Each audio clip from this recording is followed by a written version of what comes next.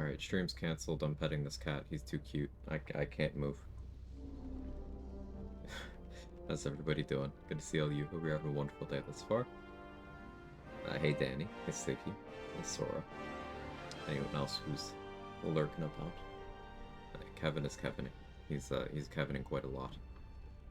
We're reaching unprecedented levels of Kevining. Hey Jester.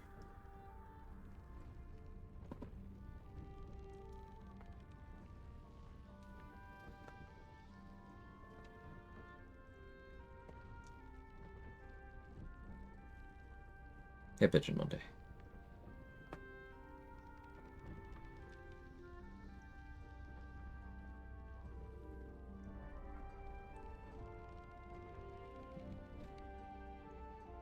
It's the boy.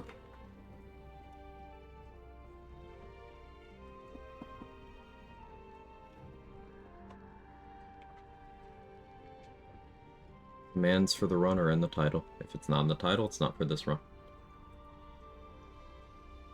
Hey, Tight Loops.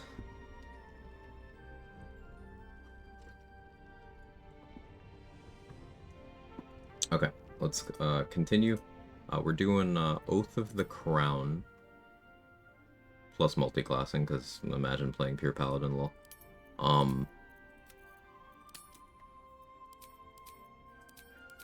Last time, accidentally stumbled into infinite resources, so maybe the build plan changes. I was thinking about, we could apply the Bite Club tech to this run, get a forced crit whenever we want, and upcast a smite however high we want. That'd be fun. That's like effort. That would mean no sorcerer for a bit. So we'll figure it out. Got a dog? Nice. Have to keep going.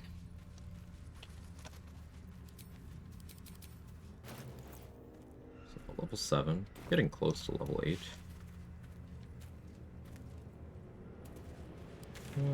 May as well start things off by hitting level 8, right?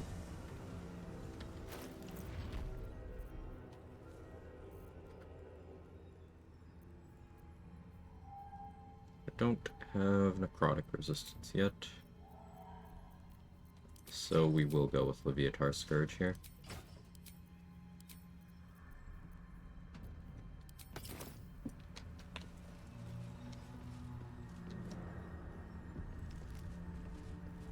Don't want to draw any attention.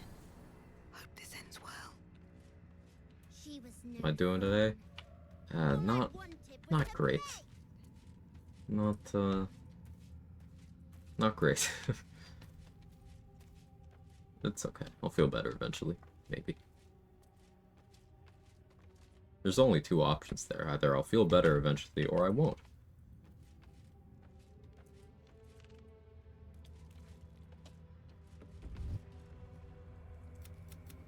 Will you play with me? I'm Oliver. Oh, find me, and you will get. Time to press ahead.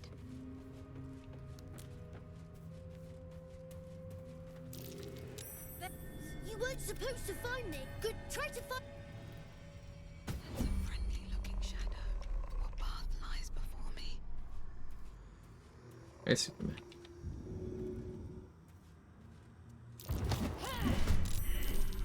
Athletics failed, huh?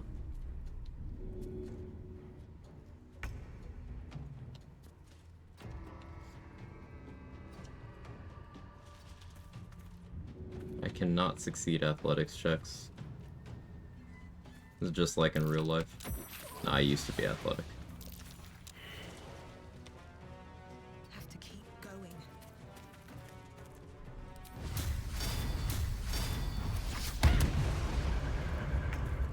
I crit miss. Yeah. Yeah.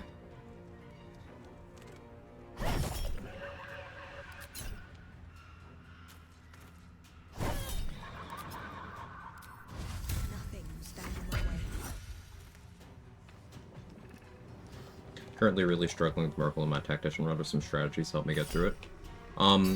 So my recommendation with Merkel would be to pick a lane. And what I mean by that is there's a couple different approaches that work well for the fight. Approach 1, you kill him before anything can happen. That requires a lot of power or a lot of precision, often both. So that one's not really feasible when you're struggling. And also transitioning from that kind of strategy in Tactician to that kind of strategy in Honor Mode is hard. Option 2 is you focus on winning the War of Attrition. He can only heal so many times. 6, 7, or 8, somewhere in that range to be specific. So after eating that many Necromites, you won't be able to maintain summoning Necromites anymore. So at that point, all mechanics associated with that will stop. You won't have to deal with ads anymore. You won't have to deal with Finger of Death anymore. You won't have to deal with him healing back up anymore. So it's a matter of surviving. It's a matter of getting him to the HP threshold where he starts calling for heals, and then surviving enough turns of that until the fight gets easier. That's option 2. Option 3 would be you focus on ad control, on ensure that he never is able to get those heals off, and often this takes the shape of battlefield manipulation with surfaces, with moving objects around, with body blocking things, and also using lots of summons to give your damage dealer or damage dealers, I don't know how big your party is, time to deal with the boss. The Mind Flayer is the biggest threat in the room. Get rid of that on turn 1. Always, always, always. Have necrotic resistance. And understand that Merkel will only do his room-wide AoE, Call of the Damned, if he does not have a valid target for his Scythe swing, Reaper's Scythe. So if you ever want to prevent the room-wide AoE, have something positioned to take a melee swing. Earth Elemental and mod methods are based? Yeah, like Baneblade said there. Hi, Baneblade. They do bludgeoning damage. The Skeletal Involucres and the Necromites are vulnerable to bludgeoning damage, so those ads are good at controlling them. Regardless of strat, always have necrotic resist and protection from evil and good. You'd have Jaheira concentrating if you ever join, then dismiss for 4th colony. Yeah, that's an option. Or if you're playing in full party, you could have someone taking care of that. If you have a cleric or druid at level 11, which it's hard to have that level at that point without a lot of game knowledge, but technically possible, then the Hero's Feast spell just gives the party immunity to Frighten passively. Completed first honor run last night. Let's go, Hazel. Congrats. Lost one this morning because I came in behind the Goblin Trackers at the Bloody Gate. Opened the Bloody Gate and got shot twice for all my health. Yep, so that's why I talk about how important initiative is, because if you don't resolve that as an issue, more fights are like that one. That first fight against goblins is one of the hardest in the game because you don't have that initiative control. Amen, the tier.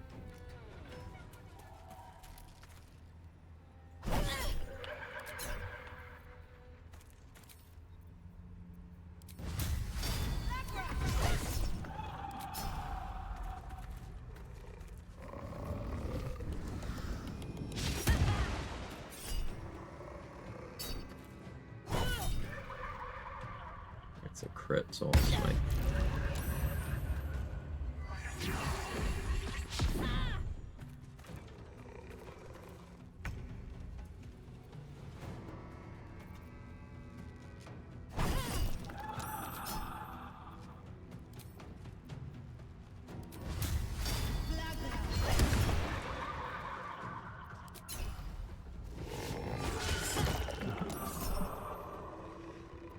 That happens, but I'm not feeling good. I am a person in poor health, Biggie.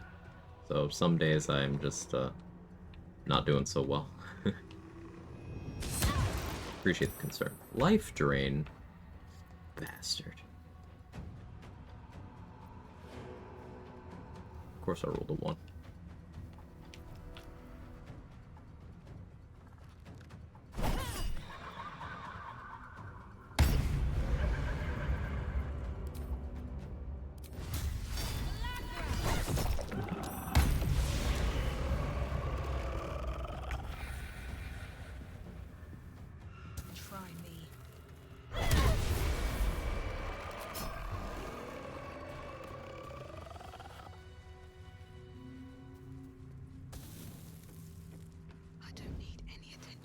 Hey, super.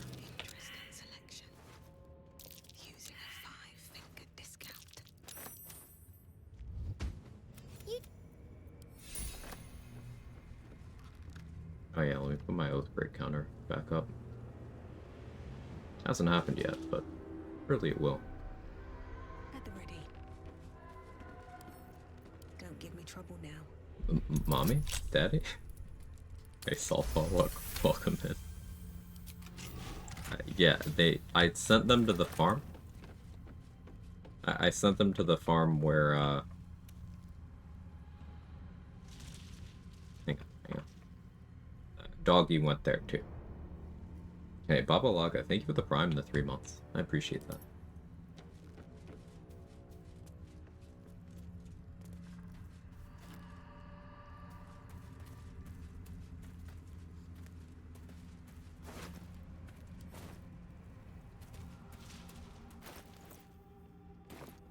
Getting life drained is annoying. Makes me want to move up the timetable on long resting. Which I suppose isn't a big deal. Just annoying.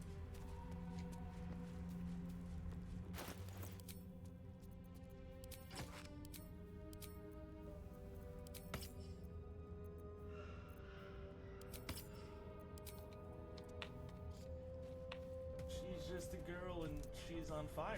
There you go, Quag. Thank you very much.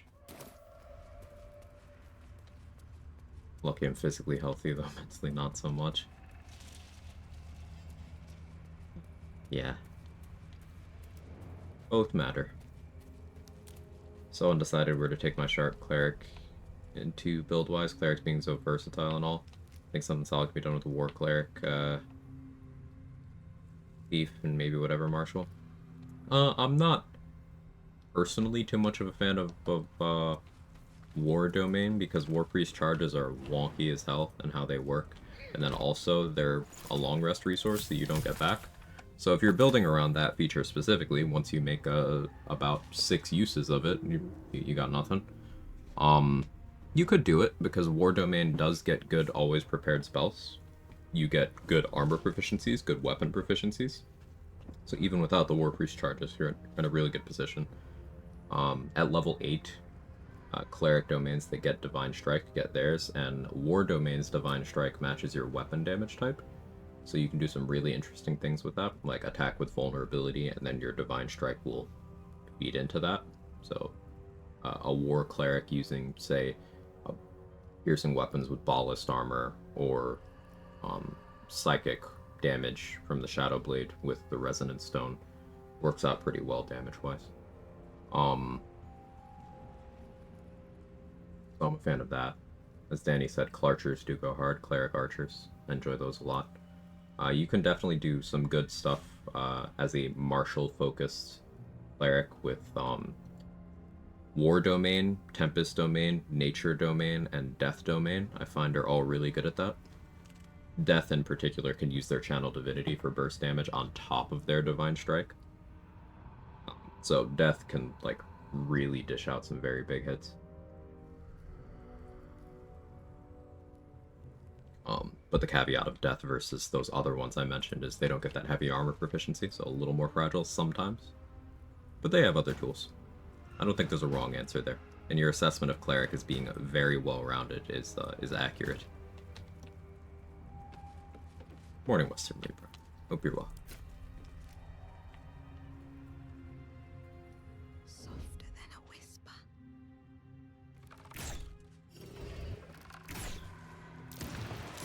Scores for careful footwork.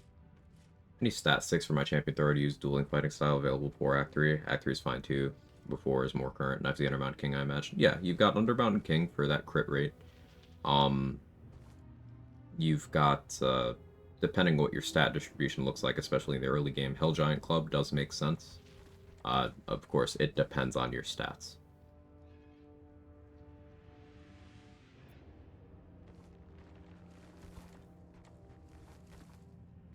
Sorrow is an interesting option. It doesn't enable the dueling fighting style thing, because it's a two-hander, but it does allow you a bonus action opener. That's an action refresh. and that can be kind of nice. Something to do on your bonus action other than shoot a hand crossbow or use other associated things. Adamantine weapons are an option. They allow you to ignore the relevant resist with your throws. So, adamantine mace would let you ignore bludgeoning res on your throws, and scimitar or longsword would let you ignore slashing res. Be nice for your hand axes. Our cleric druids, by the way, they're good. Just keep in mind, multi-classing, you do lose high-level specialized spells. Clerics and druids both individually at level 11 get some good spells, but if you go more than 2 levels into either one, you're denying yourself that. 2-level dips into stars and spores are very effective for other caster builds. Keep in mind, losing that access to Hero's Feast, that access to Planar Ally, can be a big deal.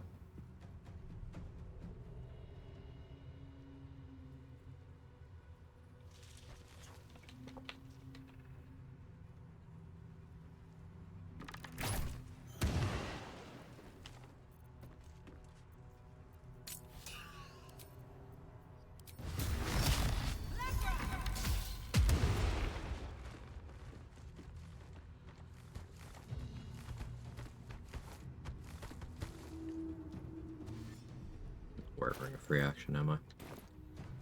It's a mistake. Allergies are kicking my ass this morning. Anyone else have like awful seasonal allergies this year? No, but I can definitely still relate.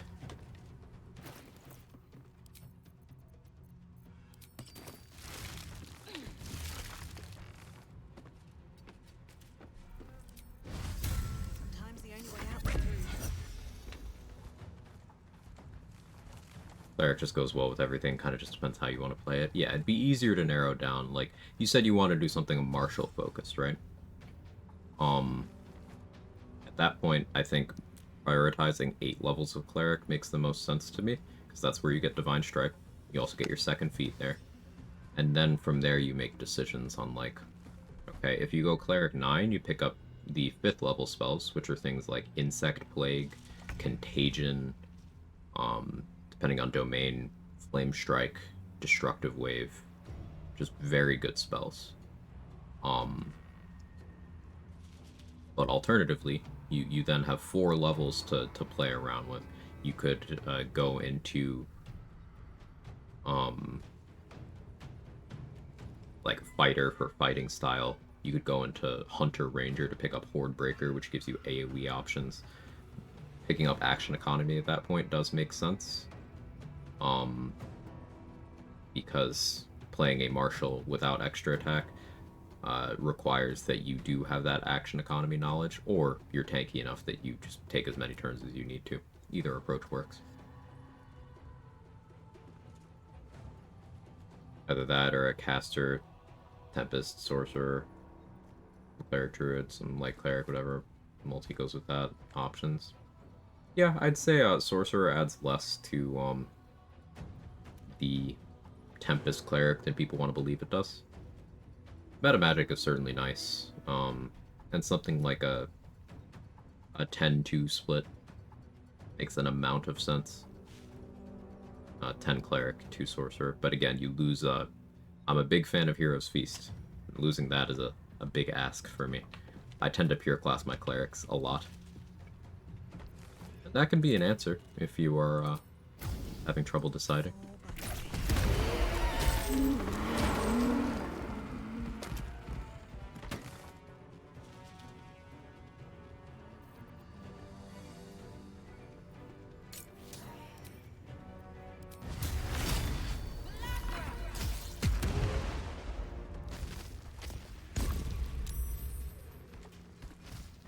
Thanks, forgot how dominant throwers were in the early going.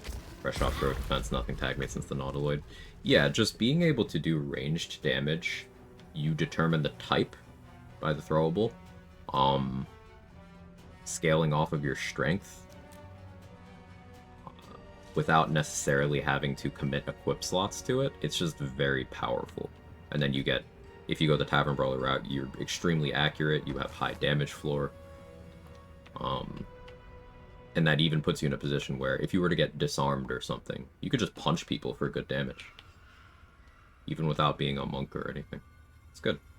Lae'zel left me for gift patrol, took all the inventory with her. Will she still have it when I kill her later? She should still, yeah. But, like, left you for gift patrol? What does that mean? Did she walk over there to have the dialogue? Because if she did, either you go join her for the convo, or you're just gonna find her corpse there. So it's not really a kill her later type thing.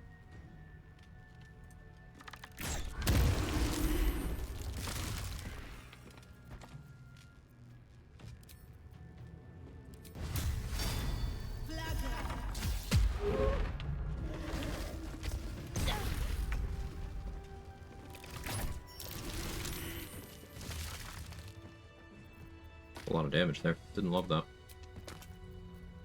That's what having bad saving throw proficiencies does for you. These boots have seen everything. But Quag, you didn't take Aura of Protection. Yeah, I didn't take a 6th Paladin level to get +1 to my saving throws. That wouldn't help.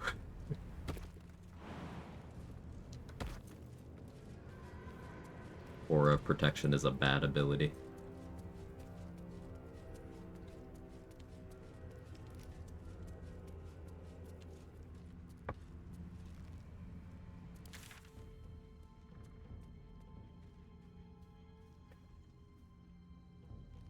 Do the other plant fight.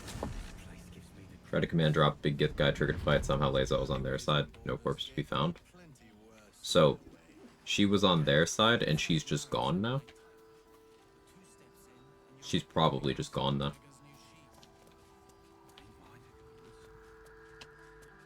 You may find her at the entrance to the mountain pass. You may find her at the entrance to the Shadowcurse lands, but she's probably just gone. Yeah, if you're doing anything other than, like, talking to Voss, don't bring Lae'zel there.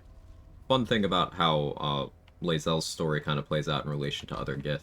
In almost every instance, bringing her makes things worse. Almost every time.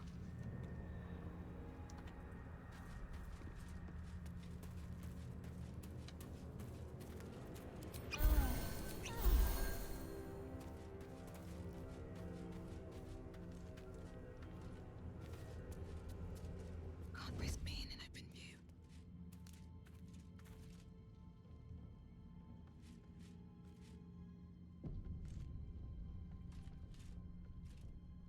What do I have to lose? Just our view. Nice crit. Time for some bloody work.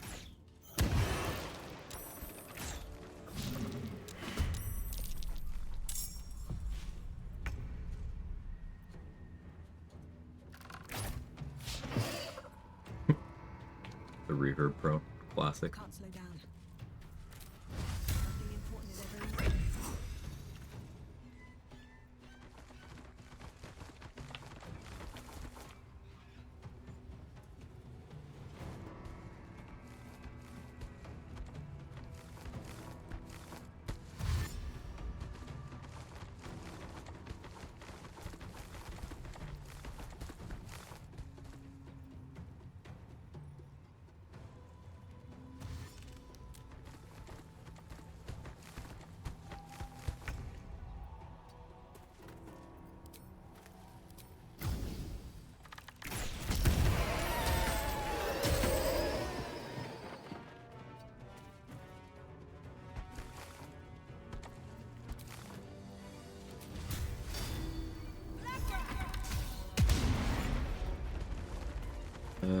The accuracy today.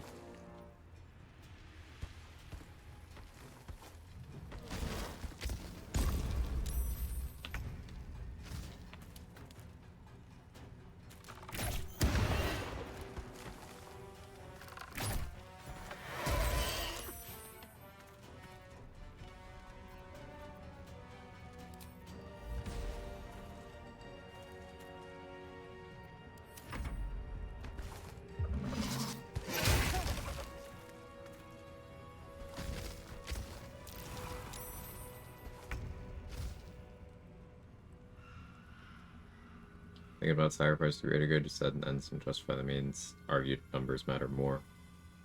And you argued numbers mattered more.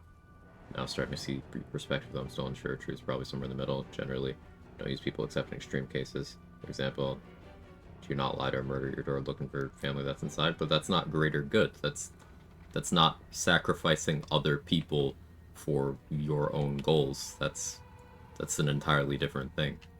It's like, if killing's bad, then are you not gonna kill this murderer? Like, no, it's a different thing, Ziggy.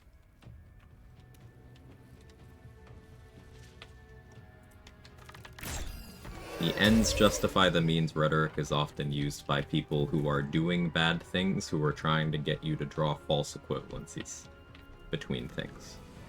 It's very much not the same to defend yourself as it is to go out and hurt people who weren't doing anything to you.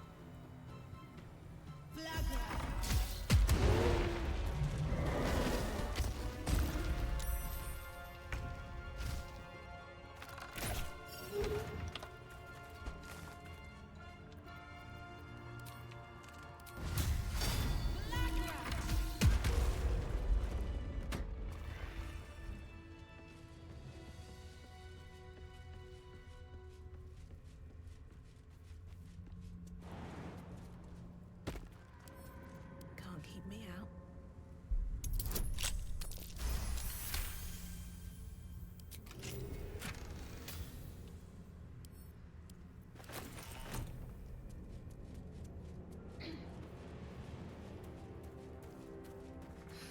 I'm done. I can't wait to sleep. I'll give you a more straightforward example of somewhere where the greater good conversation would be likely to happen. Torture this puppy or this family dies.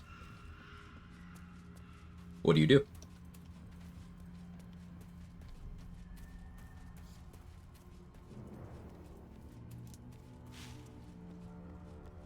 Either way, you're doing something bad. And that doesn't erase that you're doing something bad.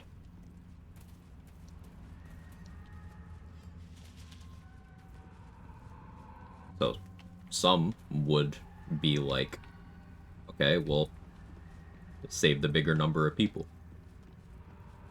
I'm sure that's a great comfort to the puppy you're torturing.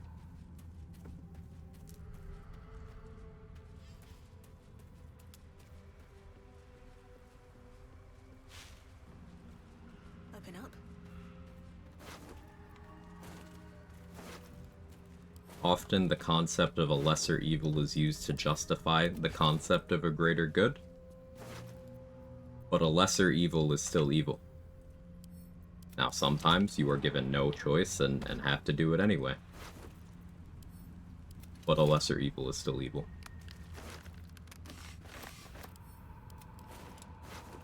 And calling it anything other than what it is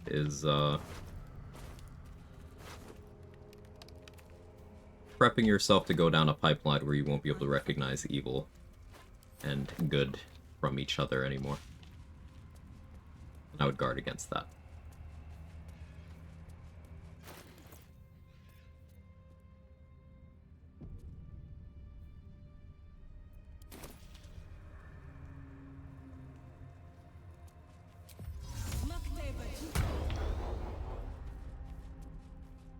If everyone else minds their business, I'll be fine.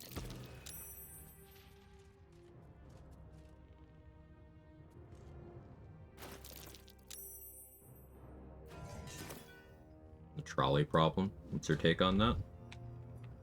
It's an ethical quandary. The entire point of the trolley problem is that there isn't an objectively right answer. Great example of something bad is happening. Do your ethics determine that the smaller number of casualties is acceptable? If they do, then that's your answer.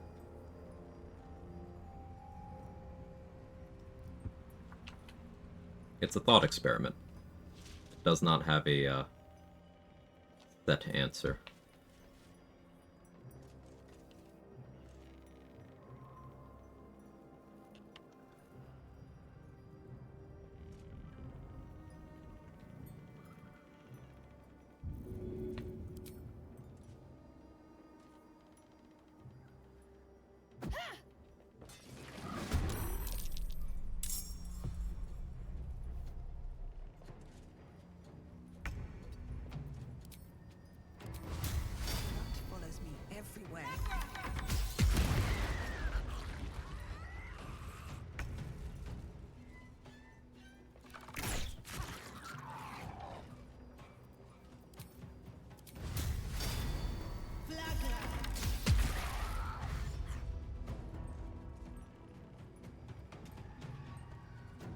Really struggling to figure out a clear answer. There isn't one.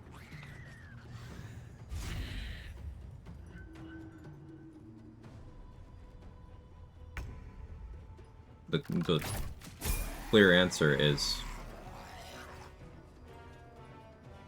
bad things happening to people is bad. That's as precise as you're gonna get. Because it's a thought experiment. There's not meant to be a clear answer. If it was a simple question, it wouldn't make you think, would it?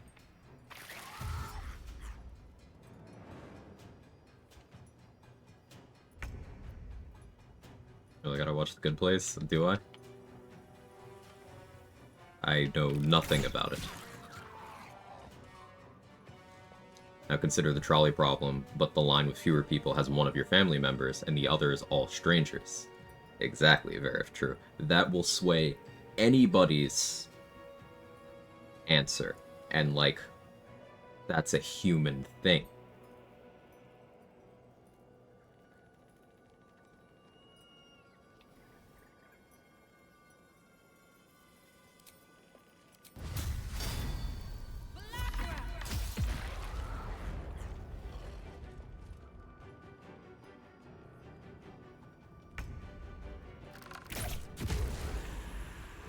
Game that I'm a fan of, and I'm just gonna spoil it because it's fucking... That math can't be right. Yeah, 17-year-old game. Fable 2. Basically, in your ending choices, you have 3 options. The completely selfish one, where it's like, hey, I would like riches, influence, power, that stuff. There's the one on the other end, where it's like, hey, you personally get nothing, but you get to restore the lives of a lot of people who died in the villain's pursuit of what he was doing. But then you have the option in the middle, where it's like, okay, you get back the family members that you've lost throughout the game. But you don't get any material things, and you don't get... And you know, all the massively more casualties, people you don't know, they don't get to come back. So, completely selfish, completely selfless, and selfish, but in a my tribe kind of way. Guess which one's the most popular?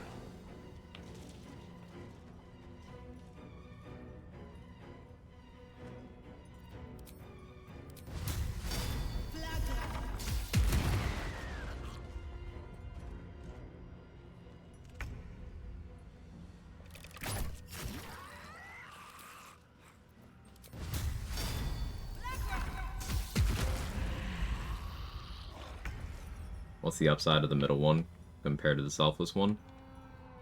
Your dog comes back to life. Your dog and your family, like, if you, as player character, had, like, married an NPC, had a kid and stuff, yeah, no, they would have gotten murdered. Along with your dog gets shot in front of you earlier in the finale of the game, and is dead. And also, at the beginning of the game, when you were a kid, your sister gets shot in front of you. So they all get to come back.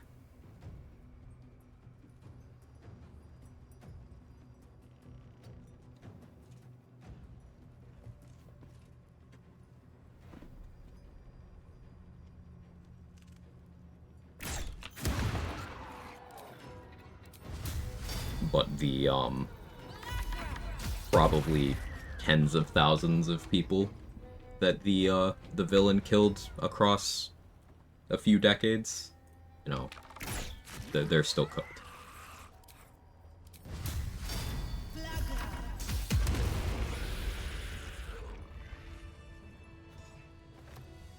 That's no-brainer. Then I trade half of Earth's population for Scratch, and most people agree with you, Saltpaw. That's the point I'm making here. Like, we can all agree that if you go with the most conventional, heroic storytelling and the most based on the numbers morality, like saving the most people at the sacrifice of the few people that you might personally care about, would be the most morally good thing.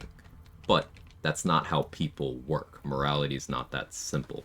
Ethics have a huge part here, and there's a distinction between ethics and morality. And the most people picked the one where you save those who matter most to you.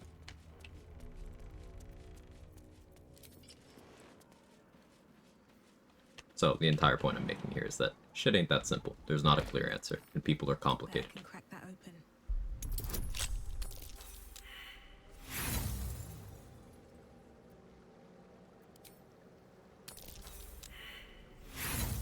Hey, Mystic Line.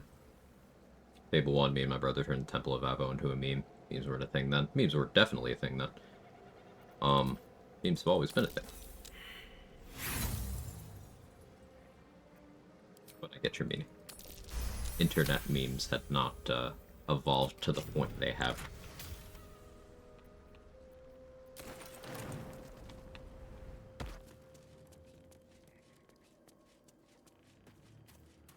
How can I hold all these memes?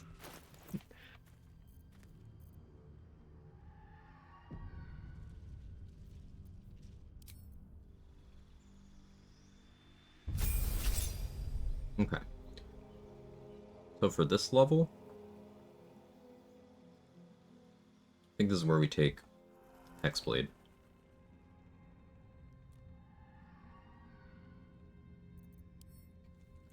Stupid life drain is gonna cause me a lot of issues. Hate having to burn or remove curse here, but I'll do it. Worth noting that my people choice can be considered as selfish as riches, etc. Just that most people care more about their loved ones than material riches. Right. It is still a selfless choice. It is, if you had to remove all context, it is technically less selfish because other people, other living things, other beings, however you want to put it, are also benefiting because, you know, they get to be alive. But you're not necessarily doing that for them. You are still doing that for you. You're still making a self-interested, self-motivated decision. It's still selfish. Yeah.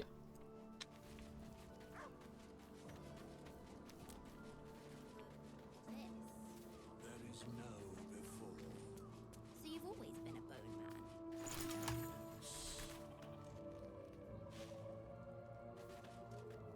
You find Mum and Pop? I don't believe you.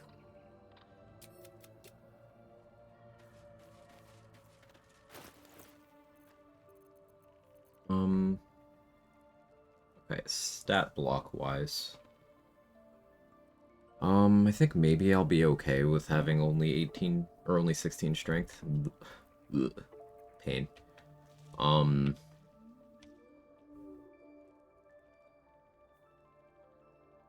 Though maybe I still end up 18. Because if I go 16 dex, 17 charisma, hag hair to 18. That's gonna leave me at 16 strength, yeah. We'll do that.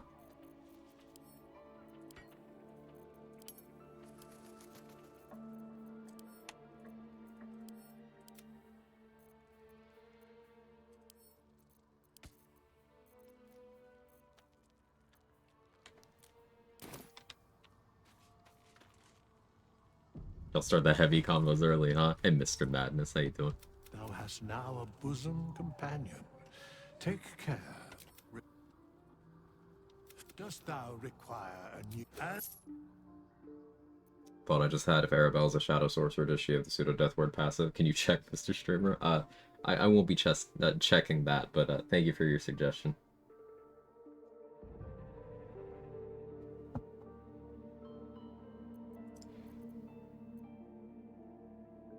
I could start as something else for better saving throw proficiencies, but I would want to start as Paladin to keep my heavy armor.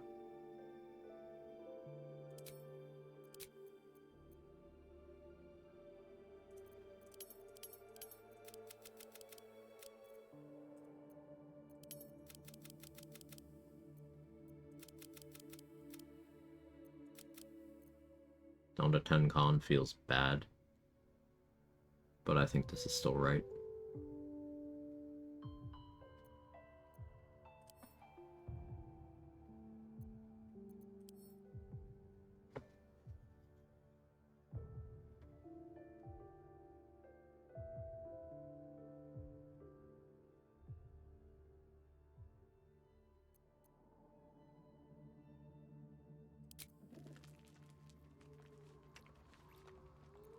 Question, what's up? Won't be trusting that. Withers got you acting up. Yeah, Freudian slip, Danny. Listen, can you blame me?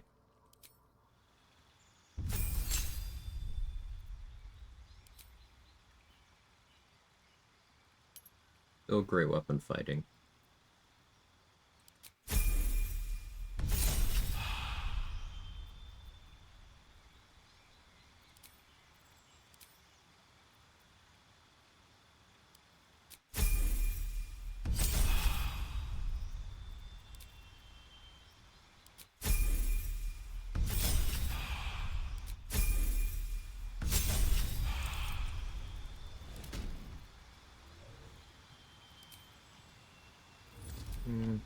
Let's add the Hexblade first.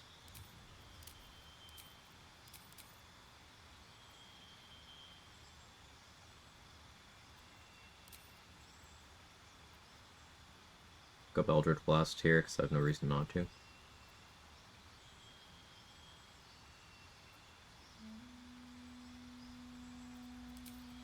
What do sorcerer cantrips look like? Pick 4. Go something like...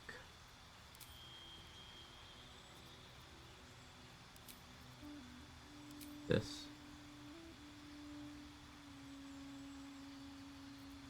No.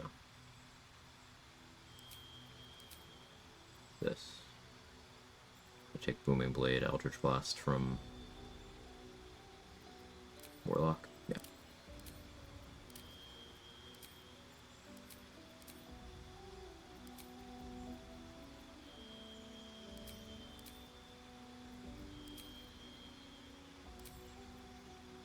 No reason to take anything other than Hex Agathis here. Tell the game which type of spell slot to use when casting a spell? Not really, no. Is having both great weapon fighting and savage attacker worth it? Yes. Smite's inconsistent as hell.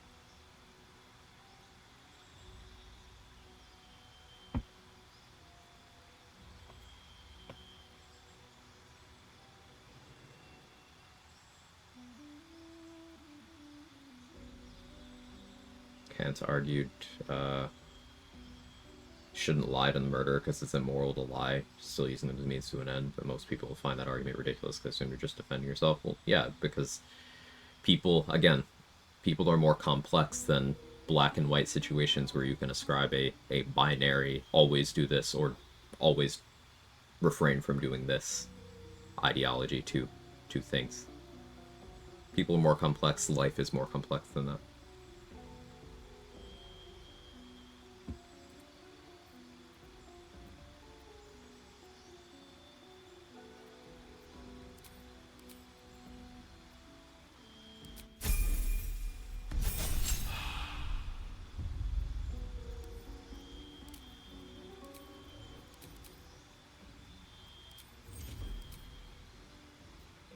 Yeah, I think we still go with Enhanced Sleep.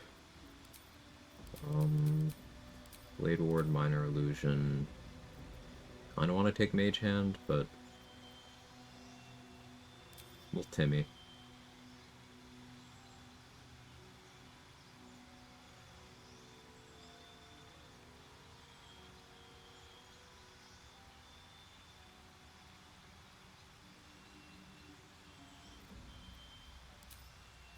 Firebolt could be useful.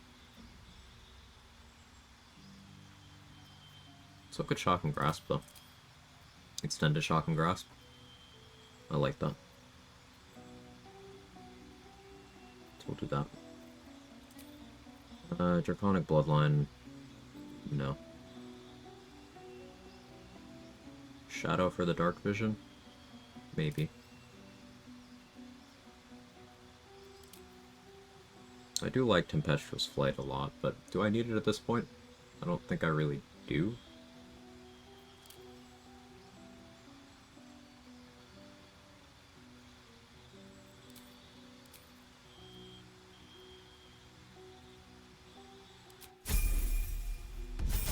Wild Magic for the memes? No. Wild Magic Sorcerer is very powerful, but it's not worth taking unless you take 6 levels. At level 6, it's fuck you strong, but I'm not taking 6 levels.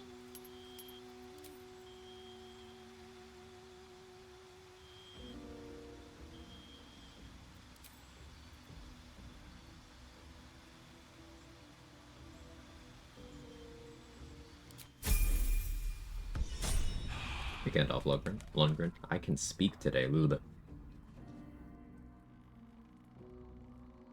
You're a masochist, you would vendor shale yourself every respect level. I've done that enough times that I don't feel like doing it again. But yes, you're right, that would be optimal.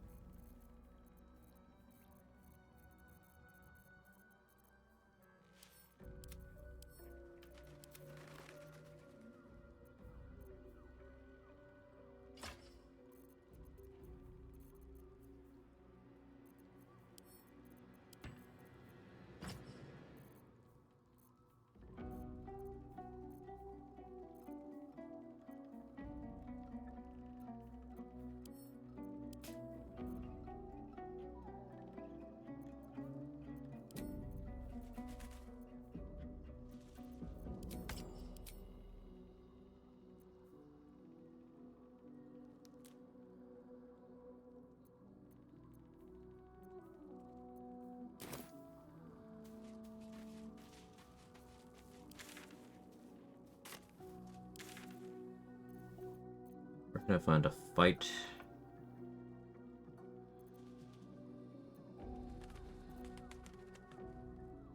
I don't really care to win.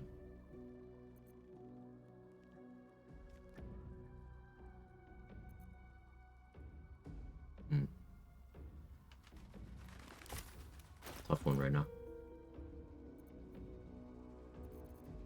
Guess I'll just use the spell slot.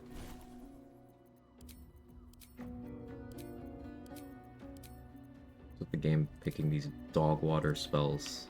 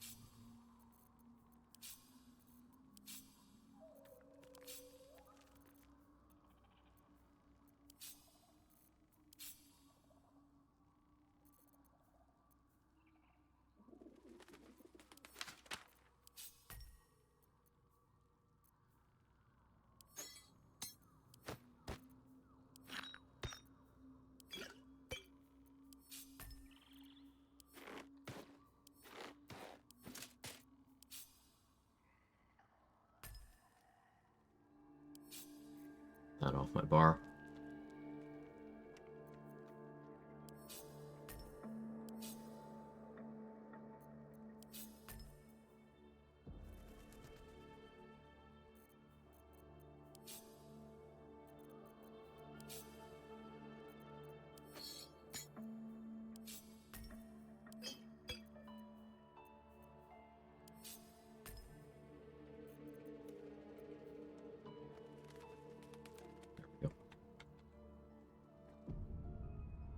Legit thinking about just respecting Gale. Use Booming Blade more than I bother with Blade Singing. Tend to forget to use Blade Singing before I cast spells. Yeah, Blade Singer isn't good.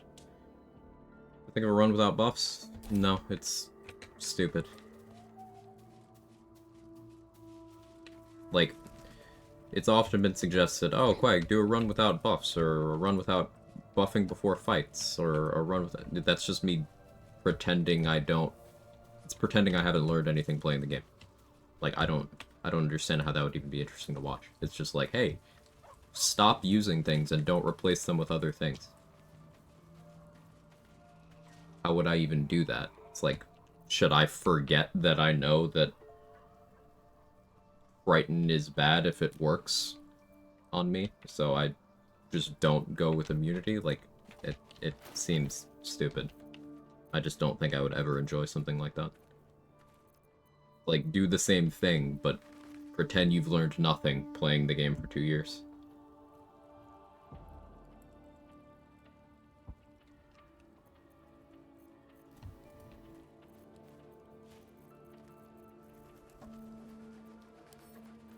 And also, how do you define buff? Because dash is a condition that shows up on my bar here. That's a buff.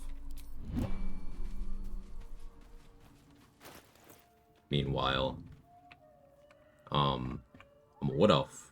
Wood elves passively get extra movement speed. So that's a buff.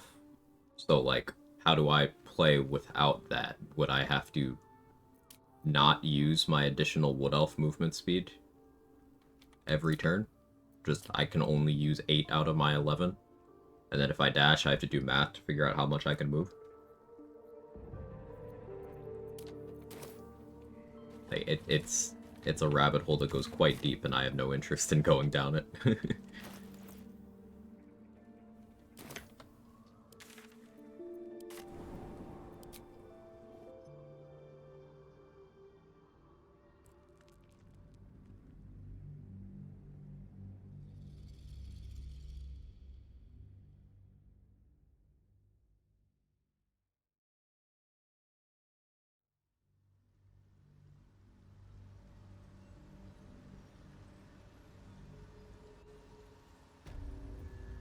Don't waste a step.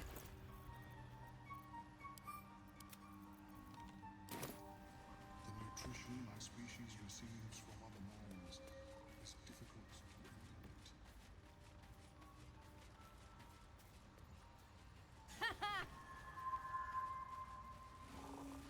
I need a quick word. Will be no point in lingering now I've got the noble stock.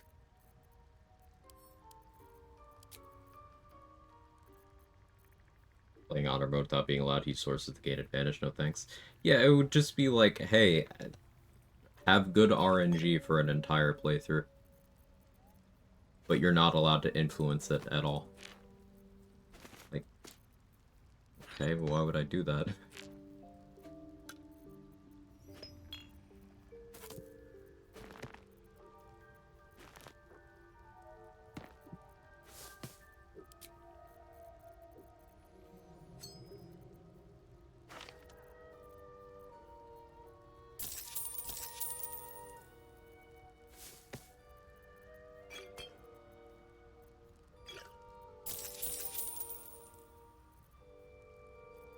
You miss at a critical moment, run ends.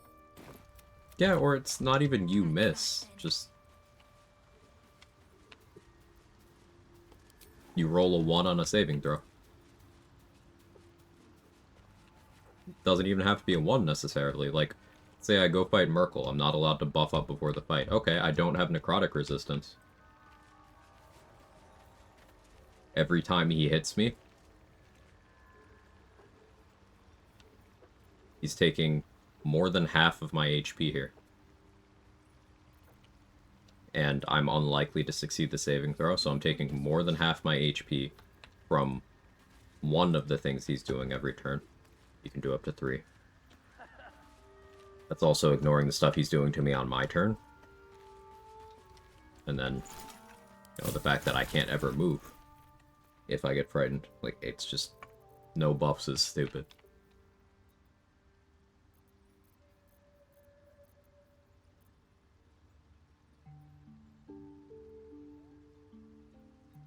And this isn't me saying it's impossible. I could do it. I just don't want to.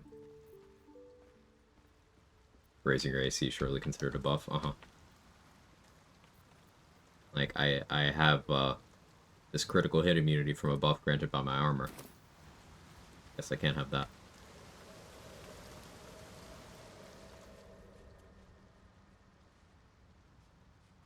Not to shoot down an idea. I don't think that asking me that question is the stupid thing. I just... the concept is not one that I feel was thought out. And I do get asked about that a lot. It's a common question.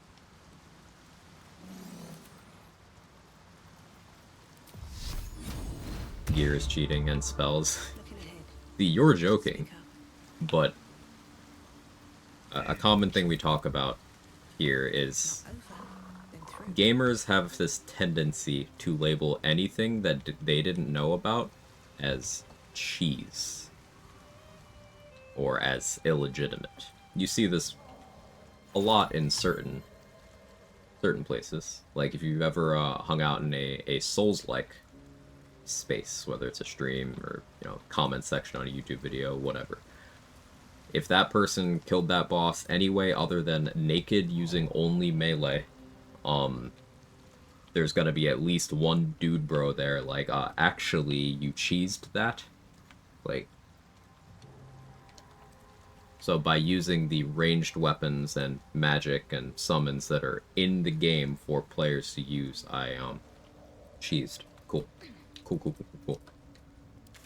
Same thing in this game. You'll see people who are absolutely adamant that using the inspect button and calculating like how much initiative things have and making it so they can never pass you, that's cheese. Getting enough AC plus crit immunity so that things can never hit you, also cheese. Going into a fight with resistance to the damage type you're expecting from a particular enemy, cheese. Like, be serious.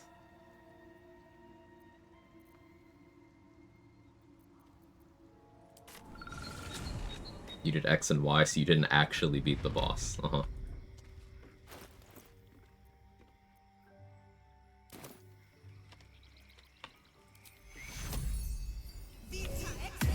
Simply knowing something, believe it or not, cheese.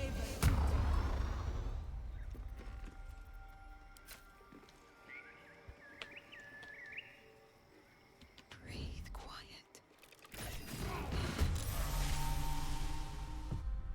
Free dashing, attacking out of combat, get a surprise round, getting Shield of Faith from Gut, so much cheese, and getting lactose intolerance. I have seen people call each of those things cheese.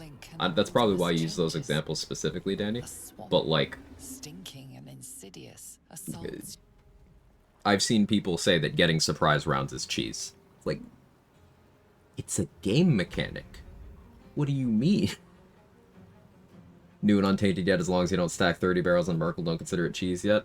I would honestly not even consider that cheese from certain perspectives, Soulpaw. It's not something I do in my runs. It's not something I allow myself to do, but more because I'm not interested in it. A, I've done it before. B, it's uninteresting. C, it's tedious to set up.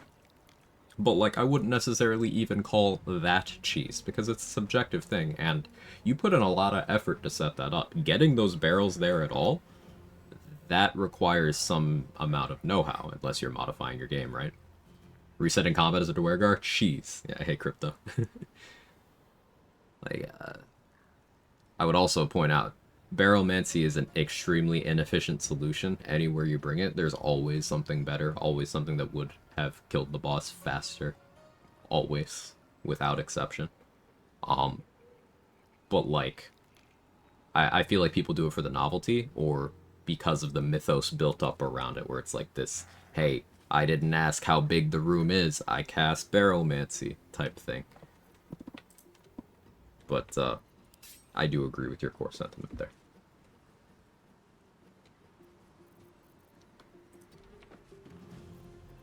I forgot to hex my weapon.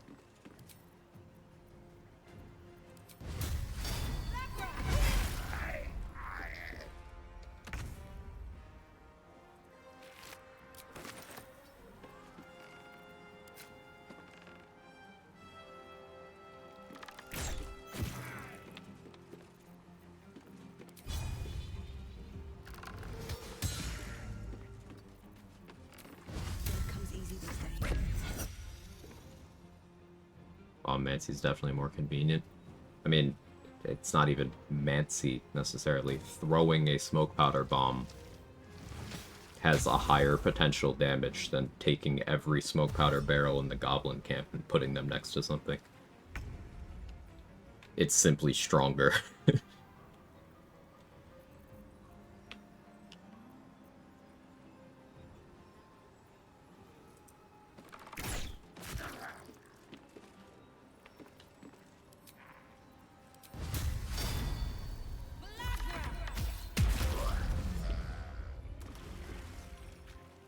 hey, if Gortash killed Scratch, deserves to be buried in a pile of explosive barrels turned to paste. Of course, but like you could also use something that's actually strong against him, other than that. Because Barrelmancy isn't strong against Gortash. He's got extremely high dexterity, and in his transformed state, he is fully immune to the damage types done by barrels. He has thunder, fire, and force immunity while transformed. So if you fail to kill him fast enough with your chain reaction of explosions, which is likely because, again, he's got high dexterity and high HP, and in his arena, he's likely getting resistance to fire and force, then he's just going to be fully immune. It's like, if you're going to meme on Gortash, why not use something actually good? Like 1 vial of crawler mucus.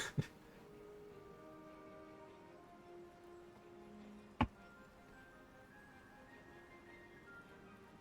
mean, dragging and dropping multiple bombs one at a time to a fire surface a single turn is Bombmancy. Ah, I see what you mean there. Yeah. Yeah.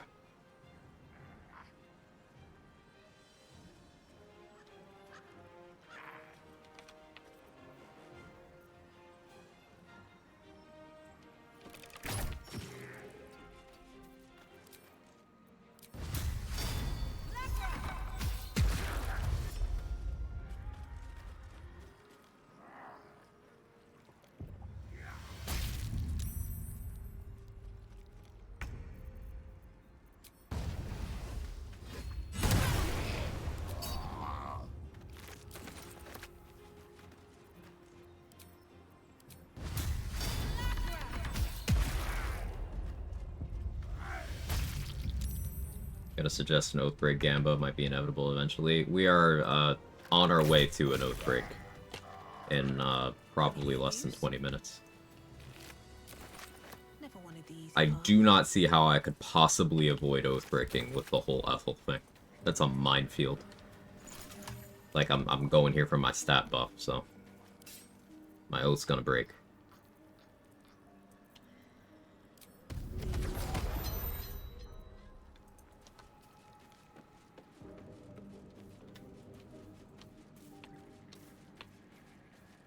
Hey, Nika. Last time I killed Aura in human form, hit her with Carb Essence, and then cast Eye Bite at her until she panicked. She did nothing after her turn 1. Yeah, enemies don't have a counter to Eye Bite. Like, if you can get them with Eye Bite, they're just fucked. They can't do anything. There's no mechanic for them to break out of it. So, like, this applies to... You hit Raphael with Eye Bite Fearful, you extended spell that shit, that is 20 turns of he does absolutely nothing. He cannot fight back. He'll just run away. And if he's on terrain where he determines he can't run safely, he'll just stand there. You just win. You could beat Raphael with 1 Eye Bite landing. 1. Yet you'll have people insist that, well, if you bring barrels and you destroy the pillars, buffing the guy, by the way, and you bring all these smoke powder and fire wine barrels, where, you know, he's got up to 27 dexterity while the pillars are up. I have fire immunity. 666 HP. Oh, just bring barrels. Use barrels on them. They're good. Just use the rune powder, Quag.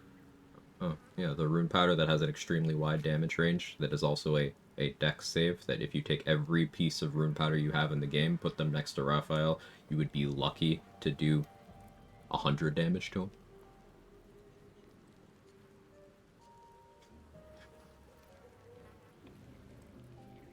Careful. Eye Bite.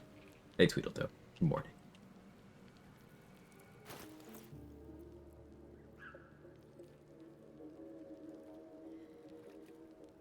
Bring barrels, blow up all the pillars, survive the 100 damage, resist proof fire damage he can now cast at you for free. Yeah. Or you could stick Eye Bite 1 time.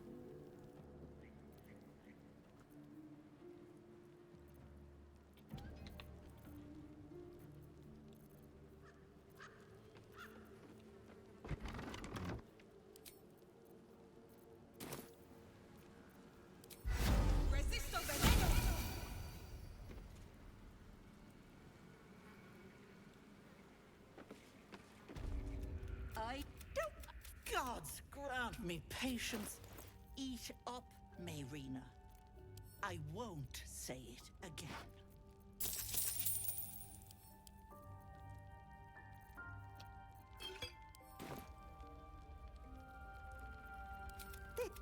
That wriggler swimming. I'll talk about your wriggler, and you. Such a defensive stats slot. Let me stand there with ham, evasion, force, conduit, blade, ward, and laugh. Yep.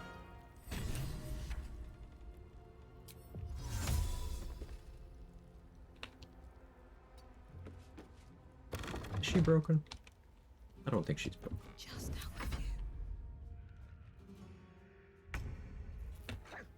I don't think she's broken. Hey, she's not broken. Let's go. Yeah, I believe someone had a theory that it's Ethel transforming here that breaks her. No. Moving in. That'll fit my pack.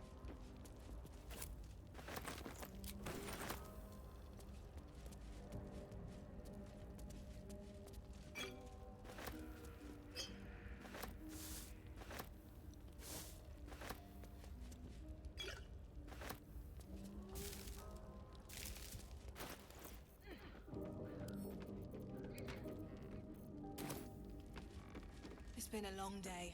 I need to rest soon. What's in here? Theory that it's Mayrina that breaks her. When you break, you had to listen to her. Mayrina gets character development. I don't mind Mayrina. She's a very stupid, reckless person who knows she's stupid and reckless and resolves to do better and make it so that Ethel can't prey on people who have her same character flaws. She grows, she changes. Mayrina and Roland are characters that people kind of reflexively hate, as if they're unfamiliar with the concept of a character arc. They are objectively annoying. They have negative qualities that make them unlikable, but people are complex. People can grow, people can change. And people can be more than the one attribute you clock them with the first time you interact with them.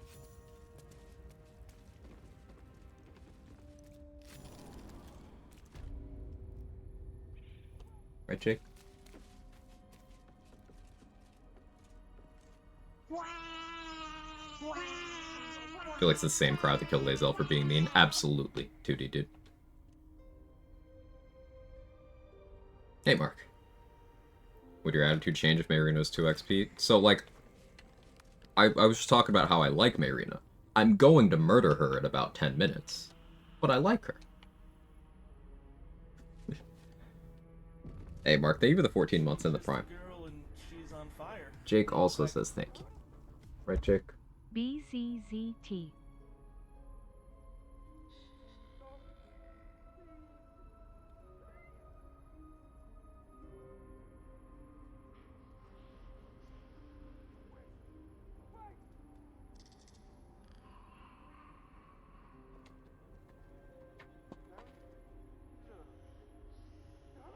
Your leg. Here you go. Do you hear something? I believe there's a Kevin near you. People very often seem oblivious to non-main cast characters having character arcs. Oh, they seem oblivious to main cast, yeah. I'm with you there. You are as thick as they come, sweetness. This is my personal Thick somewhere. playhouse, and you...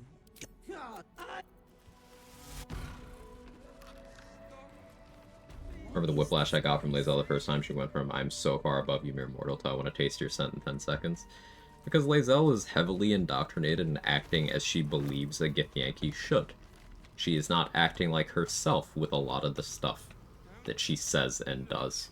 And Shadowheart has the same exact thing. Astarion has the same exact thing, where they are acting like they're role models, and you need to give them time to act like themselves.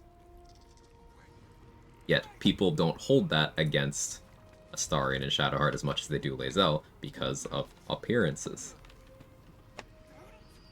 Many people are not honest enough with themselves to admit that. Because I was, what, 22? 22, 23, something in that range, yeah.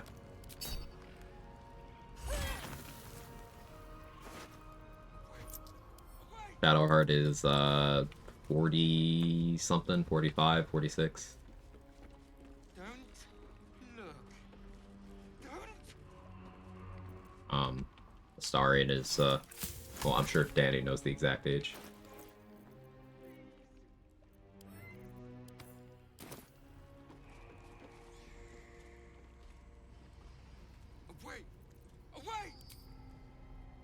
Lae'zel also has the added fact she's a gift to the Mind Flayer Tadpole. Like the worst nightmare for them. And in that situation, she, unlike every other Githyanki, is like, alright, I will make a deal. We both have this issue. I will cure both of us. Help me do it. 239, thank you. Alright. Time to skulk about. Best be on And I would like to contrast, again, the other characters, especially in the early game. Astarion puts a knife to your neck, interrogates you for information, like a hostile interrogation, and then tries to use you as a blood bank, and then, if you get on his good side, he will fuck you so that he can manipulate you to help him more effectively. That's Astarion. He has a character arc, and he can grow. Astarion can become something resembling a decent person if he is allowed to go on his character journey. But that's what he does to you. Shadowheart lies to you, withholds information, lies of both omission and active obfuscation of the facts, actively tries to get everyone in the party to kill Lae'zel, listen to all of her banter with anyone about Lae'zel. If you long rest immediately after recruiting both of them, and you talk to Lae'zel first, then you talk to Shadowheart. Shadowheart be like, what were you talking about? You shouldn't trust her. I don't know what you were talking about, but hey, don't trust her. You should trust me instead. Later on, once you get on her good side, she will tell you, hey, don't take shit at face value. Like, exactly this thing. She will even demonstrate what her lying to you looks like by saying the same shit she said to you 2 conversations ago. Like, Shadowheart is actively manipulative at the beginning of the game.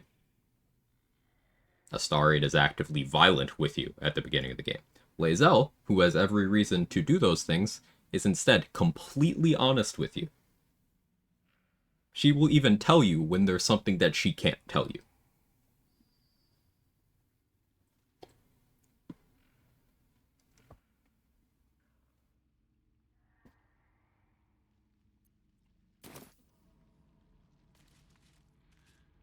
So they all 3 have character arcs, they all 3 go on journeys, but biases play a role here.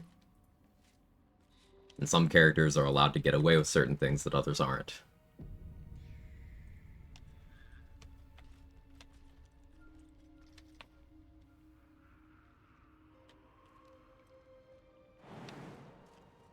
Lae'zel does see you as an underling, though, at the start, until she realizes you can fight. Like, as soon as you kill a major boss in Act 1, you have the dialogue option, is it me or you've been looking at me differently? And she'll admit, I was too hasty to judge you.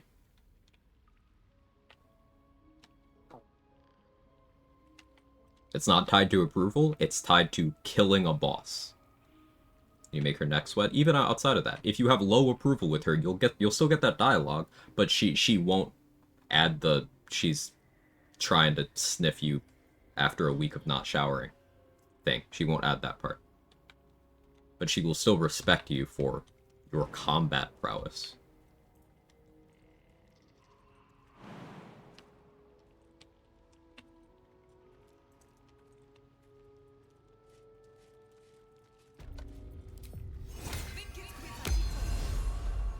Better be cautious. Just remembered I'm a charlatan, so do this.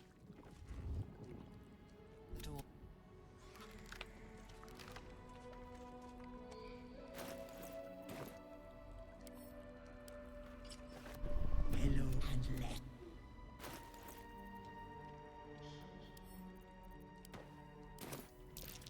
What path lies before me? Like Alex. Main thing, Shads and Lab and Commons being really bad at being what they are. Shad's worst char and Lab's worst gift. Yeah. Like, they are both projecting what they believe they are supposed to be. And Astarion does this too.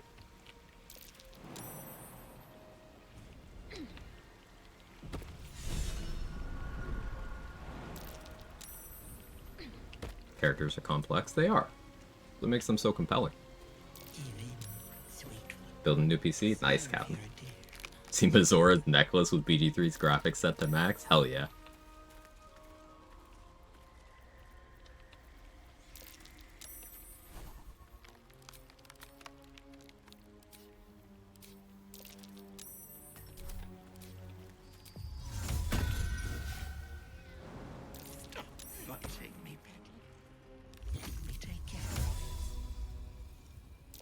Relevant commands for the run are in the title. If it's not in the title, it's not for this run.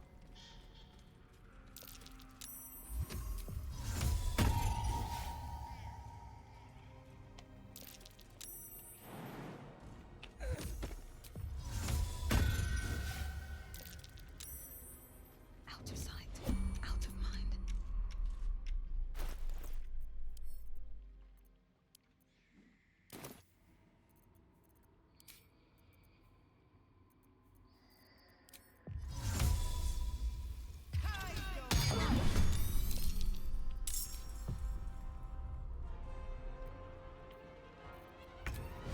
Still breathing. I'll break their petty little bones.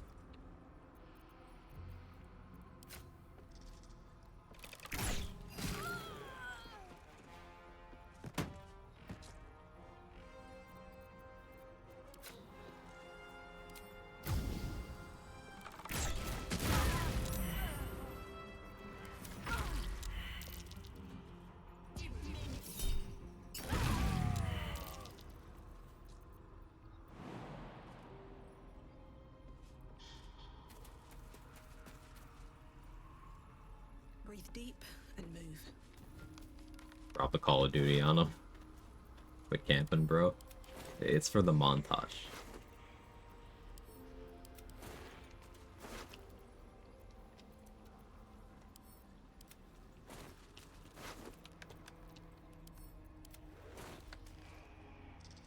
I was today years old, then I learned the mask does nothing if you're solo. Oh, no, it does something, Lady Baker. It does something.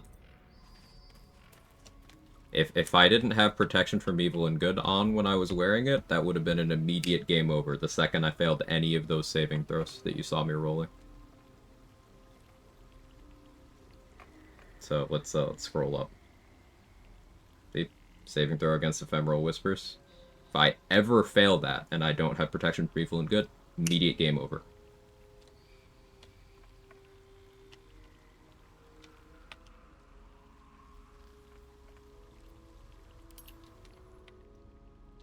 So yeah. That's why I made sure to unequip the mask before switching my concentration. I know Sei has lost a run to doing things in the other order. What's hiding here?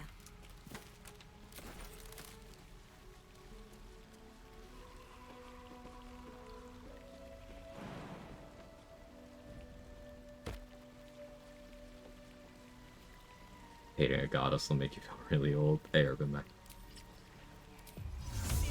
If you're playing co-op, one player fails to check, does it run in full party? No, that player just goes hostile to the party until they succeed a saving throw, I believe.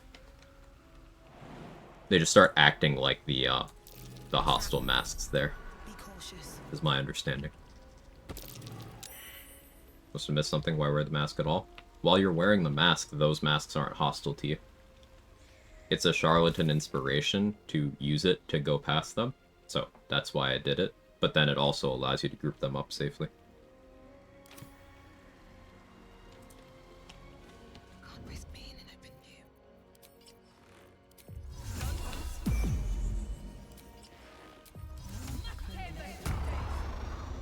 All right, time to skulk about. Step carefully. There's a trap.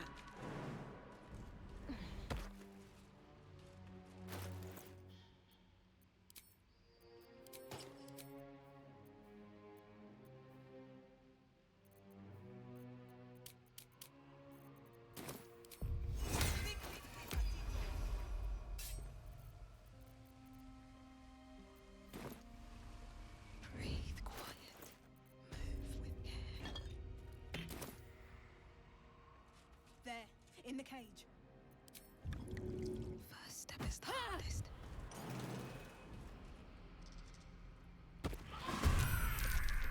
You want the girl so bad. Fine.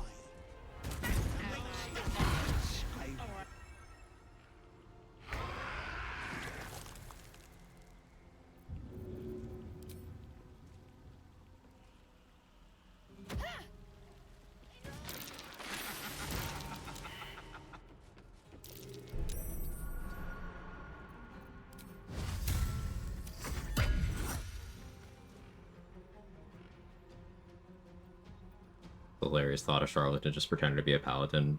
Does it so good they manage to fool the deity they're posing as paladin for. Suddenly find they've used paladin power. Well, oaths are not from deities in this edition of D&D. But other than that, yeah, it'd be gaslighting yourself.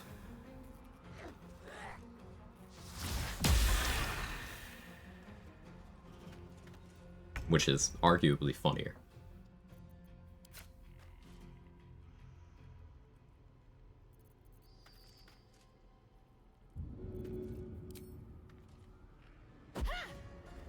That's mainly on the setting of lore. In this particular setting, in this particular game, oaths are not necessarily directly to deities.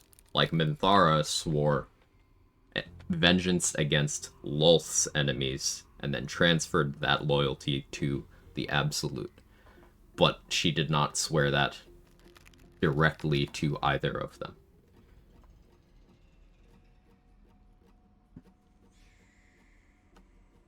It's from the oath itself rather than what the oath is to.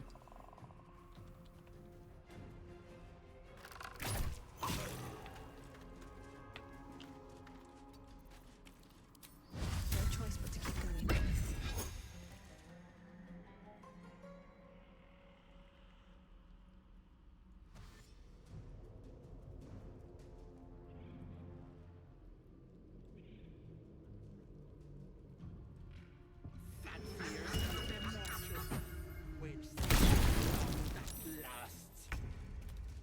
I'll be right back real quick.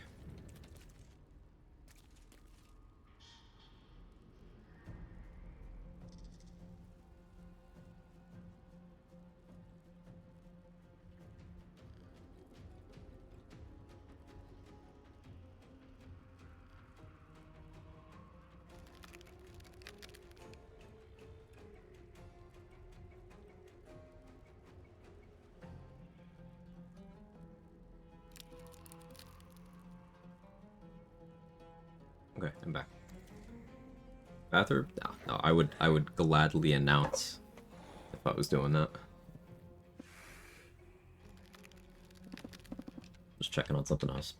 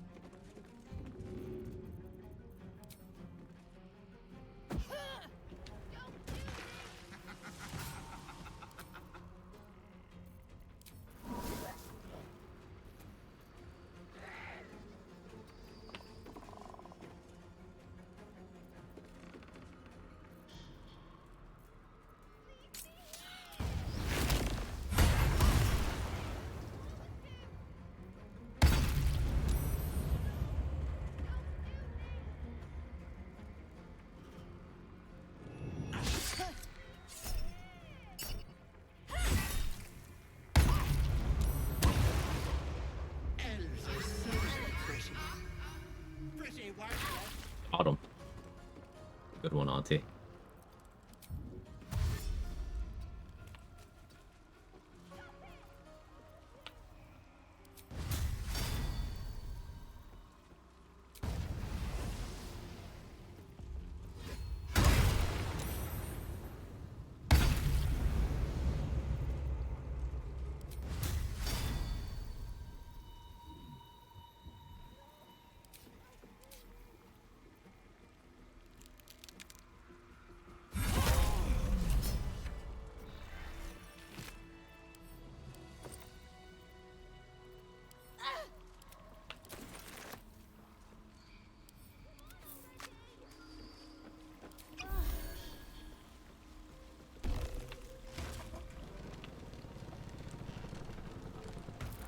Healing Blade doing more damage than Smite? Yeah.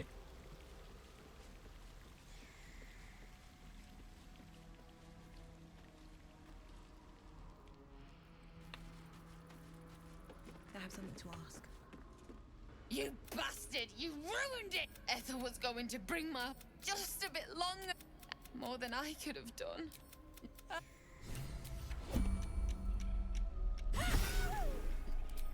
It's crazy that Ethel got Marina. There's nothing anyone could have done.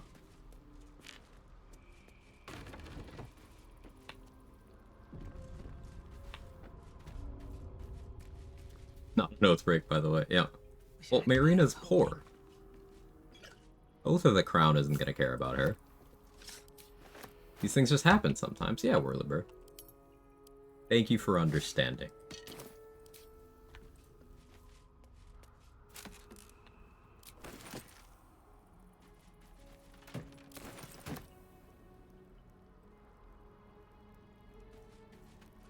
All paladins are bastards.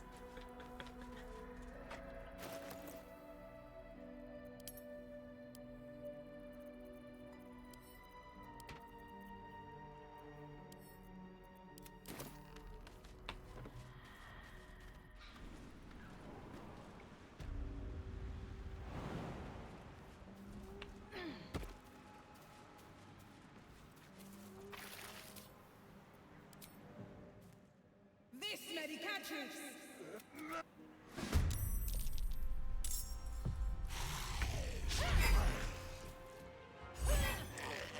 Also not an oath break.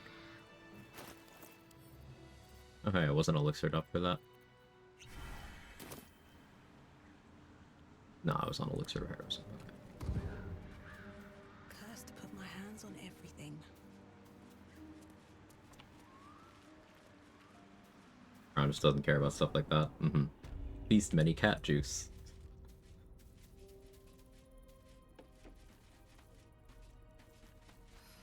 I got your cat juice right here. No, I don't. But like, imagine I did.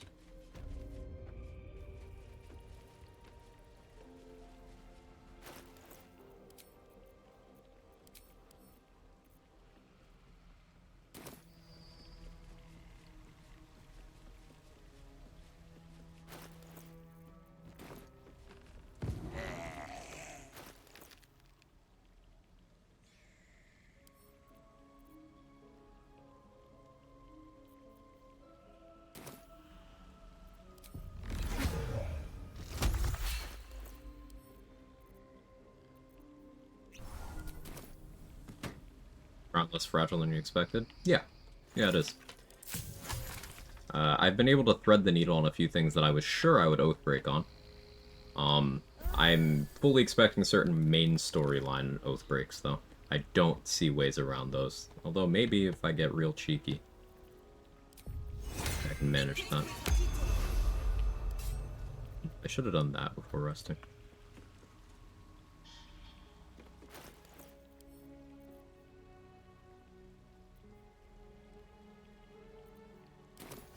I don't need any attention right now. This medicatrix! Missed. Don't want to draw any attention. This medicatrix!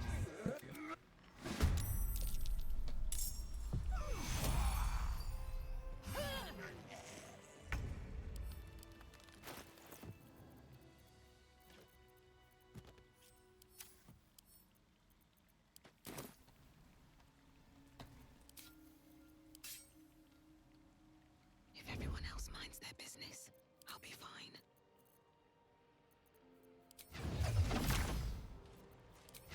Free for the day. Pigs are Did I wrap that? Yeah.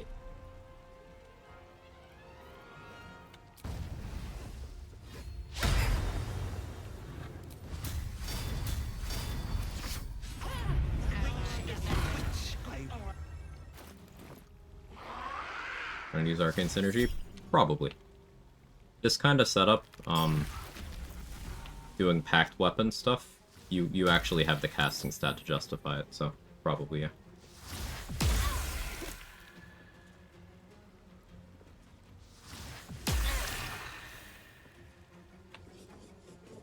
But Paladin saving throws are so good. I know I don't have Aura of Protection. Why would I have Aura of Protection? Lost Peg? Yeah. 10 con.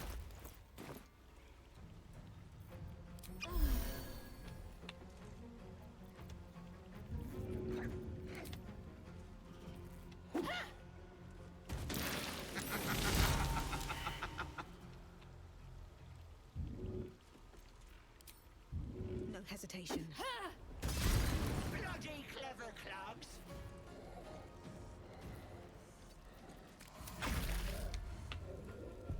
A true Fado steering. Ranger opens that book.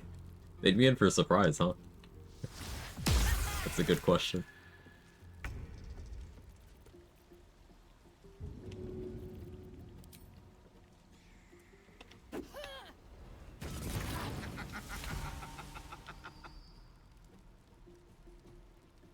Wonder if the gods are watching me.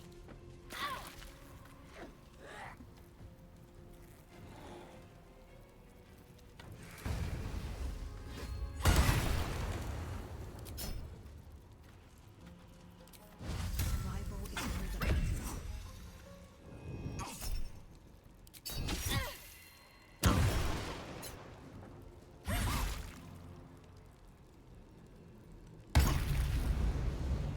Hey, decent damage. Fancy yourself immortal. We'll see how long that lasts.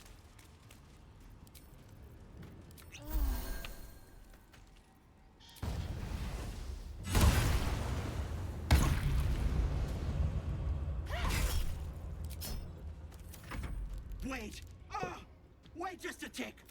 But it's unpleasant. What'll it be? Alright, this should Oathbreak. Out here, I can set up shop elsewhere. Bye-bye. Finally. Finally. Feels like I've lost something. Yeah, as far as I know, Spasm there grips is your no chest. Paladin Oath that The survives strength taking that deal. falters. An emptiness grows within you, Paladin. Something has been lost. Broken your oath, Paladin. At the close of day, I will be waiting for you. It did. It took this long? Crazy, right? Oathbreaker Knight, my beloved. This man's voice, he could sell anything.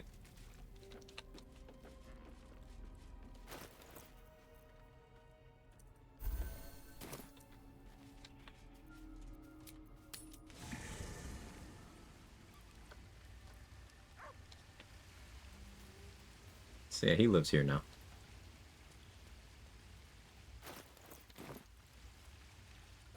You called to me. I am here. Tell me. Why did you abandon Swore to maintain your order, oath? preserve the tenets of civilization itself, stand as a bulwark against those who sought to tear it down. Tell me, why did you abandon your oath? Actions had unexpected consequence. A lapse in judgment. To know the reason for your fall is perhaps to know the shape of things to come. Take comfort in your undoing. I, like you, abandoned Yeah, my exile. cause. But much can still be achieved. Your oath is broken. The light within you fades. A new power is awakening. What happens if you kill the Oathbreaker Knight? As Danny mentioned, you get 640 XP, but the mechanism to get your oath back is gone from the game. So if you ever break it again, if anyone in the camp ever breaks it again, they're just stuck in that in-between state. And while your oath is broken, you cannot respec.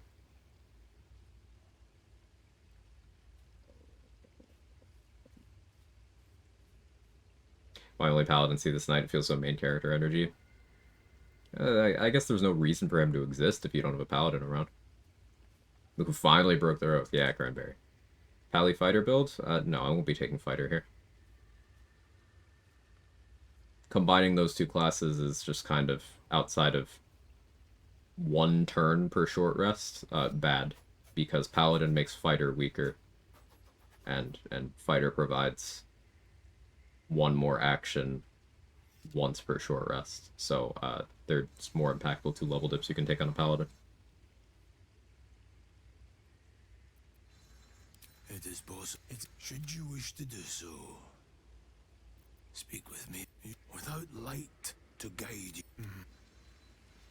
You are between worlds, Paladin. It is possible. Do you wish to pay? Tell me. What? Kneel, Oathbreaker.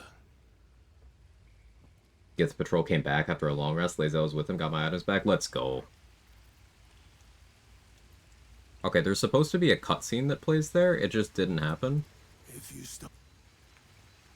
Maybe I need more pocket. I'm exhausted. Or maybe I accidentally skipped it. I don't know. Okay. Well, my oath's back.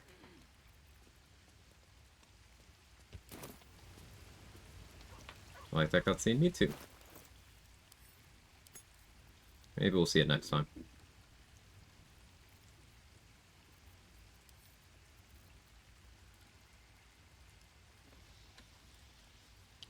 Alright. Now we have our 18 Riz. So we're back to attacking off an 18 stat for the Rat Bat.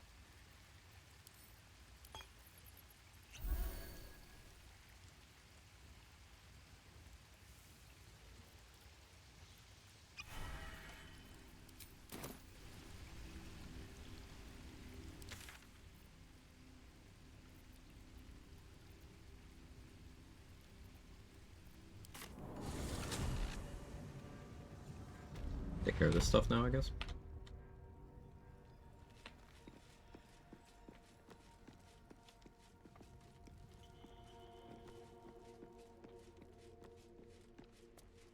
Very well. The past is nearer. Well, let's see what you've got. I kind of want that lightning bolt. A little expensive, but I think that's worth it.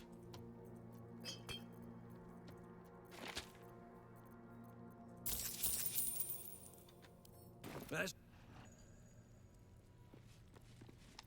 be cautious.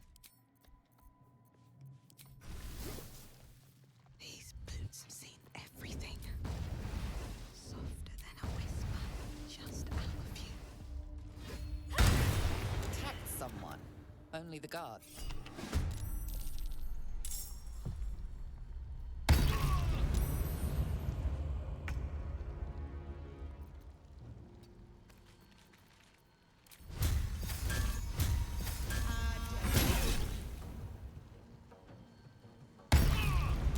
Four damage. 4 damage Divine Smite. It's so good. No, he used Uncanny Dodge. Broke his based.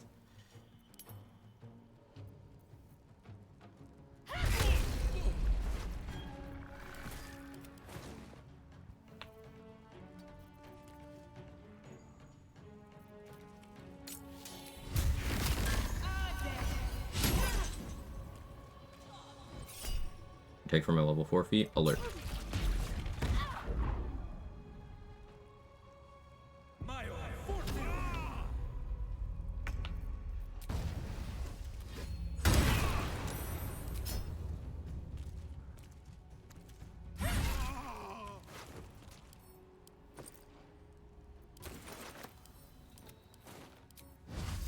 Can't even catch my breath.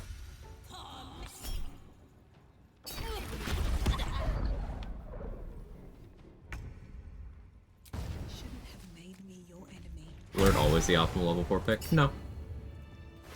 Alert is the kind of feat you take when there is not something specific that you need to enable a build.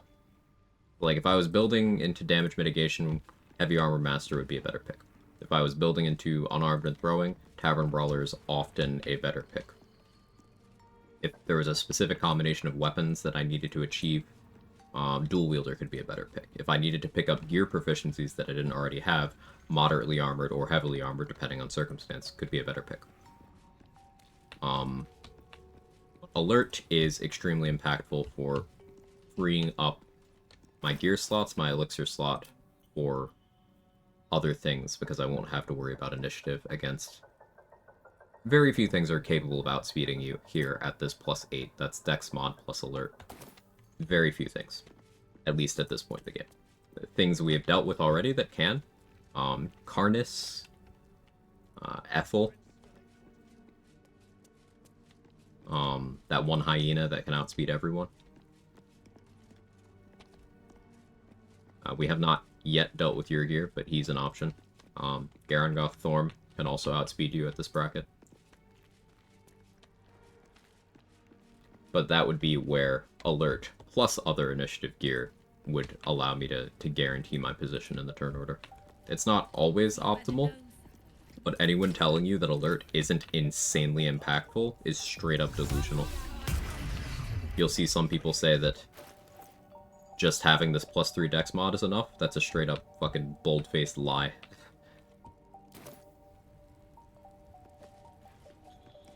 You can get away with having low initiative, but it is not better to do so in a majority of circumstances.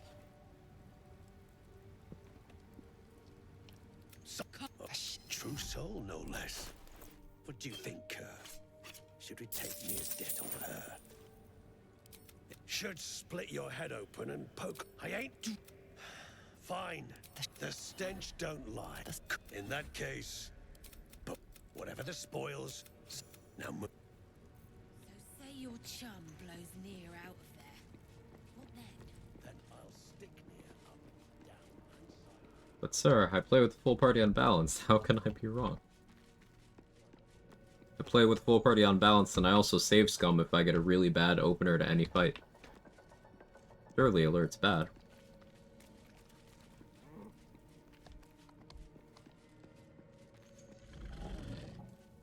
Are the new duos? The new Hera one is cool. Ocean Swell Fine Line doubling is pretty strong.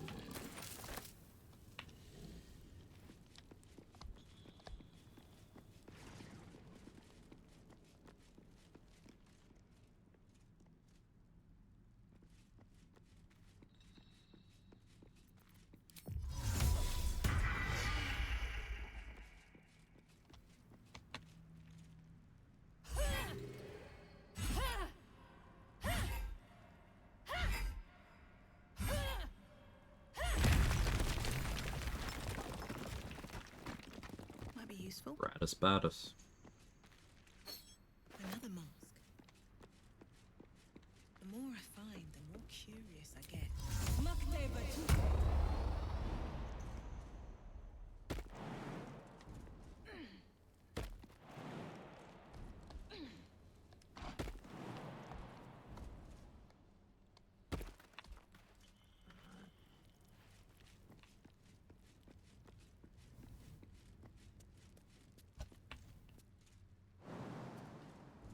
Watch some random build guide for Bladesinger. The result was 2 Warlock, 10 Wizard, 2 ASI. See, that's an example of someone who does not understand why they are making the decisions they are making, and so shouldn't be informing others as to what to do.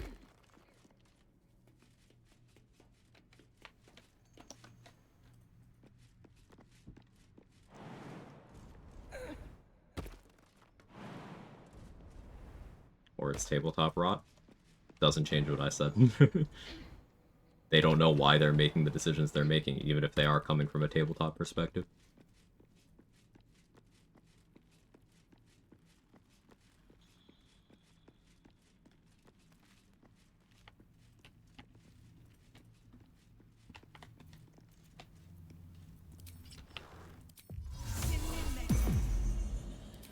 Speaking of feats, would be a recommendation for Hexblade Ratbat. Alert. Big surprise.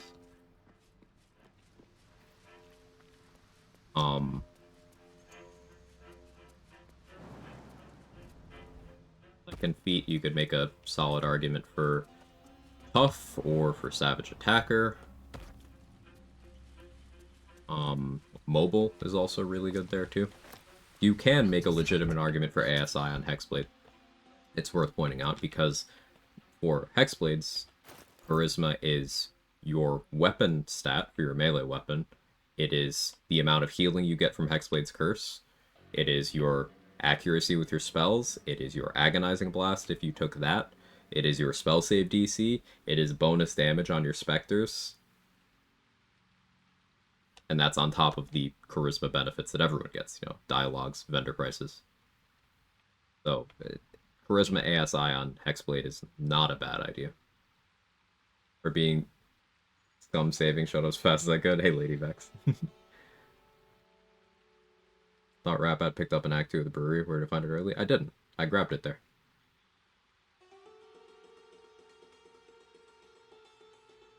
Pardon my ignorance, what's ASI? Ability score increase, Panzer. So, you know, the feat that allows you to take up to +2 in your chosen ability score here.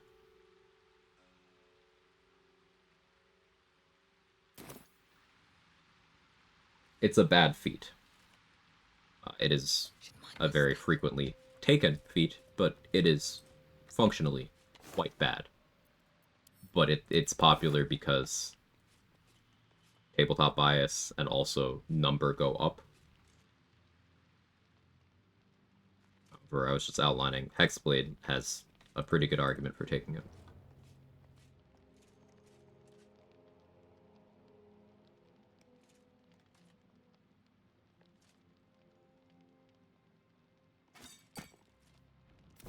Wait. Oh, go on. Drag. It's the whole damn reason we're here.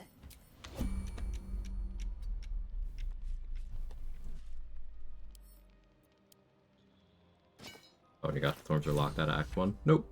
You're only locked out of Act 1 when you talk to Aelin. When you go in to talk to Aelin, I should say.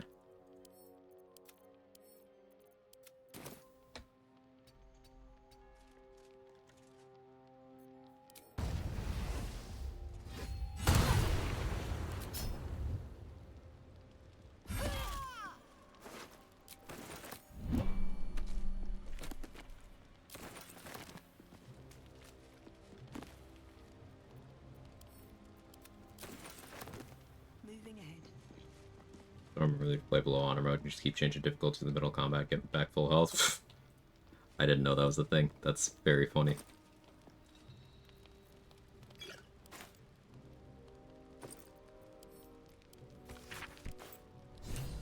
The fucking Gondians got to fill me in. Yeah. In-game bonk. It's what.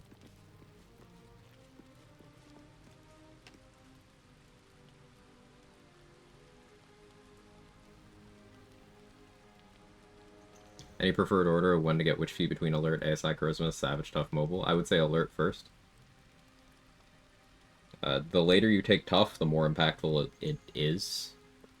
Taking it too late means you're not benefiting in certain sections of the game where it could be most impactful, but I would say taking Tough at level 4 is jumping the gun a bit. Alert is very impactful to take at level 4. Savage Attacker gets more potent the more die you're swinging, so, like, as you get more bonuses later in the game, it also gets more valuable. So I tend to prioritize taking Savage Attacker and Tough in the level 8 to 10 range, depending on the classes. In 2014 5e, some casters want the ability to increase because making enemies fail their saves more important than other options, and you can make an argument for that in this game too, Urban Mech. Because the mechanisms available for you to boost your difficulty class are quite limited before Act 2. Let's say you're playing a region-locked run. There are 2 items that increase your spell save DC before Act 2. And there's an elixir that only becomes available if you luck into the materials for it, or luck into it at a vendor, at level 6.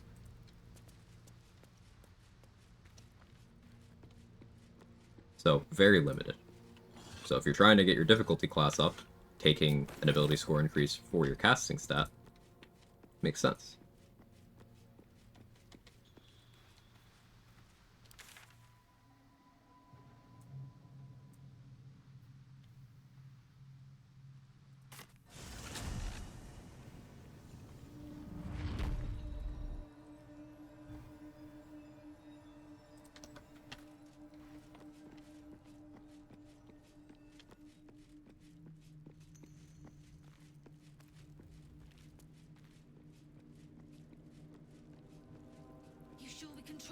Shit, of course I ain't sure. So do I end up doing the full near fight here?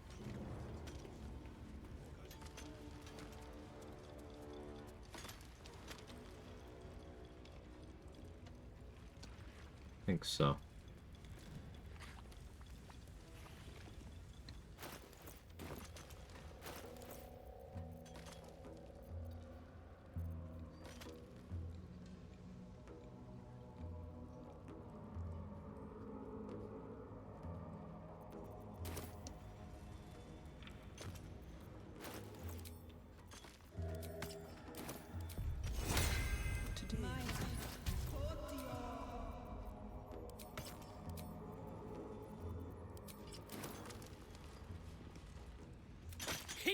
You're the one Greymon mentioned. He's stuck in there with poisoned geezers. Thought. One by one. This calls for careful footwork.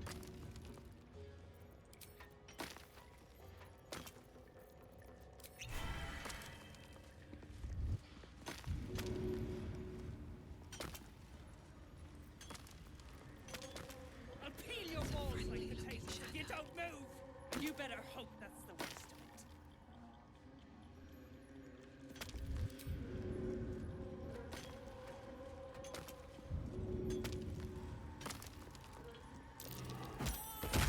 You attacked someone. Only the guards are allowed to do that, as this one, your bribery attempt, you took a life. Works out.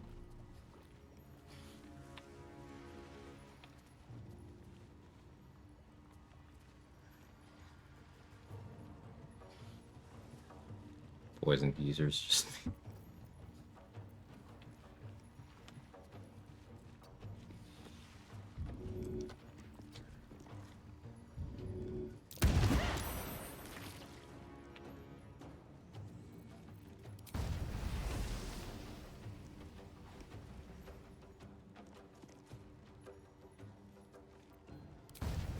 No time for mercy.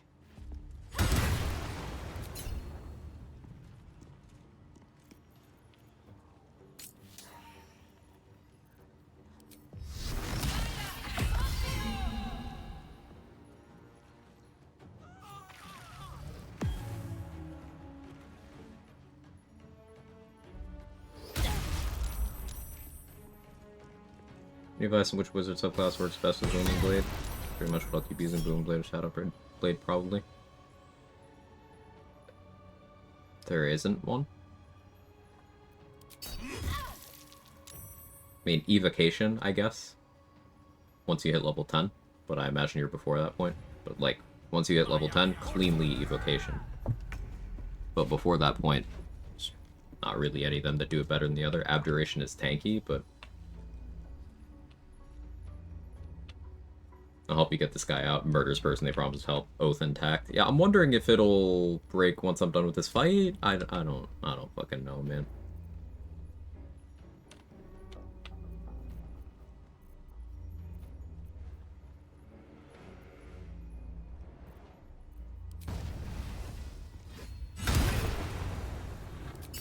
Oh, there's Hexblade's Curse.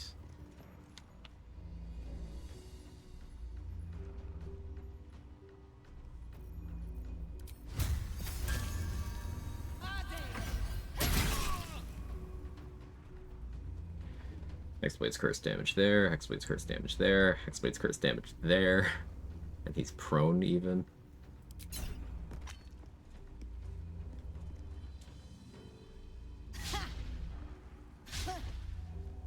Guidelines of the crown.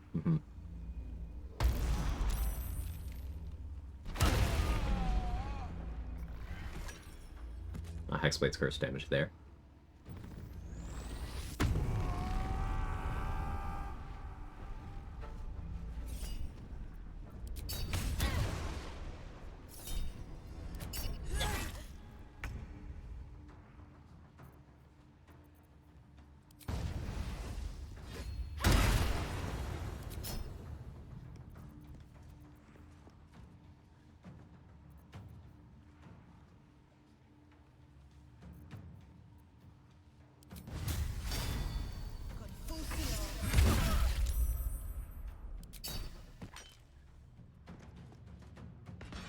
Your timing to ending the turn you cast a smite, you don't spell slot. Yeah, it's timing sensitive. Just end your turn before the resource is expended.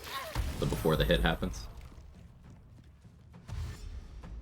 Stack the effects of Elixir Colossus and Enlarge spell if you're below honor mode, yeah.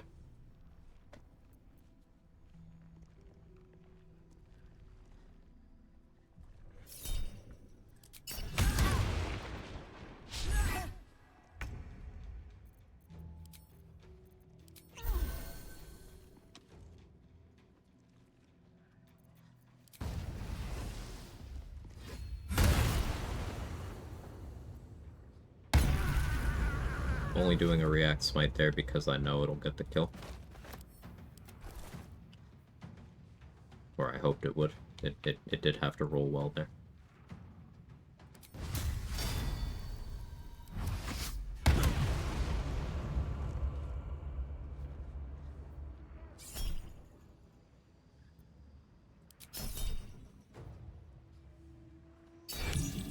Use the shield from the amulet. Call him Thud because that's the sound it makes when you rap at him.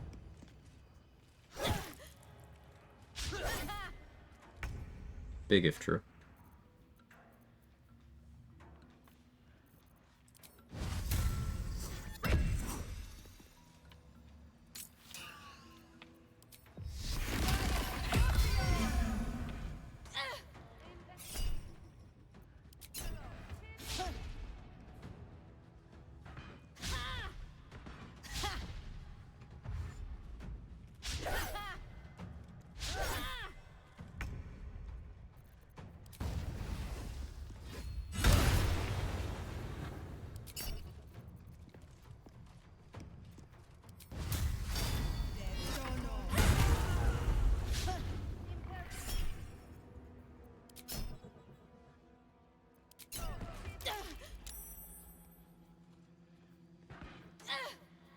Great weapon fighting rerolls are nice.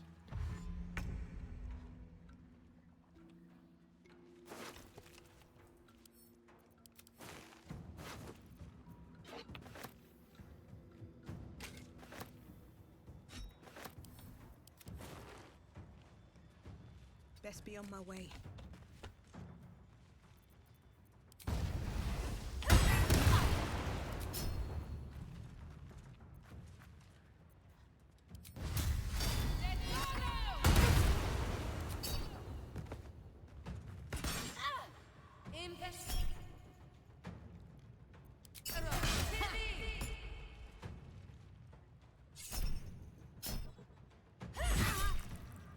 Not in range.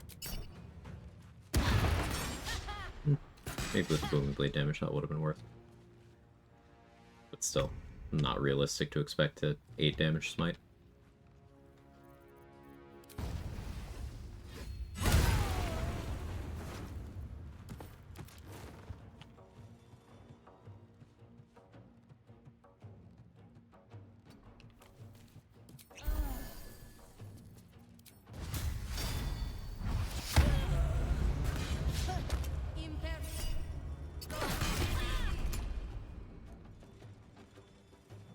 I get the K-pop Demon Hunter CD? I don't see why not. Full of bangers.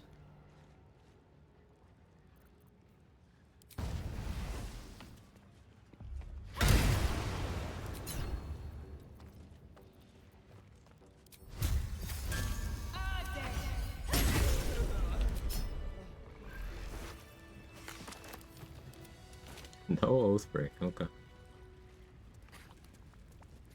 Sure.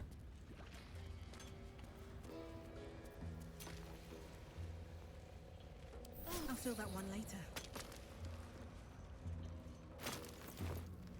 What's inside?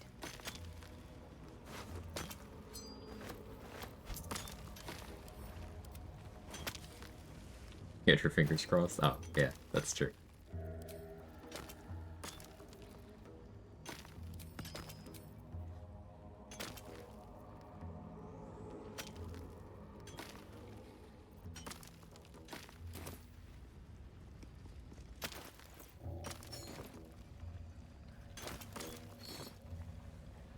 Get back. One spark and it'll blow.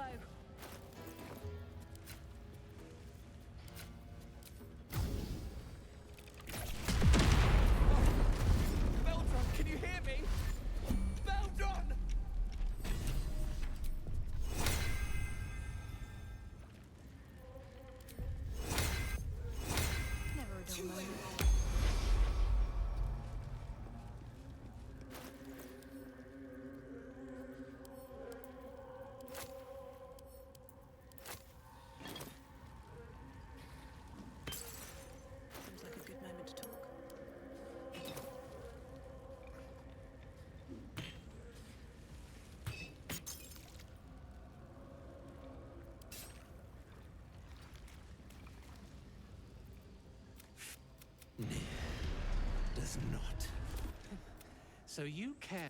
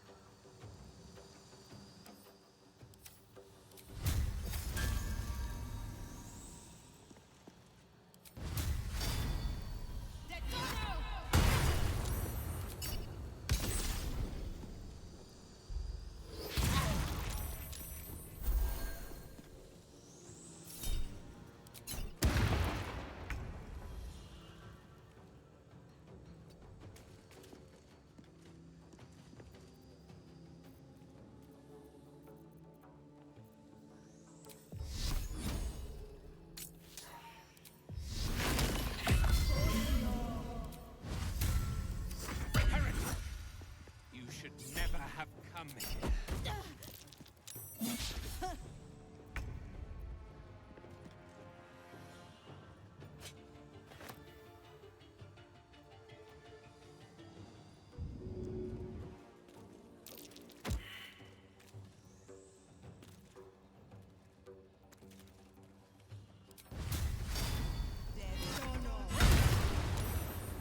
Because I knocked him prone, the resource was deducted and I lost my bonus action here.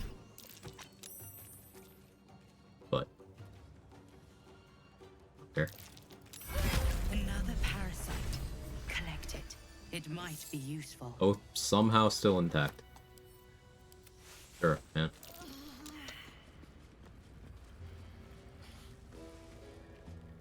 Well, Understanding timing and turn right after casting the smite. Yeah, it's using rune powder vial there. Have any benefits or is regular smoke powder? To save those for later. It's because I care more about smoke powder bombs than the rune powder vial because smoke powder bombs are stronger than the rune powder vial for actually hurting enemies.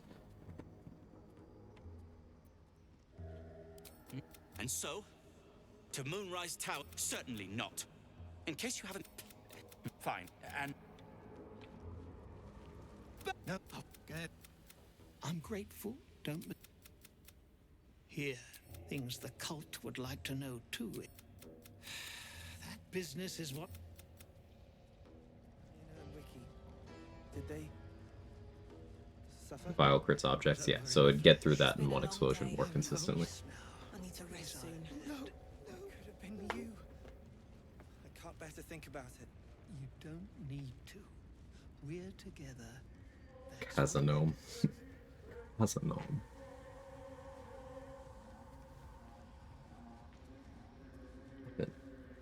You're so cat today. Can I have my hand back? It's not right. You're covered in dust. And I'm so sorry. Is that a bruise there? He said no. Stop fussing. It's nothing, I swear. I'm your husband. Do you hear something? I believe there's a Kevin near you. Have it any other way. Regular smoke powder bombs fail to break the rubble. Never had the vial fail. Yeah, because the vial crits. Right. The vial automatically crits objects. So sorry. I'll take that. Better now than I'm with you. God.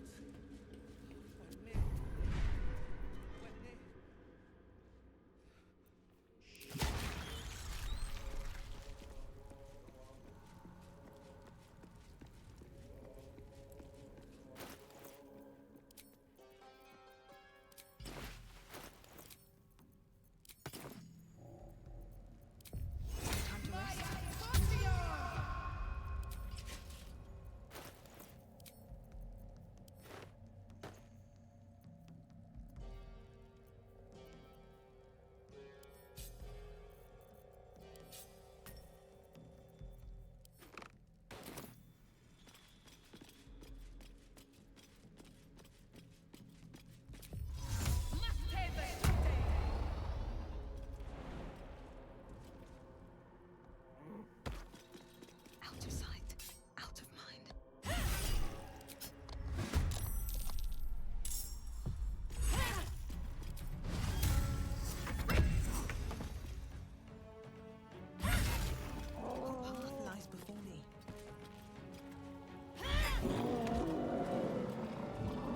Free boops, I say.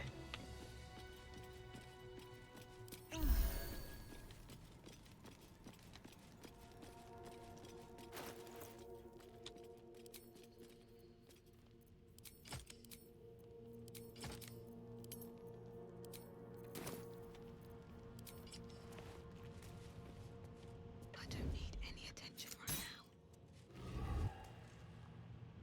This calls for careful footwork. Let's get this over with. Just out of view. I'll strike you down. On my way. If everyone else minds their business, I'll be fine. May the gods take you first. That's a friendly-looking shadow.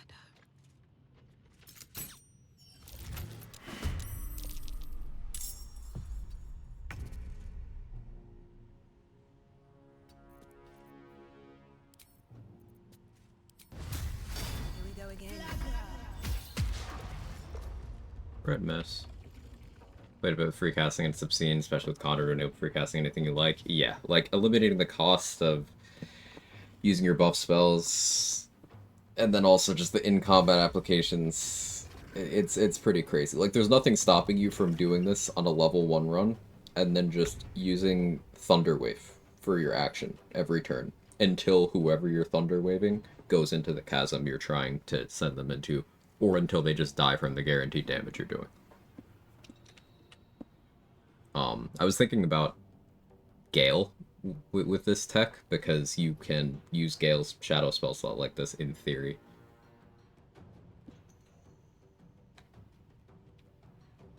Yeah. Same page, yep.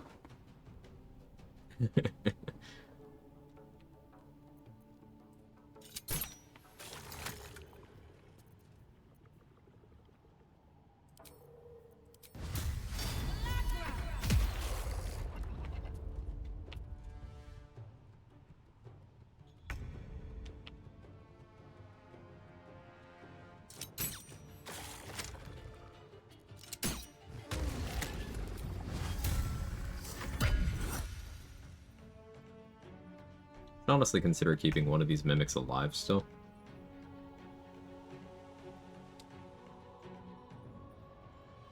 Optimized will out of Wrath armor trick. Who needs Mizora and you have an artifact to stare at with a hotkey? Oh, so you just hotkey the artifact and spam it as the area transition's happening? I'll have to learn that. Yeah, that makes sense. Speedrunners have been using that to interrupt dialogue for years. That used to be how they got Orin's Netherstone, right?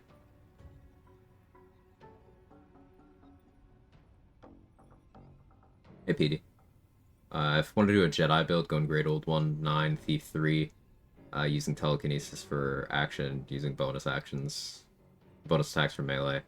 Would you go Pact the Blade, move the bind up to the offhand? Extra attack, bit of a sunk cost. Can't think of another way to make offhand attacks good. So there's actually a lot of ways of doing that. Picking up 2-weapon fighting style from somewhere would add your attacking stat to the damage. So if that was your packed weapon in your offhand, and it was going off charisma, at that point you could then pick up 2-weapon fighting style either from the gloves that Tally sells, or by taking a fighter dip, ranger dip. Fighter dip would be the least expensive. So that could be some good damage. Colossus Slayer from Hunter is bonus damage, 1d8, meaning it does go up to 2d8 if you crit once per turn against a target that has less than all their HP. So that's an option too.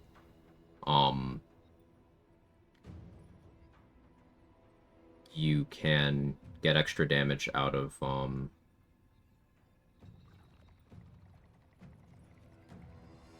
Hexblade's Curse, but Great Old One, I understand if you're going for that for a thematic reason.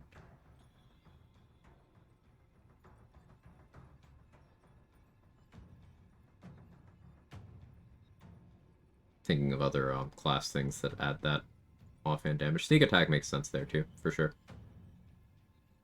Don't know if I have room for another Depth Telekinesis, Great Old One, level 9.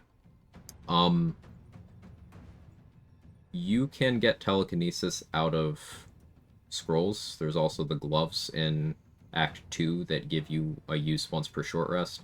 There's also, if you start as Origin Gale, Tara spawns in your camp in Act 1, and Tara has an amulet that lets you telekinesis once per long rest. Scrolls start populating vendors at character level 7. Hey Anna, how are you? Hope you're well.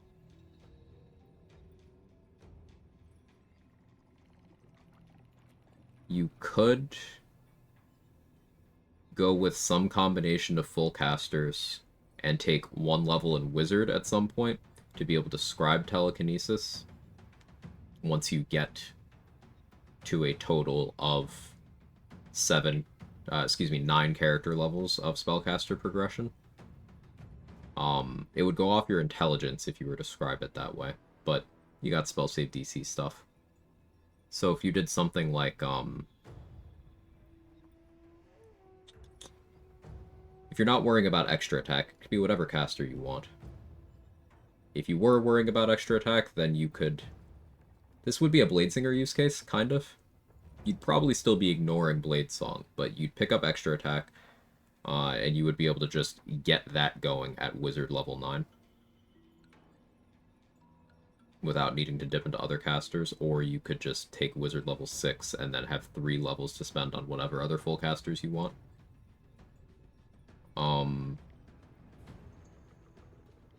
That would deny you the ability to pick up Warlock for Pact Weapon. Jaheira's Sylvan Scimitar, her main hand one, goes off of your casting stat, so if you put that in your offhand, you could be making your offhand attacks based off your int. If that's something that interested you.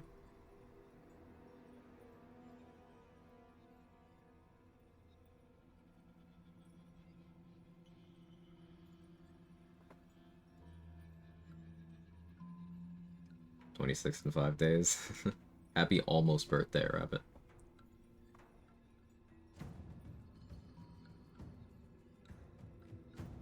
Rep jump for the force leap. You could get that with potions too, but yeah. It's a cool concept, PD. I mentioned it before, but I like your creativity. You got me thinking about that. Building around offhand damage is something that I find fun, personally.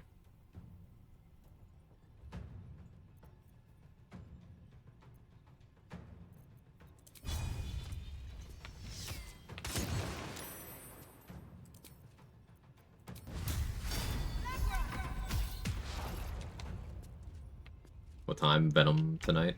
Danny, you around right now? As long as we find a time that works for the 3 of us, I'm good with whatever. Anytime after like 8 PM? Same.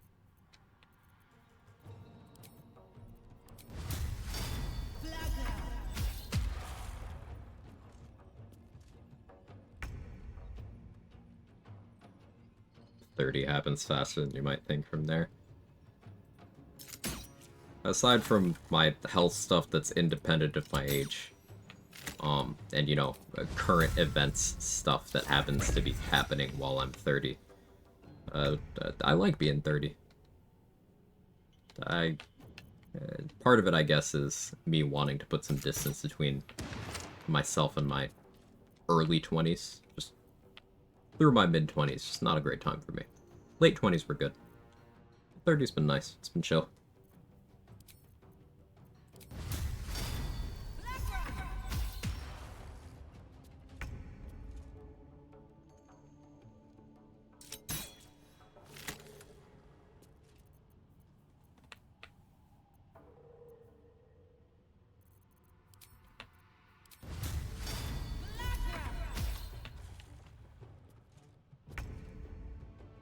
Hey, Dark Spectre. I'm 37, yeah, I came up fast, everything hurting any of the mandatory getting old noise with it.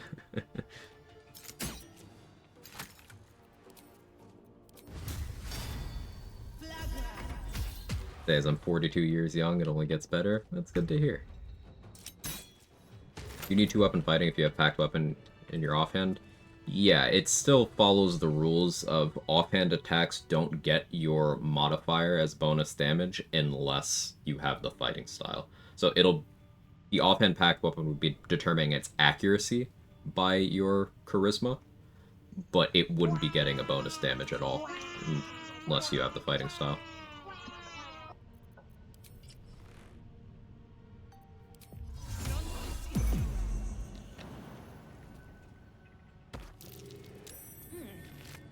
What's that? One day I'll catch a break.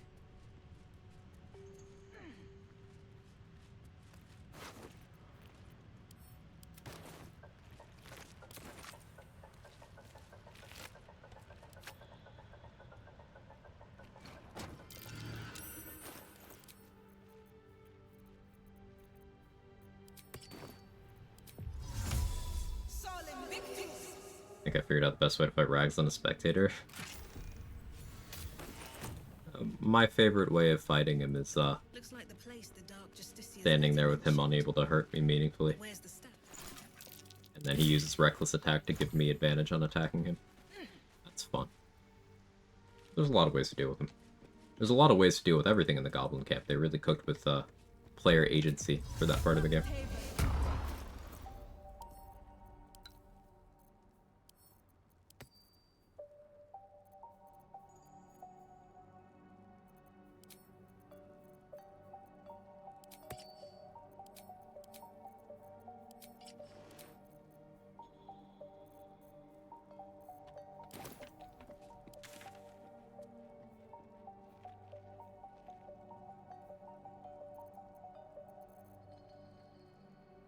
Haven't dealt with the lava elemental yet, but that can wait.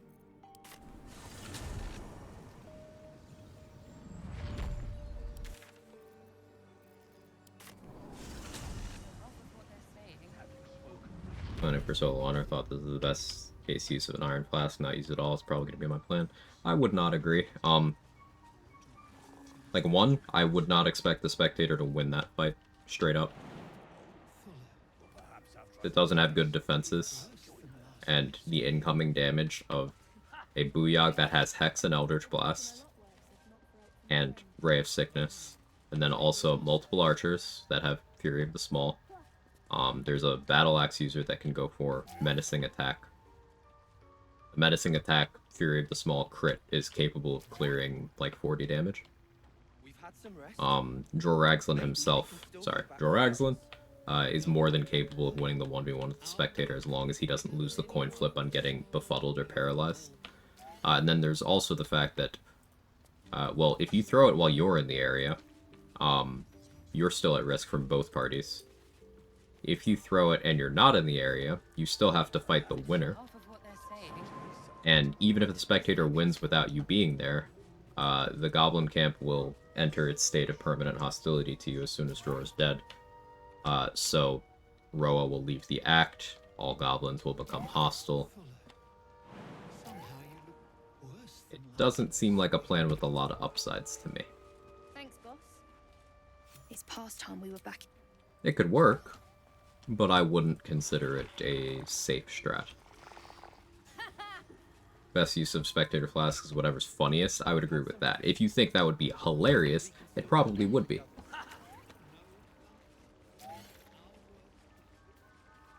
Want to defend Grove, rescue House, and kill Joragslin. His will absolute. I'll just have to wait for Minty to leave the camp to go aggro. You can tell Minty the location of the Grove, go to camp, and then go back, and she'll have, like, despawned. So then you could kill Joragslin. Or you can do it the day of the raid. Just, like, go to the Goblin Camp and fight Dror first, before you go to the Emerald Grove. Or if you're defending the Grove from Minty, you can kill Dror after the raid. But if you're raiding the Grove with Minty, you need to kill Dror before the raid, because you automatically go to your camp after the raid.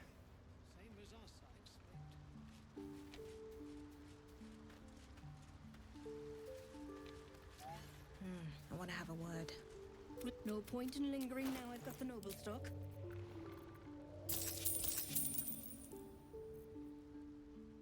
Same for after, thanks for working on an auto run. Best of luck, JT Stunner. Probably depends on timing as well. If it's almost dead, the team can enter the fight, finish the weakened enemies. Yeah, that's an option. There's just an idea. It's something that could work, Jutok. I'm just giving you my perspective on the spectator is a big risk, because using it in a place where it's not effective, well, it did nothing. Using it in a place where it's too effective, it means you now have to deal with it yourself, which is sometimes more difficult to deal with than whatever you put it against. So it's like striking that balance. You want to find a place where it can do some significant damage, but you basically never want it to actually win. Does that make sense? You want it to be a close fight that it loses, and then, as you said, you could just third party whoever's still alive.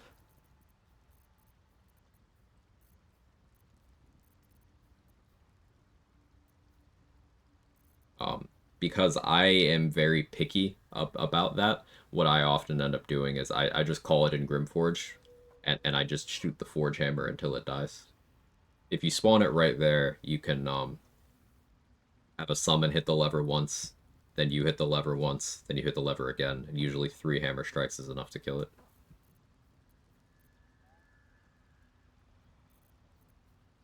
But that's just me dealing with that by itself without using it anywhere funny. Means I miss out on the funny. Have I got everything?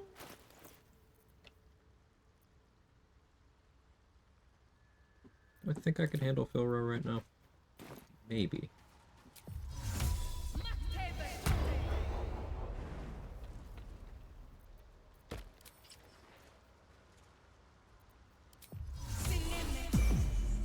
Yeah, I am surprised I didn't Oathbreak during Grimforge, by the way. Now that we're through that.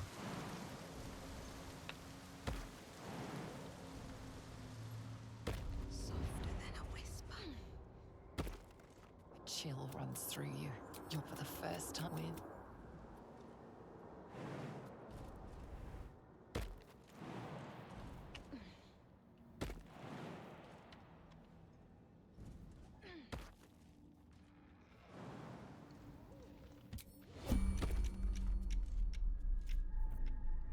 Light on my feet.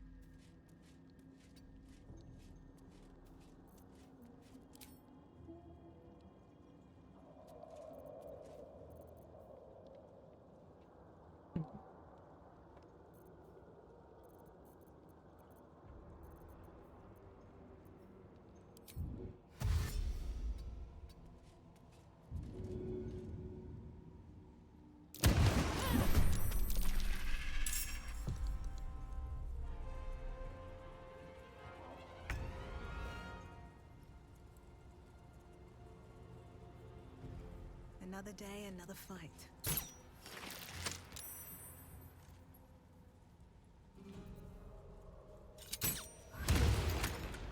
Time to press ahead.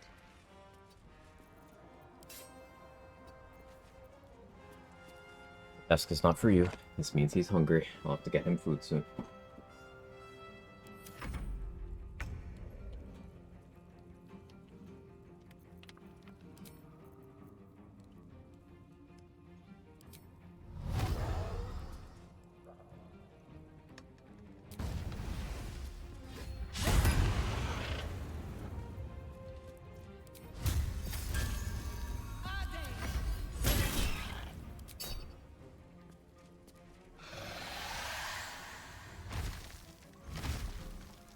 Hells, we're attracting too much attention.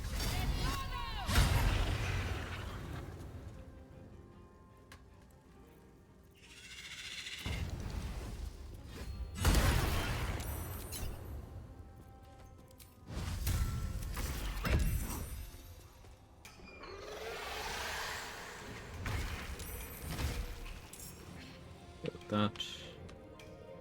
The other one coming too? No, it's stuck. Fine.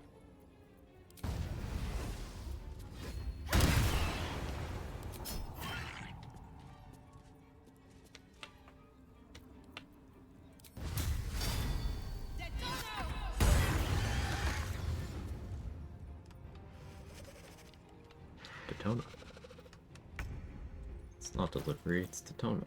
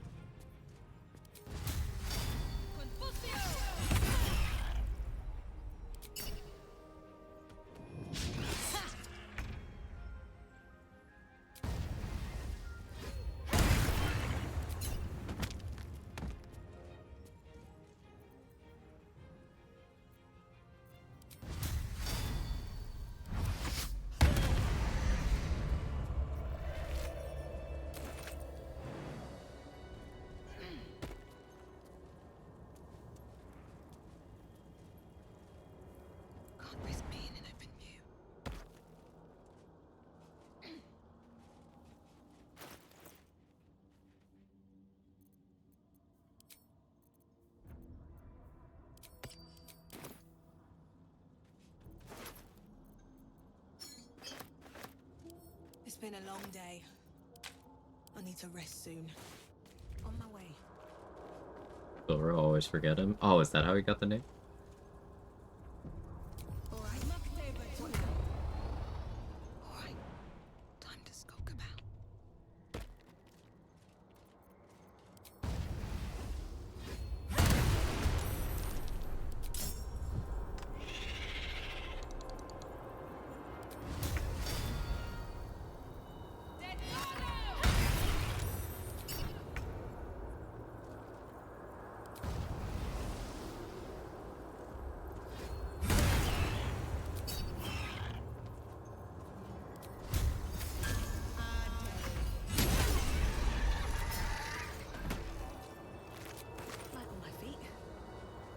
Smites are nice when you have an unlimited supply. Got the plan?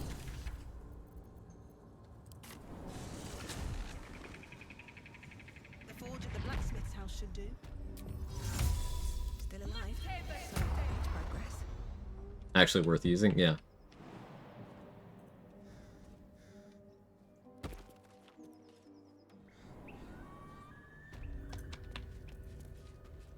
Like, I maintain that Thunderous Smite is good and has always been good, but the problem with it is getting access to it requires you taking Paladin levels or giving up a Magical Secrets pick on Bard, and then you've also got to justify not having the bonus action. You can justify that, especially if you're doing, like, Evocation Wizard.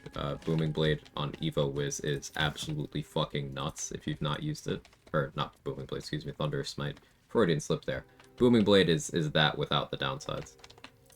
But you could, with one attack action, you know, Booming Blade and then Thunderous Smite. And it's really good. Thunderous specifically because it doesn't cost your concentration, so you can still have something like Hex going. But, like, the other problem is, having the resources to consistently be clicking it on Paladin is, ambitious.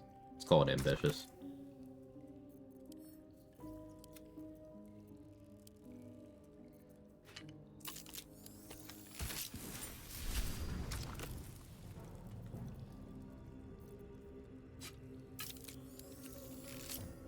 Hey, Third Monkey. How are you?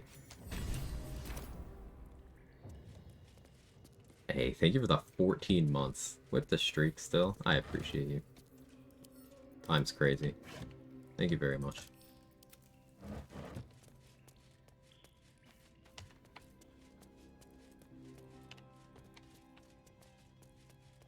Here goes nothing. I'll run a shower before board games. Ooh, have fun. Thank you again.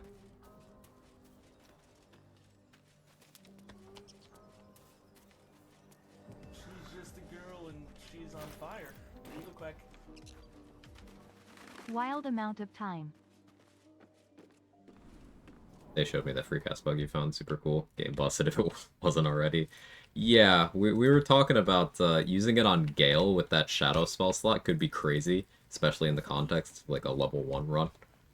For those who don't know, Third Monkey is, to my knowledge, the first person to have recorded a successful level 1 solo honor mode clear. To my knowledge, the first was Third Monkey, the second was Say, and the third was me.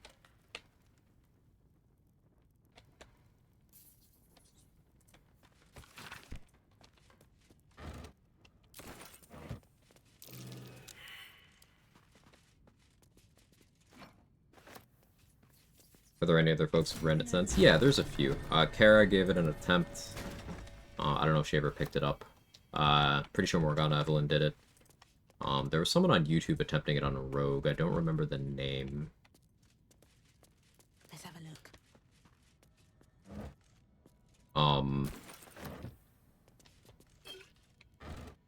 One other person I'm forgetting.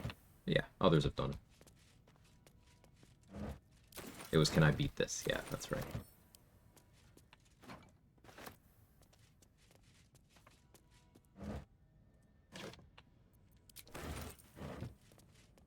Level 1 honor mode sounds kind of rough. Yeah, it's certainly something that requires a lot of planning. Third Monkey did it as Gale, with additional restrictions like not being allowed to use the camp chest.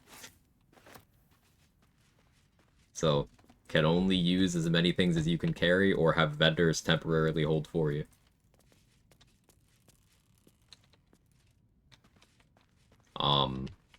Say has done it multiple times as a fighter, multiple times as a cleric, possibly others that I've forgotten about. I've done it as a warlock and as a monk.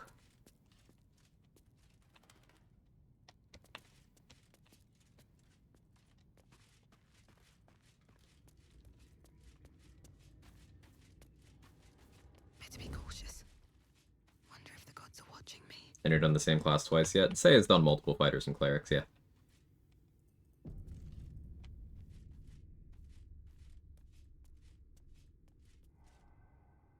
One time as impossible challenge because I hate impossible. Yeah, the issue with that was always the name. It's the same reason I hate ultimate solo honor. It's just the naming convention. It implies things that just aren't true.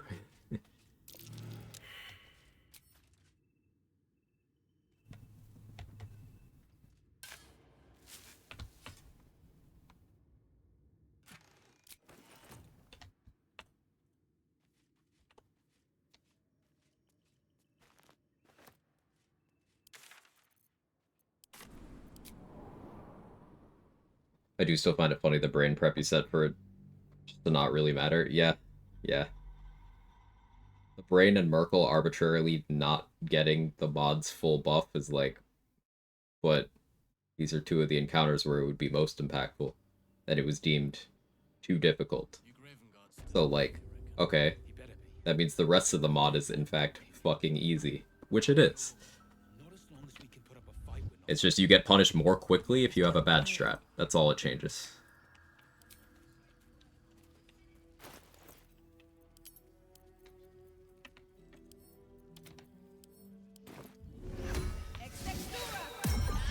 Huh? Who are you? Last nippled meat slab called me so call me... Shovel is bored. Shovel is bored. Okay, I got it. I wish we'd gear up and head out. All this standing around is making me antsy. Got to have a plan first. Got to trust Jahira to come up with one. I don't. I do. That's why we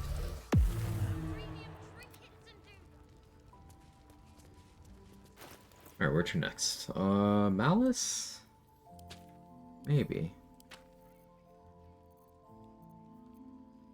Could go into the mountain pass and get Ring of Elemental Infusion, which would be quite strong here. I could also start picking up Arcane Synergy gear. But I have not attempted to disarm Voss yet, which is something I should go do. I have the initiative for that. I have the Ring of Free Action.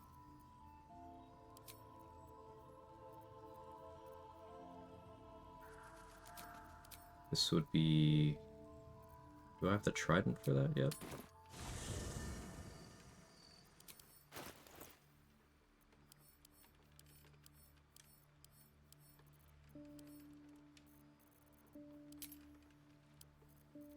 Look like I do. So let's buy a Trident from Damon.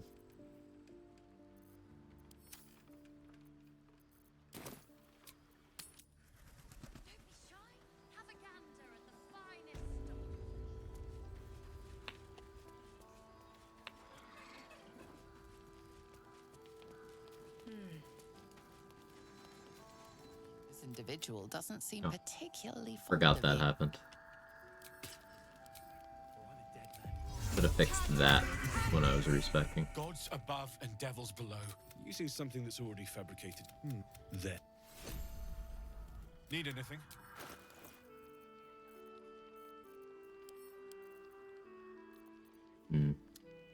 Chargebound Warhammer. Would like to have. Maybe I steal it from him. Because when I'm not going Rat Bat mode, this thing is great. I could buy it. It's not that expensive. Hey Dex, how you doing? Good to see you.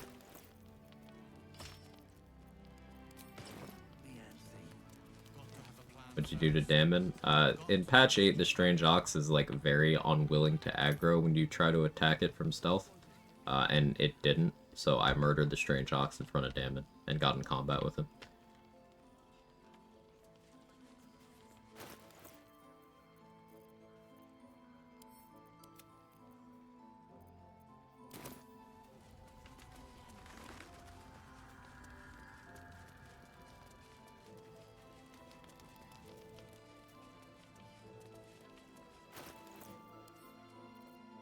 A psychic res for boss.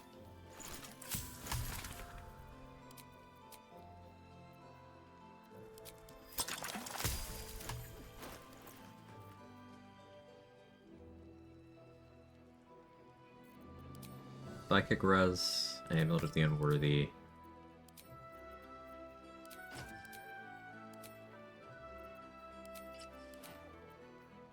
Wondrous Gloves. Probably easier to use Universal Res here, but...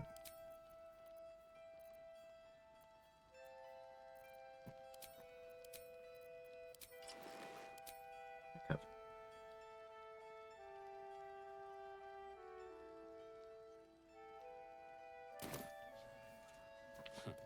I wish we had a bloody army.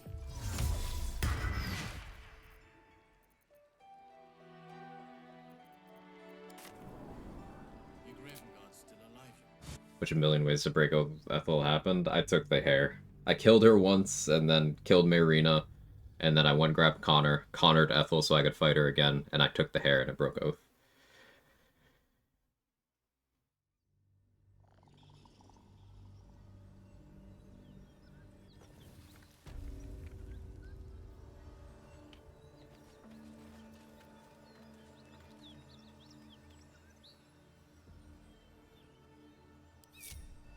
Do we go for Shovel's excellent adventure here? I think we do.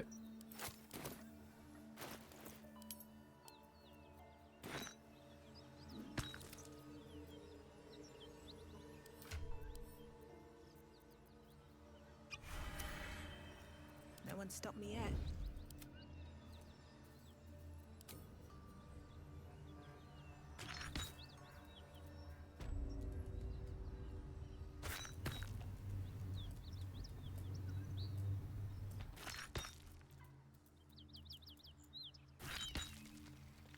Technically, I think the faster way to do this is to reverse pickpocket the bomb into Shovel's inventory, put her where I want her, and then summon a new Shovel, replacing the old one. The bomb will be placed there, and then I send the new one in to attack it, but, like, that's smart, and I'm gonna do the stupid way instead.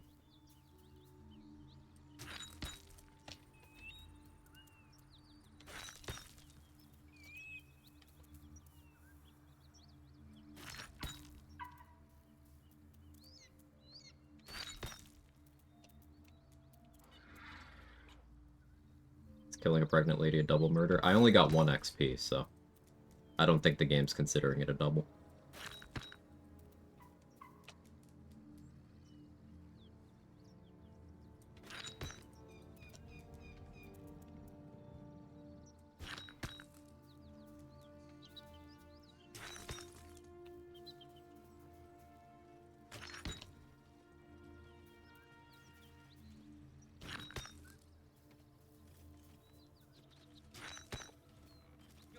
Tires me, stick.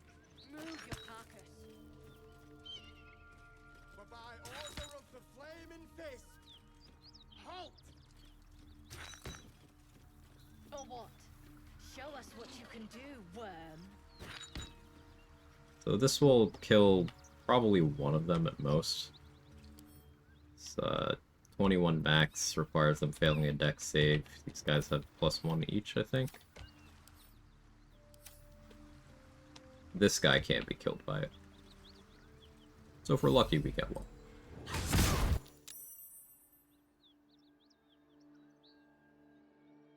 We got 2?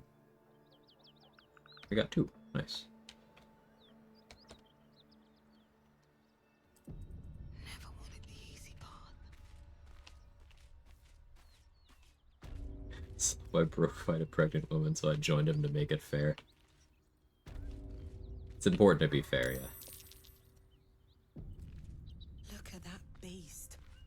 Seems almost too big to take flight. What's in here?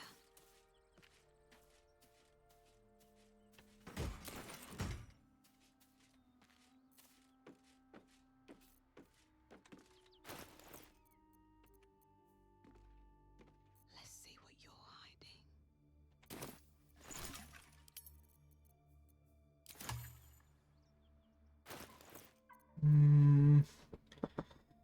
I kind of want to be super greedy and not go for psychic res, but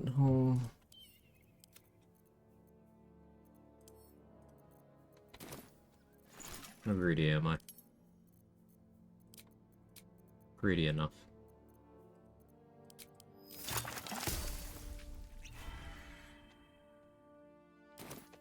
Greedy enough.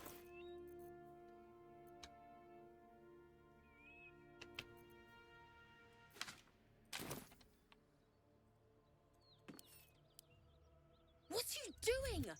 Hold up before they see. I doubt a fight against them. Rag. That's it. I'm getting out of here. For us to be like, oh, that was weird. No. Our queen. Facing that lot.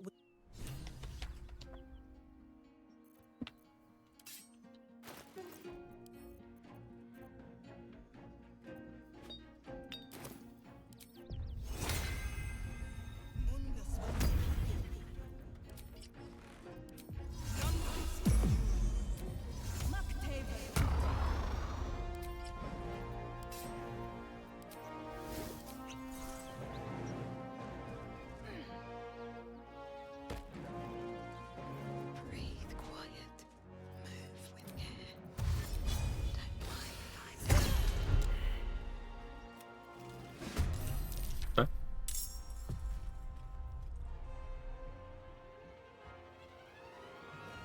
Rolled an 8. Cloud Giant gets that DC to 21 over 17, I think? Or 19?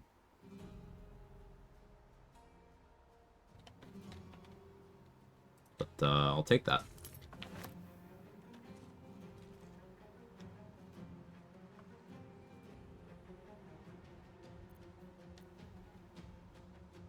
Borrowing a sword, are we? Mm-hmm.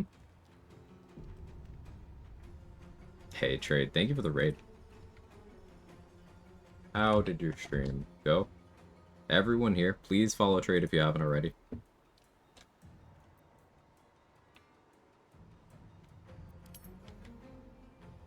We just got Silver Sword. Disarmed boss, Trident. So that was cool. Figuring out my next move.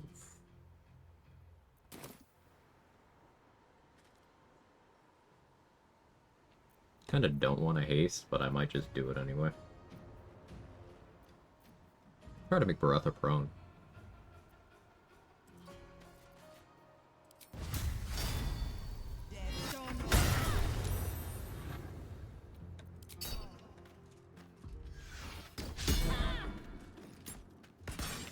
Started out really well, then had some bad Moonrise Guard fights. Oh.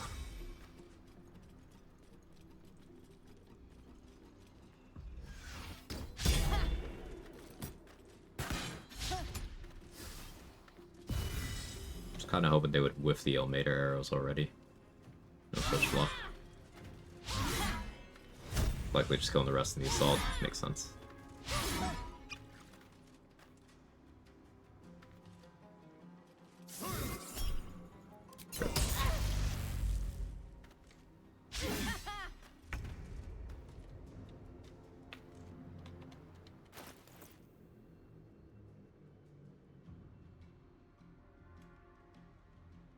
I'm still scaling off of strength right now. This is not my packed weapon. I think I'm more worried about the archers than anything.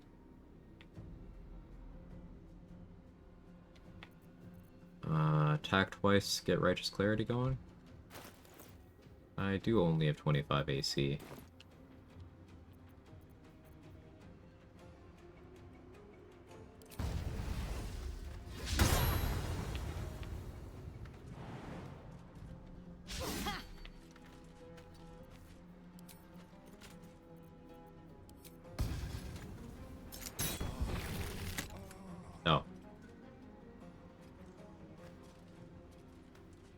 I didn't mean to do that.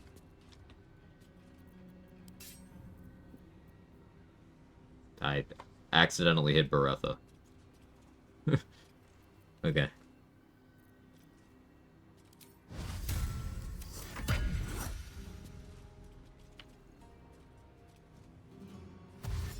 Four-turn portal because of a massive just refused to move. Ooh. Did you get the fast night dome? Ooh, that's good. I'll have to watch you do that. She always got an invis there. Bertha has a strength pot and an invis pot in her inventory. And she's willing to use them.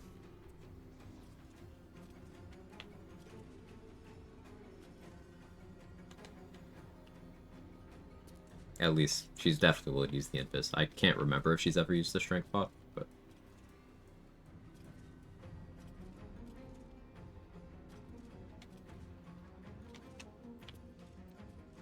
Other archers there.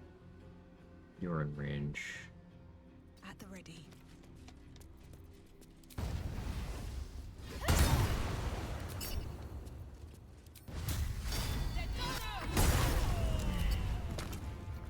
Nice.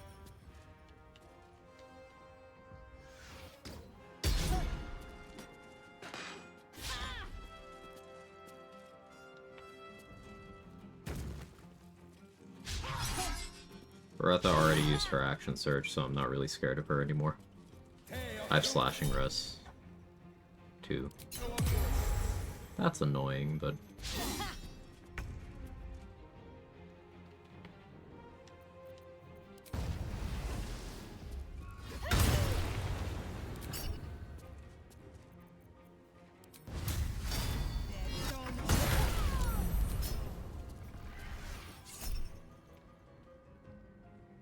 Yeah, you can have that.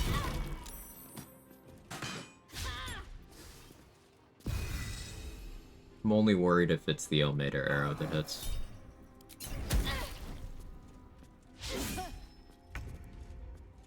Still blind. I will heal here.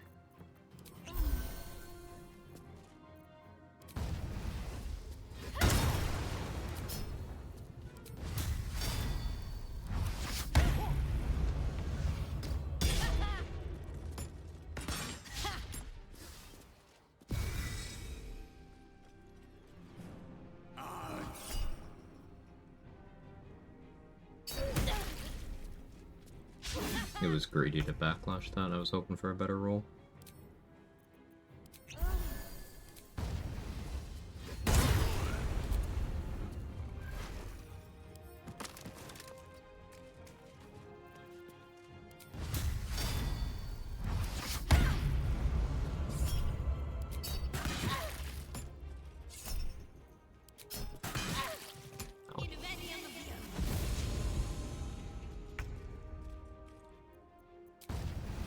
Soul is in good hands. Could definitely have gone worse. Got all the arrows too, even.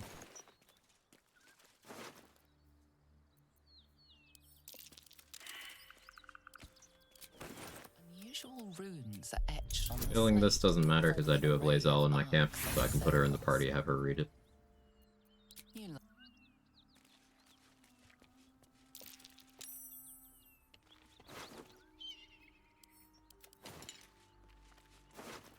We have Silver Sword for crush fights. Probably beats out Ratbat just because of the defensive stuff. And it is accurate. Something good here, I hope.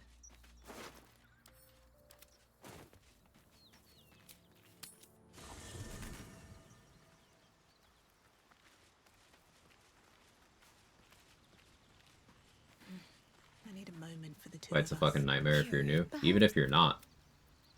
Bertha's crazy strong. And Gith archers, of course. Plus, that Gish does have hold person. So, Ring of Free Action was helpful. So doing that fight in, say, a region lock setting, and I know I bring that up as a rule set that increases difficulty a lot, but it's relevant. You have to kind of pick your battles, because sure, you could have a Psychic Res Elixir, and that helps a lot, but that's at the cost of you can't have Guileful Movement on, so Hold Person's a threat. unless you're somehow level 7 at that point, which is technically possible. But then, the only classes that are going to be able to cast Freedom of Movement pure class at that point are Clerics, Druids, Bards. So you're looking at being a level 7 Cleric, Druid, or Bard. And then at that point, okay, you can throw on a Psychic Res Elixir. But if you didn't take Alert, then Initiative is also going to be an issue. And then you're going to need the defenses to actually survive their hits. Amulet of the Unworthy helps against Beretha and the sword attacks of the Gish, but it doesn't help you at all against the archers, doesn't help you against Burning Hands or Shock and Grasp. So that at that point, you're committing more slots. Okay, maybe you go Gloves of Missile Snaring to help out against the archers. That'll help you against one attack, provided you keep your reaction available. If you get hit by Shock and Grasp, your reaction isn't available. You could get a high HP pool and start trying to heal through it, and that's effective, but they have Arrows of Ilmater. You could try to position yourself on the high ground, so they have difficulty getting to you, but they have Roaring Thunder arrows. You see, it's a really well-designed encounter. I like it.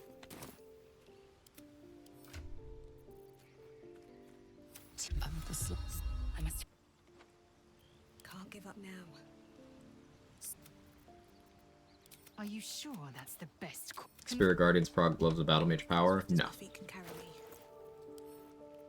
Or, at least to my knowledge, no. The gloves proc off way more things than they say they do. It's more like, if you do a weapon attack that causes a condition at any point in time as a result of that attack roll, because many of those conditions are set up as spells, it'll work. So, what I mean by this, if you throw an Alchemist Fire, and you maintain the burning surface from that, even through outside means, like later on you have a Spider Familiar, extend it with Web, you throw a Grease Bottle into the end of that, and it's been 100 turns since then. Anything that gets burning applied by the surface that you made with the throw when you had the gloves on, that's going to give you Arcane Acuity. So it's fully possible to stack your Arcane Acuity up to 10 by throwing like one Spike Bulb. It's very strange.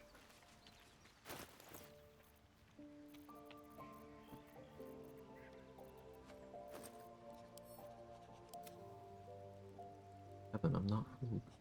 Are you hungry too? Went from never working to overworking. Yep.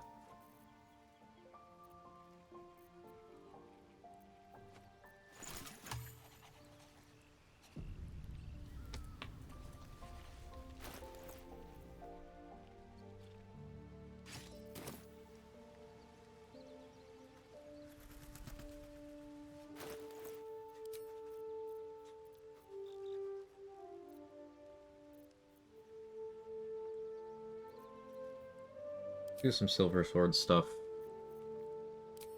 No real rush to.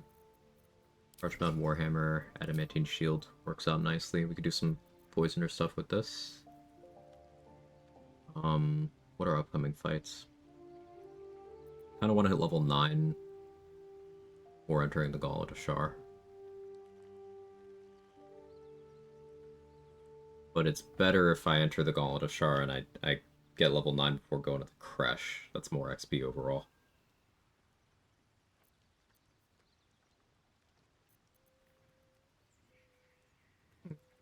I'm thonking.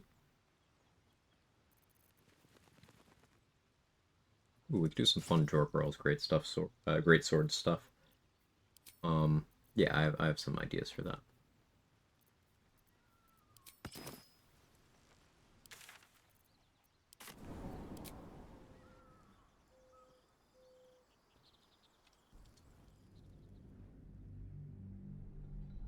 That is very cat.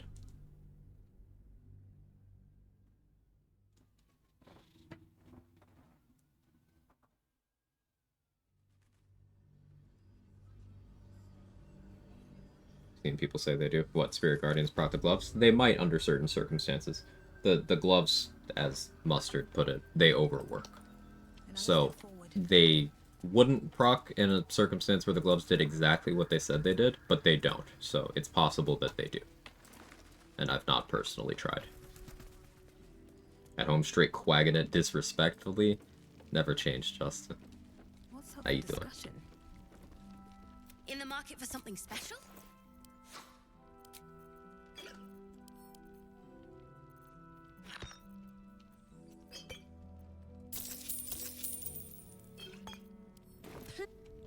Premium trinkets and doodah. Oh, we got Bug Barkus.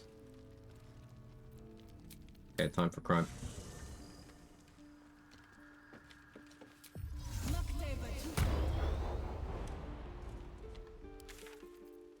Easier to do this from different camp. Anything you want to Chilling, big dog, eating a sad meal, just plain grits. No shrimp and grits? Just the grits? What do you mean?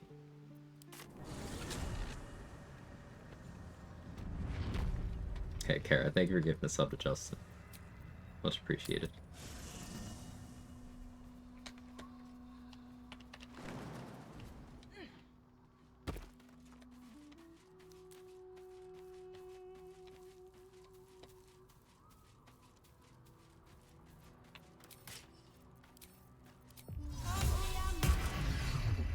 Better be cautious. Little bit of this, little bit of that. Nice. What to choose? Surely no one will notice. From your pocket to mine. Shrimp machine broke. Got your shrimp machine right here.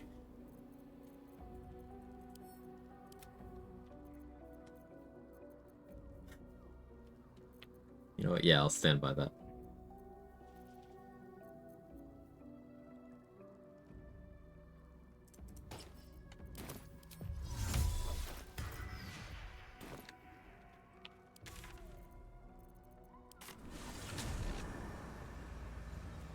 Shrimp machine was my nickname in high school.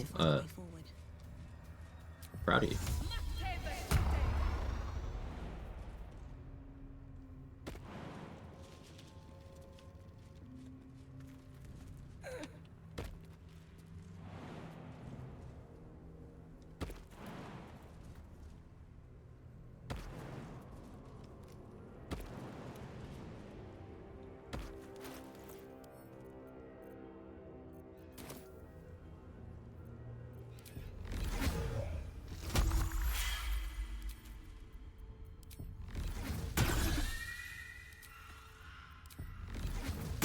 Something a little silly here.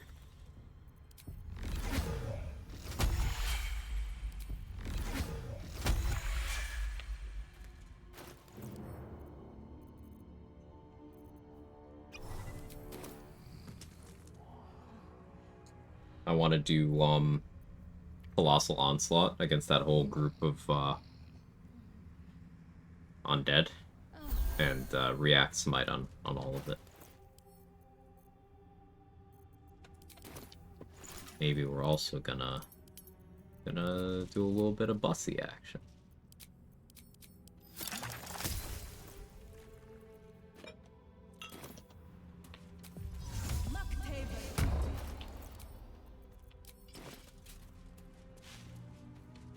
Looks like the Driders' caravan came from here.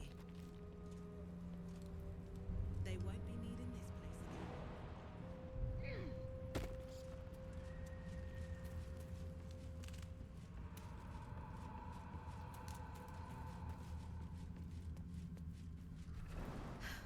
All right then. Where are you going?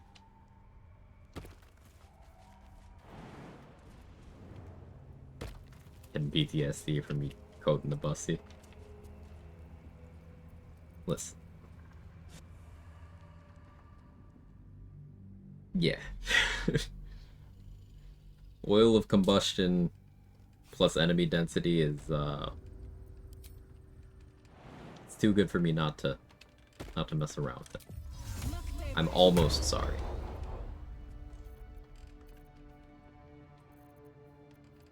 Something approaching sorry.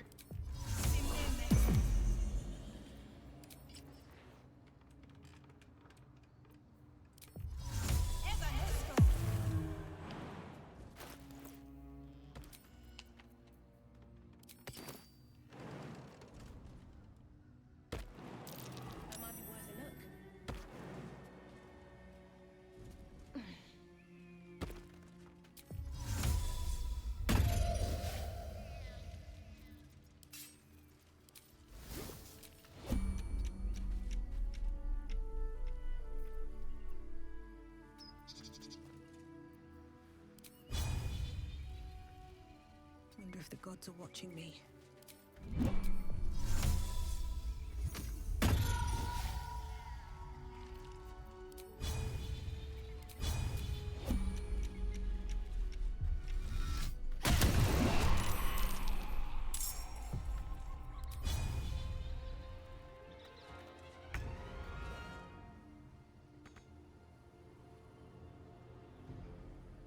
I could get spendy with my resources here.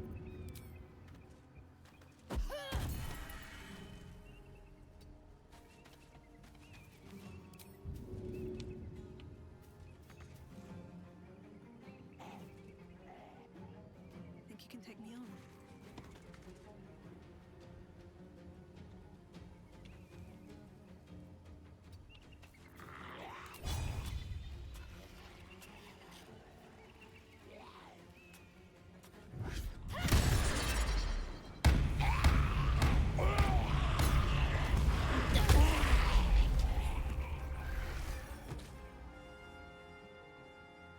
Drop the base.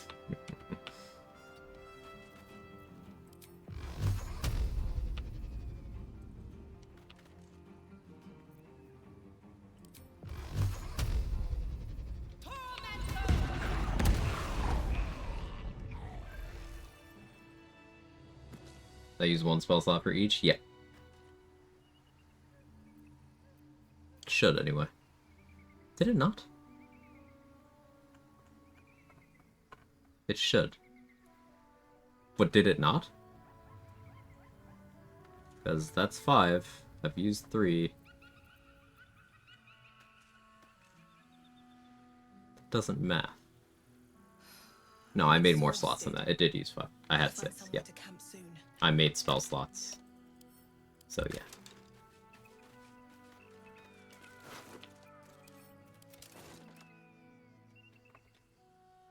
It's always good to confirm these things.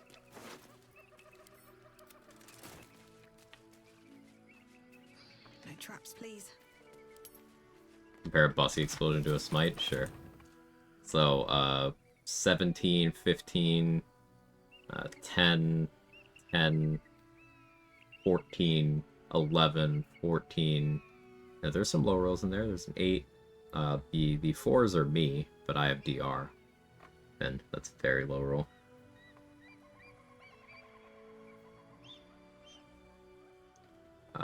Let's look at the smites though. Hey Blur. So against undead, you get 3d8, so it's slightly more at the ceiling, and these are pretty good rolls. This one's assisted by reroll. So yeah, reroll helped that.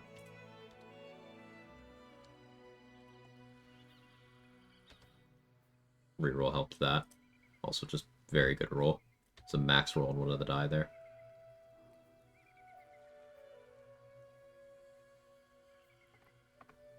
You need to keep in mind, Bussy's AoE. So I used, for a non-sorcerer paladin, that would have been my entire day's worth of smites. Watch how you go. There's a trap. Wish I had a bag of holding.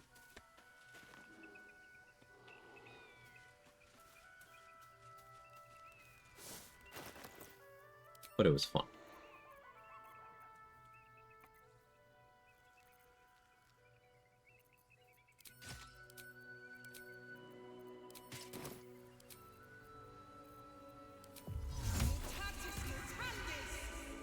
Play Zell cosplay for a little bit.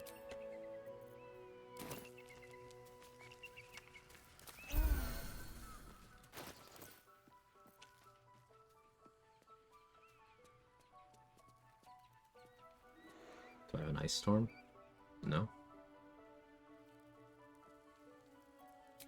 Zavola. Something's on my mind.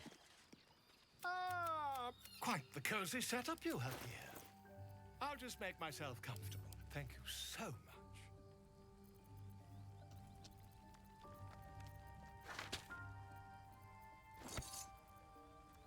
much. Guess I'll use Lightning Bolt.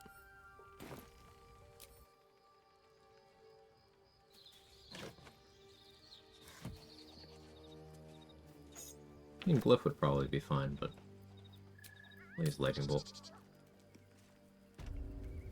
Saw today there's an Origin Disguise mod that also has Origin Lines. Ooh, that might be worth messing around with.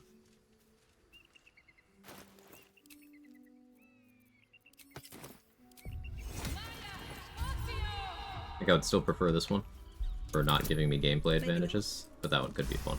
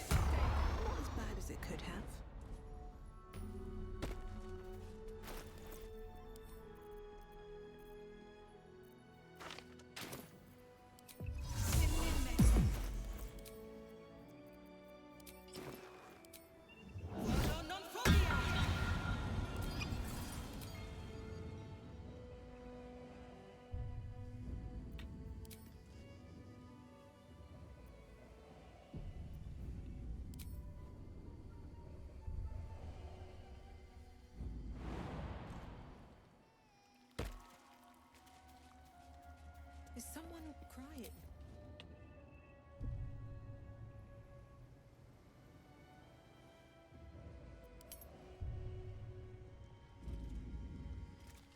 That's a friendly-looking shadow.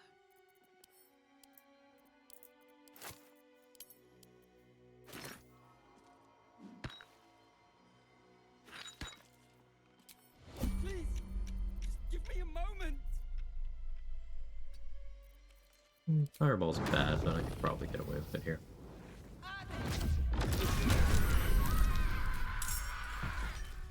Within the artifact, a feeling stirs. Uncertainty. Your curiosity is getting the better of you. Do not let it. Stay away from the Githyanki. They're hunting you. They want the artifact. They'll stop at nothing to take it from you. How much farther can I go? Not much point fighting kobold skirmishers right now.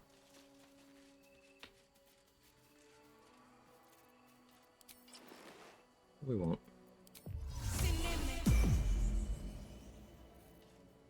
I gotta reposition stuff in my bar. I have a lot of spells. Undead crushed underfoot. The Dawn Lord certainly knows how to make space for new life.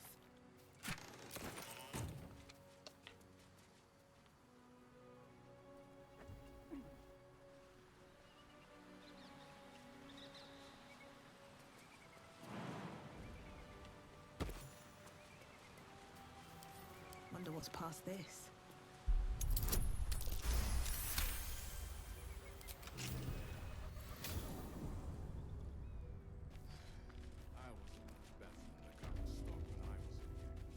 You do, fellow guests.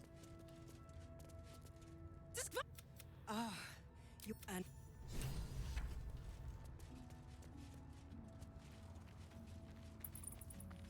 Sorry, by how do you do, I meant to die.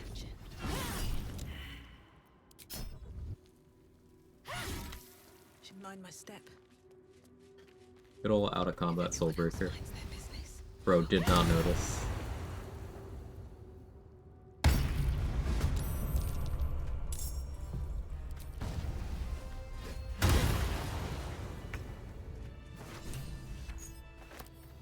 How much farther can I go?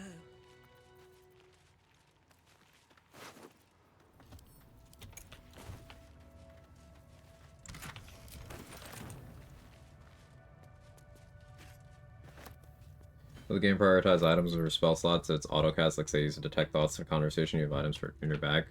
I'm unsure of that specific instance. I know the game tends to prioritize detect thoughts concentration over potions. So I try to sell any of the scrolls and make sure I have a potion active every day. So they're very cheap to come by and such. The filth of these impressive. The filth of these But to each their own.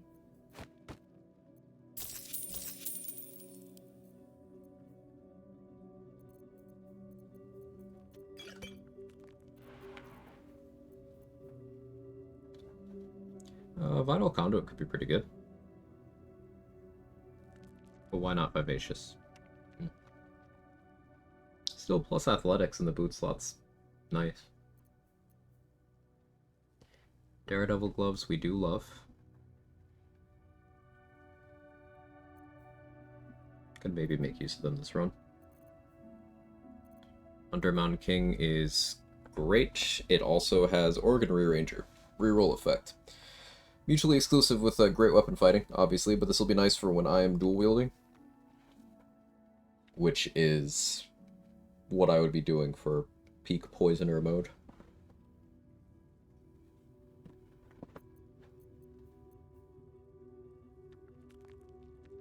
Guess Jira isn't into water sports. I mean, maybe she is. Maybe she's just got a very high standard of prep.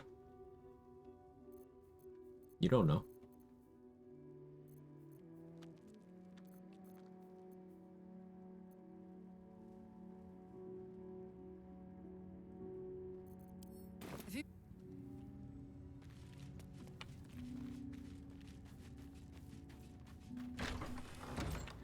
You can tell Gala has been cooking asparagus every night. Ooh.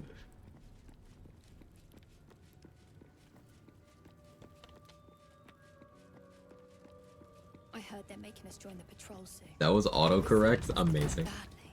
I need to train my phone to do that.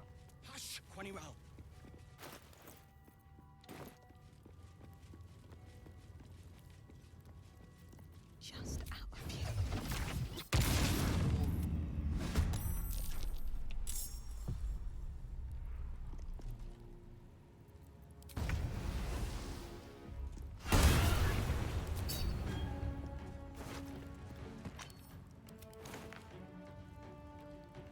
Very well.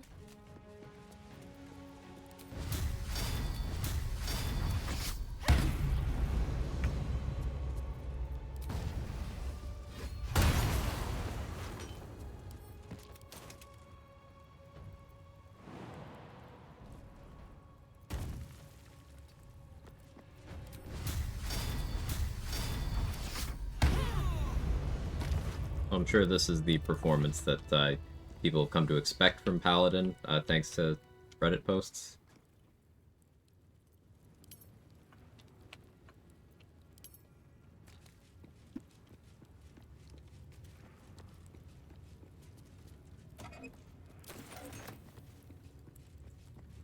A hot tamale wizards in chat. Like, people can make them. You have males, you have tamales, you have NBAs, yes. If you're non-binary, you're good at basketball. I don't make the rules. Breathe quiet. Move with care. Pigs of...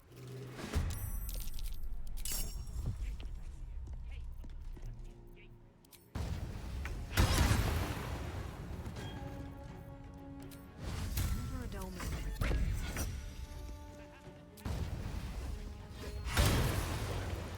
I'm good at basketball. Let's go. Congrats. One day I'll catch a break.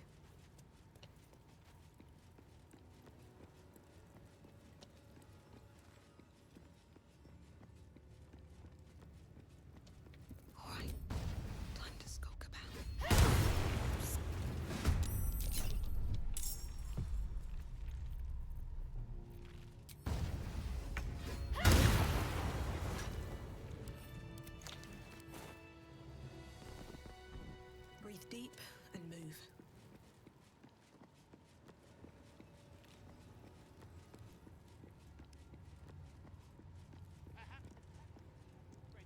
Here we go.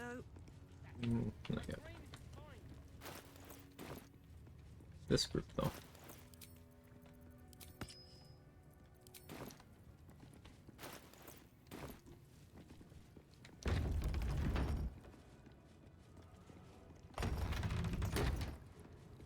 This is also on Cloud Giant. I don't have my Hex weapon going at the moment. I'll switch when it's appropriate to do so.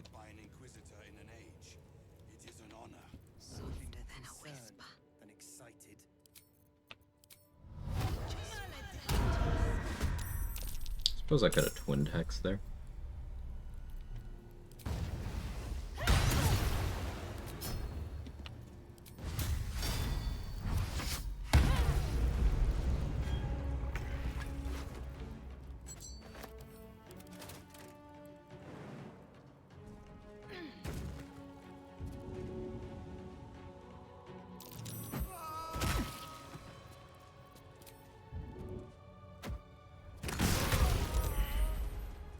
On my way.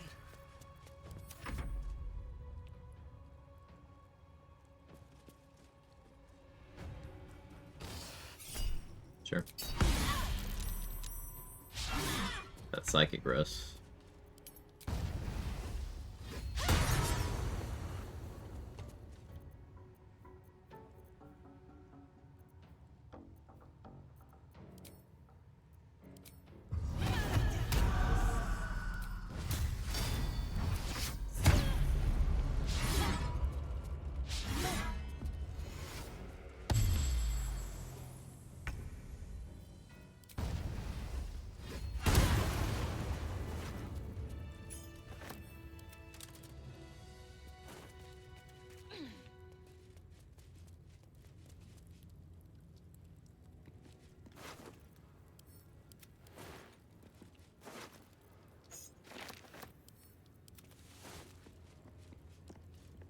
Let's see what this does.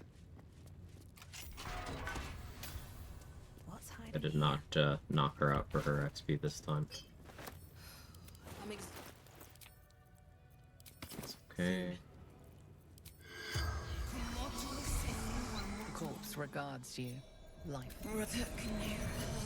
Decided to powerful relic hidden even The spell.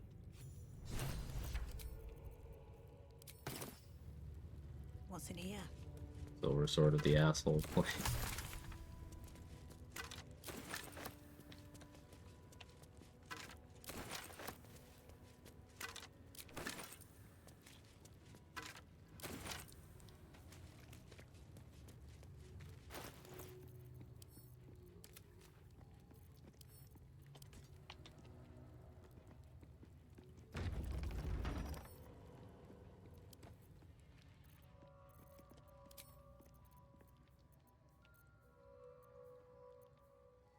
So, Ring of Arcane Synergy.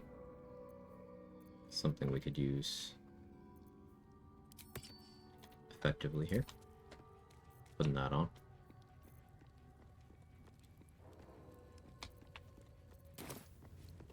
Can I get a plain asshole, medium rare?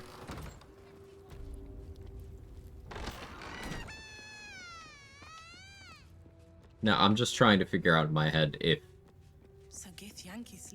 if a rare asshole would be like, yeah, I want it bloody.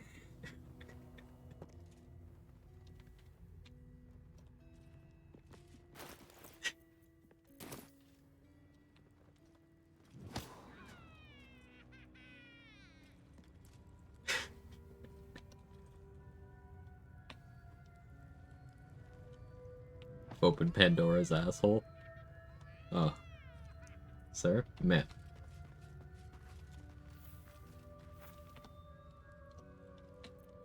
Out of sight, out of mind.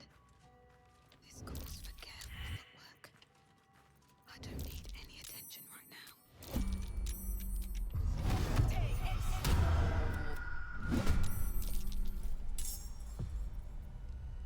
Need to find a way forward.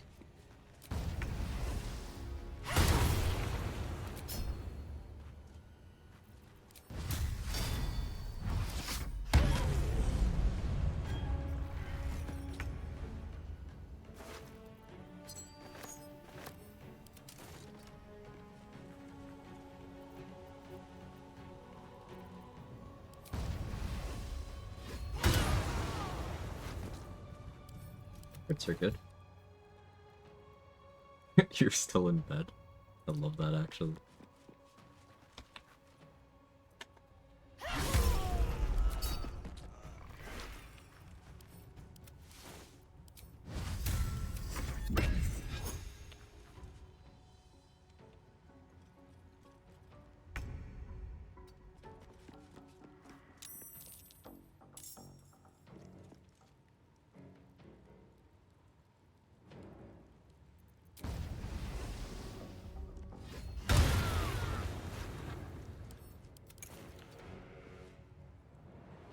What are you doing?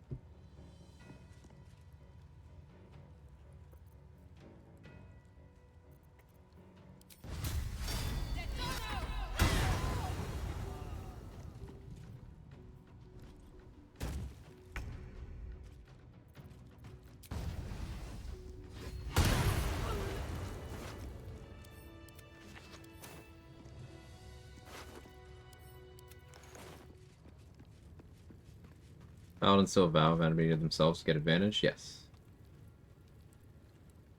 And you could use that with the end turn tech to just kind of have that always on. Should be very, very good.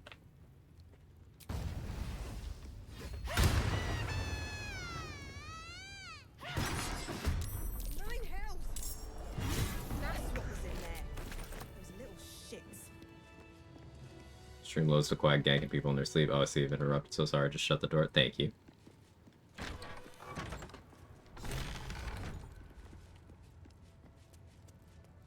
A parasite brimming with magic. Take it.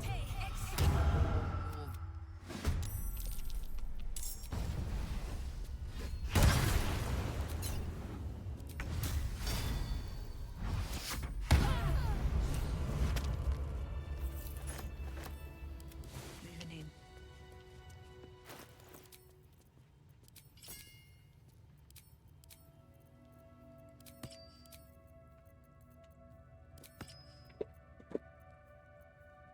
Just tried to jump up there and failed. Good try, Kevin. The device, you feel your your body grows made, your skull groans and bends under the pressure. Then, through the you feel yourself ebbing away, while the parasite only grows stronger. The device. No. No more.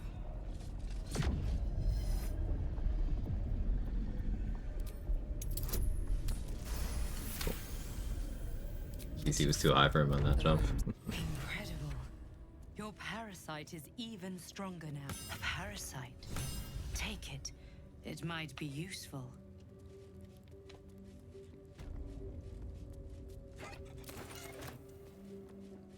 I'll take that.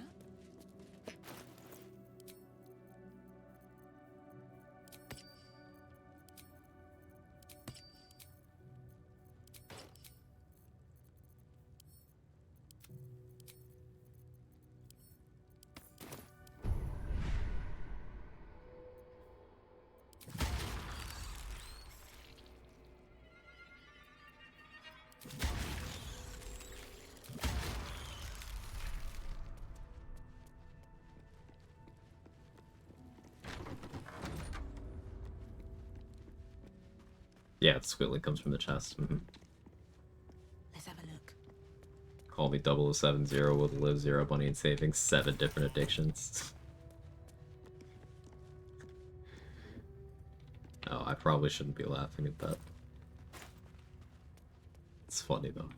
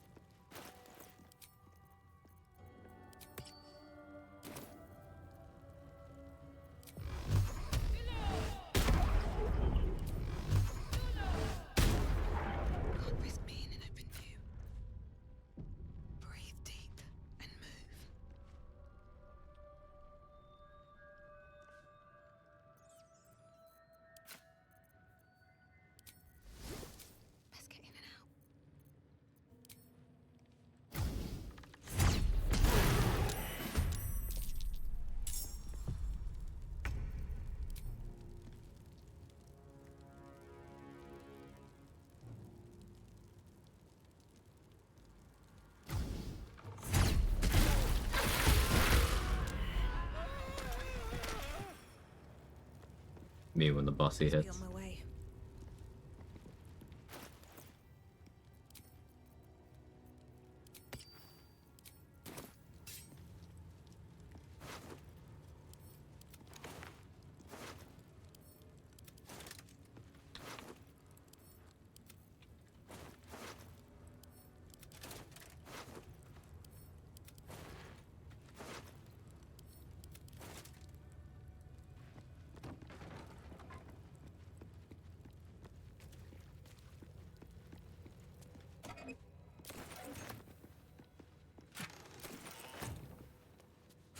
Might be useful.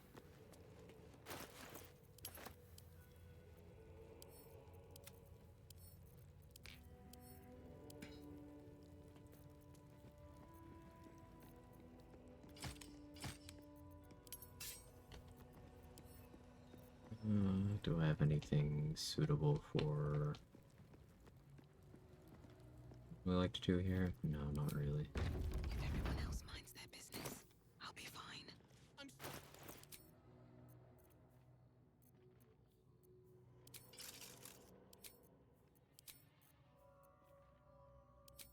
Once it is. I'd already disarmed. Carefully now. This is only a taste of the mercy a gate would show you.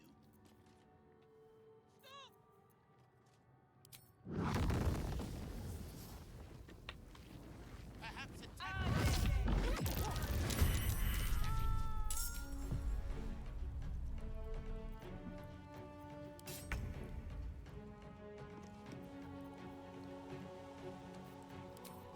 Still on my feet. perish by my hand, Ishak.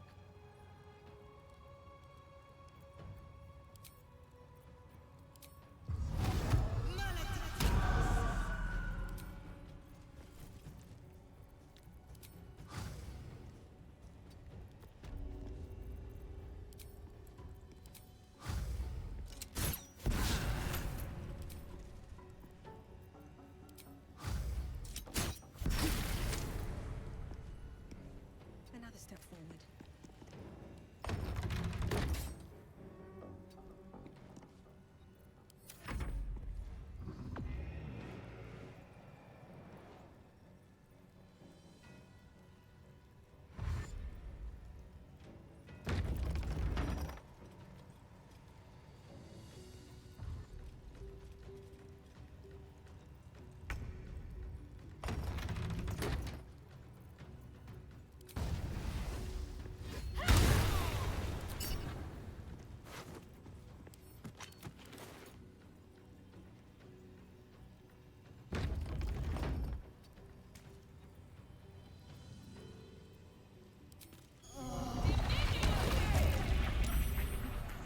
Excellent.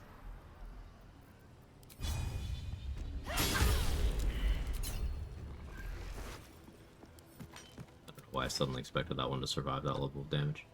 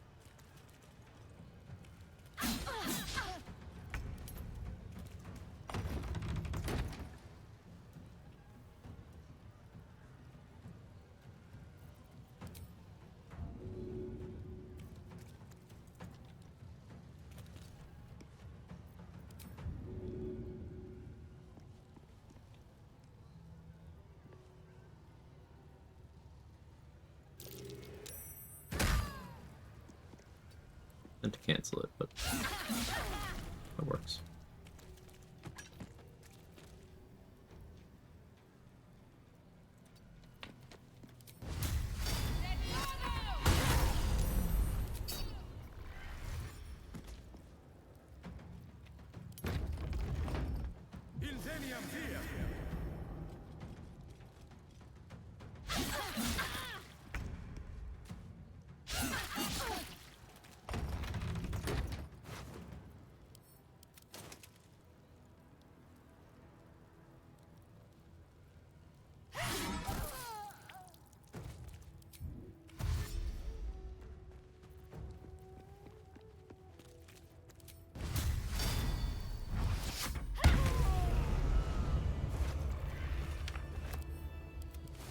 reroll effects, we can start expecting more consistent smite numbers like that. Like 20 on 3d8 is still very good, especially for only one reroll effect. But rerolls help. First time driving in Cyberpunk was something. Yeah. Yeah, it's still pretty rough, even like 4 course corrections in on it.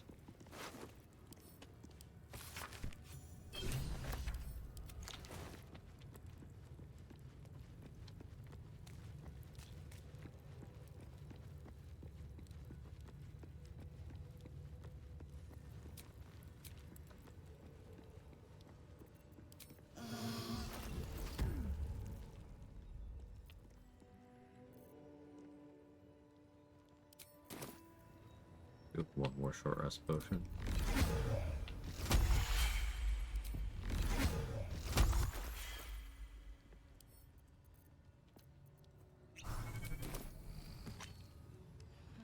The new auto drive isn't better either. I've only tried to use it once. I did start a new playthrough for the new patch. I only tried to use it once, and my car immediately did a U-turn and then stopped moving. And I was like going away from the objective, and then it just stopped.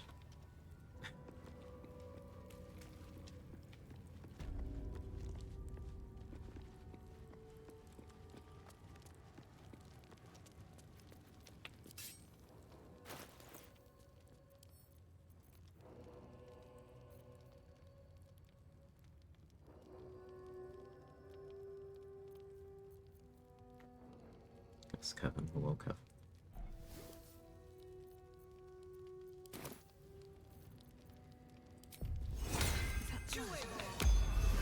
Never mind.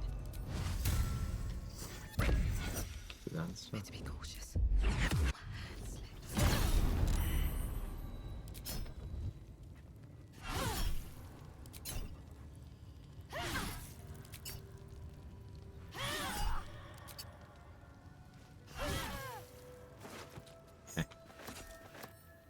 These boots have seen Just get the Soul Breaker stomp. I don't know what to tell you. Alright. Time to skulk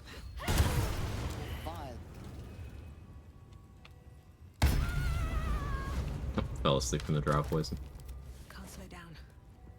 Can't risk being in a They're hostile, but they still asleep.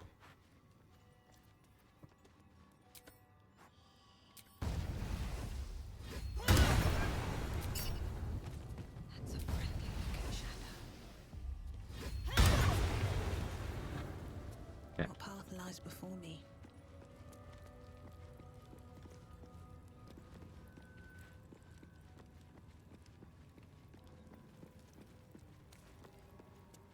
Permanently sleeping now. Mm-hmm.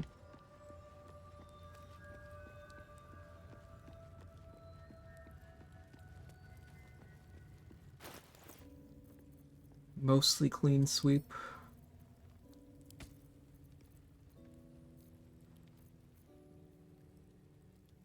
Grimishka kobolds don't get us the rest of the level. So it makes sense to do Grimishka now.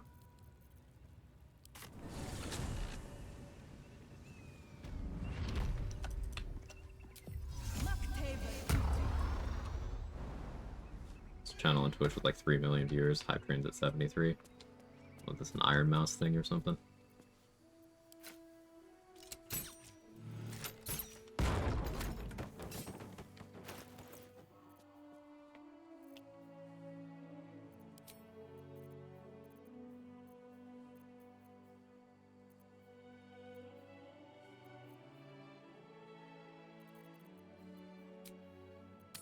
Raptor overalls again. Spanish music. Interesting.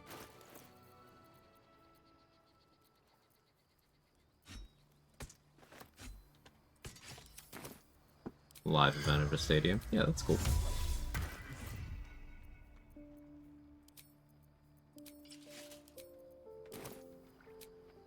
Just out of view. Should mind my step.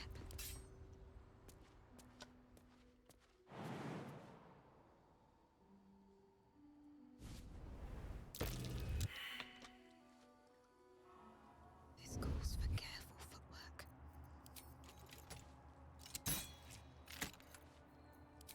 got a no-scope.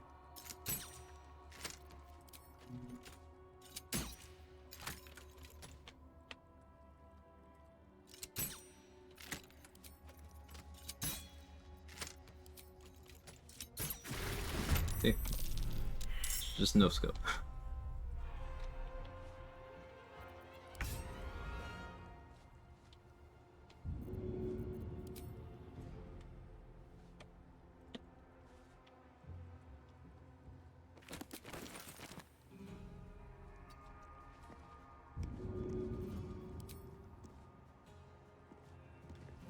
First try.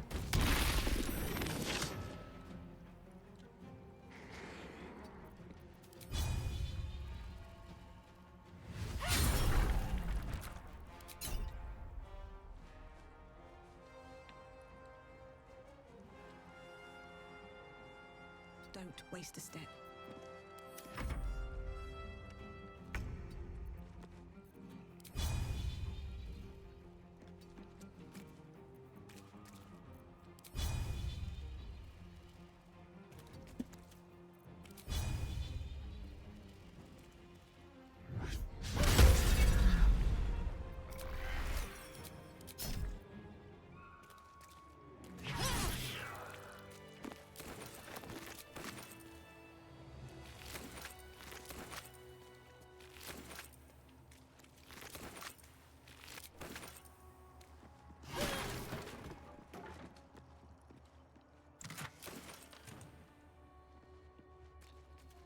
Something good here, I hope.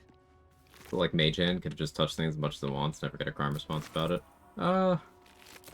There's limits to that. Depends on the circumstance, depends on how much you do, whatever it is you're doing. I need to rest soon.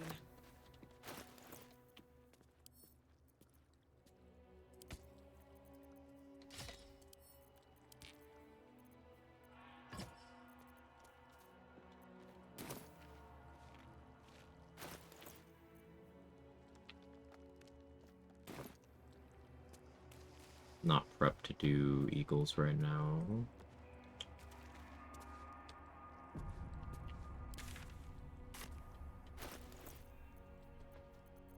Probably handle malice if I'm careful. But do I even want to right now?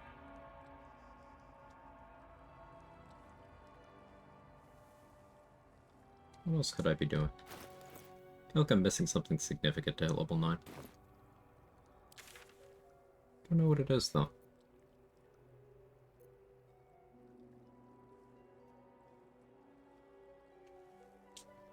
Even already dealt with Thizzabald. I guess Jerry would be pretty straightforward, but I don't think that's it. Haven't Bewald. Oh. Let me talk to Lae'zel. Avoid the forced long rest.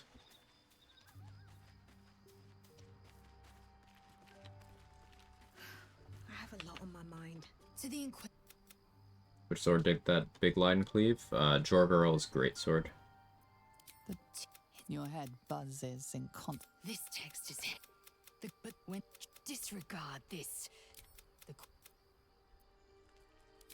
the gustal tam now. More for me?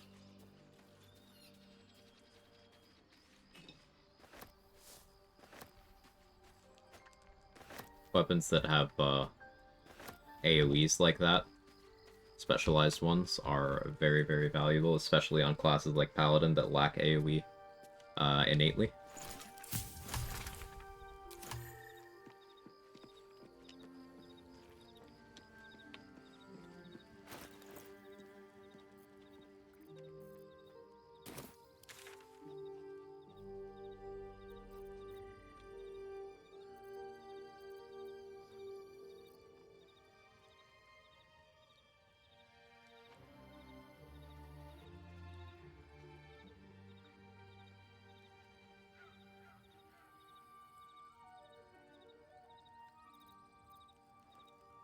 What am I forgetting?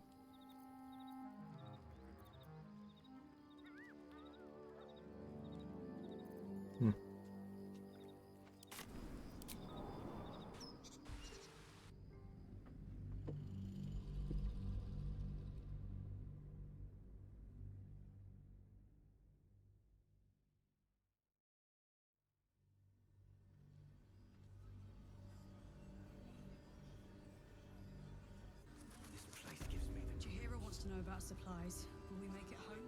Burning through our oil, but Big lady. Nichols. just about. Just about. We shouldn't hang around too long, though. Ain't my neck of the woods. Aye. Our asses. Anything you want to... Any...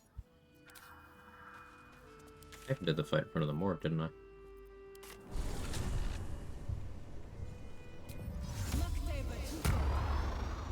Do I follow the zombies?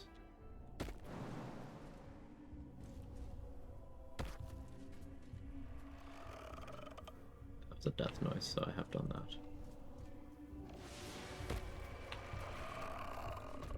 Let's see. I did fight the zombies. Right, I used them to do some sorcery point creation. One day I'll try putting more levels into Paladin. Most I've ever done is 2 plus 10 levels into Swords Bard. In a majority of circumstances, any Paladin level makes your build weaker. But if your goal is Divine Smite, then any Paladin level after 2 makes your build weaker. So, like, for the sake of variety, sure, change up and stuff. But I'm doing myself no favors by having this much Paladin investment. Doing it for the sake of checking out subclass features.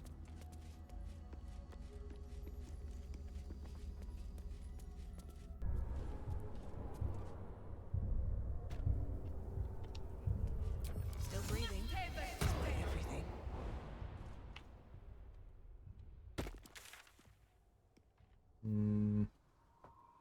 Mason's Guild.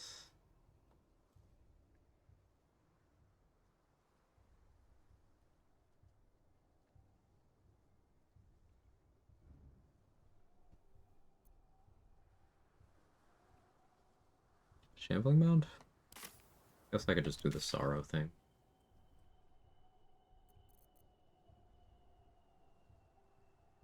Right?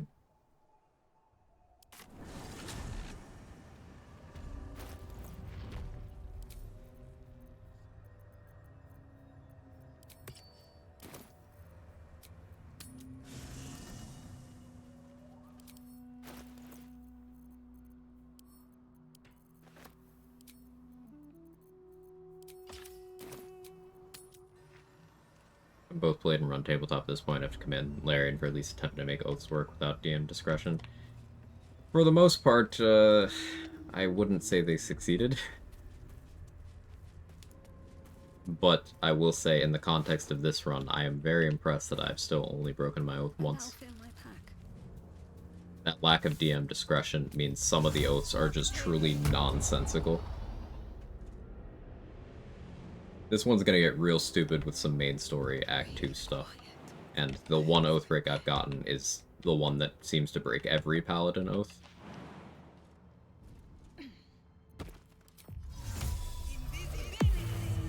At least Crown has been manageable so far, is what I'm getting at.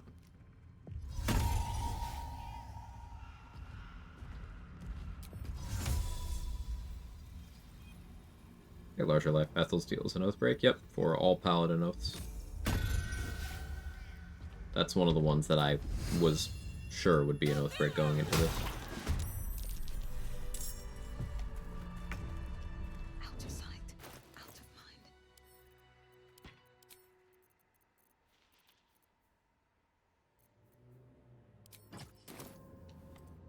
Don't waste a step. Should mind my step. Looked at the list of all known oath breaks, had a good laugh, and thinking about context for those fights dialogue options. Yeah, I am going into this without having that list memorized and also not checking it. So, no spoilsies and stuff for Crown, but yeah. Hey, Evil Genius Panda. First time I've seen that trick for the mount's pretty funny. Yeah, it's my go-to. Trade hates when I do that because the weapon the mound drops is pretty good if you build into it. It's unique and it's nice, but I never really build into it, so I just take my 200 XP.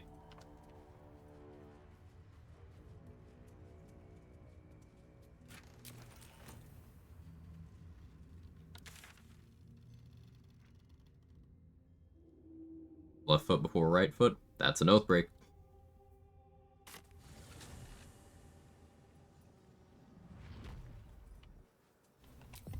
Not on my mind. Well, in it.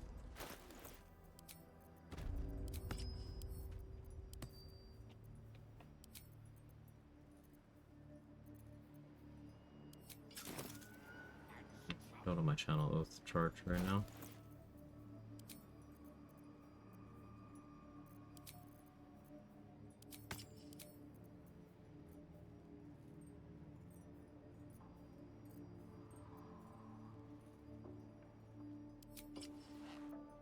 Like that then.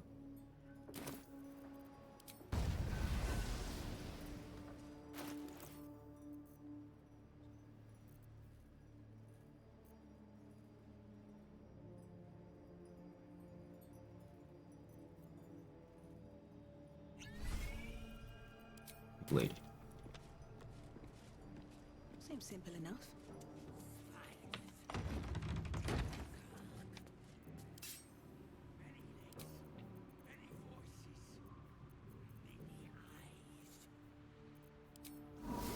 Knock this dude prone first. But...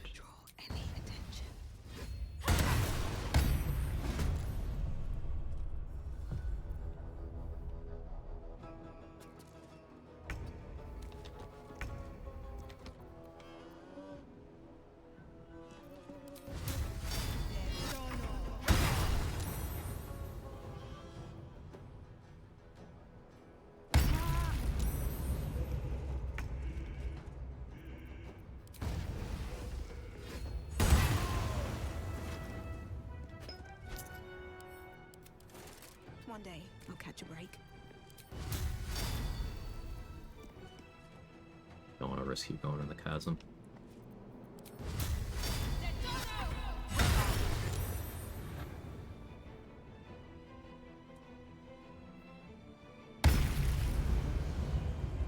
Smite there to apply the Serpent Fang Toxin. Ironwood Club? Yeah, that's the weapon I was referring to.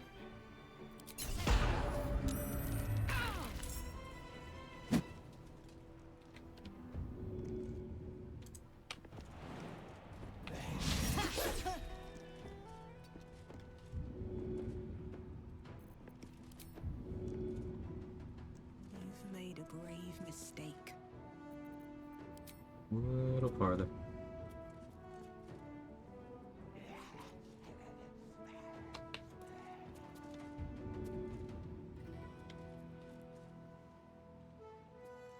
Yeah, you're fine there.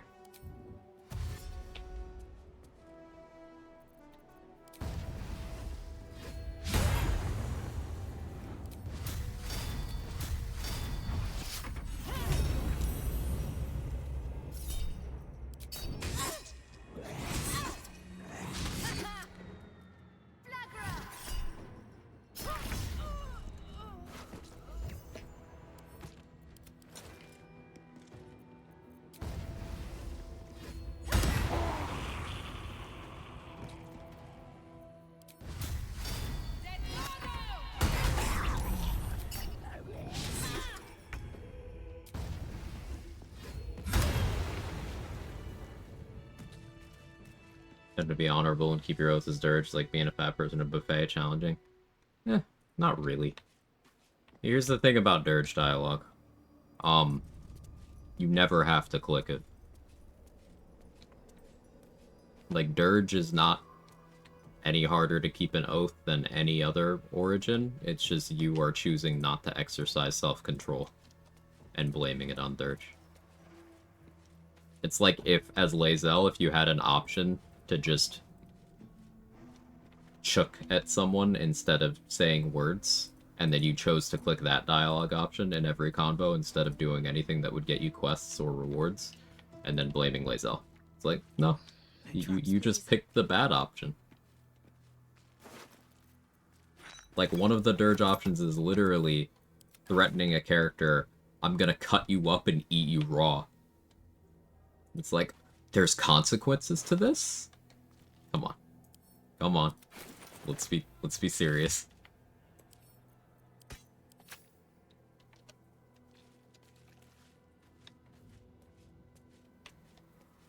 Maybe I need more pockets.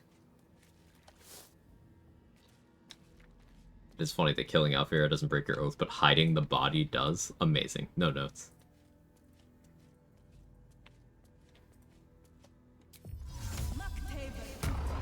I would pick the Chuck options. Oh, I absolutely would too.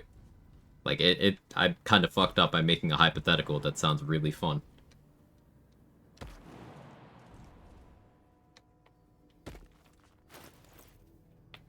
All Dirge Oath breaks are completely avoidable, just like how almost every bad thing that happens in a Dirge run is completely and easily avoidable.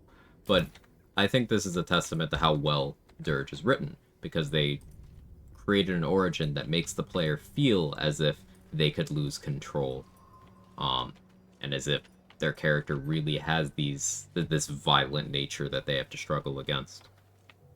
But it does that without actually taking your agency from you, which, as a player, it would feel bad if the game just told you, no, you actually can't do things. So I think that's good writing, that they made so many people feel as if Dirge was bloodthirsty when, no, that's just you.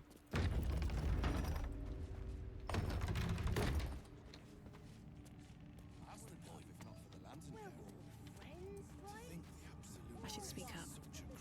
The absolute war drums beat. Gonna make a mod where if you Slayer 3 times you get a game over. Well, in BG2, if you stayed in Slayer form for more than like a minute, you were dead. Like, you could use it as much as you want, but it would hit your reputation. And if you stayed in the form too long, you would just die.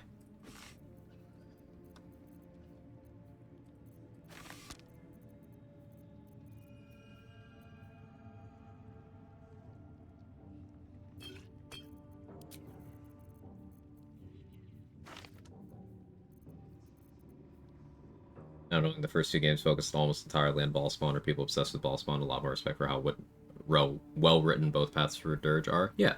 They made Dirge feel like a logical sequel. And I think that's really neat, because they absolutely didn't have to do that.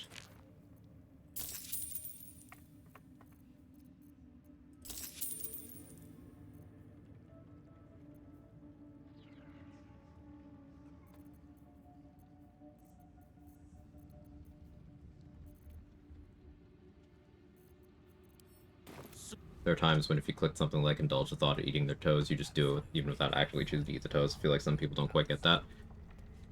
Which is strange to me, Hazel, because the very first couple of times that happens are in the beginning of the game, and it happens consistently. The only time it doesn't actually happen is against the Dream Guardian. So, like, the first one that you're likely to run into chronologically is Gale. And if you imagine hacking the arm off, you do it. And it's very immediately apparent, okay, gotta keep an eye on this. But then, like, imagine, I believe there's an imagine option with the Wounded Bird. There's an imagine option with Crusher, where you bite his fucking toe off. It's established very early. So if you don't get it beyond the second one, it's hot stove syndrome. Doing the same thing and expecting a different outcome. We are each of us threads in her design.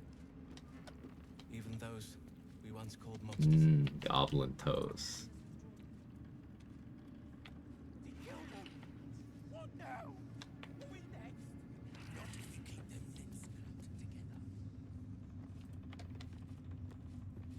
Let's check Arage's inventory. Welcome back, true soul. You've She come got in the that spirit worm. of trade, I hope. It's expensive, but I want it.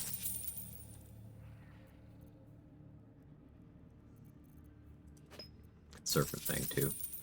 That's at least more reasonable. Come back. Let's sell her a container. brings new meaning to, can I get your digits?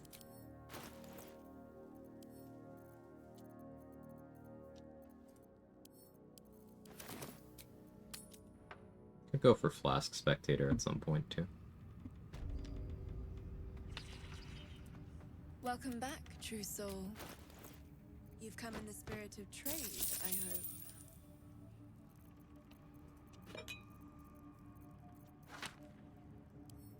Come.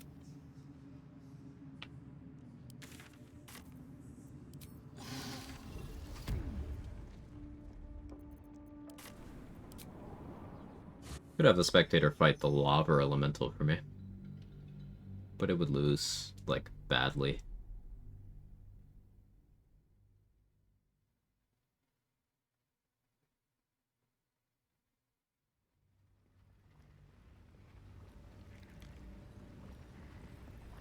When I first did Dirge and I inspected the dwarf meat, I was like, well, Dirge will comment when you're walking around while they're cooking the dwarf. Dirge is the only one who says that smells delicious. And this is also about 5 minutes after, if you were doing all your dialogues in the Grove, there were other dialogue options indicating that Dirge likes to eat dwarf. Like, it's a consistent thing. It comes up multiple times. A lot of it is just environmental storytelling. Which you would think more gamers would have an appreciation for, with the Dark Souls format, making that very popular. Environmental storytelling, context clues from reading item descriptions. But no, it seems it still hasn't really caught on that much.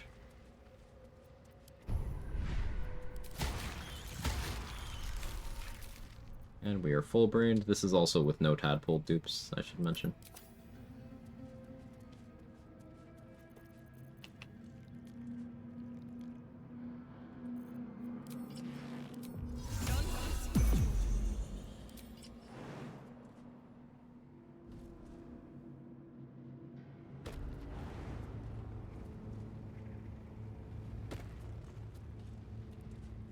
I also run a couple nights ago, just randomly walked off the edge by the Lava Elemental. Yeah, that spot has claimed a lot of runs.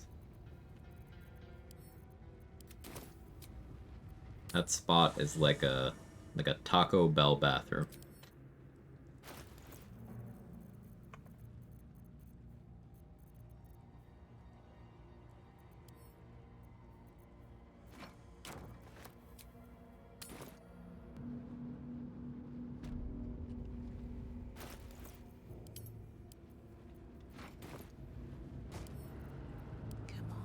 Open up.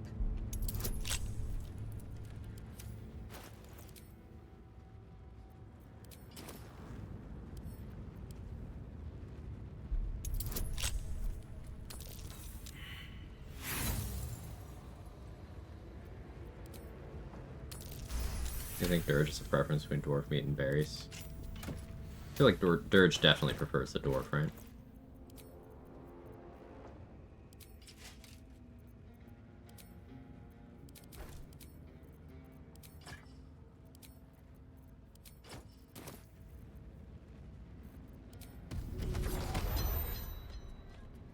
Probably intentional that the prompts are worded to make it imagine rather than making clear it's an action. Gives the player a choice. If you do select it, gives the illusion of wait. I only clicked imagine. Didn't mean to actually unhand Gale. There's lost control without actually bypassing player agency. Yes. And the way they have the game structured, you will learn that lesson pretty quickly with those first few imagine prompts being, okay, something bad happens if I click this.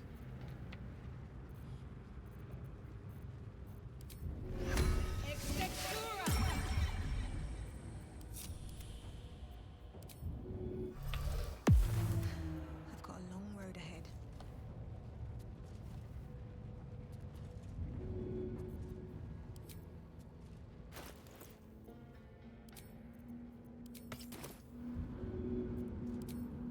Alright, spectator strat I was mentioning. There was a creature trapped inside.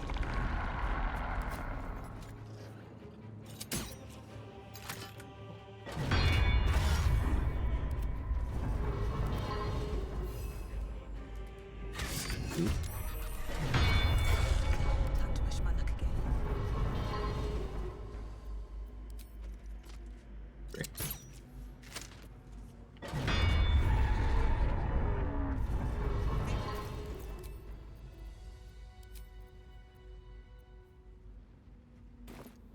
Anything of use?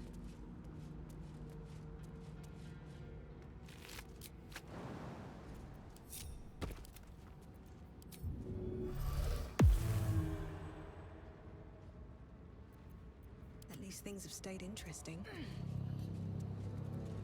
Easy, yeah, it was easy as 1, 2, 3.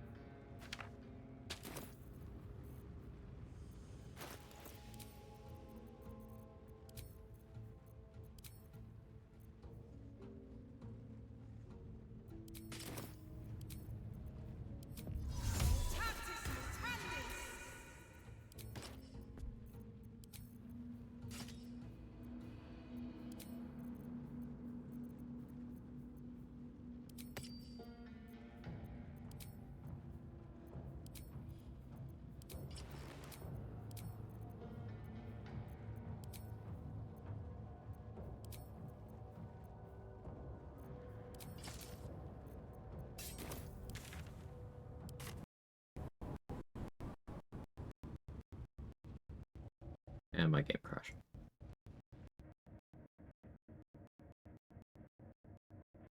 Or it's attempting to crash. I don't think I save it in this state. I'm just gonna hard crash it. So sometimes the game does that when you fast travel.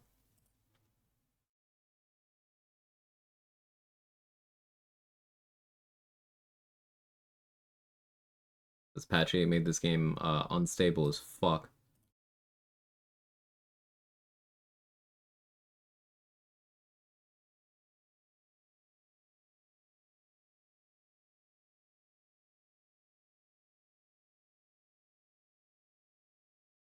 Didn't see. Did you throw the flask, have it break on the 4-chamber platform? I did.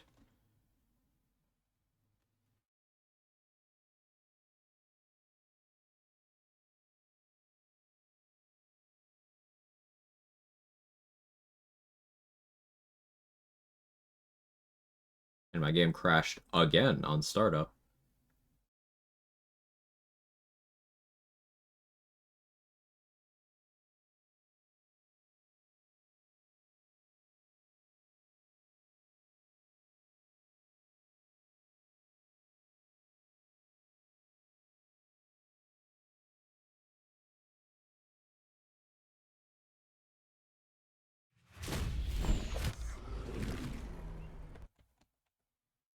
Consistency in my BG3?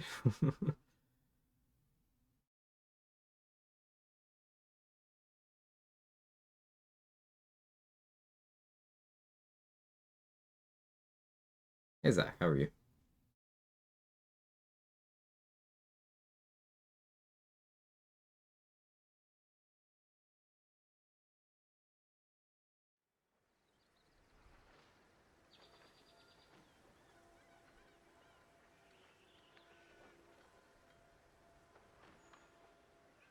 Alright, how much time did I lose?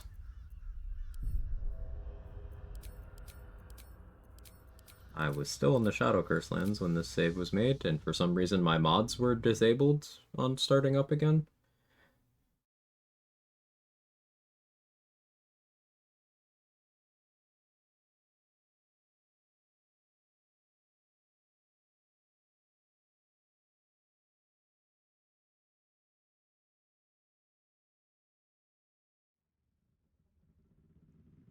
Was I last in the Shadow Curse land?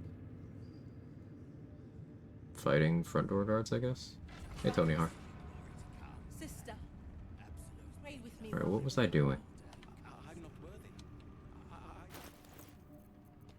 Trying to piece together what my last activity was. I don't fucking know.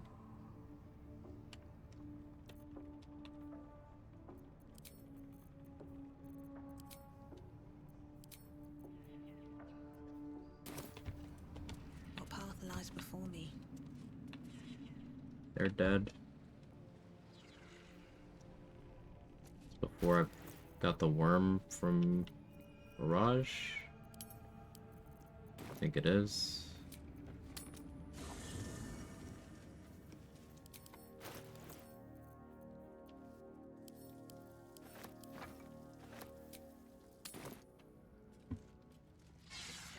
I'll try not to let that ruin my mood, but it really pisses me off. What's up for discussion? Welcome back, true soul. You've come in the spirit of trade, I hope.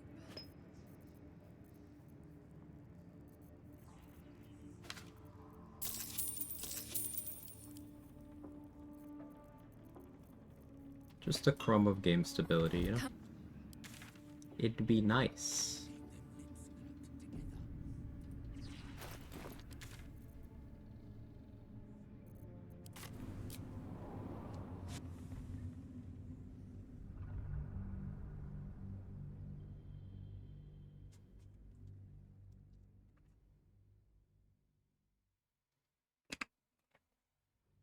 What happened? Just a game crash on fast travel. It could have been worse than a game crash. If I had done what a lot of people instinctively do, and that's save whenever something weird starts happening, then my save file would be bricked. Just a PSA. Do not save when your game is, like, looking like it's crashing on you. Because the last thing you want to do is trap yourself in that state. I have lost save files to that before.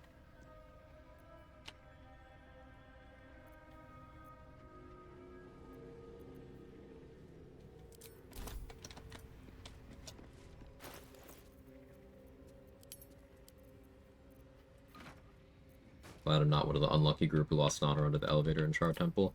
I'm like 99% sure that's hardware issues. Bet I can crack that open. Because, like...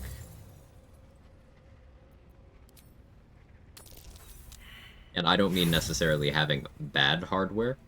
I mean having specific hardware. Because that has never, ever, ever happened to me. And I have a lot of hours in the game.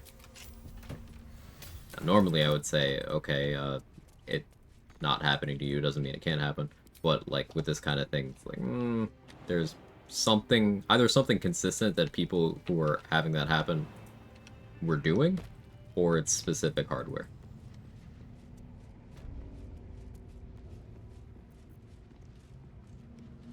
Because the only time I ever saw anything reminiscent of that is one time when I was in co-op with someone else hosting the game. The elevator right before Merkel did that. But it didn't actually drop me.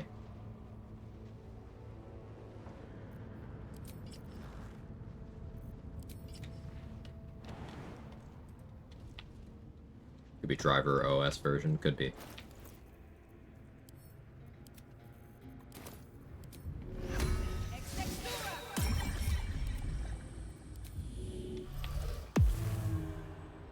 It's one of the unlucky few whose graphics card fried itself during the Diablo 4 early access. Oof, I remember that. That sucks. Almost every time I saw it happen live or in recordings, someone was moving on the platform when it was activated, like player clicks the gem while Shovel is still catching up to them.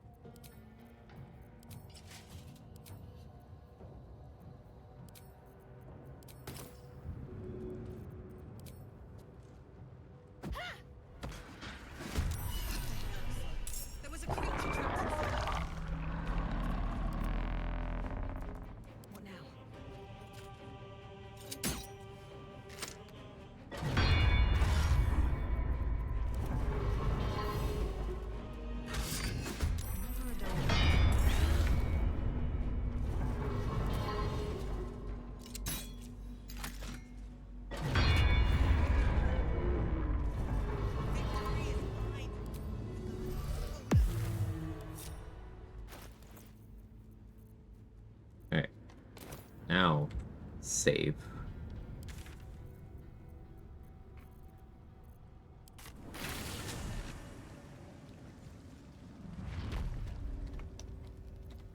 Fine, this time at least. Find a way forward.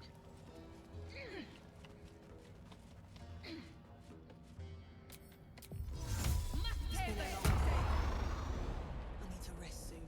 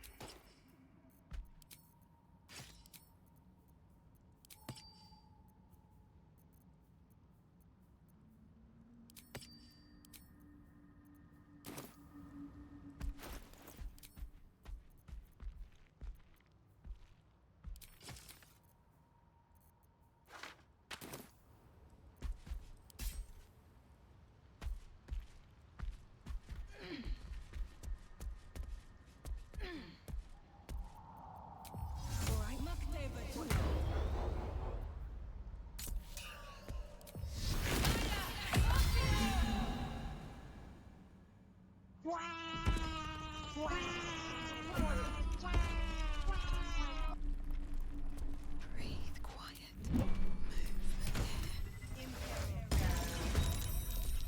She saved. Bastard.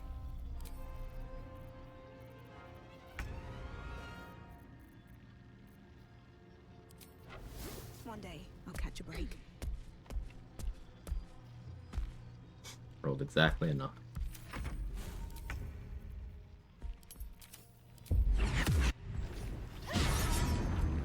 And I missed Soulbreaker. 5 with advantage. That's cool.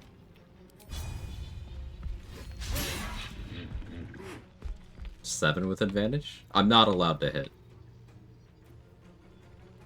It's just, it's not allowed.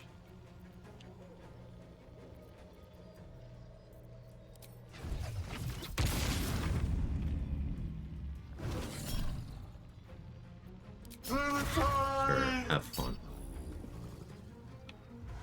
Clementine! Clementine! Clementine!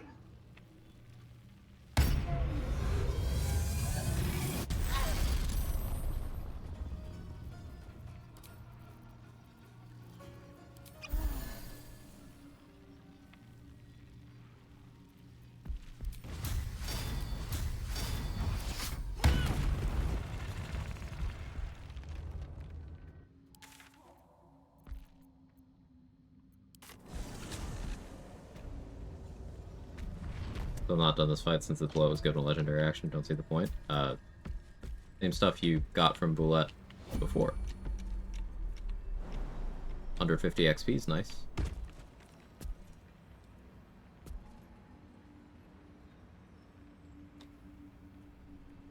Don't want to draw any attention.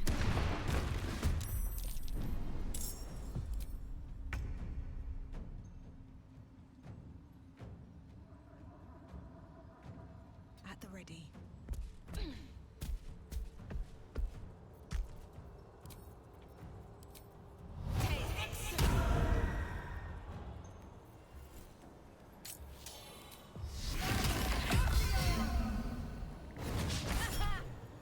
Roulette is a question of can you deal 15 damage? If you can't deal 15 damage, then that's why Boulette is difficult for you. And if you can't deal 15 damage, I think evaluate your relationship with damage.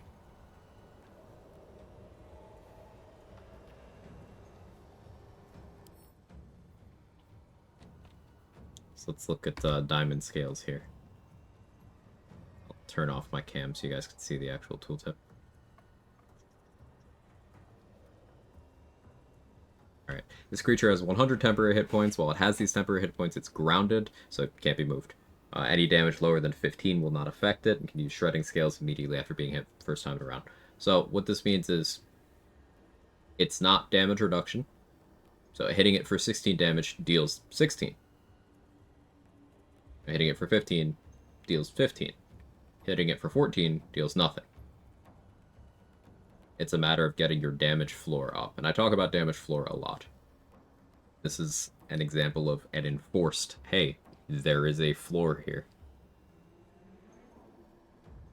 So if you're not looking at your expected damage before doing things, like let's say you click an Eldritch Blast and expect it to do anything against Boulette, it's never going to, unless you high roll a crit.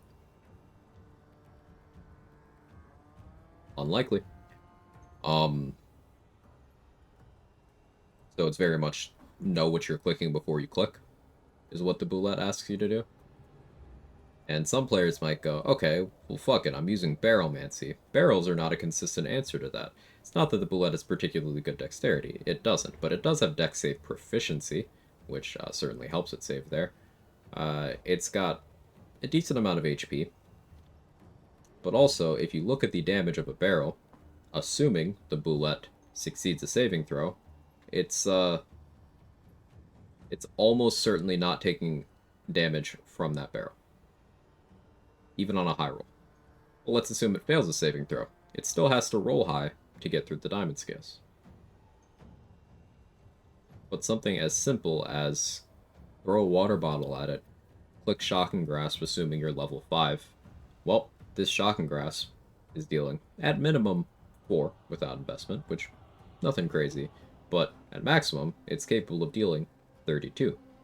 Now, assuming you put in some effort to get the floor on that Shocking Grasp up higher, you could have, let's say, lightning charges going. So that's an extra +1 that's also doubled up by Vuln, so you're looking at a minimum of 6. Let's say you had, if you're in a non-region lock run, you could have Amulet of Elemental Augmentation, but let's assume that you're not. Let's assume you're level 6 playing Draconic Bloodline Sorcerer, blue. Let's assume you have 16 Charisma. We'll keep it very reasonable. Well, you're adding a floor of 3 extra damage to that, which also goes up with Vuln. Suddenly, your Shocking Grasp is almost guaranteed to get through the diamond scales. And this is with a cantrip, assuming you were using a more powerful lightning spell, such as Lightning Bolt Scrolls, which are available to everyone, Water Bottle, Lightning Bolt Scroll. A minimum roll of this is guaranteed to do damage to the Boulette through diamond scales, as long as it doesn't succeed the save. But if it does, you just need to not roll like shit. Like, let's assume it does succeed the save. Okay, well, Wet effectively makes it deal its listed damage. Shatter should be effective against Boulette too. Shatter's thunder damage. Let's look at Shatter. Oh, why would Shatter be effective? Do I have a Shatter scroll still? 3 to 24. I would not consider this effective because a lot of this damage range is below the threshold you need to clear. Water does not impose vulnerability to thunder damage. Boulette is not made of inorganic material. And the Boulette has 21 Constitution, so it's got good saves against Shatter. I swing a sword, deals 14 damage, plus 1 fire, will deal any at all. Nope. Ice Storm? Ice Storm's got very bad damage floor. Do I have an Ice Storm?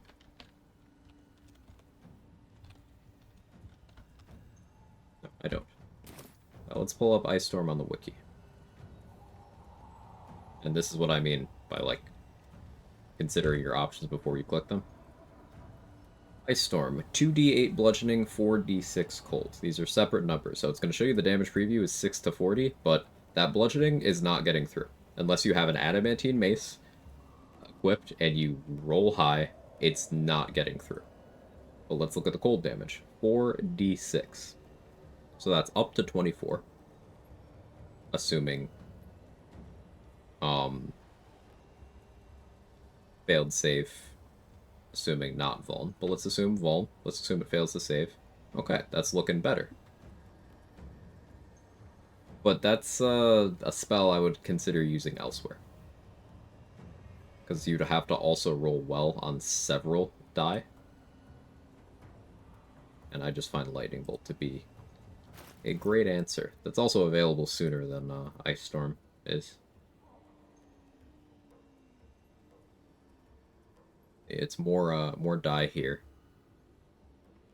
than the cold instance of Ice Storm. But vulnerability ensures that unless you roll exceptionally low and the bullet saves, you're always getting something. It's far more consistent. Also easier to boost lightning damage.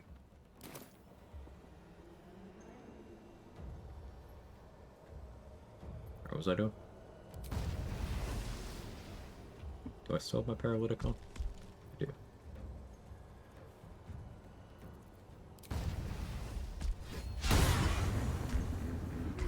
Gonna hit one day.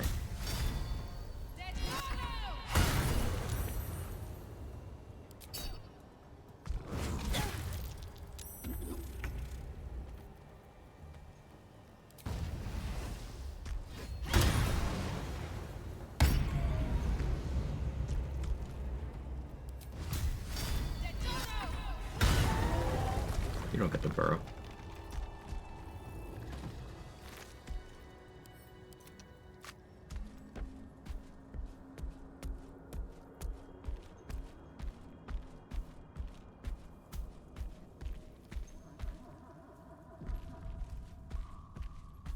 Witch Bolt is pretty good on Boulette. Chromatic Orb. Thing Witch Bolts and Chromatic Orb have in common with Shock and Grasp and Ray of Frost is that they're attack rolls. So not only can you do something like force a crit with Luck of the Far Realms if you have that, you can also be doing vulnerability, so you can be doing 4 times the listed damage, which makes it very easy to punch through. Those in that same track, not doing a particular build, just quickly grab 2 levels of Tempest Cleric, use what, couple lightning bolts to lead it from the game. You absolutely could, yeah. That's an option. You wouldn't need to pivot, you could fully just, on any build, throw a water bottle and then cast lightning bolt scrolls. Remember, the damage floor is only there while it has the temp HP, so once you deal 100 total damage, in spite of that floor mechanic, you can then go back to doing damage normally. It's just about punching through that first bit.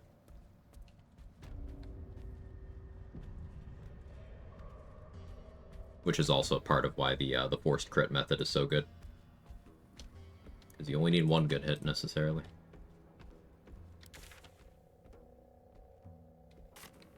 I just like seeing the max damage. It is satisfying. Totally understand that.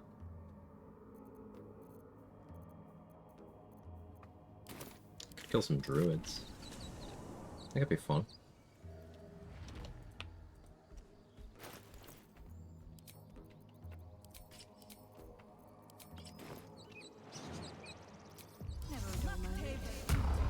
Sum up, the chance of rolling 15 or higher, rolling 46 is 28.6%. Only get 28.6% to even deal damage to bullet. That sounds awfully low. Well, that's why you don't click things that only have a small success rate. Like, dealing with a lot of stuff in the context of challenge running this game is clicking things that you are okay in the worst case scenario. You're not betting your life on a click, but also minimizing failure chance. So, All-Time Lowly's example of using Tempest Cleric to force a max roll, that would eliminate the possibility of failure. You could also play a Divination Wizard to be able to influence the Boulette's die, and that would eliminate the possibility of failure. The play I went for and failed, I had a Hold Monster Scroll, so I threw that at the Boulette. If that had worked, then I would have won just on spamming forced crits. But eliminate the possibility of failure.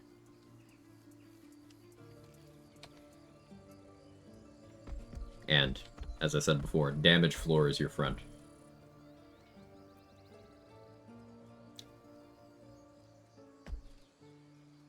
Another good approach is an Era of Monstrosity Slaying from the Titan String Bow with Amulet of Branding to get the piercing to neutrality rather than vulnerability.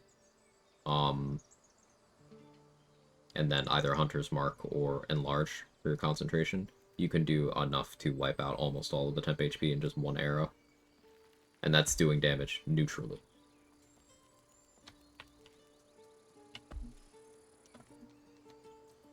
Out of sight, out of mind. Let's see what you're hiding.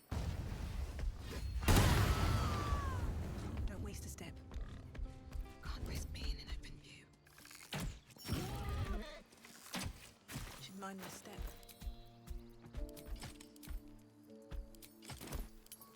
Roulette is a test of how well you can manage your damage floor. And risk management. Because if you let it just keep attacking you, it can kill you. Very easily. It's got very high damage output. Even having resistances and reduction doesn't really make you super safe from the Boulette until you're massively over-leveled. Boulette just running after 2 turns annoying. Can you keep the Boulette fight more than 3 turns? Yeah, paralyze it.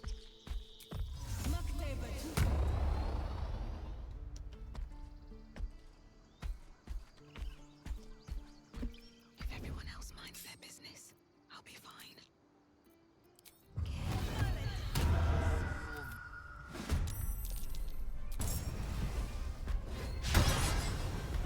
My accuracy today, man.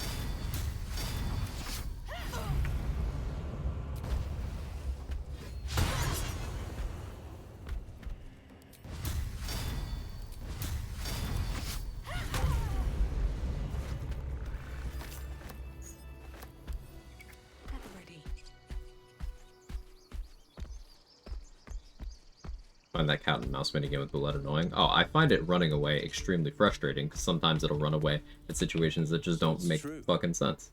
It's frustrating. Very much so. Return to this corner of the Sword Coast. Thank you.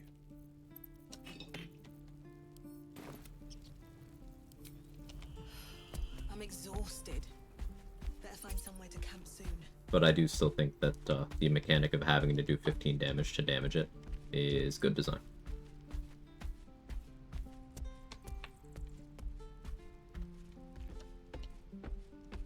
Still need to look for one of your Wargas fights, see how you handle that. One of the more annoying counters for me. That's not what I've ever lost a run to. So my previous run, the most recent one that there'd be VOD for, we did kill him in 1 turn. This wasn't forced crits, this was grouped him up and used oil of combustion. That was nice. But often, bully him before he gets to do anything is a good answer. He can't summon his swords while he's prone, so if you have high strength, you could just throw him on the ground, attack him, and do that every turn. Having psychic resistance is good. Just avoiding spawning too many of the swords is a good policy.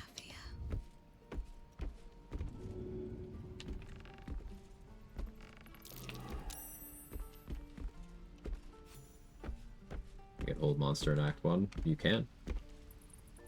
It's a 5th level spell, so you can get scrolls of it at level 7. Better be cautious. I just want a little look.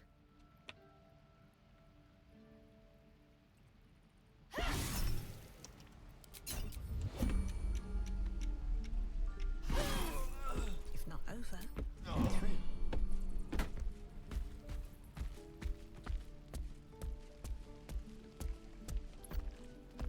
Don't mind if I do.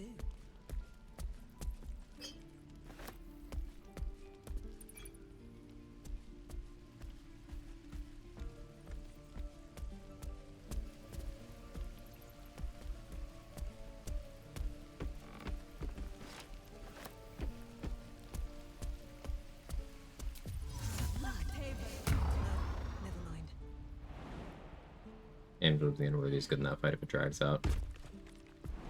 Is it? Let's look at the lip. So, Amulet of the Unworthy gives you slashing resistance, bludgeoning vulnerability. Its bite is piercing, so Unworthy doesn't affect it. Deadly Leap is bludgeoning with bonus slashing, so you'll be making yourself vulnerable to half the damage and resistant to the other. So you're making no progress. And then Shredding Scales is slashing, so I guess Unworthy helps there, but that's the most minor thing. I wouldn't consider Amulet of the Unworthy good there.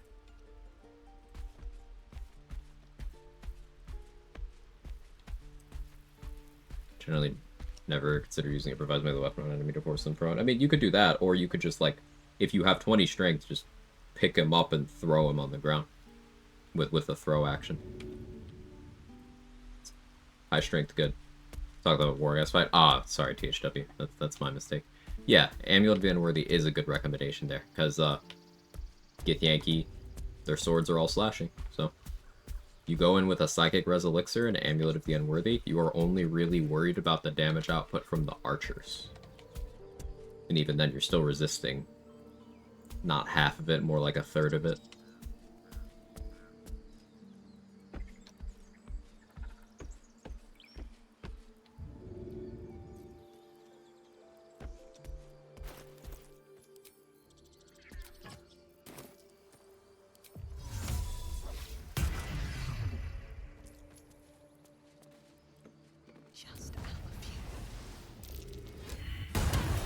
Violence isn't tolerated.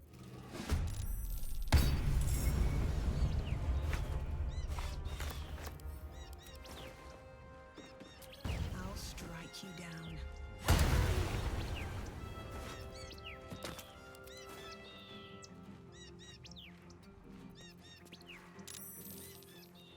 Hello. I have Fire Res, I have Crit Immunity, Paralysis Immunity. Moonbeam would be annoying.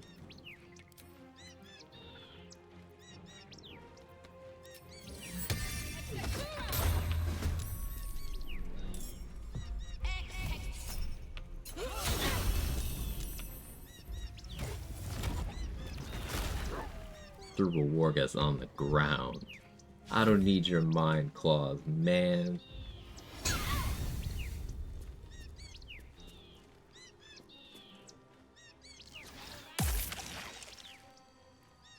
Trying to web my spiritual weapon? Okay.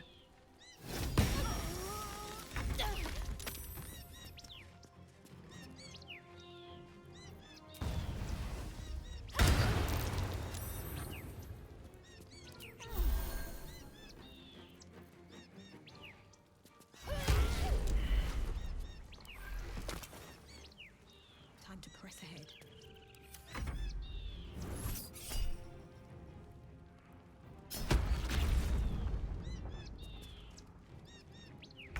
Can't trust the system. Man. As long as 19 years old.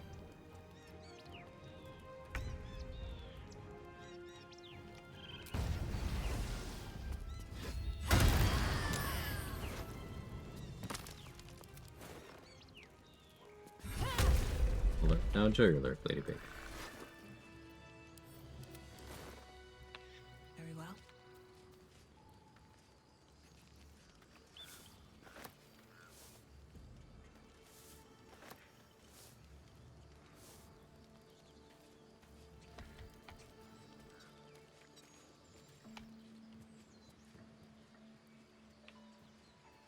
I hear it's just like I didn't hear shit. Pigs have fought.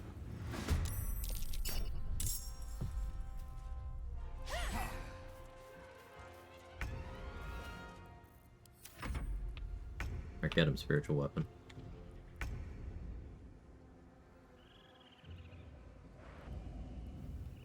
$14. That's better. That makes me feel less old. That's progress. Moving in.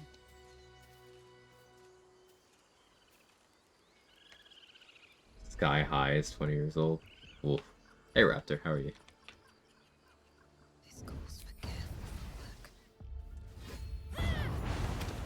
Another step forward.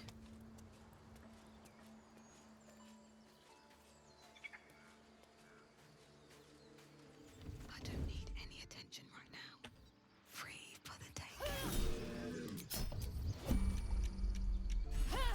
Wonder if the gods are watching me. What to do?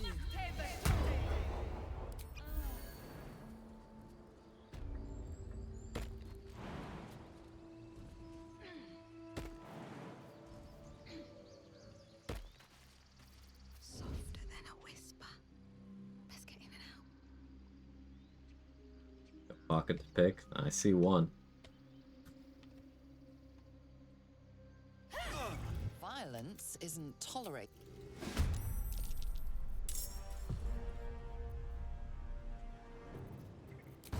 Don't you stare at me. I've never done anything wrong, ever. On my way.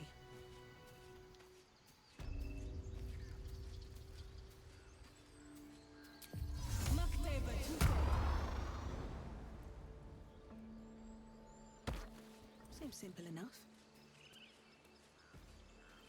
Recall PETA. Why? So they can kill the animals faster than I did? Like, nah. I don't think I need help. It's been a long day. Tell them I said fuck you, though. Rest soon. Have to tidy this place. Old trusty rat bat? Yeah.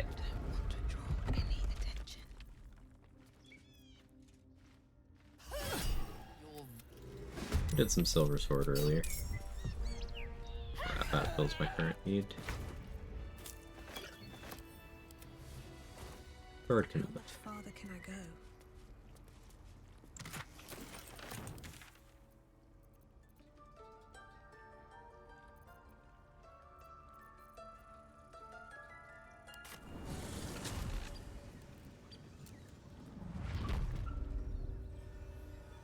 Heard in the rot of these racist druids. True. That is very true. Could do owlbears, but that'd be minimally impactful. Like a big XP chunk off.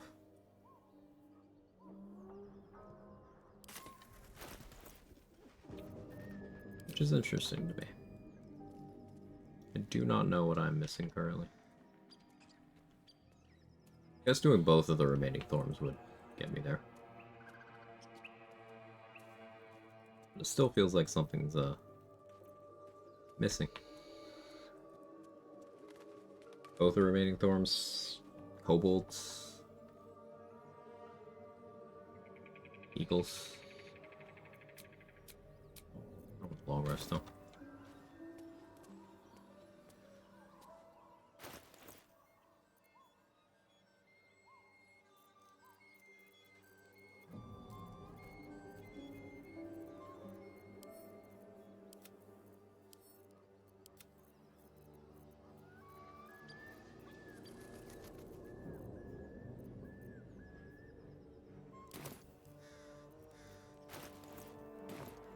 Yeah, I'll get a Shadow Blade too.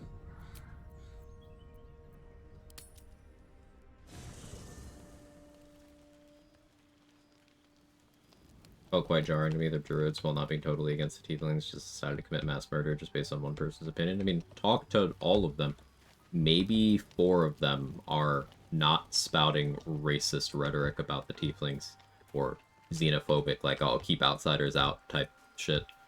Like, maybe 4 of them total. And then, of those 4, only one of them is actually willing to defend the tieflings, if Quag gives the order.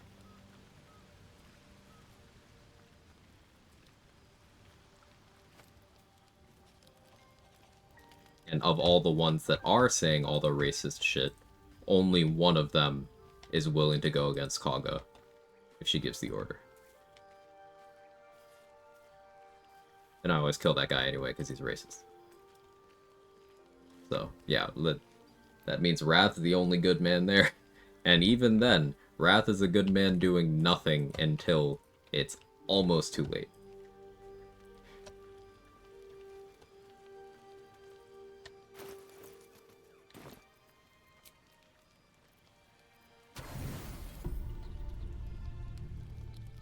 Don't say a word. Oh. Just listen. I guess the Lae'zel romance is currently taking priority over the Astarion one. Are we okay with this? Considering she did not even get to like be part of last playthrough.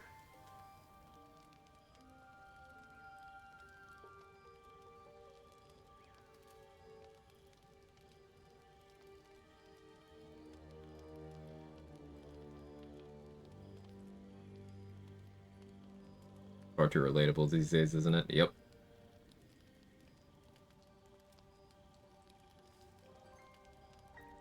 A parasite grips my mind. The shadows curse me. But I am gnawed by an even greater torment. Law and Order ship is a dead.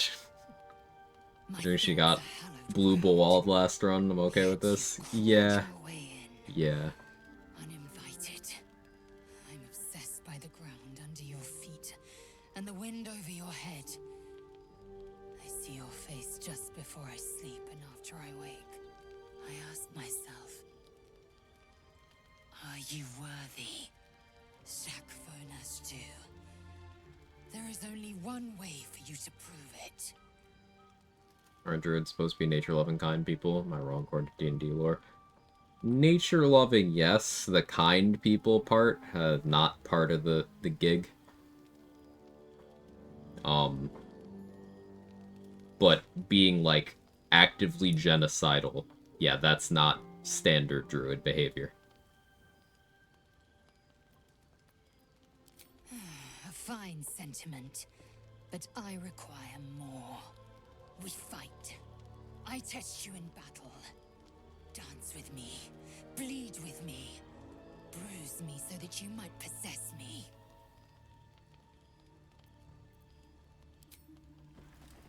Do it then. Make me yours.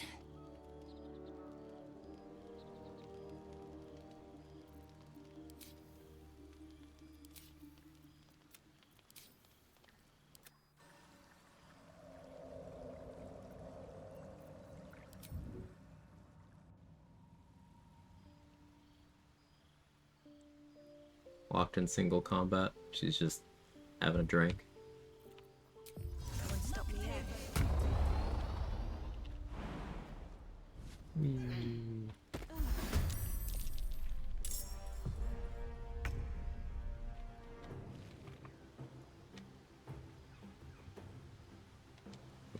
What you looking at, Lazel?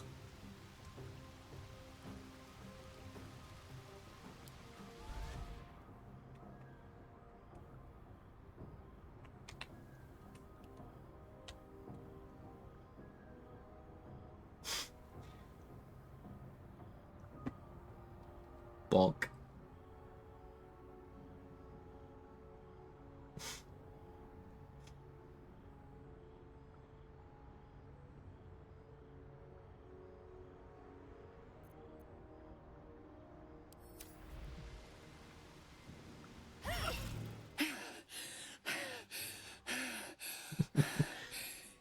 Incredible.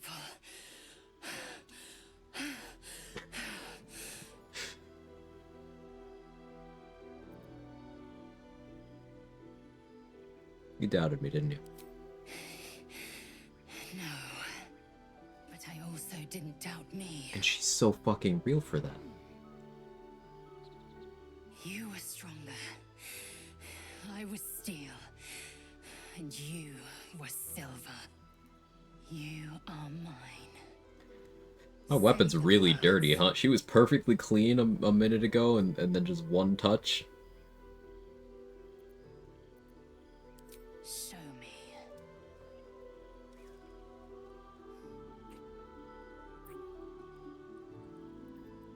Shakfonashdu, source of my bruises. Okay, don't call me that in public, though.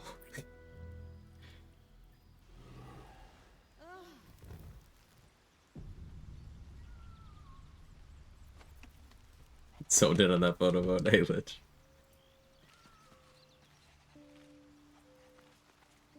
I'm not surprised that the Gith's insane device didn't remove our tadpoles. I'm just disappointed. I'm just not gonna click that. With haste. And just see what happens.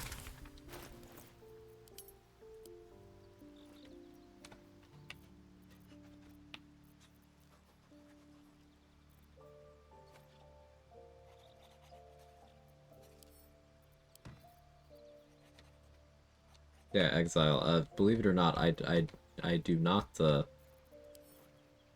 do that.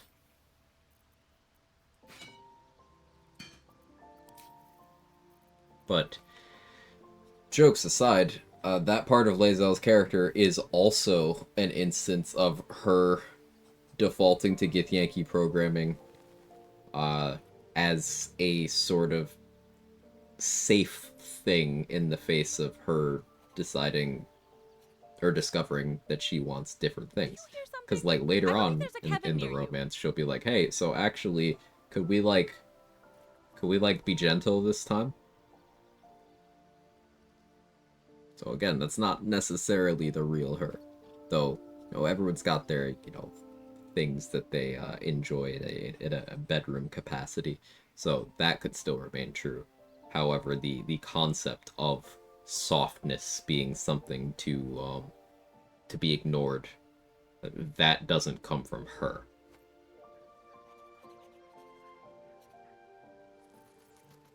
Gotten the strength potion? Yeah.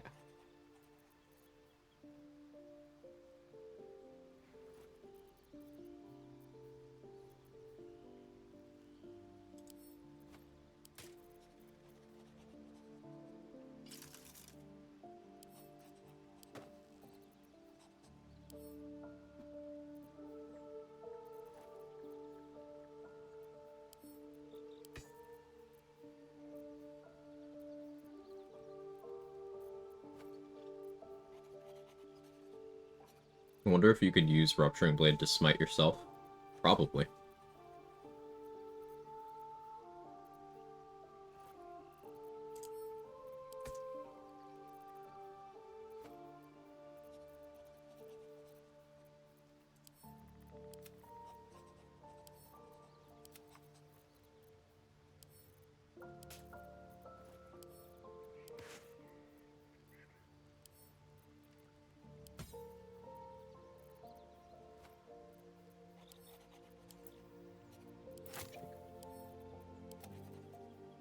You that hungry, man?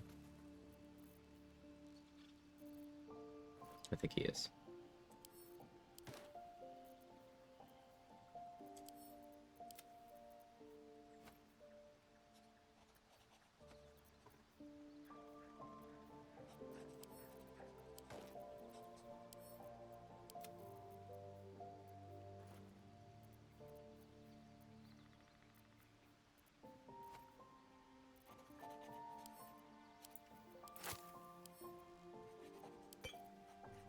There we go. What do you think would wake a star and Lae'zel and Tav are dueling? The noises or the smell of blood? He's probably not asleep. Well, but elves don't sleep, first of all. But, like, he's probably not doing his trance thing either. It's nighttime. He's a vampire, he does nighttime stuff. The girl must fear not. Wait, what? Elves don't sleep in D&D. Abandon not the weave, and it shall not. You think if they're Never sleeps. I don't remember if they're incapable, but I know they don't sleep. They even have a different animation when they're sleeping.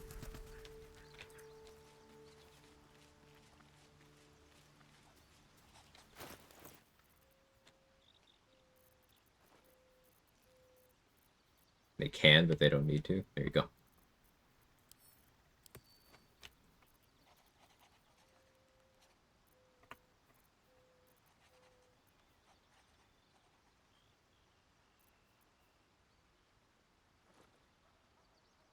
So I could do Shadow Blade stuff.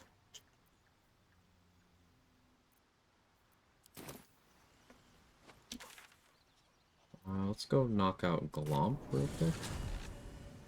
Shard to stay for days. Shard isn't an elf. Breathe quiet. Move with care. She's a half elf. On my way. Different thing. Can't slow down.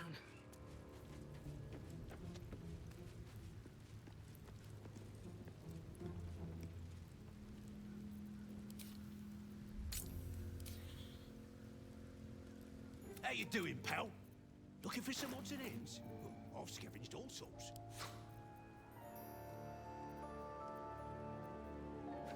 Afford that? No. That.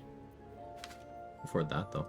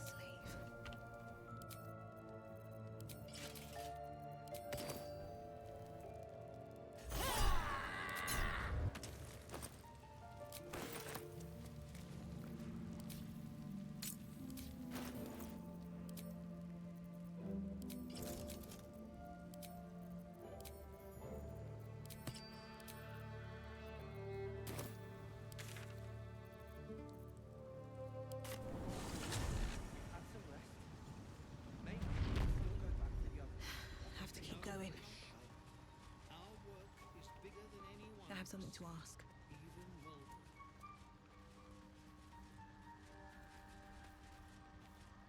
Welcome back.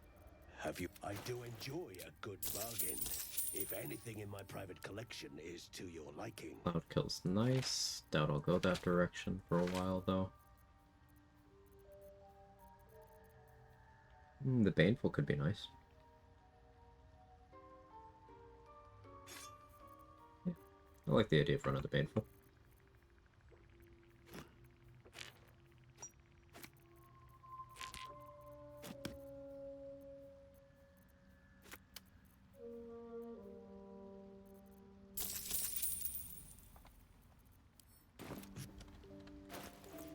Still cucumbered.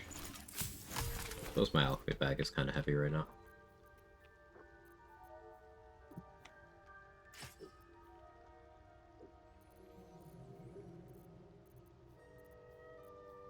So I think we're probably looking at the Baneful plus slicing short sword for leading into the poisoner stuff.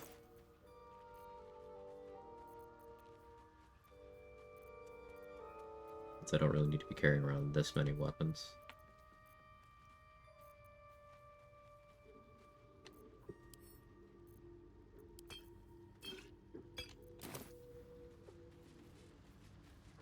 Like Chargebound Warhammer for the big bonk animations. It's alright with me. It's also a really good weapon. We'll be clear. No point in lingering now I've got the noble stock. I do wish I went out of my way to get it before getting the Rat Bat. But it's nice for when I want to do sword and board stuff.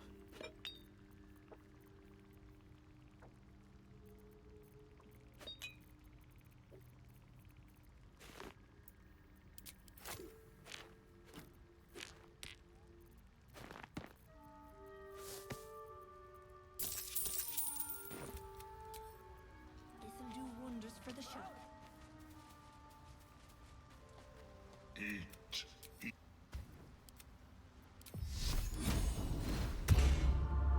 No time to rest.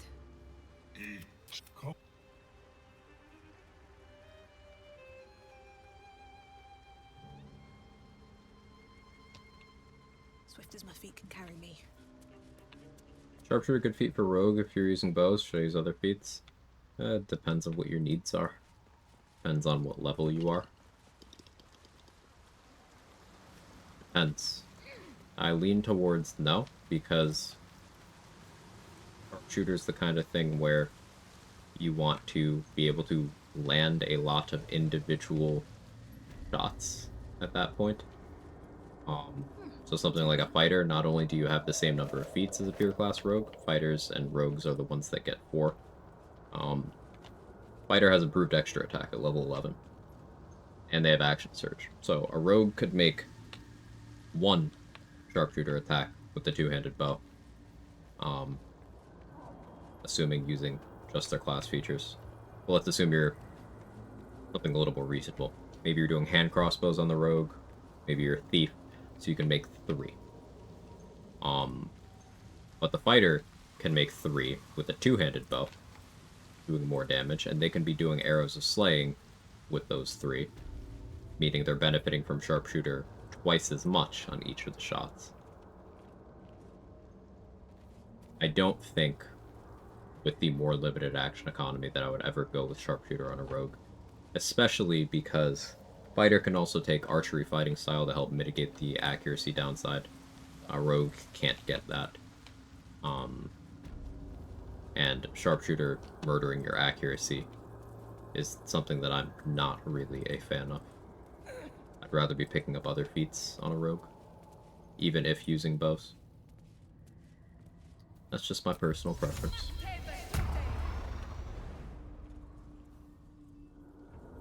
When I play rogue, I like being tanky. And unless you multi-class, you are missing a lot of the core gear proficiencies to do that. Picking up moderately armored. Memory of Myrna. Do I not have...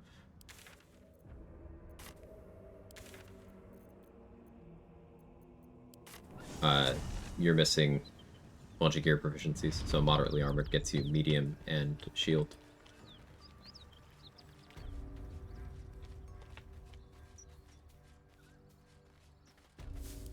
Then, as always, alert is awesome.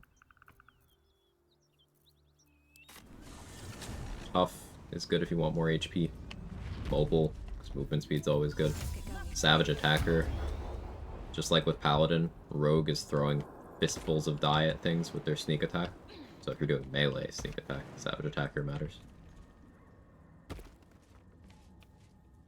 In memory of Myrna, a Dual shining wielder light depending on in your this weapon dark plans. world. The winds.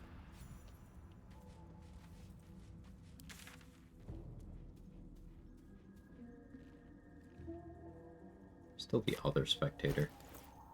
I feel like dealing with that right now, though.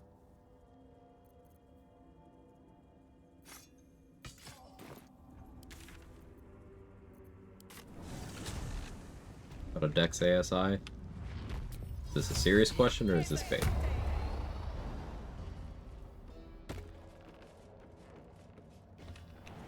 So I know whether to answer.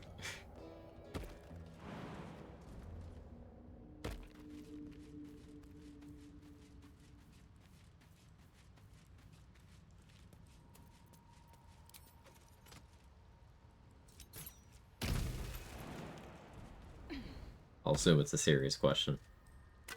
No. Dex ASI is pretty shit. Be good for archery? Not particularly, because you're getting +1 to hit, +1 damage, +1 initiative, which all sounds good. I've died to that flower, a lot of people have. But here's what you gotta keep in mind. The reality of the situation is, if you take dual wielder, you can give yourself stat sticks that give you more opportunity for more accuracy and more damage, especially at later stages in the game. Like, let's compare a Dex ASI versus dual wielder, allowing you to put Rhapsody in your other hand, versus just running, let's say, Marco Heshkir to boost up your elemental arrows, which is a thing and is very strong. Rhapsody is +3 to hit, +3 damage, +3 spell save DC. ASI is +1 to 2 of those things, and +0 to the third thing. But Quag, what about the initiative? Okay, you could take alert if you care about initiative. That's 5 initiative instead of 1. And that creates situations where you don't need to do things like put on the Sentinel Shield, or the Fistbreaker Helm, or the Mask of Soul Perception, or the Hellrider Longbow, or an Elixir of Vigilance, which are all going to be in slots where you're losing damage by making that initiative gear swap. So you get more damage out of alert than you do out of a Dex ASI.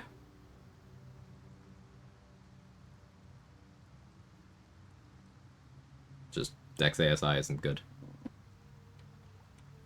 Even if you are... Hey, Madame, how are you? Even if you are talking theoretical, like in a vacuum calculations, let's look at the impact. Let's assume you're shooting an arrow of slaying at a target who is piercing vulnerable. Your Dex ASI, assuming it took you from, let's say, 18 Dex to 20, your Dex ASI is giving you 1 damage on each, doubled up. You're getting 4 damage out of a Dex ASI. Again, that hypothetical of dual wielder allowing you to take Rhapsody there.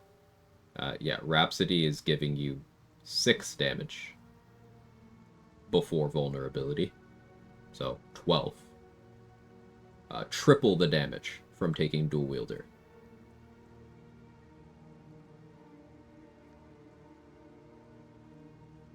And also, like, you could just have 20 decks in Act 3 without having to use ASIs.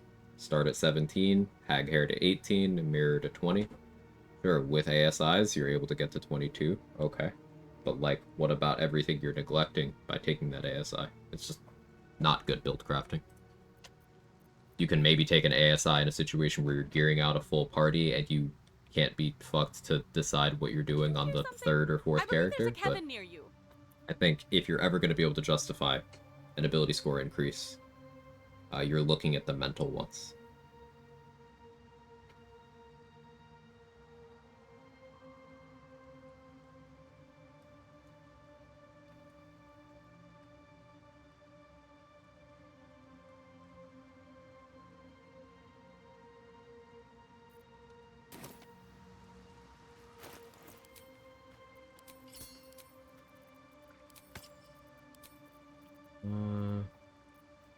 Go Shapeshifter's Boon here too, actually.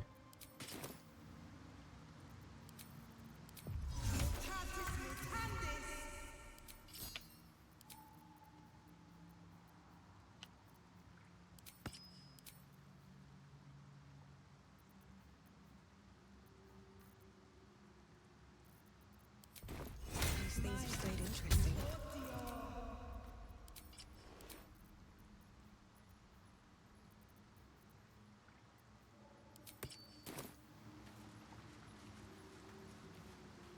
This is a judgment question, as a matter of fact, one, because I admit I missed a lot of your playthroughs over the past months. You've done a solo, doing the right thing type run. Solo, no. Duo, yes. I did a co-op run with Mark, where we were role-playing as pacifist heroes. So we were not allowed to be the aggressors in any situation, even against bad guys.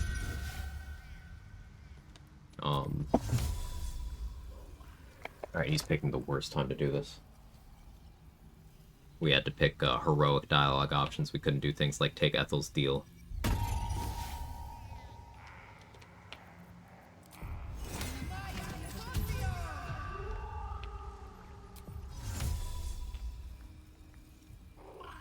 I'm not using Arcane Synergy. I'm not fighting right now. Why would I be using Arcane Synergy?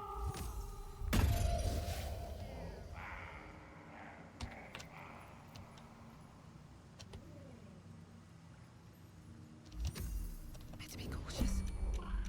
Don't mind if I do.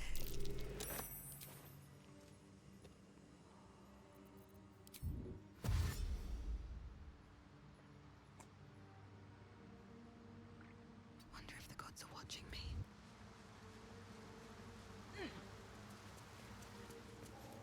Moving ahead.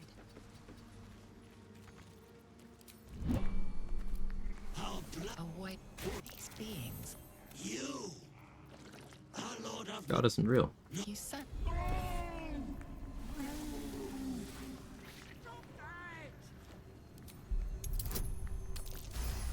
Ooh, roll just enough. You feel the Don't do. Shut it, you!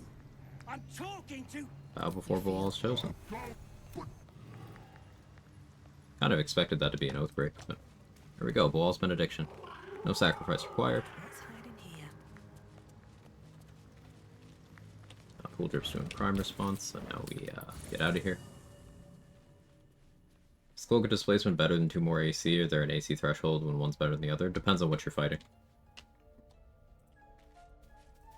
Depends on other factors, like if you don't have critical hit immunity, well, disadvantage is often better than AC because AC doesn't stop their 20s. Disadvantage makes their 20s far less likely. Wish I had a bag of So if you don't have crit immunity, I'd say Cloak of Displacement's better. But there's other ways of imposing disadvantage on enemy attack rolls. So if you have those, well then the AC becomes better. But then it also depends on how much you have and what you're fighting. If you're fighting an enemy that only has, let's say, +7 to hit, and you have 27 AC with the AC cloak, with crit immunity, well, they can't. They can only hit you on their max roll. But then disadvantage, well, they have to roll an 18 or higher twice with that same calculation. So it's still likely at that point. I would go with the AC in that case, because then that's only one number they can hit me on. But it depends.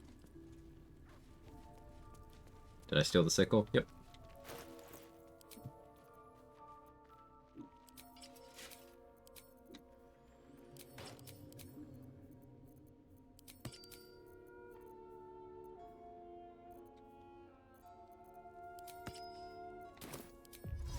Even with crit immunity, an enemy having 20% chance to hit you, 2 AC brings it to 10% disadvantage. It brings it down to 4%. Yeah, disadvantage is quite valuable. Like, it's not an exaggeration to say that AC is the least impactful defensive mechanic in this entire game. I would rather have HP, damage reduction, damage resistance, impose disadvantage on the enemy rolls. I would rather have movement speed so that they're unlikely to get an angle on me. Like AC, just meh. Sickle, do I steal? This one. Sickle ball.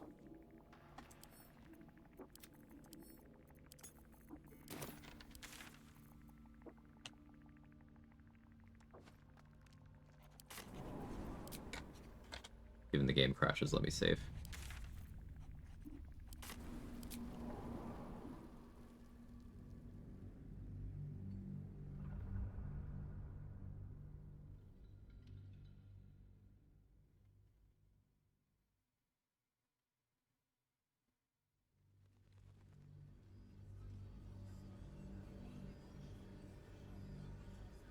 Your Gravenguard's still alive, you reckon? He better be, or I'm a dead man walking. Did I strike a deal with Ethel? That's why Oath broke? Yes. What did that do? So if you do anything that would give you the sickle in that dialogue, if you already stole the sickle, instead you get the buff. And that buff is normally locked behind sacrificing a companion. But this is how you get the buff without doing that. And it's also more XP to get the buff rather than the sickle.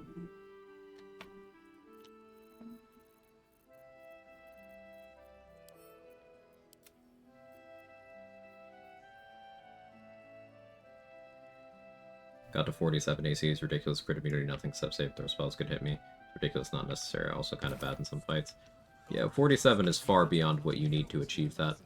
The highest accuracy enemy in the game outside of very situational things like Moonrise Adepts using War God's Blessing is Kithrak Voss, and you only need 39 to make it so he can't hit you, I believe. Either 38 or 39. At that point, 39 AC with crit immunity. Every situation except for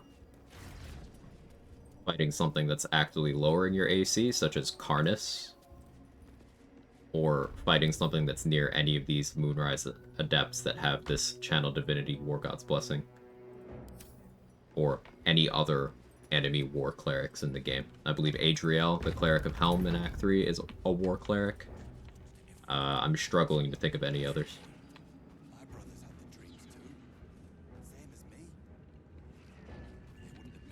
The Absolute calls us all to her design.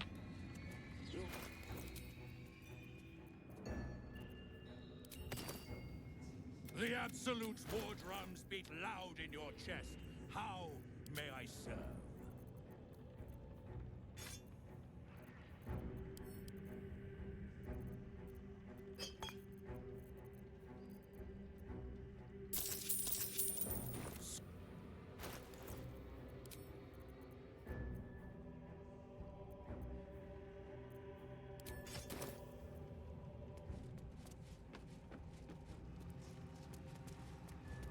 Brothers, sister. On 28 to 30 AC is plenty to fight majority of enemies. Add crit immunity to the mix and laugh and Moonrise Paladin struggle to hit me. I would contend that you could get away with far lower numbers by prioritizing the other defensive stats. Like, to put that in perspective, retaliation builds, when optimized, you're running around at 6 AC. In Act 3. 6. Intentionally. You can go lower, but then it starts to get weird to actually maintain that. And you are running around with that 6 AC on a setup where not only are you hoping enemies hit you, you're hoping they crit you. And you are still able to mitigate that damage effectively by having the relevant resistances, by having damage reduction, by having a large HP pool.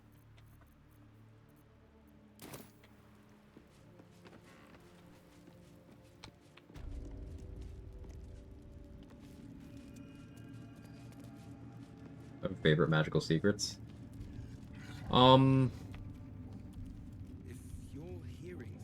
Picking up Spirit Guardians is really nice. Picking up Hex is really nice. Contagions a really good one too, yeah. I have trouble picking favorites in general, and this is a case where I definitely don't think I'd be able to.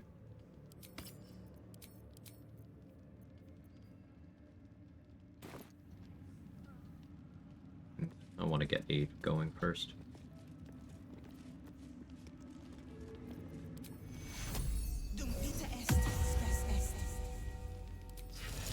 Probably this too.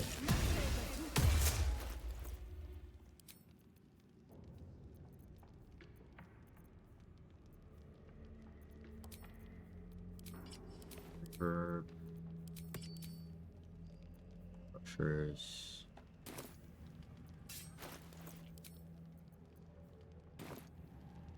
Find this.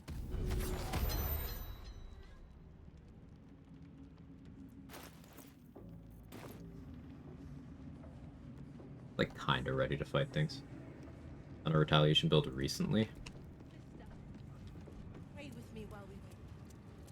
Not a dedicated build for it, but I often put elements of retaliation builds in my other setups.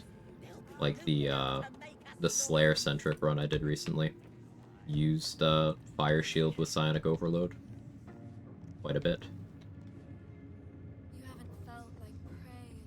Usually when I play a Barbarian, I opt for Flesh Melter Cloak.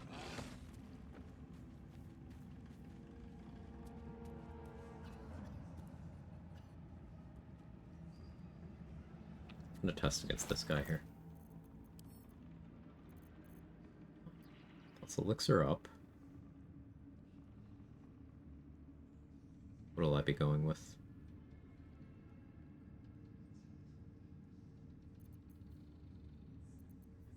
Strength for now.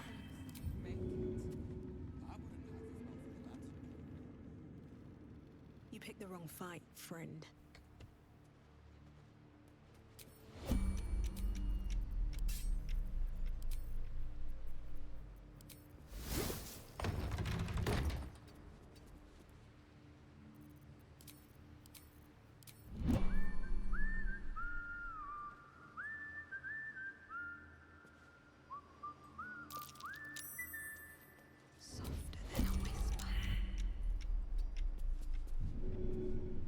Whiffled.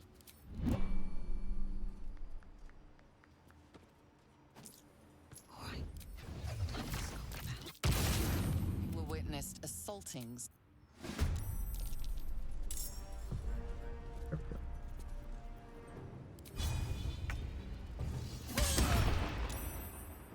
Ape.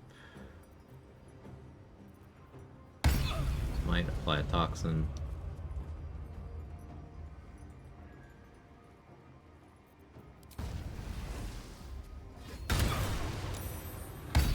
Might apply a toxin. Not 12 from that.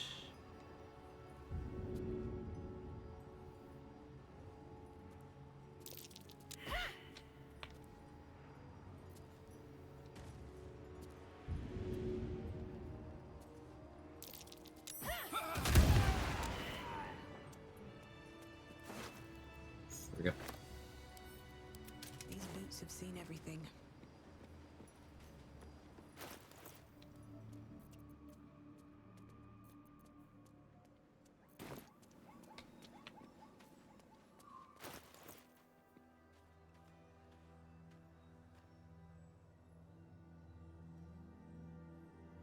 Baneful might have to get shelved for Shadowblade. We'll see. I didn't love that accuracy. Look how much damage he took here.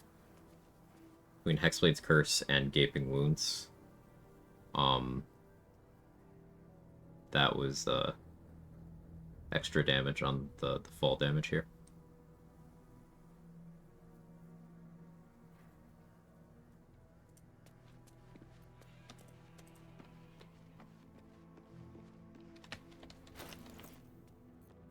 $11.58.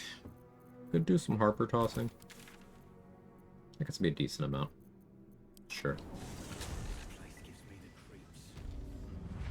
Seen alleyways in Baldur's Gate.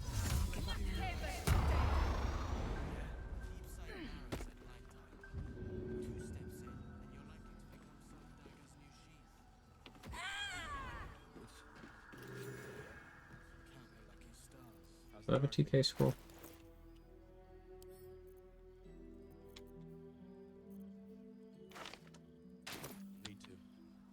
Now it's time for fun.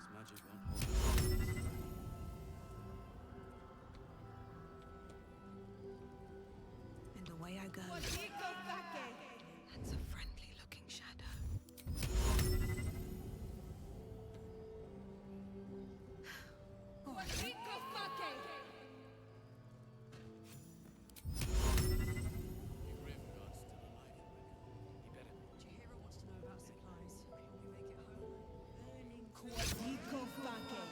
Just about do. Just about? Just about. We shouldn't hang around. That should work. You were witnessed assaulting someone. You're headed for the cells. No, it wasn't. Goodbye.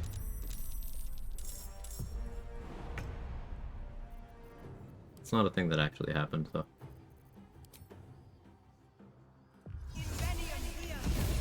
Don't waste a step.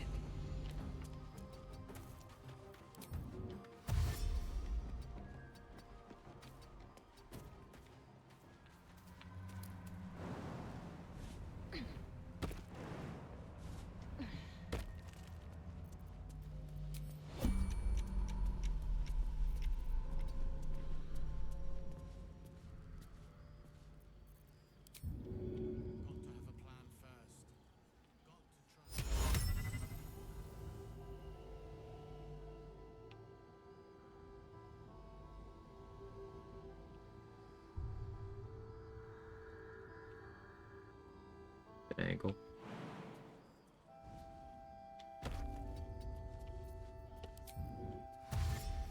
It's fine, I can make this work, I think, maybe.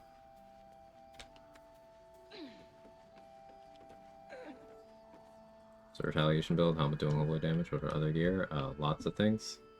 Once again,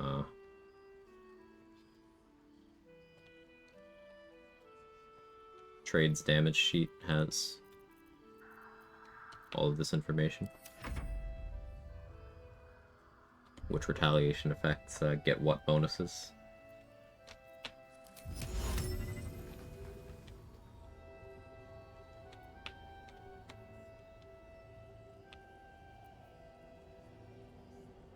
Good idea. This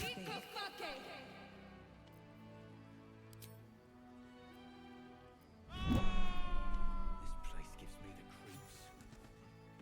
Seen alleyways in Baldur's Gate that are plenty worse. But off the top of my head, Fire Shield, Armor of Agathis, Flesh Melter Cloak, Bone Spike Garb, blue Dark Justiciar Armor, purple Dark Justiciar Armor, green Dark Justiciar Armor, they're all different ones, mechanically. Holy Lance Helm, Stage Fright, Shield of Scorching Reprisal. There's a Wild Magic Barbarian, Wild Magic Surge. That's also one.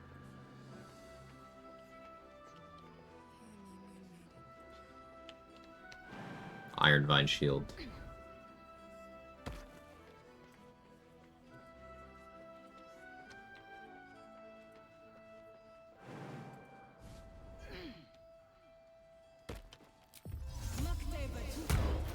Optimized retaliation, you can get someone to hit themselves for over 500 damage.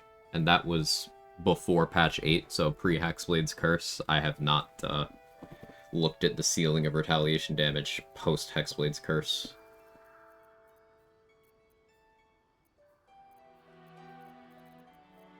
So, presumably, just be conservative about that, say 700.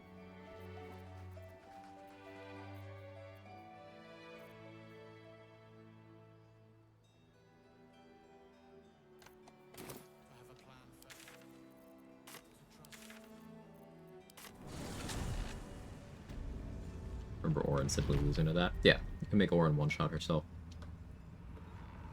Among many other bosses.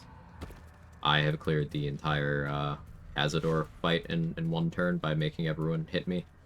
So Black did that with the House of Grief. Just making everyone in the room opportunity attack him, and they all one-shot themselves.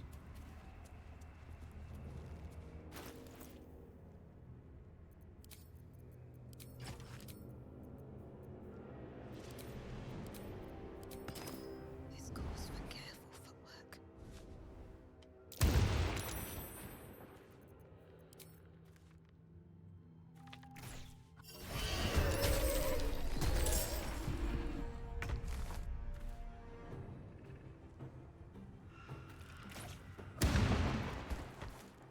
Very well.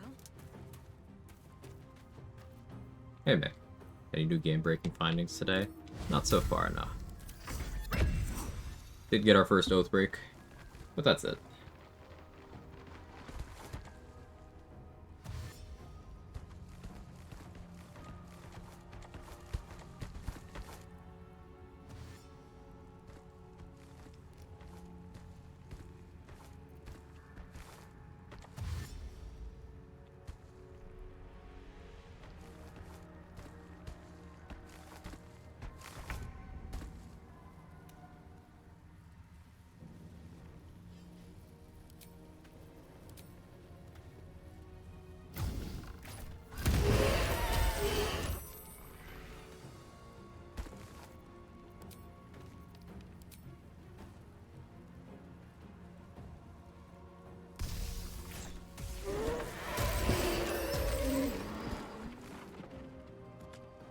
You had to live, didn't you?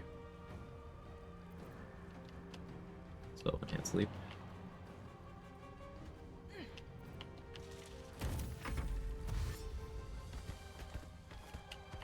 Where's the Shambling Mound? Oh, I already pulled it into the chasm with Thorn Whip from Sorrow.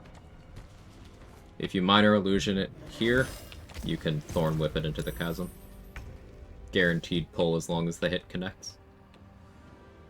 So I used Invis from the Ring and Grimforge, and then Thorn Whip from Sorrow, and that was that. Means I don't get the weapon, which for other builds would be a shame, but I wasn't going to use it this run.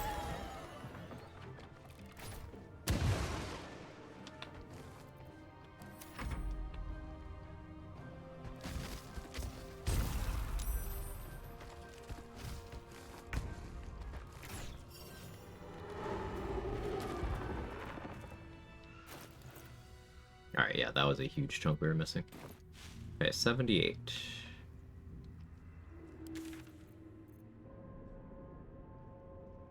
There's a couple Moonrise guards that are easy targets, but surely there's a Harper or two that I could get. Harper Maya patrols up here would be reasonable enough. I'm exhausted. Better find somewhere to camp soon.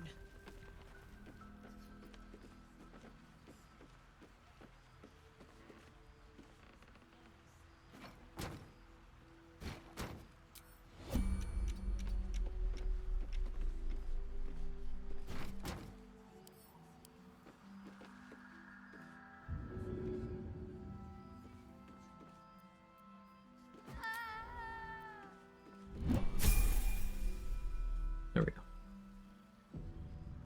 I take Oath of the Quag. What are the tenets?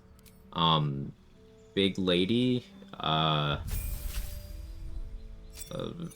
Bat, and Pet Cat.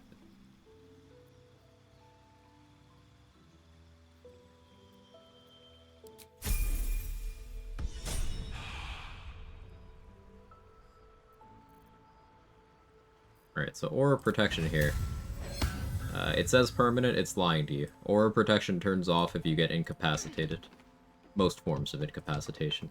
So, that is being knocked prone, that is being paralyzed. I believe Hideous Laughter also.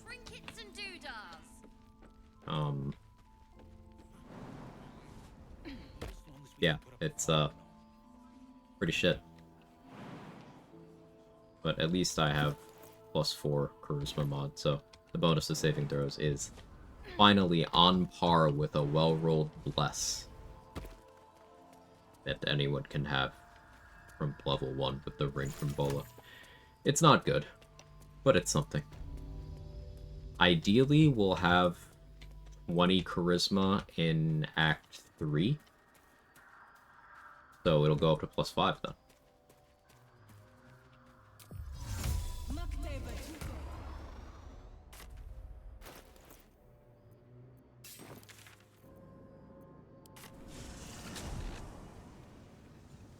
Run's going well, Savinar. How are you? These sigils.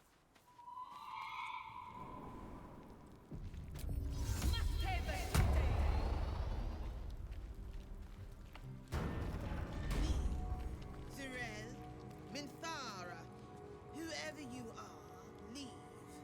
I shall carry out General Form's will alone. Alright, how is alone spelled today, chat? What are we thinking? Hey, sorry, thank you for the prime in the 5 months. She's just a girl and she's on fire. There you go, Quag. That was cool. I was wondering where my badge went. Cold sweat smile rolling on the floor laughing. Cold sweat smile rolling on the floor laughing. That's, that was something.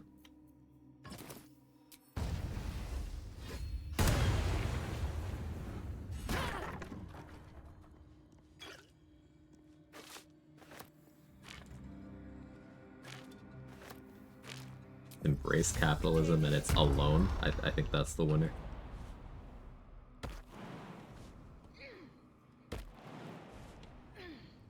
An open tomb. Empty. Be wary. This place is trapped.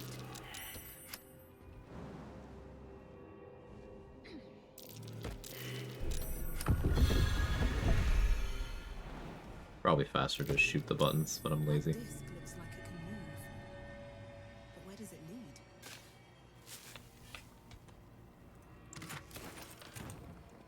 Alright, waiting until level 9 for this means I get full value out of the exploration spot here. 400 XP. That's nice. In some rule sets you can comfortably save this till level 10. But I don't feel like doing that in this run.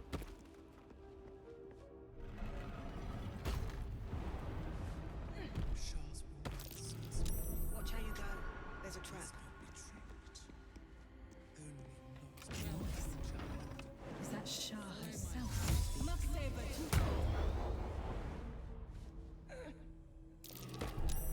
carefully. There's a trap.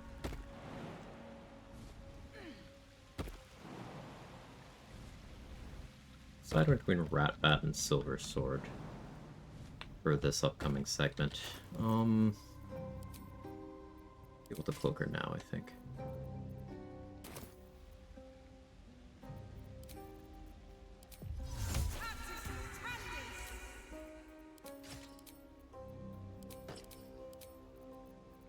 This would be...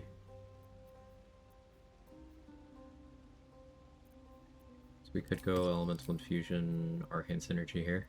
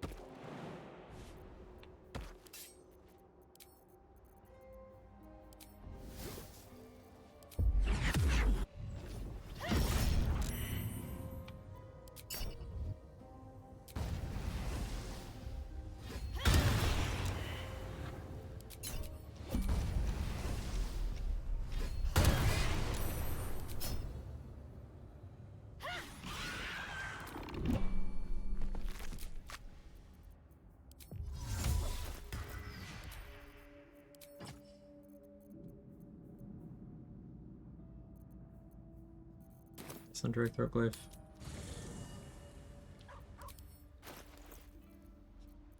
Yes. One day I'll catch a break. Yeah, once we get the waypoint, I think let's go actually discover the Trail to Crag's waypoint. It's a tier 3 exploration spot. I tend to like saving that for level 10, but I'm okay with taking that at level 9. Because this will allow me to get Winter's Clutches for a Rat Batten.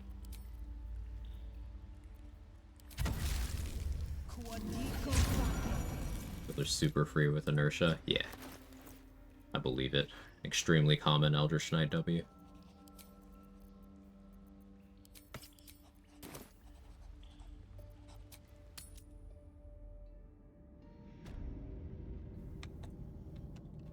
The Cloaker is another example of how good Alert is, because Alert is so good, Larian started giving it to bosses to make them stronger.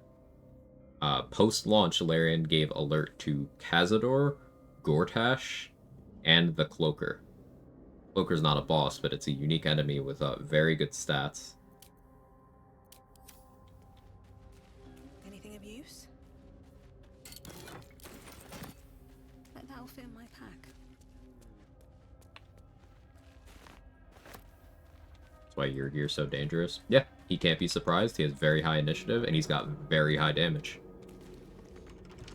Your gear can absolutely put you into a situation where losing initiative to him kills you.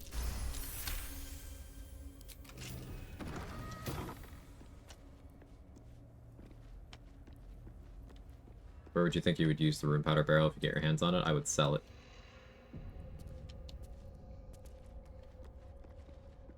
It's got a base sale value of 2,500 gold. So you need massive bonuses to your persuasion and attitude with someone to get that full value, but the more you have, the closer you get. So you can get reasonably, 1.5k out of it without too much struggle, and that's good. Because the amount of damage you get out of it is not good. So sell it.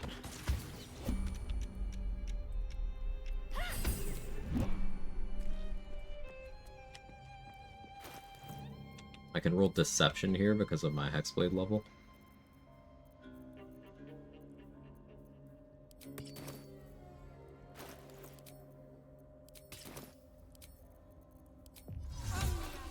Each 1.5k for Rune Powder Barrels? Yeah. There's 3 barrels and 1 bomb in the game. The bomb is just a reskin of the barrel.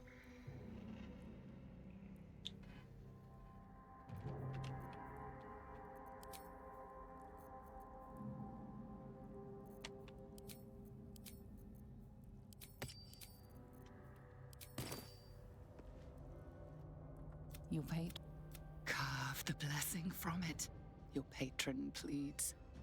Make it ours. An overwhelming.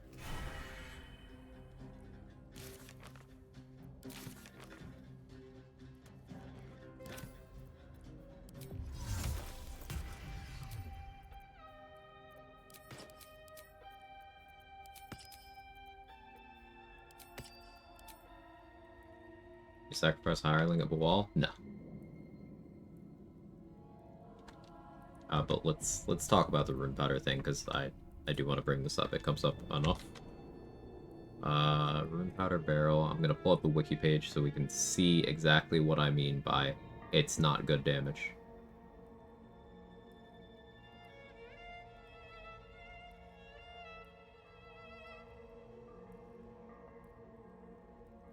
So, 10d8 plus 40. That is 50 to 120 with a DC 12 dex save to half. DC 12 is fucking nothing. Nothing. 10 Rune Powder Barrels is good damage? It's not, though. Because 10 Rune Powder Barrels is still less damage than 10 Smoke Powder Bombs.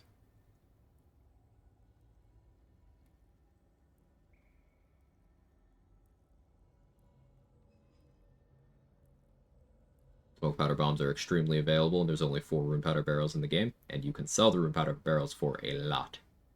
Especially for the risk that something goes bad and it damages you when it goes. That too. How you doing, Chris? But you're looking at most, 120 damage out of this. At minimum, 24?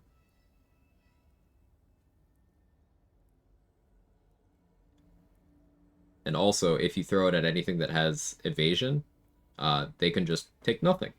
So that is Orin, that is most ballists in Act 3. Various rogues throughout the game. Roa has evasion, I believe.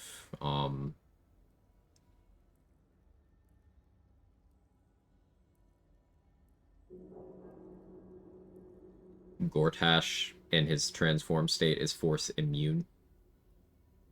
And also he has 20 dex. Raphael has up to 27 dex, depending on how you're fighting him. Answer has enough HP that bro doesn't care, even if this max rolls. Even if all 4 of the rune powder barrels max roll, it doesn't kill him. Good for brain then. But what about everything else that's better than this that also works on the brain? Yeah, Dollar has evasion. Good example. Like, this is good for selling to get supplies to do an actually good strat against the brain. Even if you want to do Barrelmancy to the brain, it is better to sell this and buy fireworks. Even for Barrelmancy, the rune powder just isn't good.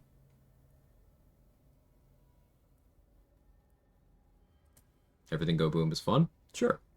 But if you're gonna do everything go boom, you could do it better by selling the rune powder barrel.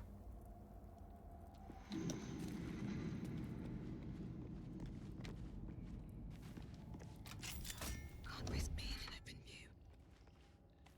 What path lies before me? Fireworks more damage? Yes.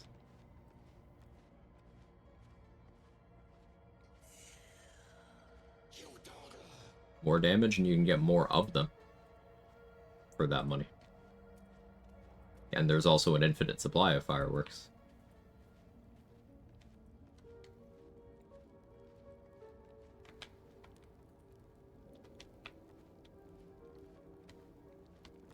Light on my feet.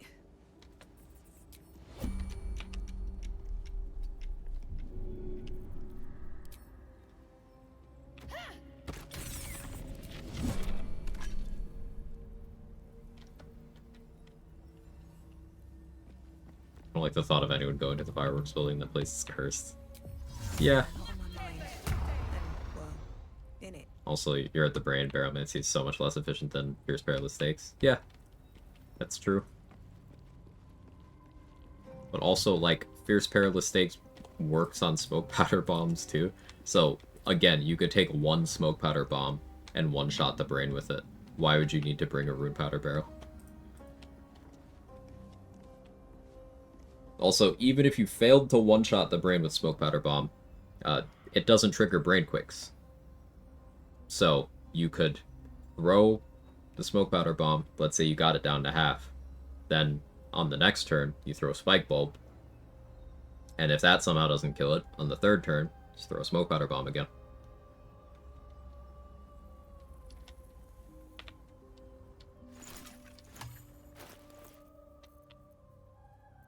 That's exactly what I did on my no-hit run, for reference. That wasn't just a strat I pulled out of my ass. That was my strat. Due to multiple damage calculations, smoke powder bomb damage? Yeah. Throwing a smoke powder bomb into a fire surface from elevation with lightning charges and callous glow, right next to the brain, can cause it to explode 9 times. So, assuming you had, let's say you had Rhapsody, fully stacked, 3 stacks of Scarlet Remittance. Let's say you had Formless Slaughter, that's Orin's clothes equipped and you're shapeshifted. You're adding 4 damage to each of the Force instances. So, your smoke powder bombs here, let's assume the brain succeeds every single one of the saving throws and you min roll every single one of your bombs. Brain's taking minimum 10 force, and then 2 radiant, and 1 lightning per bomb. So they're taking 14 damage per explosion. 14 times 9. You're doing, at minimum, more than a rune powder barrel. From 1 bomb. And that is without Fierce Perilous Stakes, which is going to be 15 extra psychic damage on each instance. So, 15 times 9 psychic damage. Which would be doubled up if you left the Resonance Stone on the other side of the brain from where you're throwing these bombs. So, 30 psychic damage times 9. That's a brain one-shot with 1 bomb.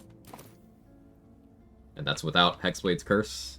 That's without throwing a second bomb, which anyone with extra attack could do, or anyone hasting themselves could do. Remember, you're not triggering Brain Quakes here, so even the haste spell is safe.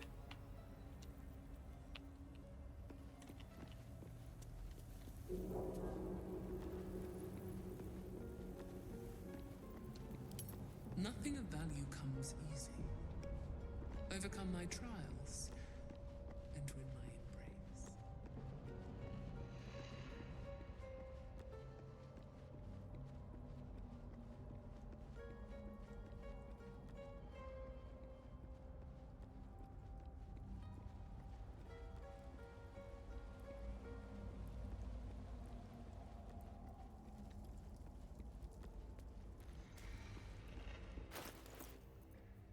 I feel like doing some Ratus Batus here. Though I could end up taking a lot of damage. So I think we're gonna destroy the Librarian here. So I can cast Blade Ward as needed. Powder Bomb is OP, I knew, but not that OP. Yeah, it's not really super well known raid, because it's one of those things that, like, you either have to use them and then pay close attention to what's happening when you're throwing them, or you have to have someone who has done that tell you about it.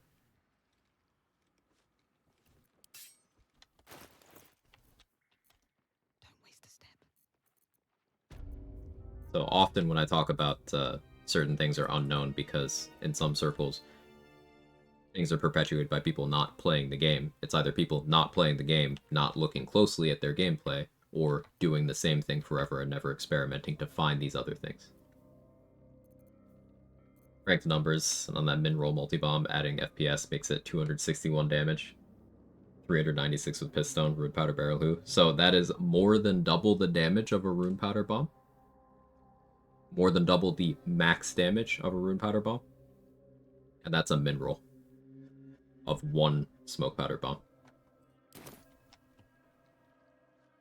There are more guaranteed Smoke Powder Bombs in the game than there are Rune Powder Bombs in the game. Thinking about it too, because there's only 3 barrels in the bomb, right? There's 2 guaranteed Smoke Powder Bombs in the prison and the Goblin Camp. There's 1 in Fezzerk's inventory. There's 2 Dwergar in the Grimforge that are guaranteed to have one. You can farm them though. You can. I'm just thinking through, like, if you were doing a no buying restriction. You can do more than 9 explosions. 9 is the number that's trivial enough to set up. Right. Like, that theoretical model I included was without doing something like a cloud. Like, you could do Cloud of Daggers on top of that fire surface. You could do more if you did something other than throwing the bomb. Like, if you hit the bomb with something that's enough instances, you could cause it to trigger more than it would by the throwing. I think there's lots of ways to take that a lot farther.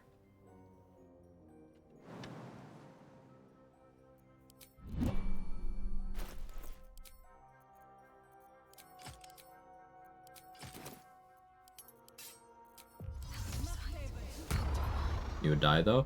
No, you wouldn't. I didn't say hit the bomb with melee. And also, what if you had evasion? And also, what if you did it from inside a globe of invulnerability?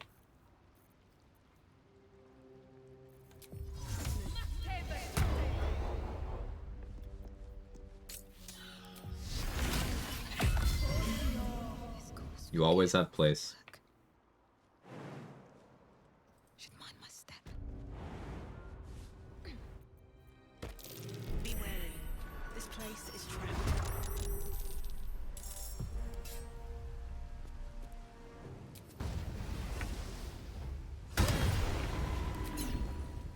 So if I had force resistance right now, I would be smiting these guys, I think. I probably could get that going.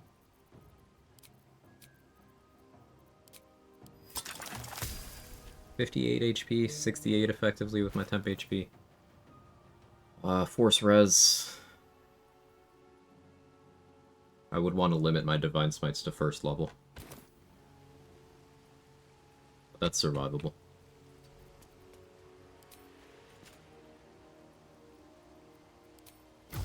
Shouldn't have made me your enemy. Best be on my way. Oh yeah, fire arrows have a really large, like, interact with objects radius. It hit that lever.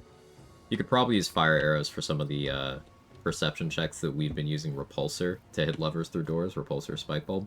Fire arrows probably do it pretty well too. Just haven't really tried.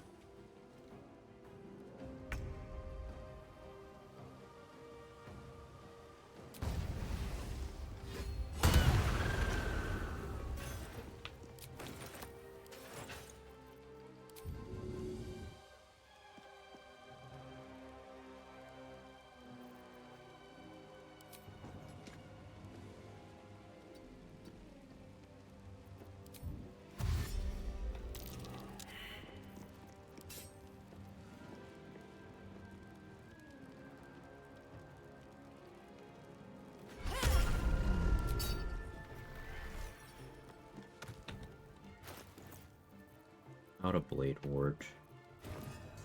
Re-up it next turn.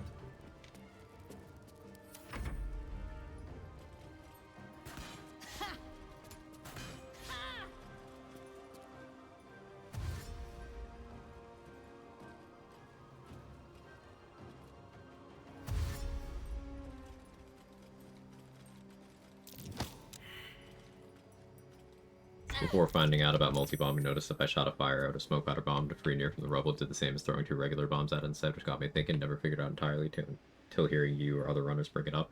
I think the science on it first started progressing when one day, and correct me if I'm wrong on this, Say noticed that he threw a bomb and it happened twice. I think Trade and Say both independently noticed this. It certainly wasn't me.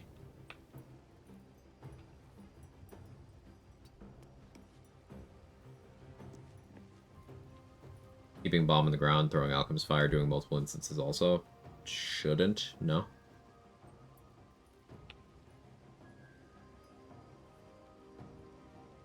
It was your Mastering the Game series. Near fight. Yes.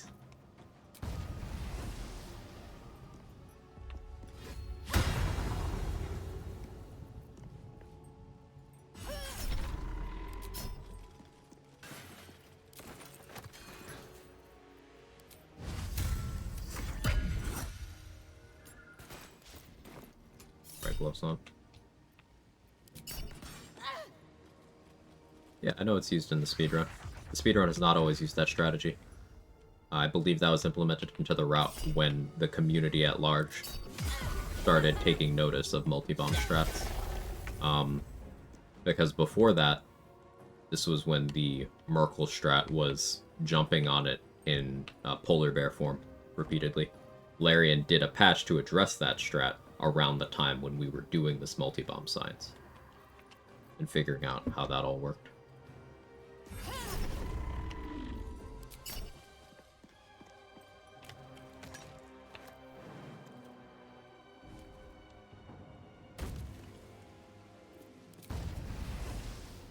It's cool noting how the challenge running and speedrunning communities in BG3 have affected each other's decision-making and valuation of certain mechanics.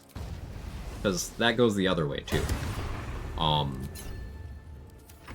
There's a few dialogues that the speedrunners have been using certain tech to interrupt for years, and every once in a while, like Say was mentioning today, using that old speedrun tech has allowed optimizing Will out of the early Helldusk strats.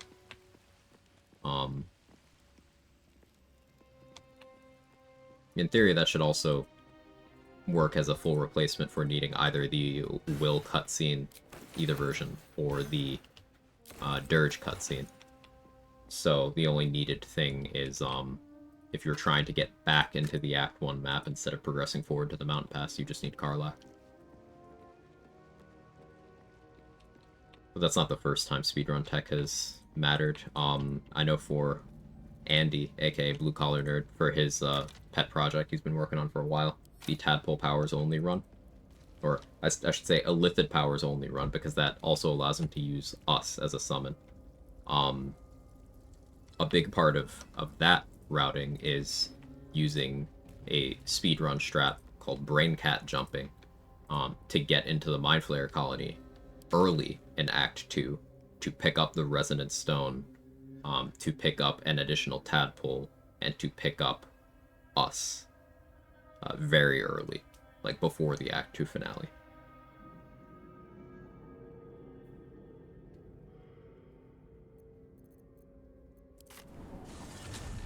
So, speedruns and challenge runs. Different community, but certainly some overlap.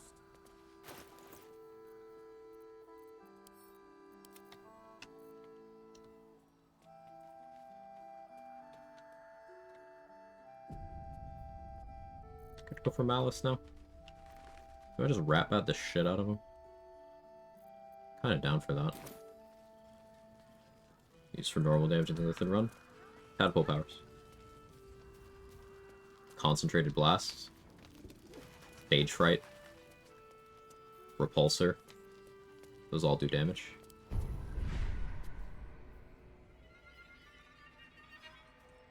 Repulsor into Displace happening would work. Backlash. Seen alleyways in Baldur's Gate that are plenty worse in their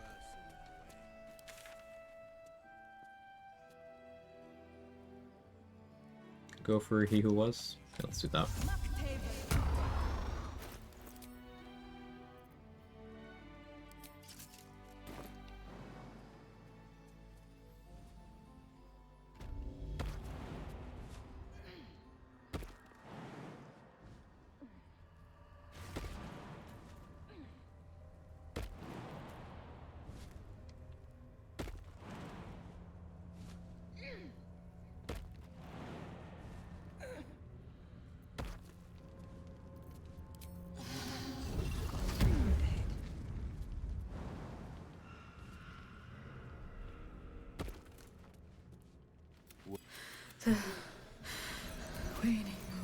Sometimes allowing him to have a high level scroll here is good, because then you could backlash it for some nice damage. Planar Binding he can't use on me though. He should drop it when I kill him though. The murdered lie silent. Then you... They died because of her. And to this day, you... Through it, I can summon her spirit. And forth my... Will you take it? Go. This is probably an Oathbreak. If you do not approve, you can leave. At least I'd be surprised if it wasn't.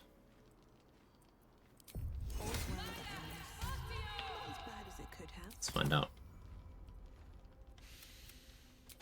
Well, and you will be the judge. The Dark Justicia promised. She never said stop. I'd do anything to take it back. Anything. I'll use Inspo here. Remind me, wasn't there some EK Ratbat tech? It's not necessarily EK specific, Chris. It's, Ratbat is 2 instances of damage, much like Arrows of Slaying, Arrows of Ilmater. So, if you were trying to stick, say, a Crawler Mucus to someone, with a Ratbat, that target has to succeed twice. But if you're an Eldritch Knight at level 10, you get a feature, Eldritch Strike, which allows you to apply a condition called Stricken with Eldritch Inertia, and a target under that effect rolls all their saving throws at disadvantage for everything. and that's applied by you hitting them with their weapon. So EK hits someone with a weapon, they have to succeed the saving throw against a paralytic poison 4 times if that weapon is a rat bat or something else that has more than 1 instance of damage.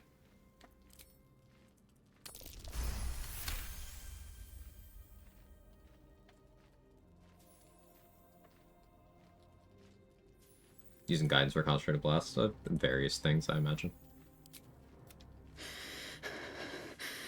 If you ever want to see that tadpole Like power run in action.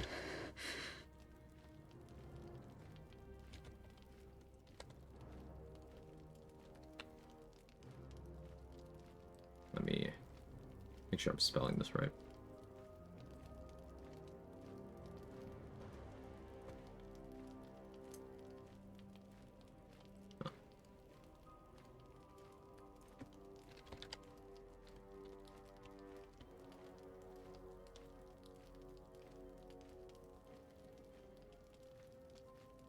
Okay, I was right.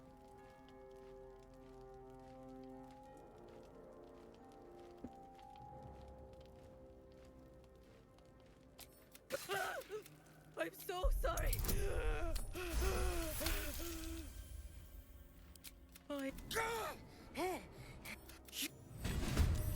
Oh, there's an oath break. Yep. Alright. Yeah, justified. I would have been very shocked if that was not an oath break. Part of it was there was Paladin dialogue saying, hey, don't do this.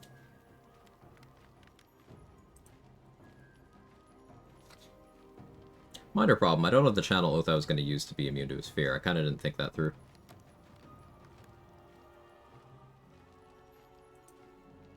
We'll see how that works out.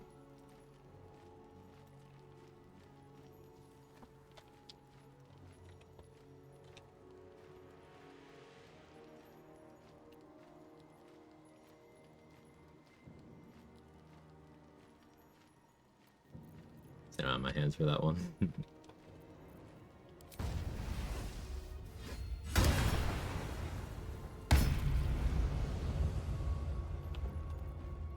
I think fearful would be bad.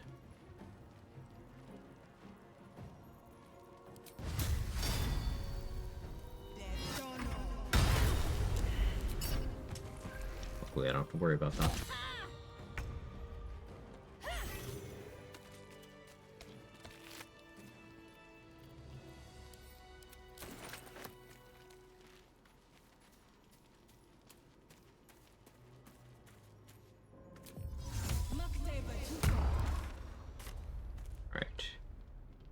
Oath is broken, which means I can swap off of these for a bit. Let's go Joaquin's Rest so we can just use the standard entrance to the mountain pass from over here.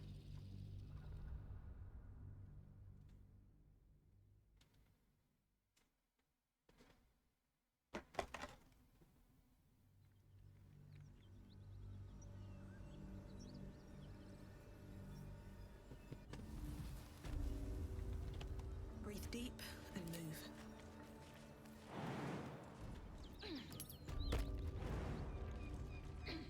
I'll get the oath back when I need it. Okay, we gotta do something about the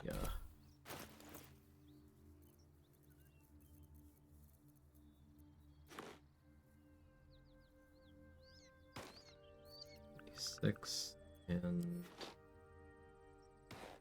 7.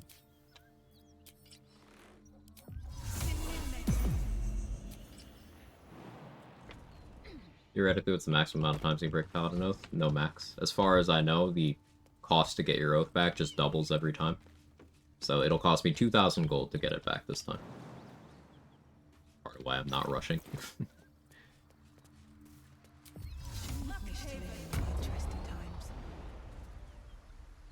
There may be a max. If there is, I don't know of it. Actually, using Paladin features enough, they need to get Oath back. I've been using the level 1 channel Oath feature pretty frequently.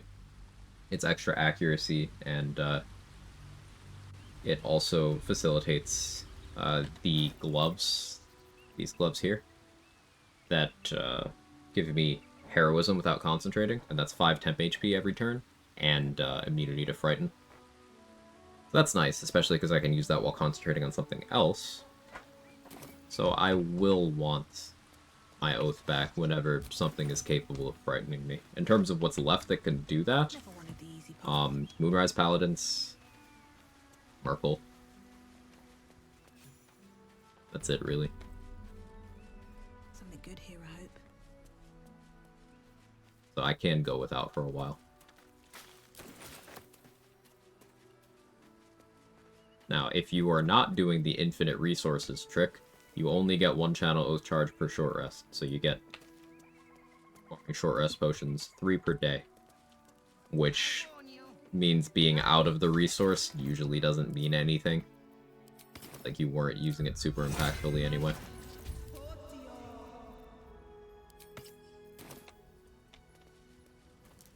But now that resources are infinite, I care a little more. You know, look over there. You'll be well compensated, of course. Just bring me an egg. Amy? Amy. I trust that very well. But I'll make note of how much time you waste trawling through baubles.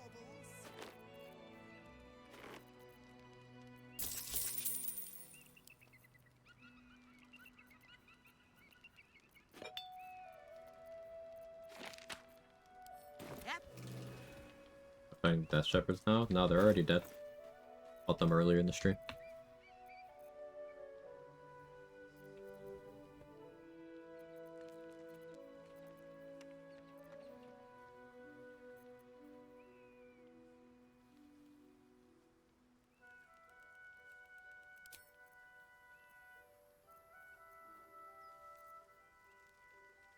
Painful Striking makes the most sense for the coding stuff.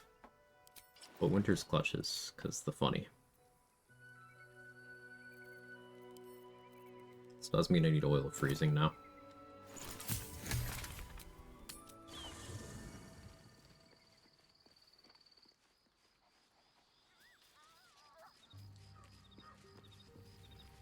So let's get Potion Crafter. Dost thou require? Very well. Choose. Ooh.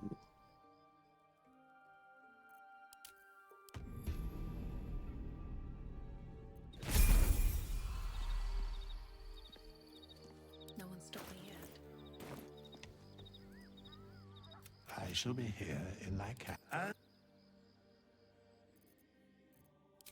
Okay, we choose Brynna here, because she's a halfling. Halfling luck will reroll 1s on the medicine checks. We give her as much wisdom as possible. Also give her strength. No reason not to give her int, I guess. Gonna give her non-damaging cantrips, so that she can't hurt me in the event of something going horribly wrong in camp. I'm level 9, so we can get her to maximum efficiency.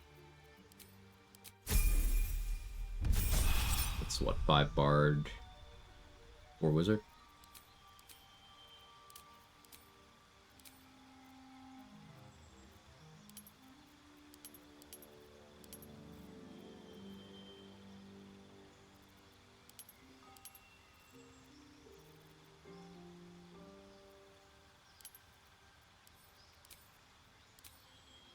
Ability, medicine expertise. Ability improvement, wisdom.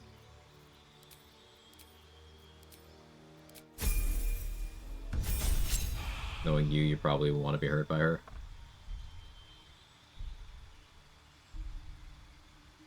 Yeah.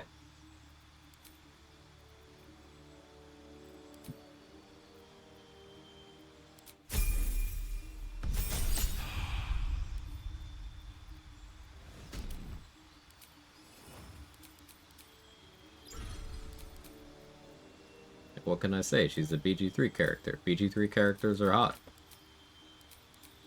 I'll make the rules. Take it up with Larian. And they knew what they were doing.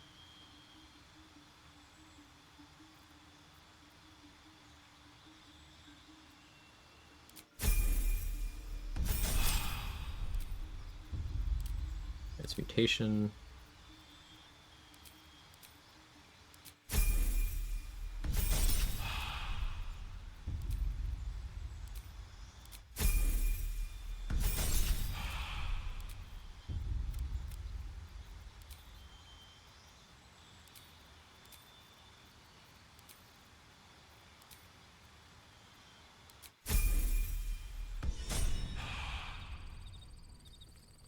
No one back home will ever believe this.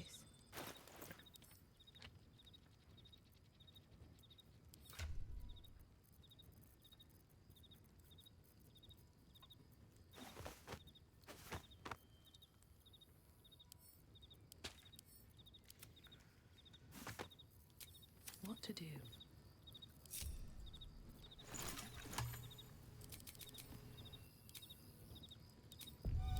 Owl's Wisdom. Never give herself advantage on wisdom checks.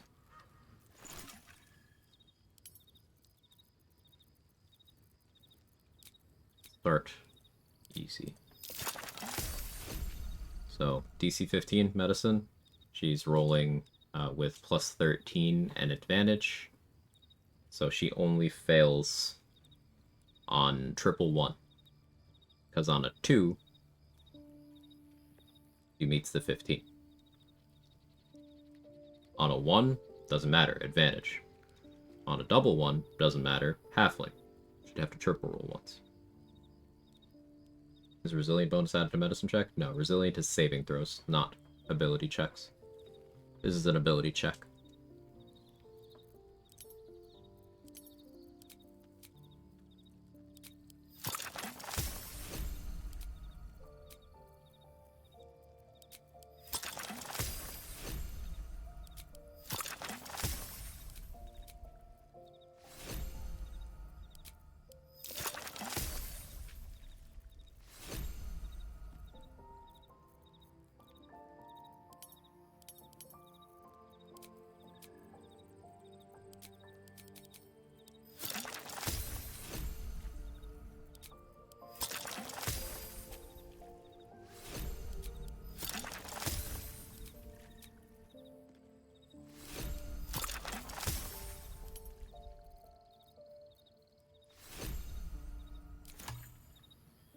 Defeated everything. So yeah, 4 Bloodlust, 2 Haste 4 Grenades, 2 Oils of Freezing, 2 Purple Worm, 4 Oil of Combustion, 20 Speed Pots, 2 Invis Pots, 2 Flight Pots. No one stopped me yet. This vessel is... What path lies before me? Isn't Rogue better for medicine manufacturing than Reliable Talent? Reliable Talent is a level 11 feature. And Experimental Alchemy is a level 2 wizard feature. So if your game has level 13, sure. As a matter of fact, But my game doesn't. I do. That can't. Tell me, have you? That's quite impossible, isn't it? Oh. Quite the cozy setup you have here. You level 12.5 Loki? We don't.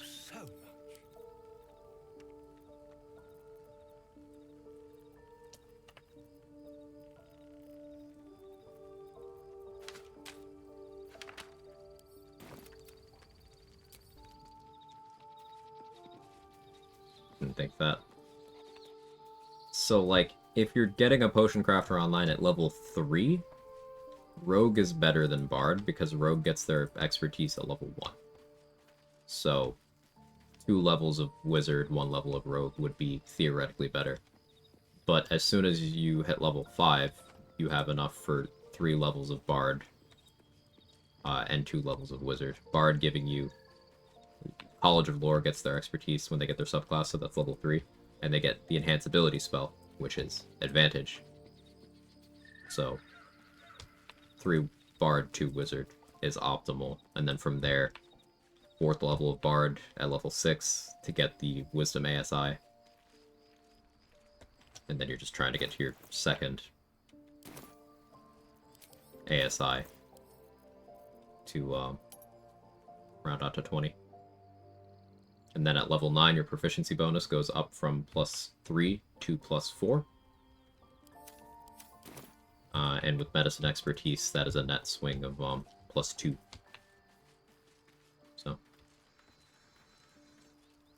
Astarion can get to the point where he's rolling with +13 earlier because of his happy bonus.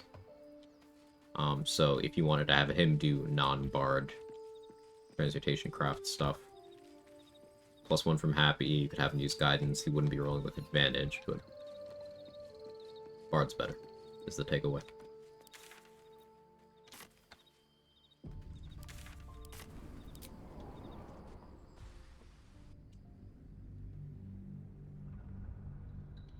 Yeah, the thing about higher level caps is in 0 build crafting games has it ever meant more builds.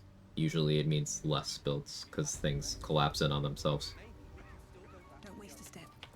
Lack of diversity, because everyone's able to get more things without trade-offs. You're not making choices, you're filling out checklists. If anything in my private collection is to your liking. Who y'all think is the most lore-friendly bard respec? I'm thinking Astarion as Glamour Bard. I think Lae'zel as Swords Bard, personally. I've maintained for a while that I think if Lae'zel had never been exposed to Githyanki culture in the way that she was, she would have turned out a bard. Because she's very poetic, you know? The way she describes things.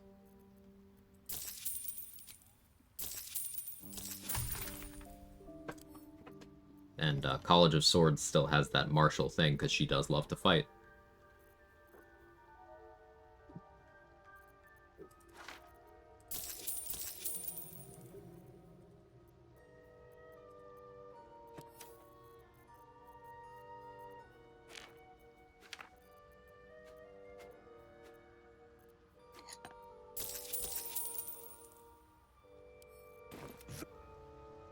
Very into Gith history and knowledge as well. Yeah.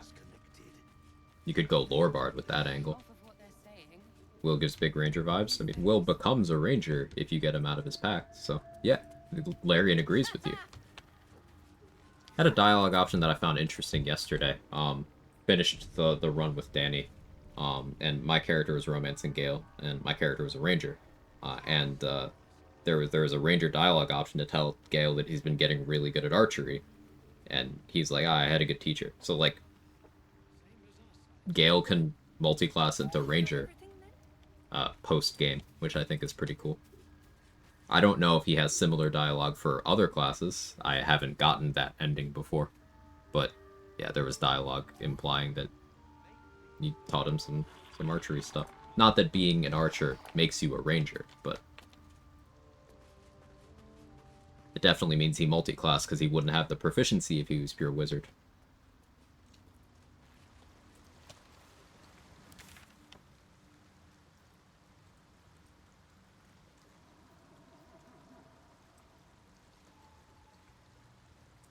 What did I come here? Shop with Dareth. Distracted by trying to stop this cat from jumping on my desk.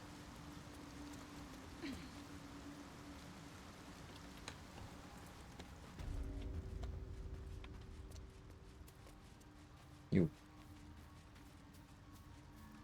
Will be no point in lingering now I've got the noble stock. Okay, Dareth's got that good right now. I have 5 purple worm? That's really nice.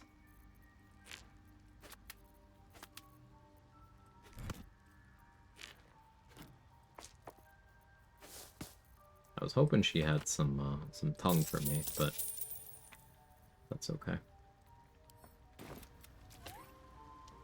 Maybe went fighter for arcane archer. Could have been, yeah. Could have gone fighter, could have gone ranger. Hell, he could have been even paladin. Just something that has the proficiency, right?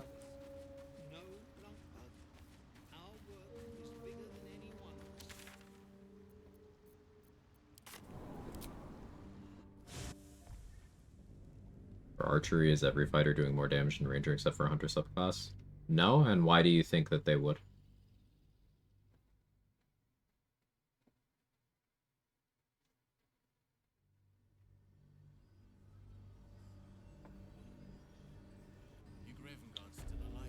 Classes don't just get flat, like, I believe there's a cabin near you. you do more with this weapon type, or with any weapon type bonuses. Like, what class features would give them that? Will we make it home? Burning through our oil, but it should just about do. Just about? Just about. Your attack, I mean? That's not more damage. More attacks is not necessarily more damage.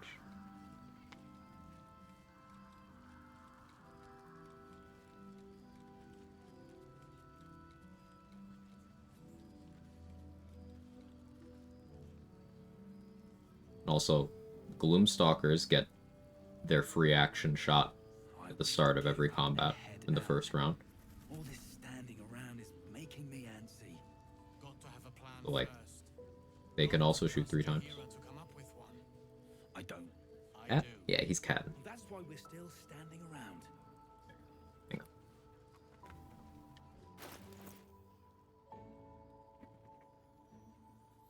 One minute.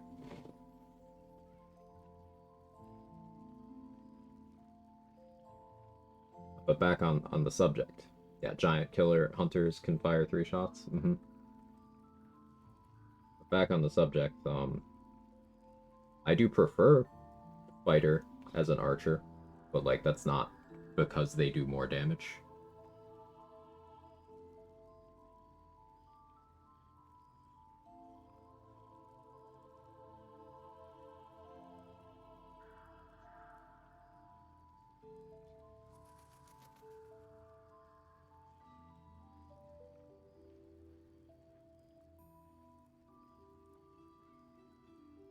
Action Surge gives them a nice burst. The Ranger builds can more compensate. Swarmkeeper can do great damage. I would say Swarmkeeper is more on the damage deficient side for the concept, but they do have a thing that like a baseline fighter doesn't, and that's something that actually gives damage. Right? Like Hunter does this better than Swarmkeeper does if they go with Colossus Slayer. Also just by volume of targets with things like Volley and Giant Killer allowing an additional attack.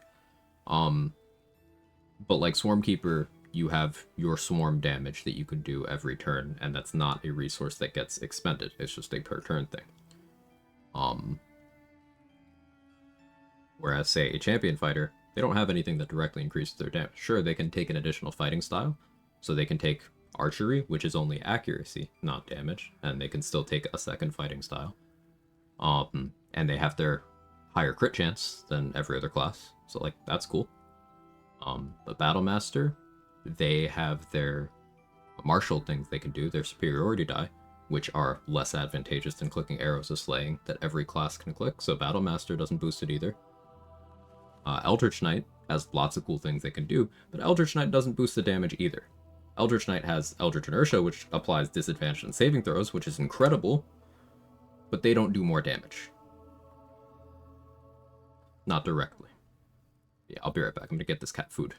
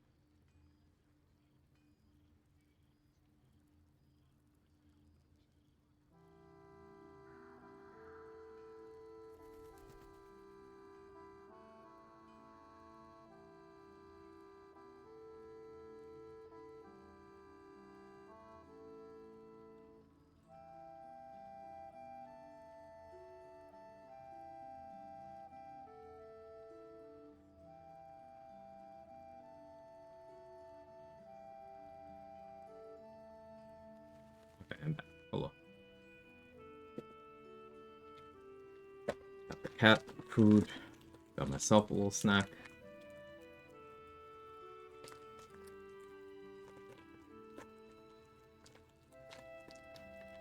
Stormkeeper is great utility like teleport. I don't think it's damage focused ranger. I would agree with that, yeah.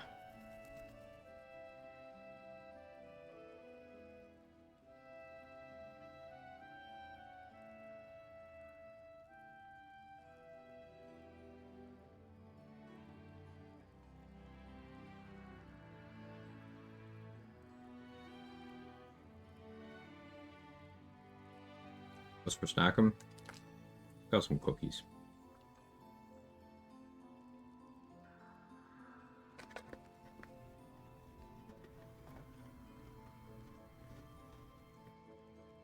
Hey Sage, how are you? Sorry, I went AFK like right after you got here.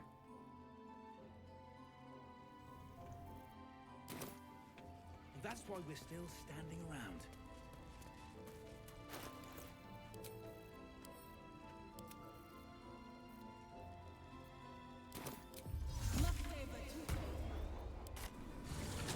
Let's do call it a shark stuff.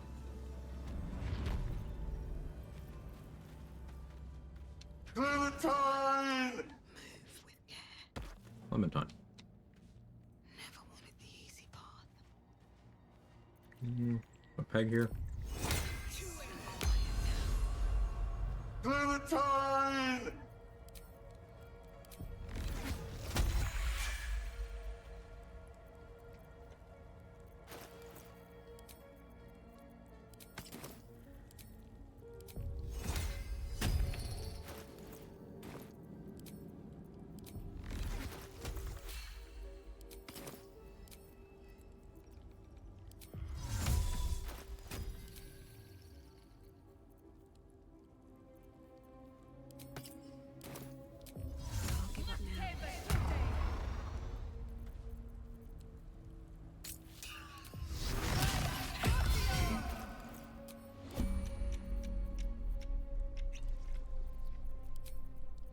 Bloodlust.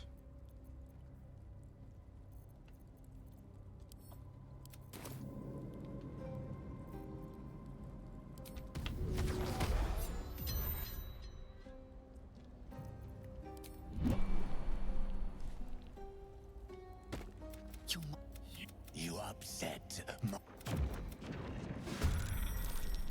Okay. 9 Paladin, what happened to you, Mr. Streamer?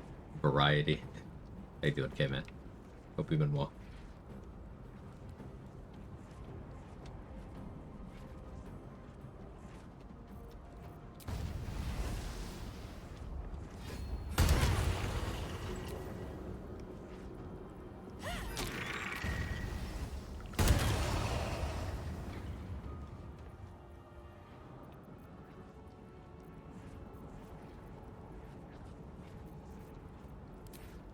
This would be fun.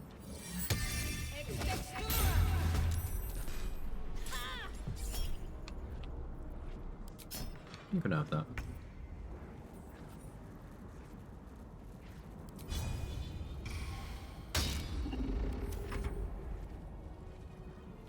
Void is good for multi on a single target to hit with beasts and sharpshooters way more damage. Unfortunately, that's not true. You can get void bulbs up to, for the same reason you can get smoke powder bombs to do some crazy bullshit, you can get void bulbs to do hundreds of damage. I wish I was exaggerating, but you can take it from doing 1 to doing hundreds. Swarm damage is chip, and it's okay that it's chip. It can be chip in an amount that can be relevant for securing certain kills an entire turn earlier, which is a big deal. I don't think Swarm is bad. Some people have alleged that Swarm is bad because it doesn't do damage as effectively as other subclasses, but I don't think it necessarily needs to. I think the fact that it has good utility plus a damage option is good. Talking specifically spike growth strats. Yeah, what's stopping you from just doing Roaring Thunder Arrow? Moving them through the spikes that way.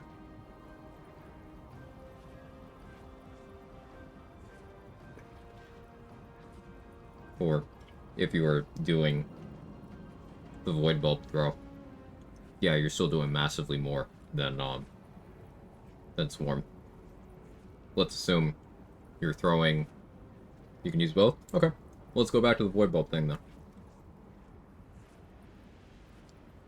Let's assume your bow.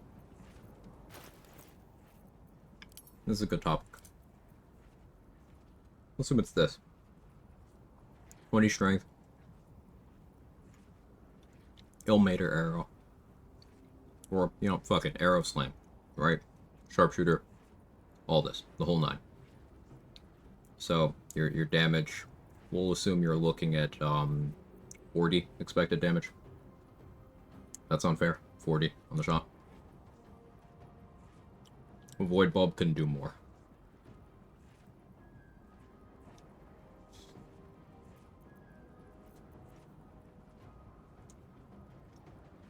Throwing it from elevation into the spike growth surface with lightning charges and callous glow. You're able to make it explode 4 times, assuming the target has, let's say, gaping wounds. Let's be reasonable, that's available the entire game. You can just apply that. They're going to take 2 extra from each individual instance of the force damage. So, you're going from, what did I say for expected void explosion? 6? You're going from 1 times 6 to 3 times 6. It's 18, plus damage riders. And then you're talking the spike growth damage. So, you can get it to a point where 6 from lightning charges, 12 callous glow, 18, 36. 36 to, what was the Titan string damage figure I gave? 40? That's extremely comparable.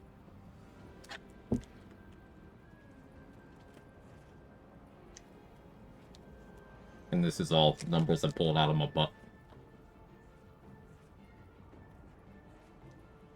It's like having the reliability so I can save voids. Yeah. And I think that's valuable, Chris. I think it is good to bring up that Swarm stuff is resourceless. It's something you can just do. That has value. Remember, I'm a long rest hater. And being in vendor jail to keep your consumables up is sometimes very annoying. But the control effects of swarms are subject to some rather significant downsides. The knockback, I would say, of bees is far more consistent and desirable than, like, the blind from... Where the fuck has that? Is that also bees?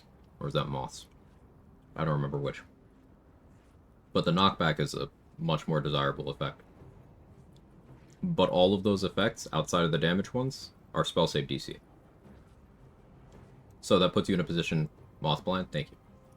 That puts you in a position where, on your archery ranger, you have to commit to either pulling away from your good stats to invest in your wisdom, or you have to commit to having arcane acuity plus spell save DC here.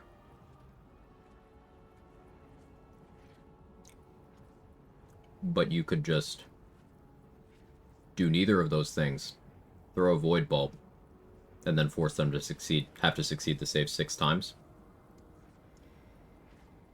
Which is going to end up being more consistent.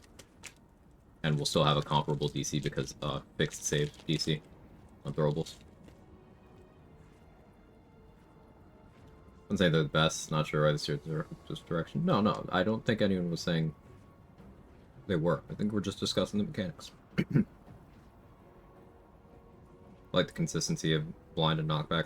Swarm for leveling, it's better damage, people say. I would say it's better damage than people say. I wouldn't call it consistent without boosting your spell save DC. Because, like, assuming you're taking a standard ranger stat block, where you have 8 wisdom, maybe 10. Let's say 10. Your DC is what, 12?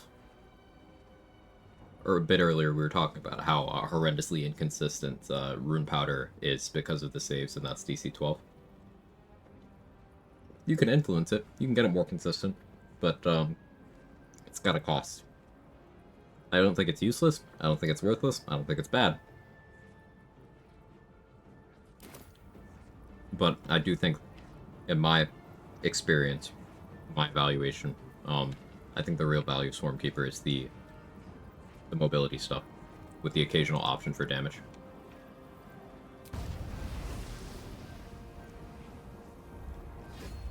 He's run 16 Wisdom. You would be seeing more value out of it, on average, for sure, then. Yeah.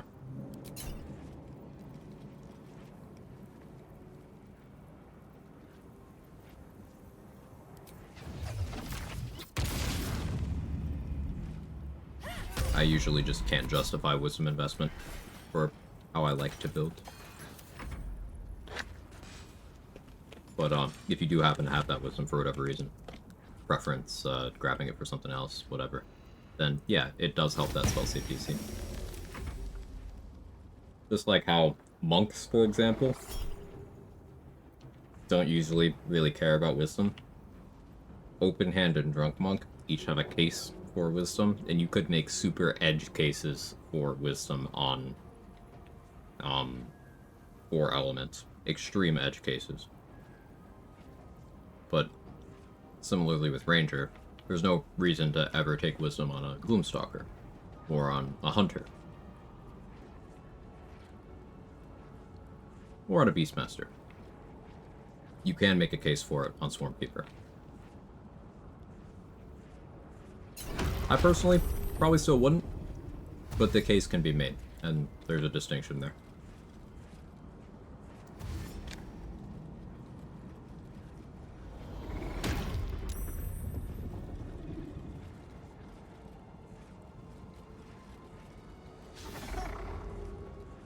Spend no ones on Ranger spells. Which Ranger spells? Ranger spells such as?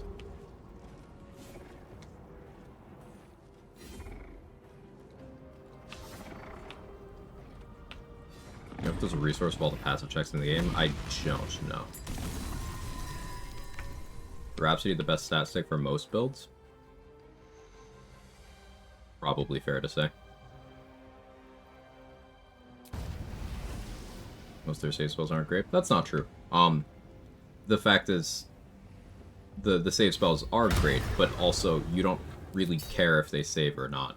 And then, additionally, you can, with Arcane Acuity and other things, you can just get enough consistency that you don't need to invest in the casting stat at all. Like, Lightning Arrow and Hail of Thorns are absolutely filthy damage-wise. Ensnaring Strike, it's also good, but Ensnaring Strike, you can take Bounty Hunter to just automatically be imposing disadvantage, which means you don't need your DC to be that high to see more failures on the enemy side.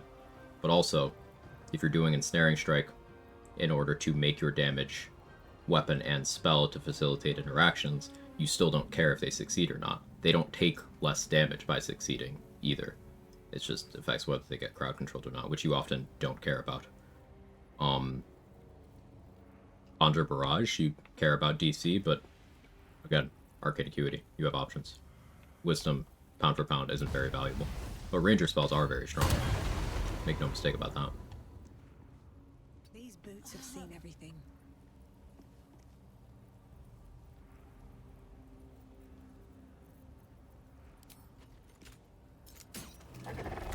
If save spells like Spirit Guardians, not Hold Person, in that you always get some value rather than all or nothing, yeah.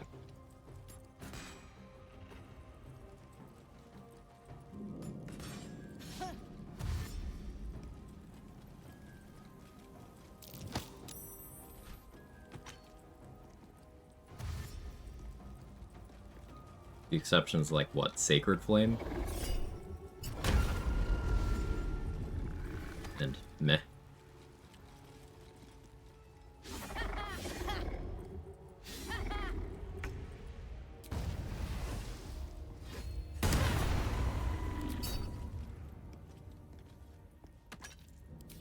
Turn off Call the Weak. Do we think I can secure a kill here? It's gonna hurt. Oh. I almost died. If that had rolled good, I'd be dead. But I banked on Smite rolling like shit, the way it always does. Imagine being punished.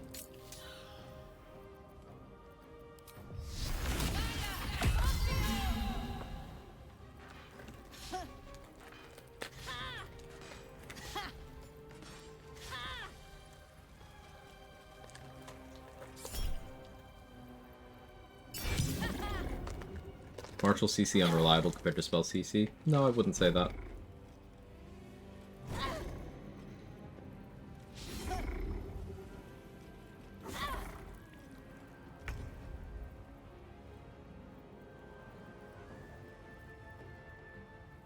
I have seen the double radiant retort happen, yeah.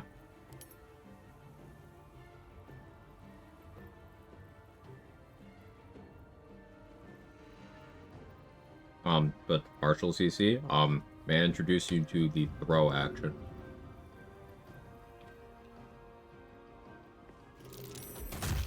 Martial CC.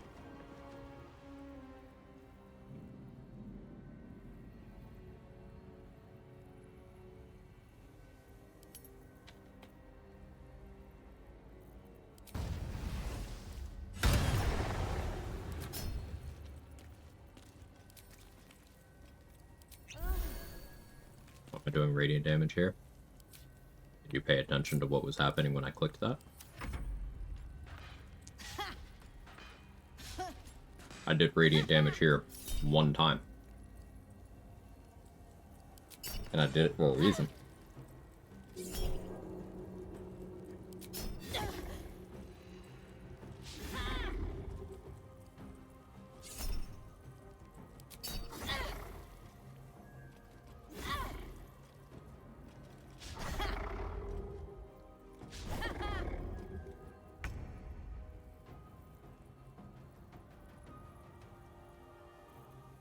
Enemy had 1 HP. I wanted to trigger Elixir of Bloodlust so I could Blade Ward myself. I needed them to die. So I used a Smite, and I calculated that the odds of me dying to Radiant Retort were low because Divine Smite is a dogshit ability that has way too much variation between its damage ceiling and its damage floor. So I was like, it's gonna roll bad. And it did. So I lived.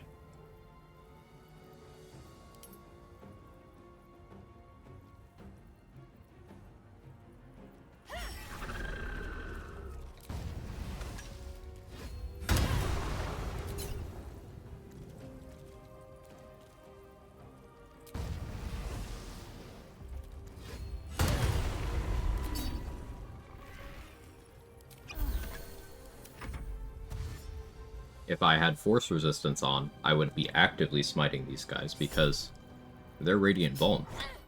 So Divine Smite rolling like shit is less of a factor when damaging them because they're going to take double. So even a low roll on Smite is still going to do good damage to them. But if my Smite does good damage to them, it's going to do good damage to me. So I would want to get Force Resistance. Which I don't have the capacity to do right now. Especially if I roll horribly all the time. Keep going.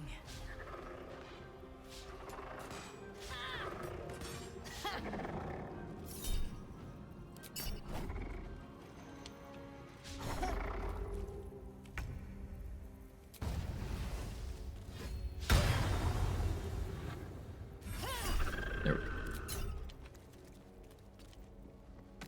Just like hate variants in games, like lower damage, more consistent. Personally, yeah. Yeah, I would value that. Part of why I've had successful runs as a challenge runner is because I prioritize that consistency above everything. Like, theoretical damage doesn't mean anything if it doesn't happen.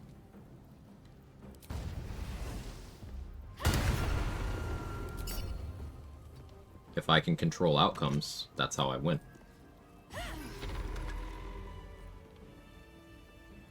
So I don't often gamble on things, but when I do, I usually try to create situations where I can't be punished. That Divine Smite gamble was a little more reckless than I normally am. What's in here? But I thought it would be funny, and it was, so.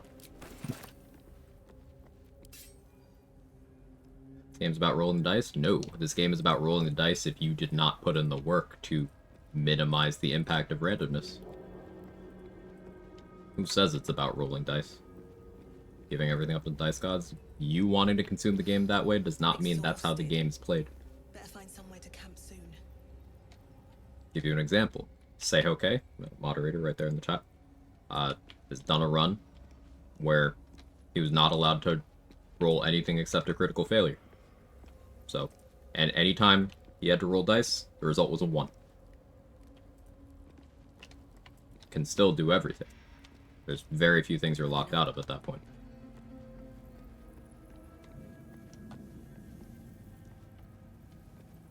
It's only about rolling dice if you allow it to be, which is usually just a knowledge issue.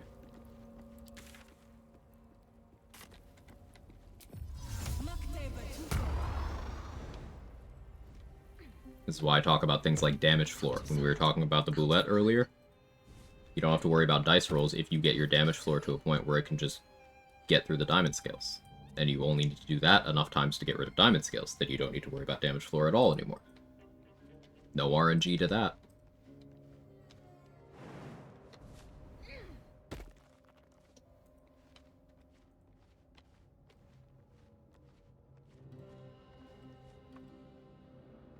Trying to scroll up in chat, but whatever current fuckiness with OBS not liking scrolling is happening. Okay, there we go.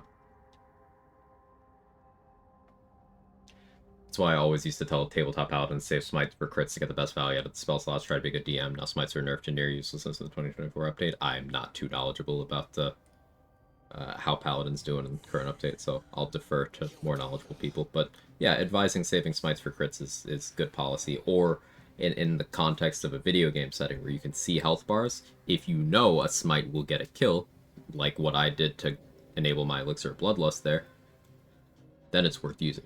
Securing kills, which is more likely on those crits.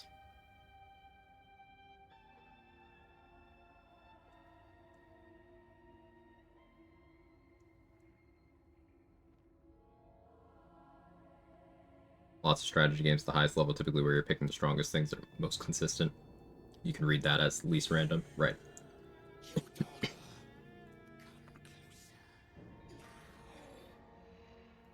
You can reduce damage by 14, you don't care how much enemy rolls in 3 to 14 range. Like the randomness keeps you on my boots shaking, everything's min-max, not that fun anymore. I don't do challenge runs. Yeah, that's your subjective experience as someone who doesn't know much about how the game works. Me, I've been able to put in over 5,000 hours into this game, putting my time exclusively into figuring out how the game works, and as we've established, my go-to is optimizing things to a point where I have the most control over the randomness, and I'm still having fun.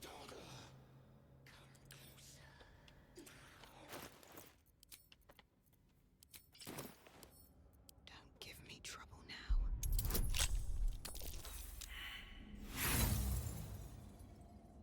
Devs also add randomness to make games more interesting and fun. There's a line that can be crossed where excessive randomness to make things tedious and or frustrating. And Larian was very aware of that in this game. Oh, roll good. And I think that's one of the reasons why they settled on a D4 for the initiative die.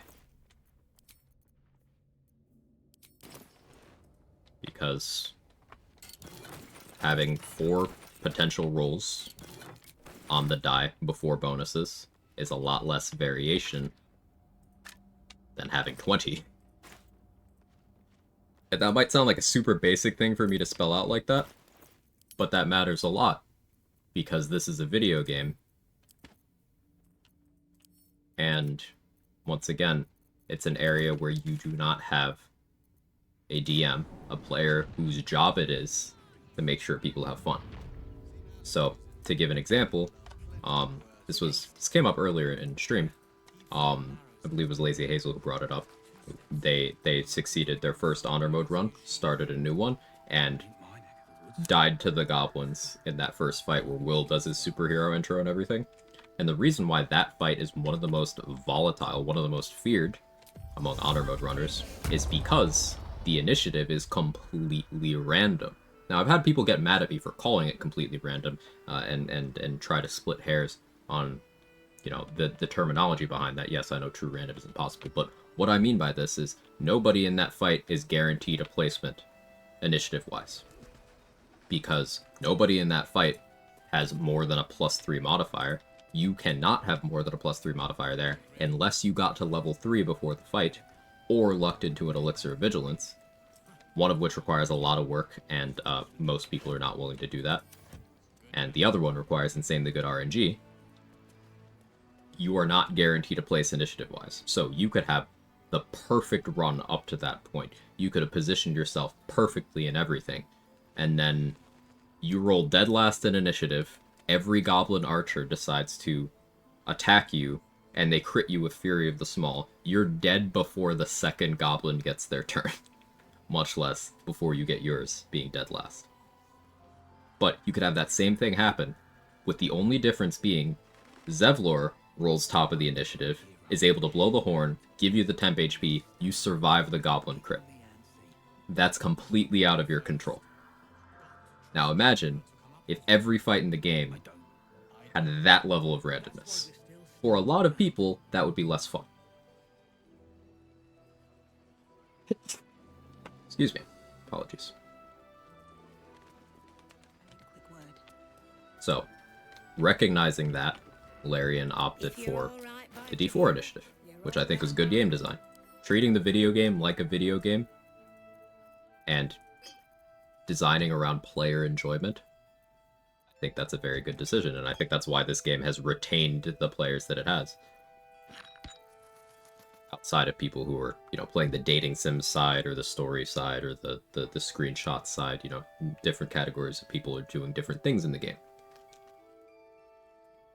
Lost a Karlach on a run there, didn't try one again, might try one soon. Yeah, like, that's gonna happen.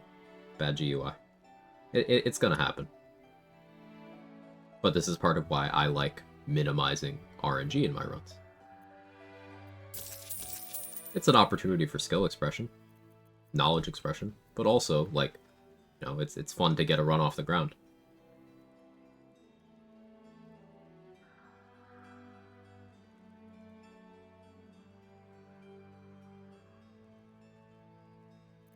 Bad guy. I get it.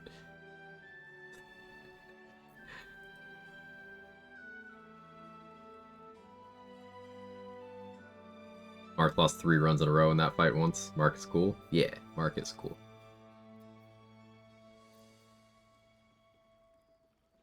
Lost 3 on a road runs, but well, I'll keep trying. That's a good attitude to have. My advice to anyone who loses a run is that your goal in the run back and the revenge tour is don't die to the same thing. Get past that point that you were at, and then you've won. And you just keep doing that. Anytime you lose a run to something, make sure that thing, and, you know, add it onto the list of other things that's killed you in the past, of course. Don't die to those, just don't die to the same thing twice. And eventually, after enough attempts, you will have something resembling consistency in your runs. Now, you might backslide a little bit if you start playing a class that doesn't have some tools that you're used to. Or if there was something you didn't know in an encounter that you got past, not knowing certain things were possible. You know, these things can happen, but trying to compete against yourself, beat your own milestones, and get better at certain things that you maybe could have handled better on your end in a run. I think that's the goal.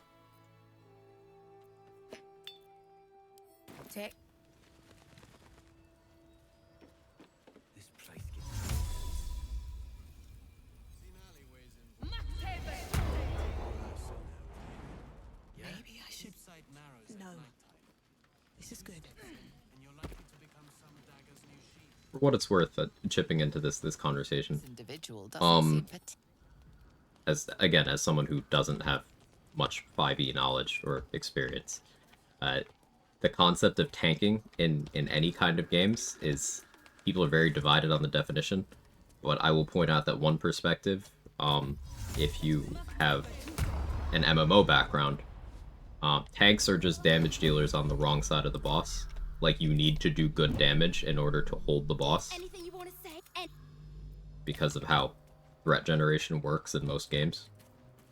So, like, there is an argument that more damage equals better tanking. But that's not always true, and, you know, that obviously can't be translated to every medium. But I figured I'd bring that up.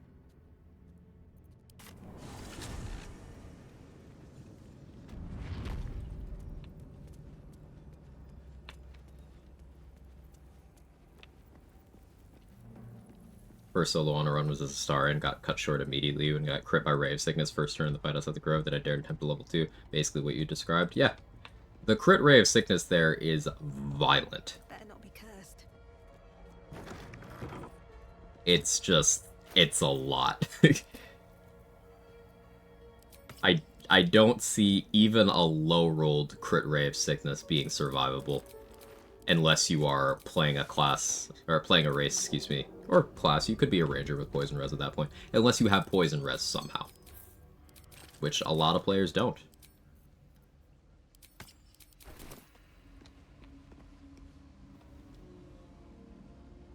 The bowl contains an ancient...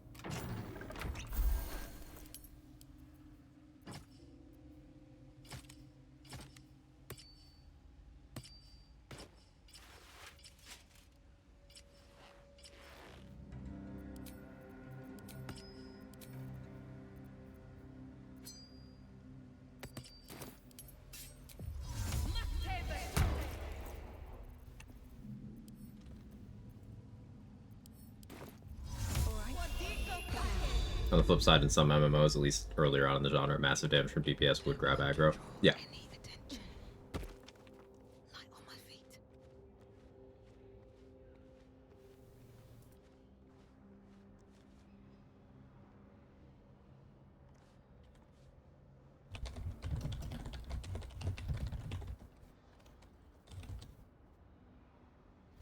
Just typing out that I'll repeat what I was saying in 45 seconds. Add jail.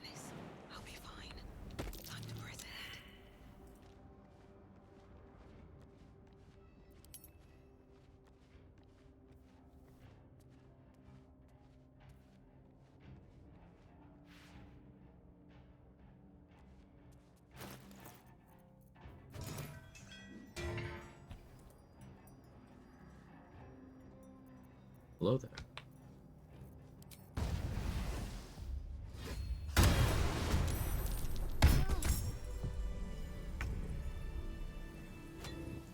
Get to secure the kill.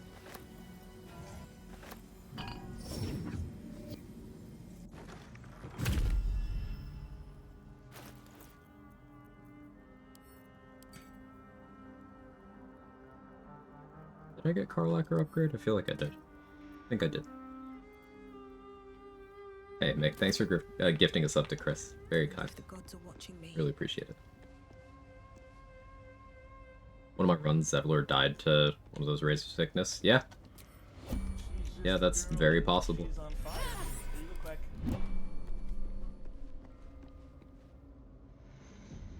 But yeah, I was saying, as someone who, you know, doesn't have much 5e experience with the 2014 or the 2024 rule sets,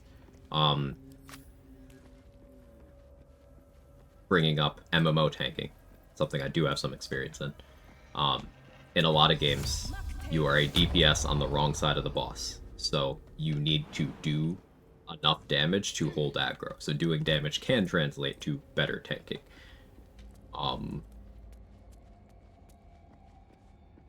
Obviously that's not transferable to every kind of game, but it's an example of a time where more damage can equate to better tanking. Especially if you have a DM in this theoretical tabletop scenario who's like, alright, I'm just gonna have the boss go at whoever did the most damage in the last round.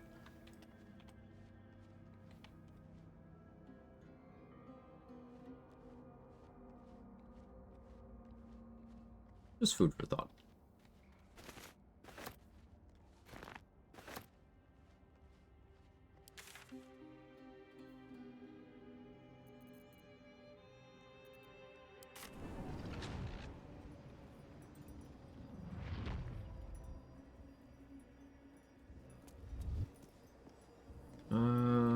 Two of the Thorns still up.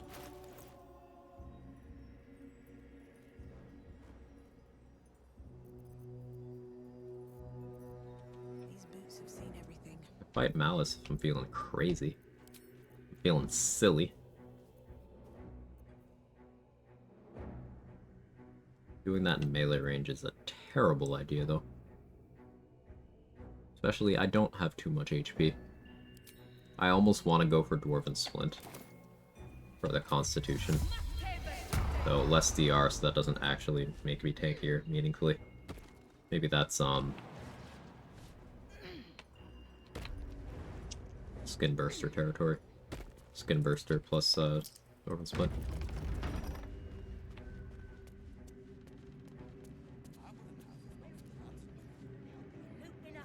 The game's not meant to be played solo to begin with anyways, but they put dialogue options into account for it, so I will be obstinate and say that it's no more unintended than anything else, even though there are definitely oversights that do not account for having one player.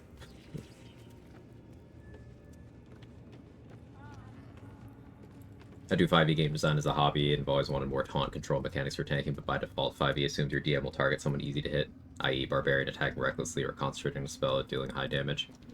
Yeah, I think that's a problem that you were always gonna, like, need a person to solve.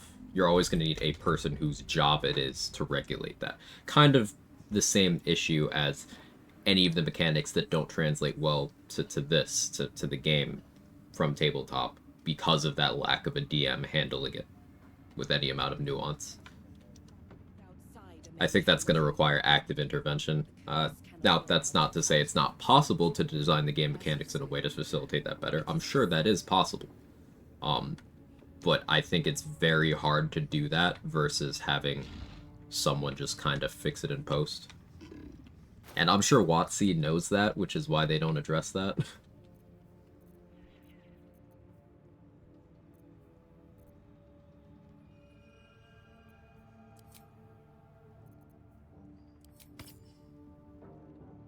Insight check. I care a lot about this insight check.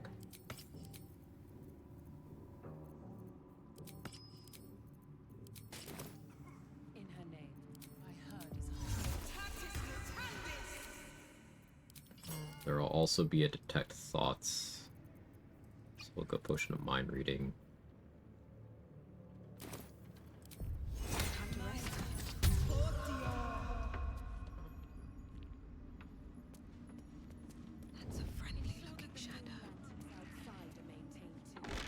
Killed Gloric yet.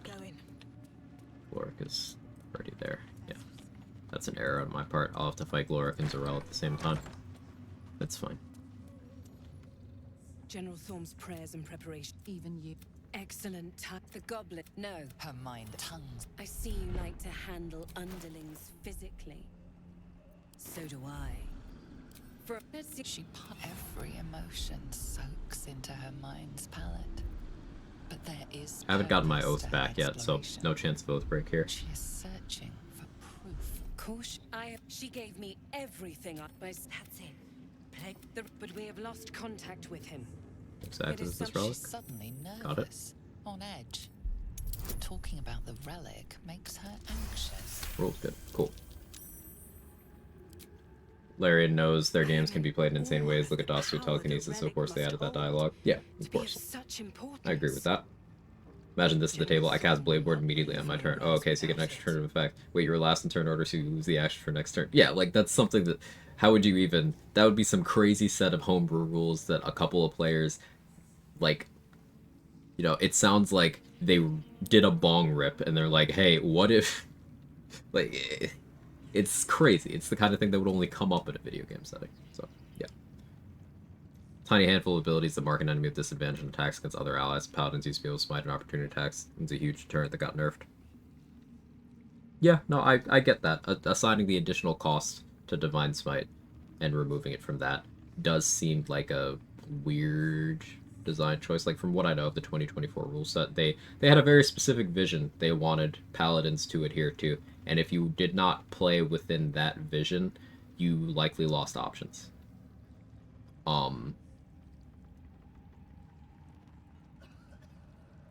Yeah. New Blade Ward's way better. Concentrate on all attacks against your 1d4. So, funny you mentioned that. If they were to implement that into PG3, that would be a nerf to Blade Ward. So, again, an example of how source material can differ. That would be a massive nerf to Blade Ward if that made it into this game. Fine. Talk to the bugbear, but don't.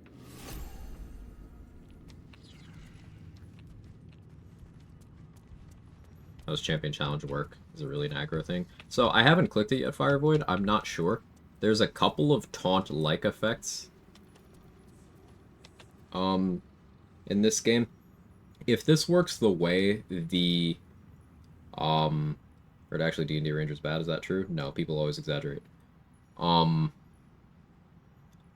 If this works the way the goading roar from the bear summon that Beastmasters have, if this works that way, then it is a taunt. It's not just a you have disadvantage attacking other things. It's like, no, the AI is going to attack you. It's going to. I don't know if this works that way. I have not clicked it yet, and obviously I'm playing solo, so it would be hard to determine.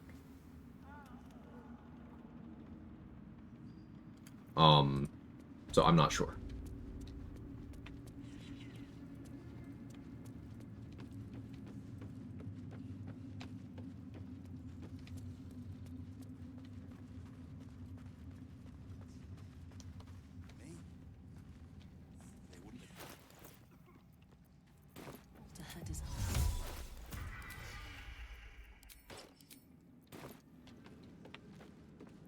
The Absolute war drums beat loud in your chest. How may I serve? Let's back up this stuff before I refresh this inventory. The Absolute took a liking to you, did she? Watch yourself. She breaks her toys once she's done with them. I fucking hope so, man.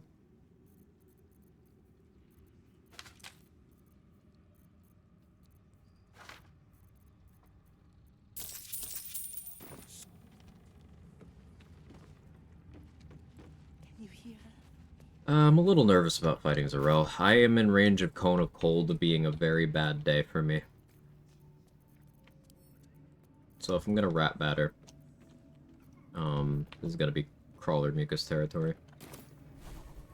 Why do I have Bless prepared? Why do I not have the correct spells prepared right now? Did they get changed when I leveled up? Appears that they did.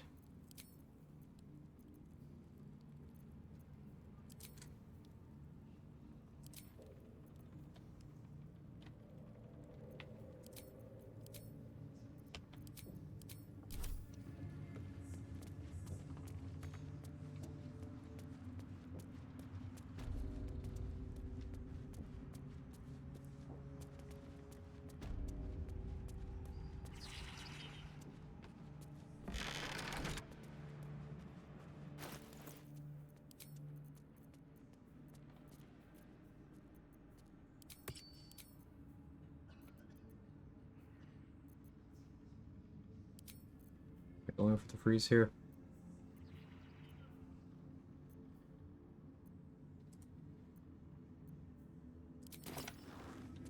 We'll go with that.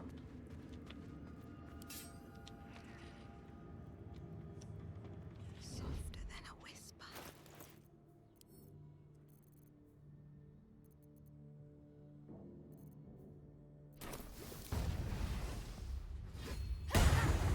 Were witnessed assaulting some.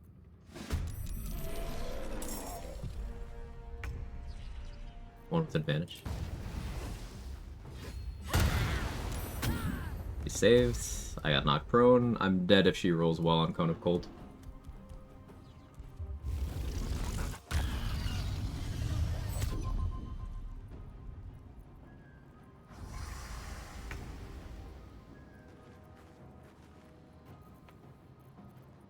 extraordinarily bad RNG.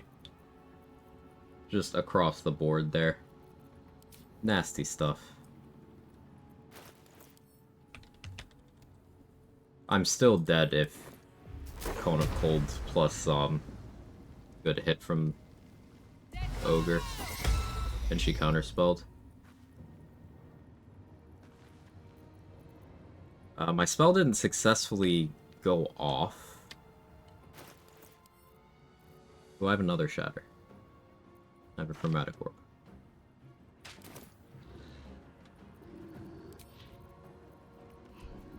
This is so messy. Oh yeah, I can't haste myself while I'm slowed. Yeah. I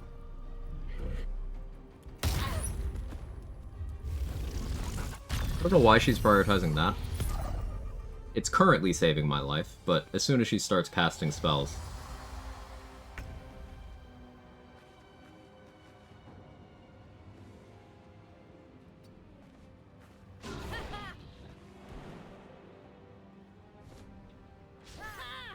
I need to do that. Time to push my luck again. This is, super not good. Alright, roll good? Okay. Okay, I succeeded on the save against the slow, so that's good. That's something. Potion was a disaster. Yeah, I... Panic speed pot. I never killed those two either. I don't even have a safe escape route. I'm really phoning this one in. Fall by my hand.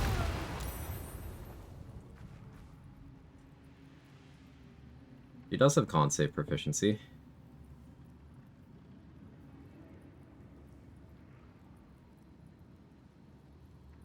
She's got +8 to that. She's simply rolling good.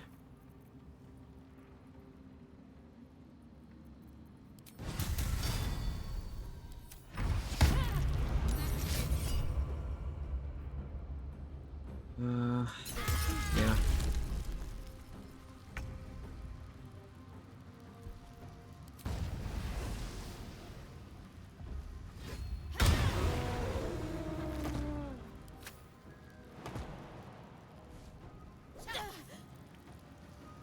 So, like, if I hit her hard enough, that's gonna hurt me a lot, too.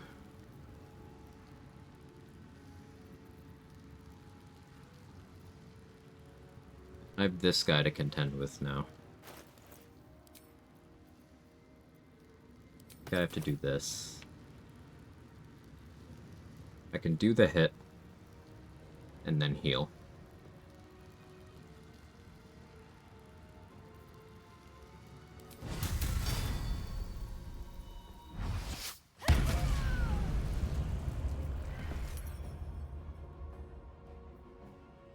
She rolled, really bad on the fire shield.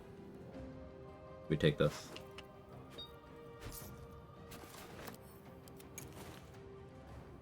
Alright, that was, scary. I still had my oath I would do, Righteous Clarity here, but not an option.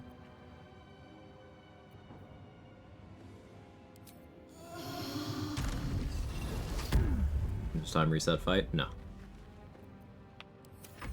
Why would I reset?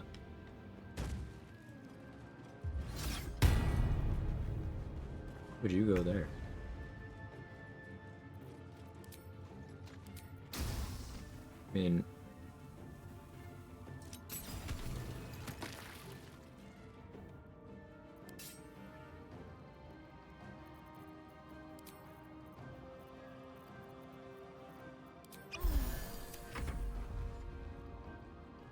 Is Zarel secretly stupid? I don't know why she didn't go for Cone of Cold. Like, I don't have Cold Press. I'm very puzzled why she just didn't do that. That was her win con.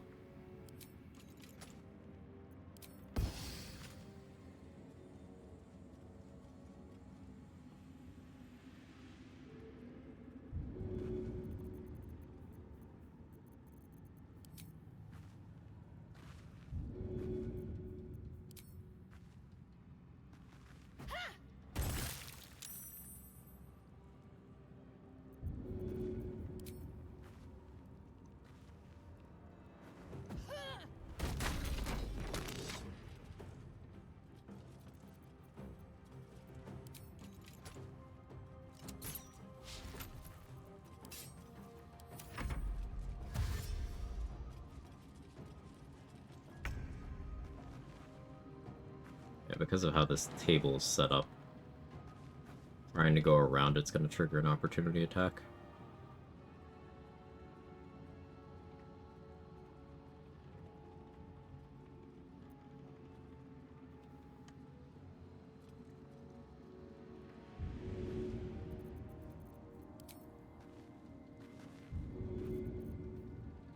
Trying to go for the chair game.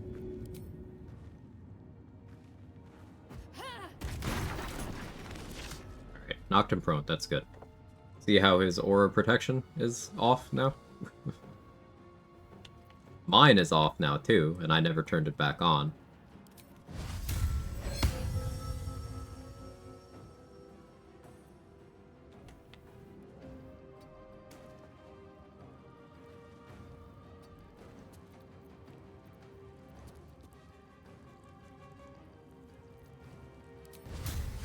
Wrathful Smite makes some sense here.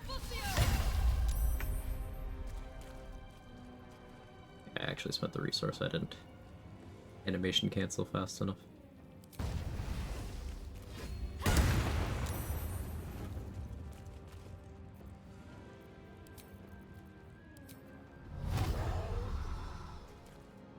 Spent that. Got the prone, nice.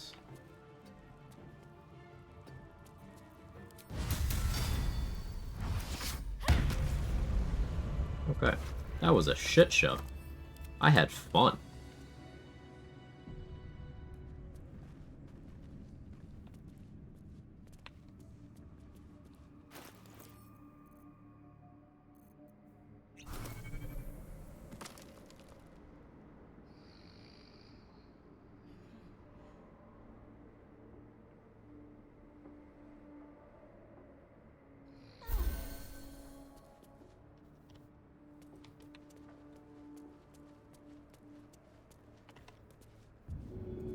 Having fun in video games, not a real gamer. Oh, sorry.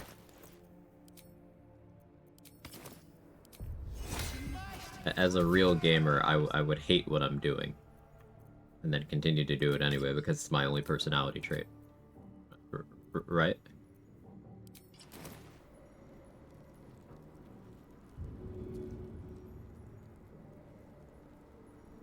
You were witnessed assaulting.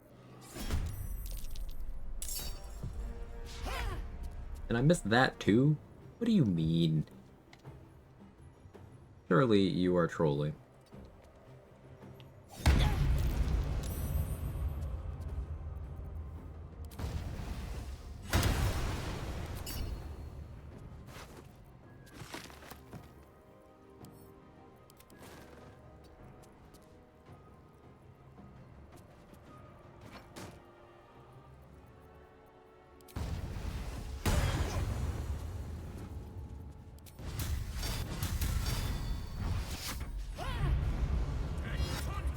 I'll hit attacks one day. One day.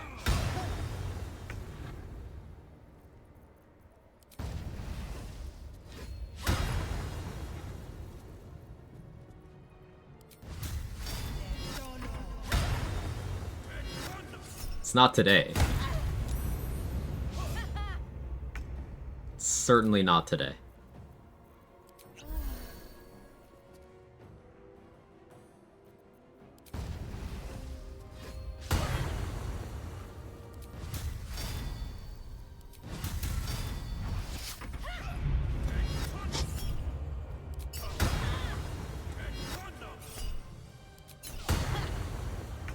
I'm gonna lose my fucking shit.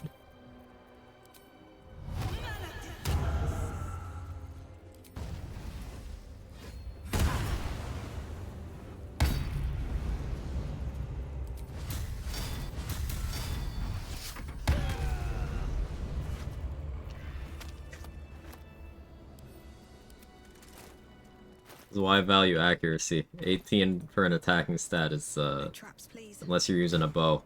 It's quite quite mid. Grab at double up basic damage riders, not basic ones. It works on basically the ones that don't show directly on the card when you have them. That's a good indication of the ones that work. So, like, Psionic Overload doesn't show up on the card while it's active. That works. Ring of Elemental Infusion, that works. But something like Broodmother's Revenge or Flawed Helldusk Gloves wouldn't. I want to say I hate this game. 20 rolls, 5 tops value on dice, almost lost the run. This is a big part of why I highly recommend not leaving things to chance wherever possible. Obviously, it's not always possible, but wherever possible.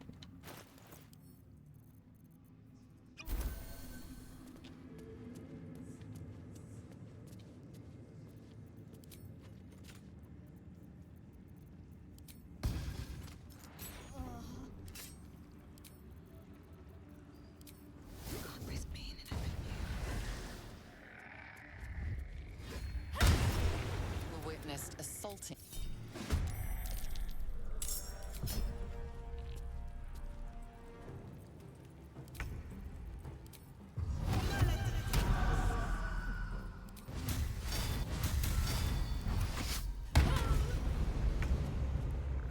Be okay.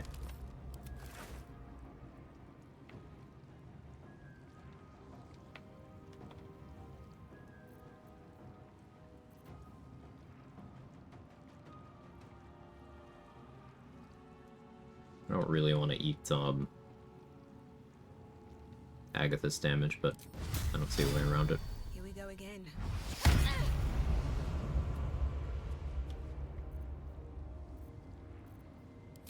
I'm using Smite, hard Smite here, specifically to front load my damage in one instance so I don't take multiple retaliation.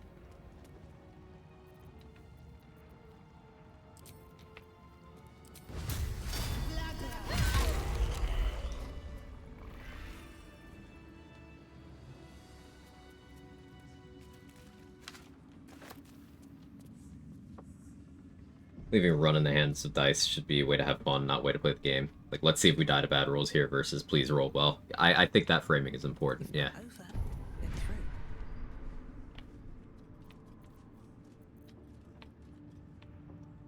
First run, I fail every 80% or less chance. So, and chat can corroborate this. I complain about any chance I have if it's less than 90. And even at 90, I don't feel confident.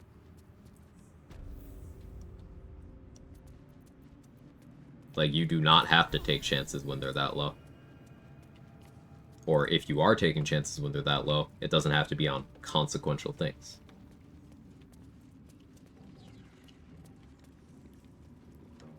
If it's not 95 with an advantage, you should complain. Yeah.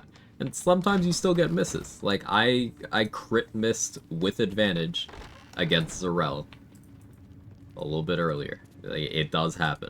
It's a thing.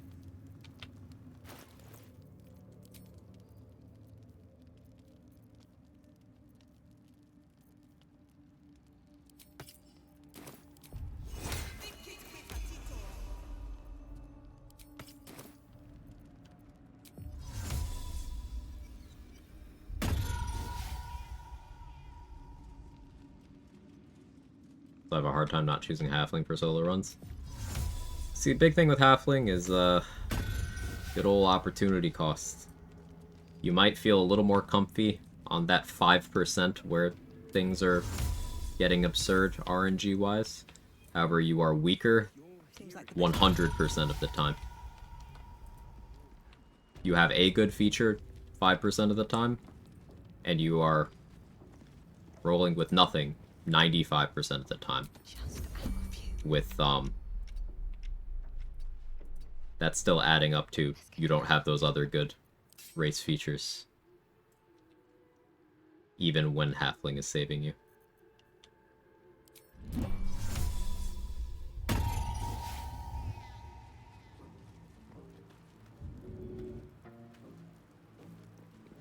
It's certainly comfortable. But I don't value it highly.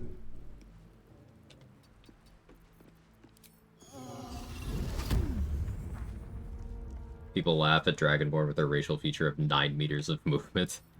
But it's important. poison resistance helps sometimes, though. Yeah, but dwarves get that too, and dwarves have good passes. Dragonborn can also pick that up.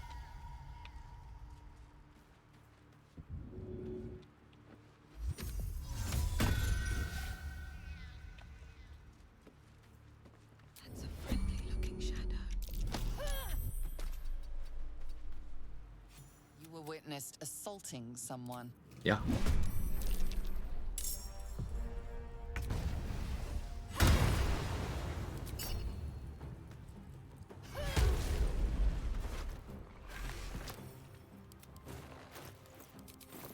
Put this. Another step forward.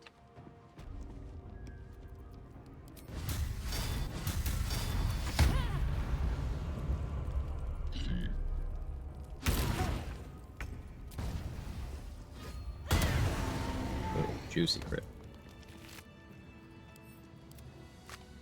Only picked halfling to be sure I don't crit fail against Merkel. Now I know those saves can't be crit failed. I wouldn't. Right. Halfling for builds where you are intentionally attacking with disadvantage can have a shout. It's good for... I have Brenna doing my potion crafting. It's good for that too.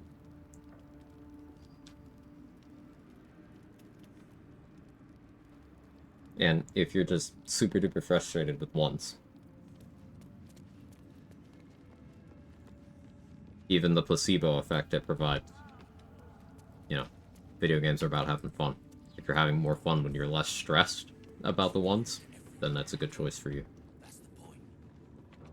I just, personally, from an optimization perspective, I'm never taking halfling in this game. The most recent time I tried, that build concept would have been better done by Karlach, and I realized that like 2 hours into the run and regretted it ever since.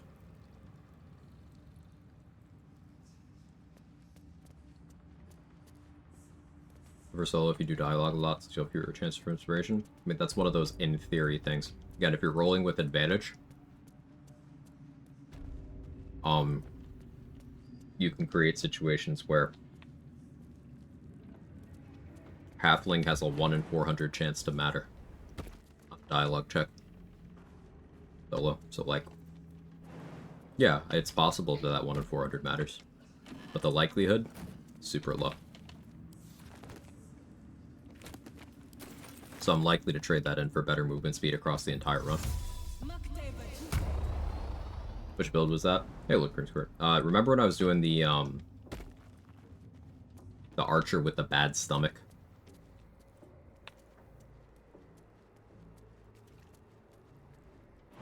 The barbarian.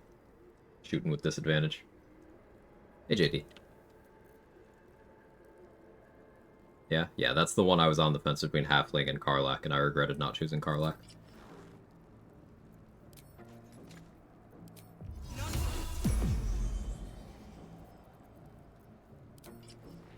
IBS Archer. Where am I going? I was jumping somewhere. I don't know what I was doing.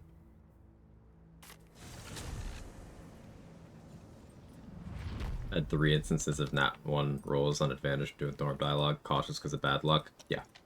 It can feel bad. I do get it. Which race features are the most impactful to me? I mean, nothing beats happy with Astarion. Well, that's an origin feature, but like origin features, we can talk about those too. Yeah, happy is super duper good. You're just Astarion's slightly better at basically everything. Which race features do I think are most impactful? Depending on class, picking up good gear proficiencies can be a very big deal. Like if you are playing one of the squishies, if you're playing Wizard, Warlock, Sorcerer, Bard, Rogue, and you want a head start on correcting their lack of defensive gear proficiencies, playing a Githyanki, a human, a half-elf, or a shield dwarf can take care of a lot of the early work there. Because human, half-elf get light armor and shield, and then Githyanki, shield dwarf get light armor and medium armor. So, very impactful.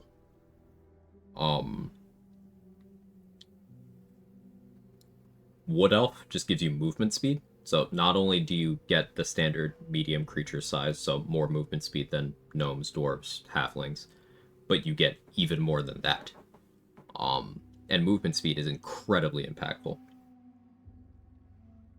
Ursula Merkel up, Ursula Merkel down. Congrats, JD. Well done. Hey, Andy. I was talking about your run earlier. How you doing? High elves get their choice of cantrips. Picking up Minor Illusion, Blade Ward, or Booming Blade are very good grabs, very efficient. And back to Asarian, he's a high elf, so he can do that with his happy buff stuff. So very good. Dragonborn, you can pick up a resistance of your choice, and that can be very good, because you might think that something like acid or lightning res might not feel too impactful, but being able to get it without needing to give up some other slot for it, and just having it, especially in the early game, is really, really good. Like, for example, starting the game with that acid resist means that Caustic Brine, a lot less of a big deal. The few enemies that throw acid vials at you, so that's Andric, that's a couple goblins, goblins that use acid arrows, the acid attacks from the mimics, the acid attacks from the oozes in Grimforge, all of those, a lot less threatening to you, because you are not going to find a natural source of acid res until the Kresh, into the Mountain Pass map, where there's boots, but they require that you keep them equipped, and that's giving up your boot slot. And there's 2 elixirs, but that's elixir slot, and those are the only 2 elixirs in the game. You can't replenish them, there's no more anywhere. It's just those 2. And you have to get them from the 2 git that have them before they use them, which can be dangerous in itself. So having acid resistance is tough. There's not a lot of places where you take acid damage, but most of the places where you do, it's impactful. And that's just one kind of Dragonborn. You could make the similar argument for picking up Lightning Res from being a blue Dragonborn, for example. That allows you to do electrified water stuff, maybe without the Sparks Wall if you wanted to give that up for a bit. And much like Tieflings can just have their fire res, you could go that way and get that from Dragonborn as well. Also, the Breath Weapon is good. Good utility-wise, it can be good damage-wise. It's AoE. It's guaranteed damage unless you're fighting something with evasion. Yeah, picking up cold resistance for the early game can be nice if you're not getting it from, like, Ranger or something.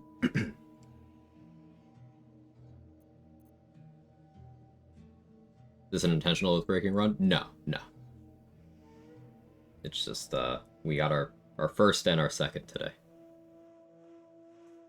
What else is good racial feature-wise? Dwarves get really crazy saving throw proficiencies. Or not proficiencies, excuse me. Saving throw advantages. Like, dwarves get some crazy defensive shit. You could be running around with, as a dwarf, you have poison resistance, but then you're also, you have advantage against being paralyzed, advantage against being charmed, and then as a Dwergar, you also have once per long rest enlarge that doesn't cost concentration, and then at level 5 you get once per combat invis that lasts forever. I think Dwergar advantage for paralysis doesn't work. Thank you for testing, because I always run around with immunity anyway, so I wouldn't know, but thank you for testing.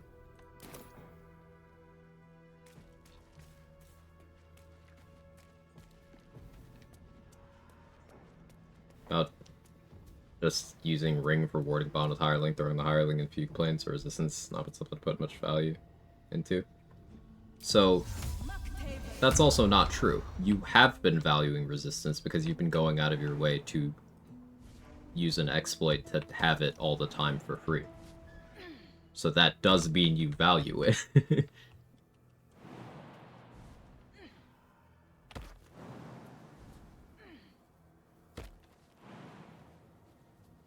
And in a situation where you're not doing that, or having a campcaster do it, having those resistances matters.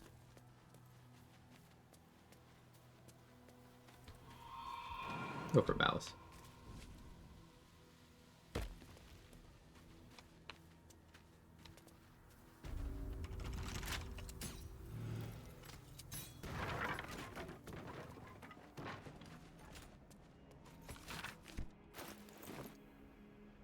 Try to dialogue him.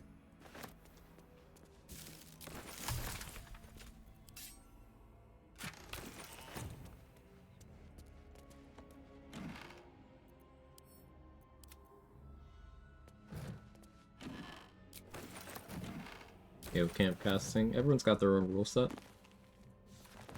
The only rules that matter for your run are the ones you want to apply. That said, valuing certain mechanics appropriately can shift depending on rules, as we're seeing with perception of resistances. But again, if you're going out of your way to give yourself resistances through whatever is acceptable in your rule set, then you are agreeing that resistances are good and impactful to have. So we are all on the same page, and resistances are good. So picking up a resist from your character race can be good. But yeah, we don't judge. No elitism here.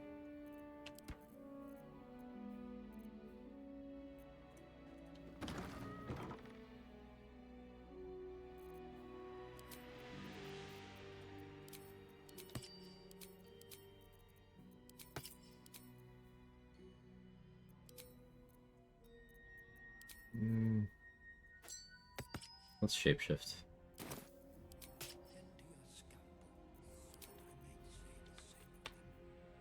Okay, this will be Shadowheart's problem.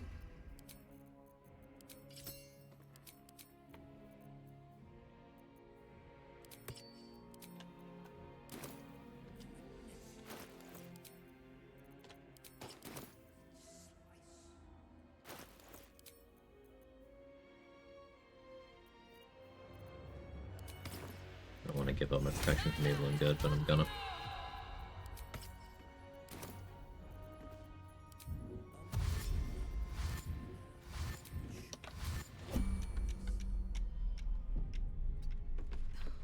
Something's on my mind. The objective of the Camp casting's banned, then yes, resistance is good. I don't think you're understanding, Raid. If you are camp casting for your resistance, you are agreeing that resistance is good, because warding bond from your camp casting is giving you resistance. So if it wasn't good, you wouldn't be doing it. At least I don't think you would. Come, step forward. We do not wish to see you suffer so. Let us cure you.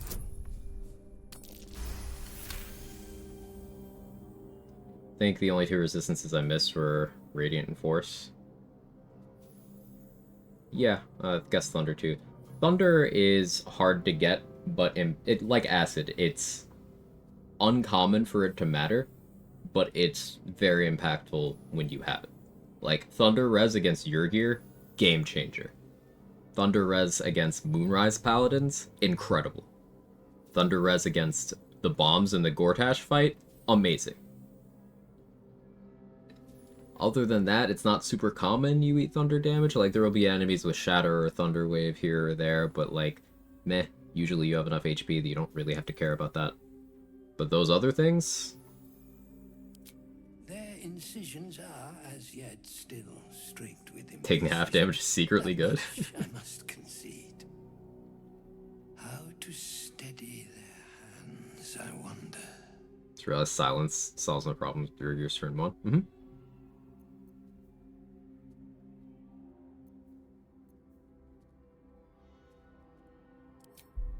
Go this way. Rolled good. Even if he bombs you, can't explode bombs with thunder damage. Yeah, you'll want to make sure that you don't get hit by the bombs, because like that can still knock you prone and do damage directly, which will then break your concentration. Either taking the damage or knocking you prone.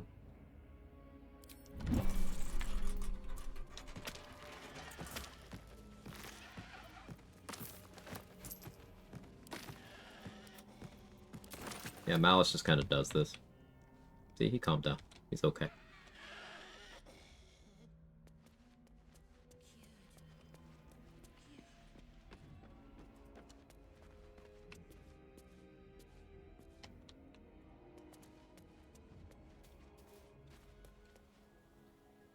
Comfortable position to sleep. Relatable. Can he tell me his secrets?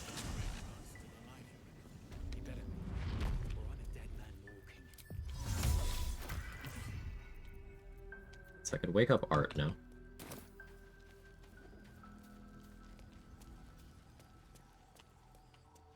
Can I get you anything? A drink? A bite to eat?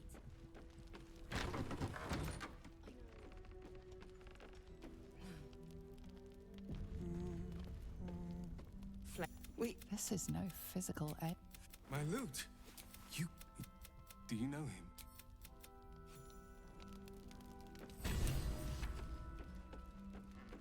Let's have a look.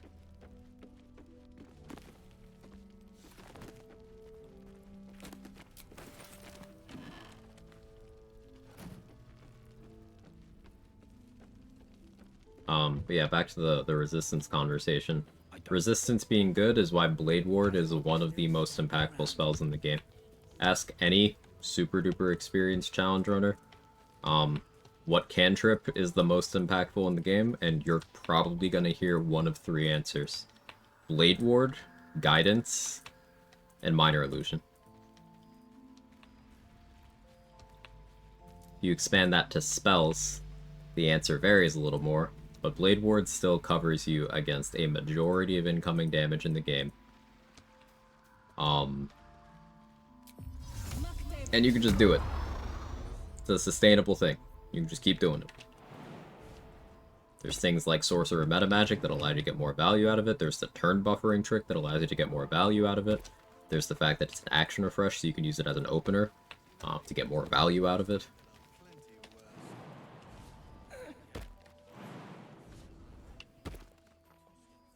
Dancing Lights. Dancing Lights has been used in low-level and no-hit Merkle strats. It's not providing anything unique to that, but it's an option. Can't even play without Minor Illusion, it's so comfortable.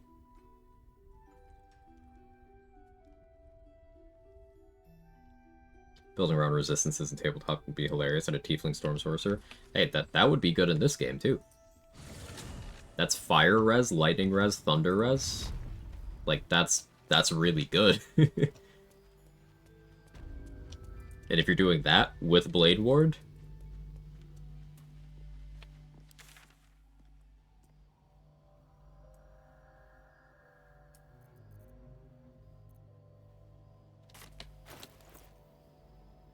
I guess we are at the point where I need to start doing more impactful fights.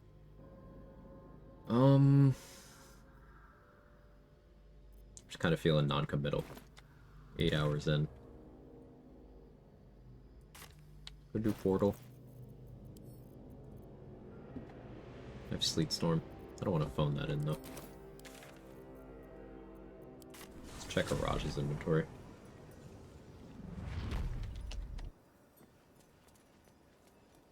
Dancing Light's better than people think it is. Yeah, it doesn't break concealment. So it's pretty nice if you want to set up concentration before going for a surprise round, but you don't want to, like, leave the area. It illuminates things for the likes of removing Shadow Blend, Living Shadow, and also enabling things like Callous Glow.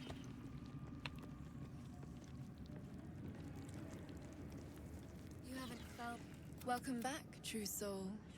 Like, it's good. Come in the spirit of trade. It's very simple, but it's good. Radiant Res Elixirs. So speaking of resistance, these Radiant Res Elixirs are only available from alchemy vendors starting level 9. These against Moonrise Paladins, they smite you, take half. Now they're doing slashing, thunder, and radiant, so having resistance to all three is tough, but it does help.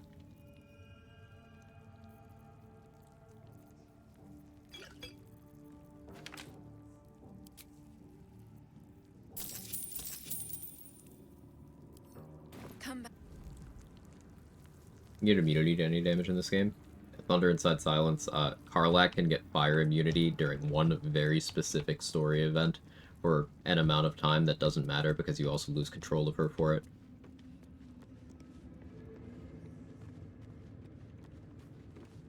You can get what is functionally pretty close to physical immunity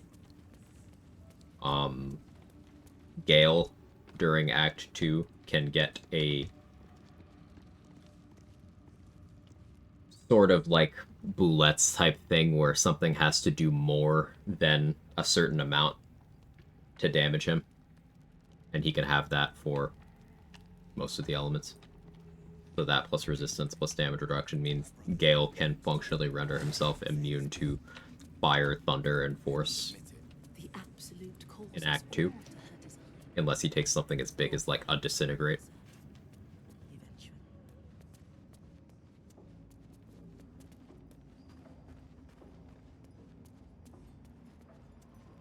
Ah, yes, you can get immune to poison. Mm-hmm.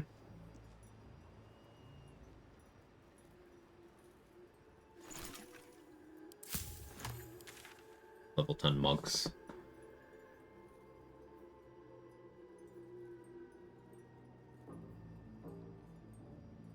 I want to pick one more fight. I'm just not sure what I want to do.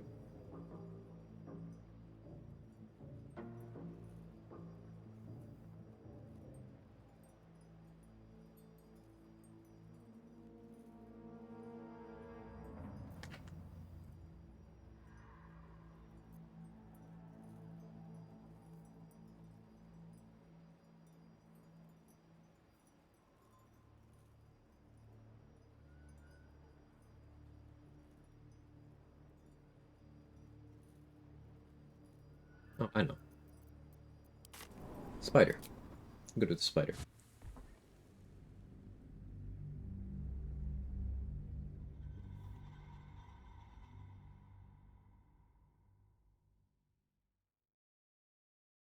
I've not tested this, but apparently you can use Arcane Lock for whatever reason. Well, I don't know if this works in current patch. I think this is patch 7 tech. Bypass the Arcane Ward limit. Not messing around with that personally, though. It's been too long since I played Abjuration. I haven't cared to test.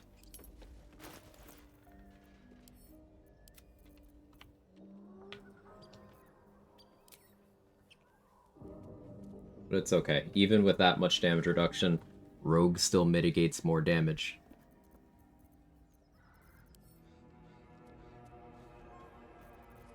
Is Rogue secretly...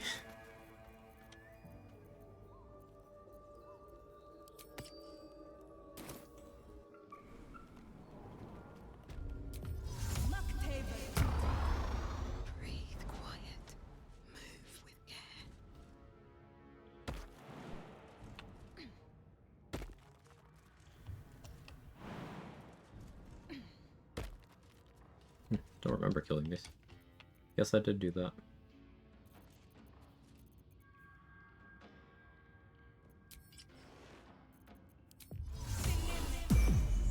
Rogue so bad, patch 8 gave them immortality.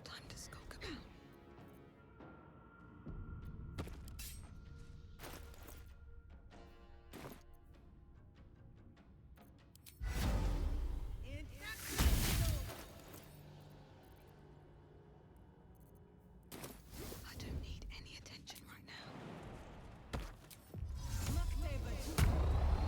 Don't want to draw any attention.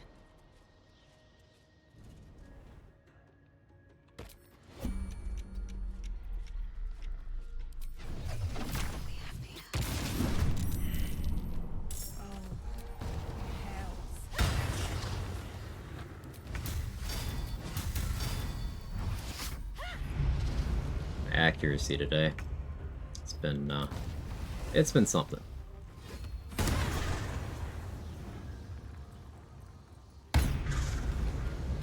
Smite to apply more of that.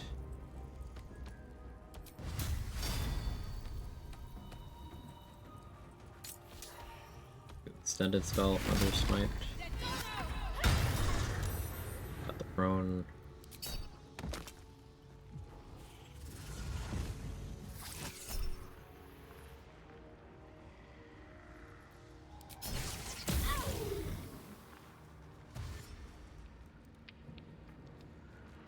Cast level 6 Glyph of Warding every turn. I mean, you could also just do Globe, right? Like, you can just keep your 6th level spell slot and just do a globe, and whenever it would expire, just do another globe.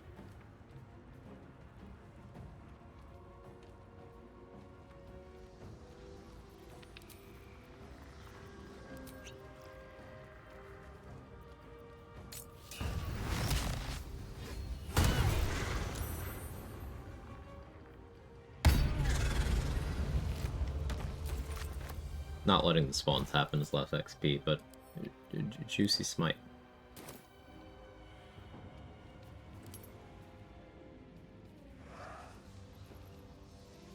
Swift as my feet can carry me.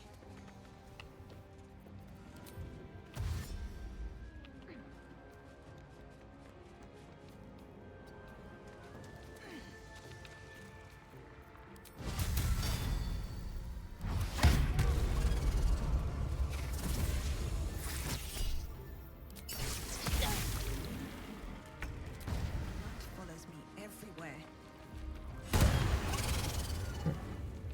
I feel a breeze. I wonder what's down there.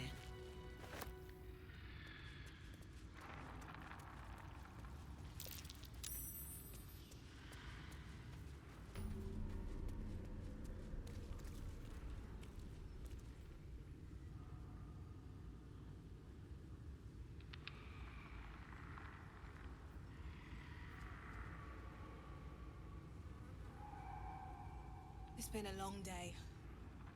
I need to rest soon.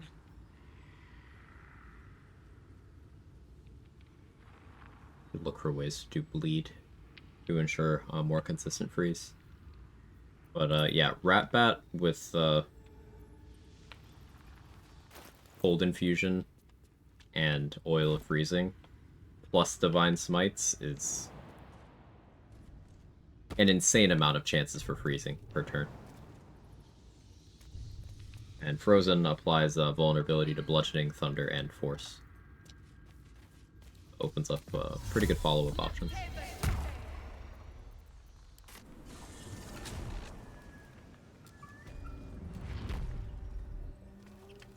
For fun.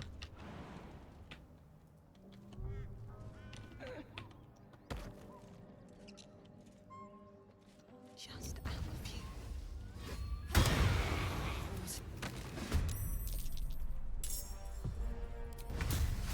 Made it.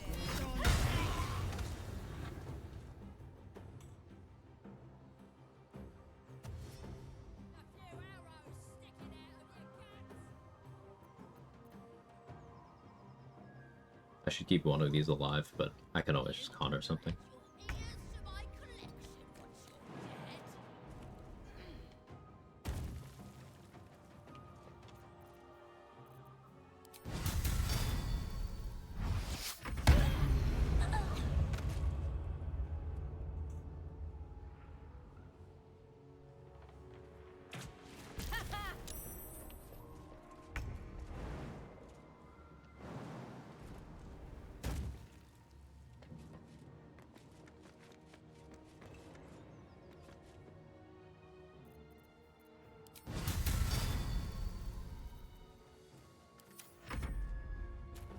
Did my turn too early. There's some learning to it.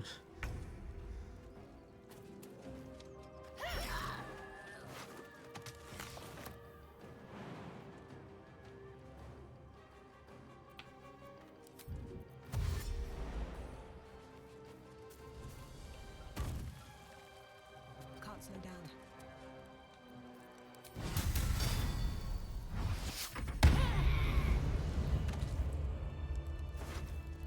Super unnecessary, but funny.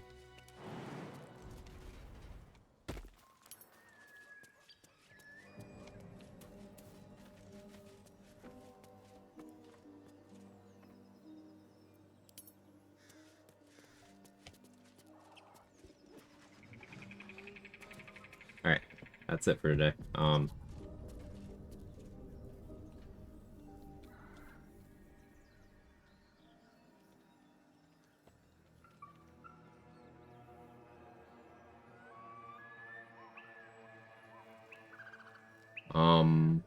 Wall of Ice the highest damaging spell if we ignore Chain Lightning, Tempest Cleric? No. No. No. No.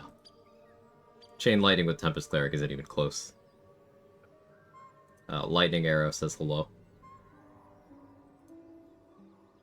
But even then, I couldn't confidently say that Lightning Arrow is peak, because what about recasting Sunbeam or Moonbeam or Call Lightning for 20 turns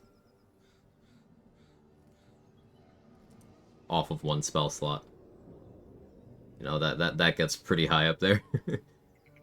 Who's live right now? Kara's doing another level 1 run. You can head over there. Eldritch Blast, not even close. Scorching Ray is decent one. Scorching Ray is really good, but like... again, Moonbeam, Sunbeam, Call Lightning. The fact that you can recast those reusing the same spell slot for, if you use Extended Spell Meta Magic, 20 turns? 20? And they're all AoEs.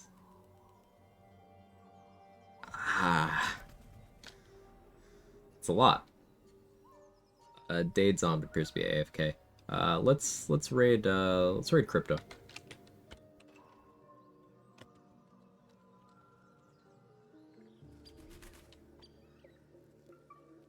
Yeah, I haven't raided Crypto in a while.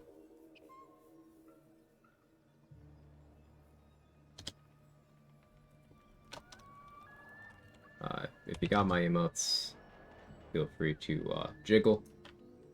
Tomorrow's my scheduled day off. I do not stream Sundays, but I will be live on Monday, more of this run. Probably looking at getting into Act 3 on Tuesday, most likely. Yeah, we'll see. But thank you, everybody. I hope you have a wonderful rest of your day, weekend. Good discussions today. Really appreciate all the love and support. Yeah, say hi to Crypto and Squiz. They're both friends of the channel. Chill people. They're doing a co-op. Have fun over there. Bye.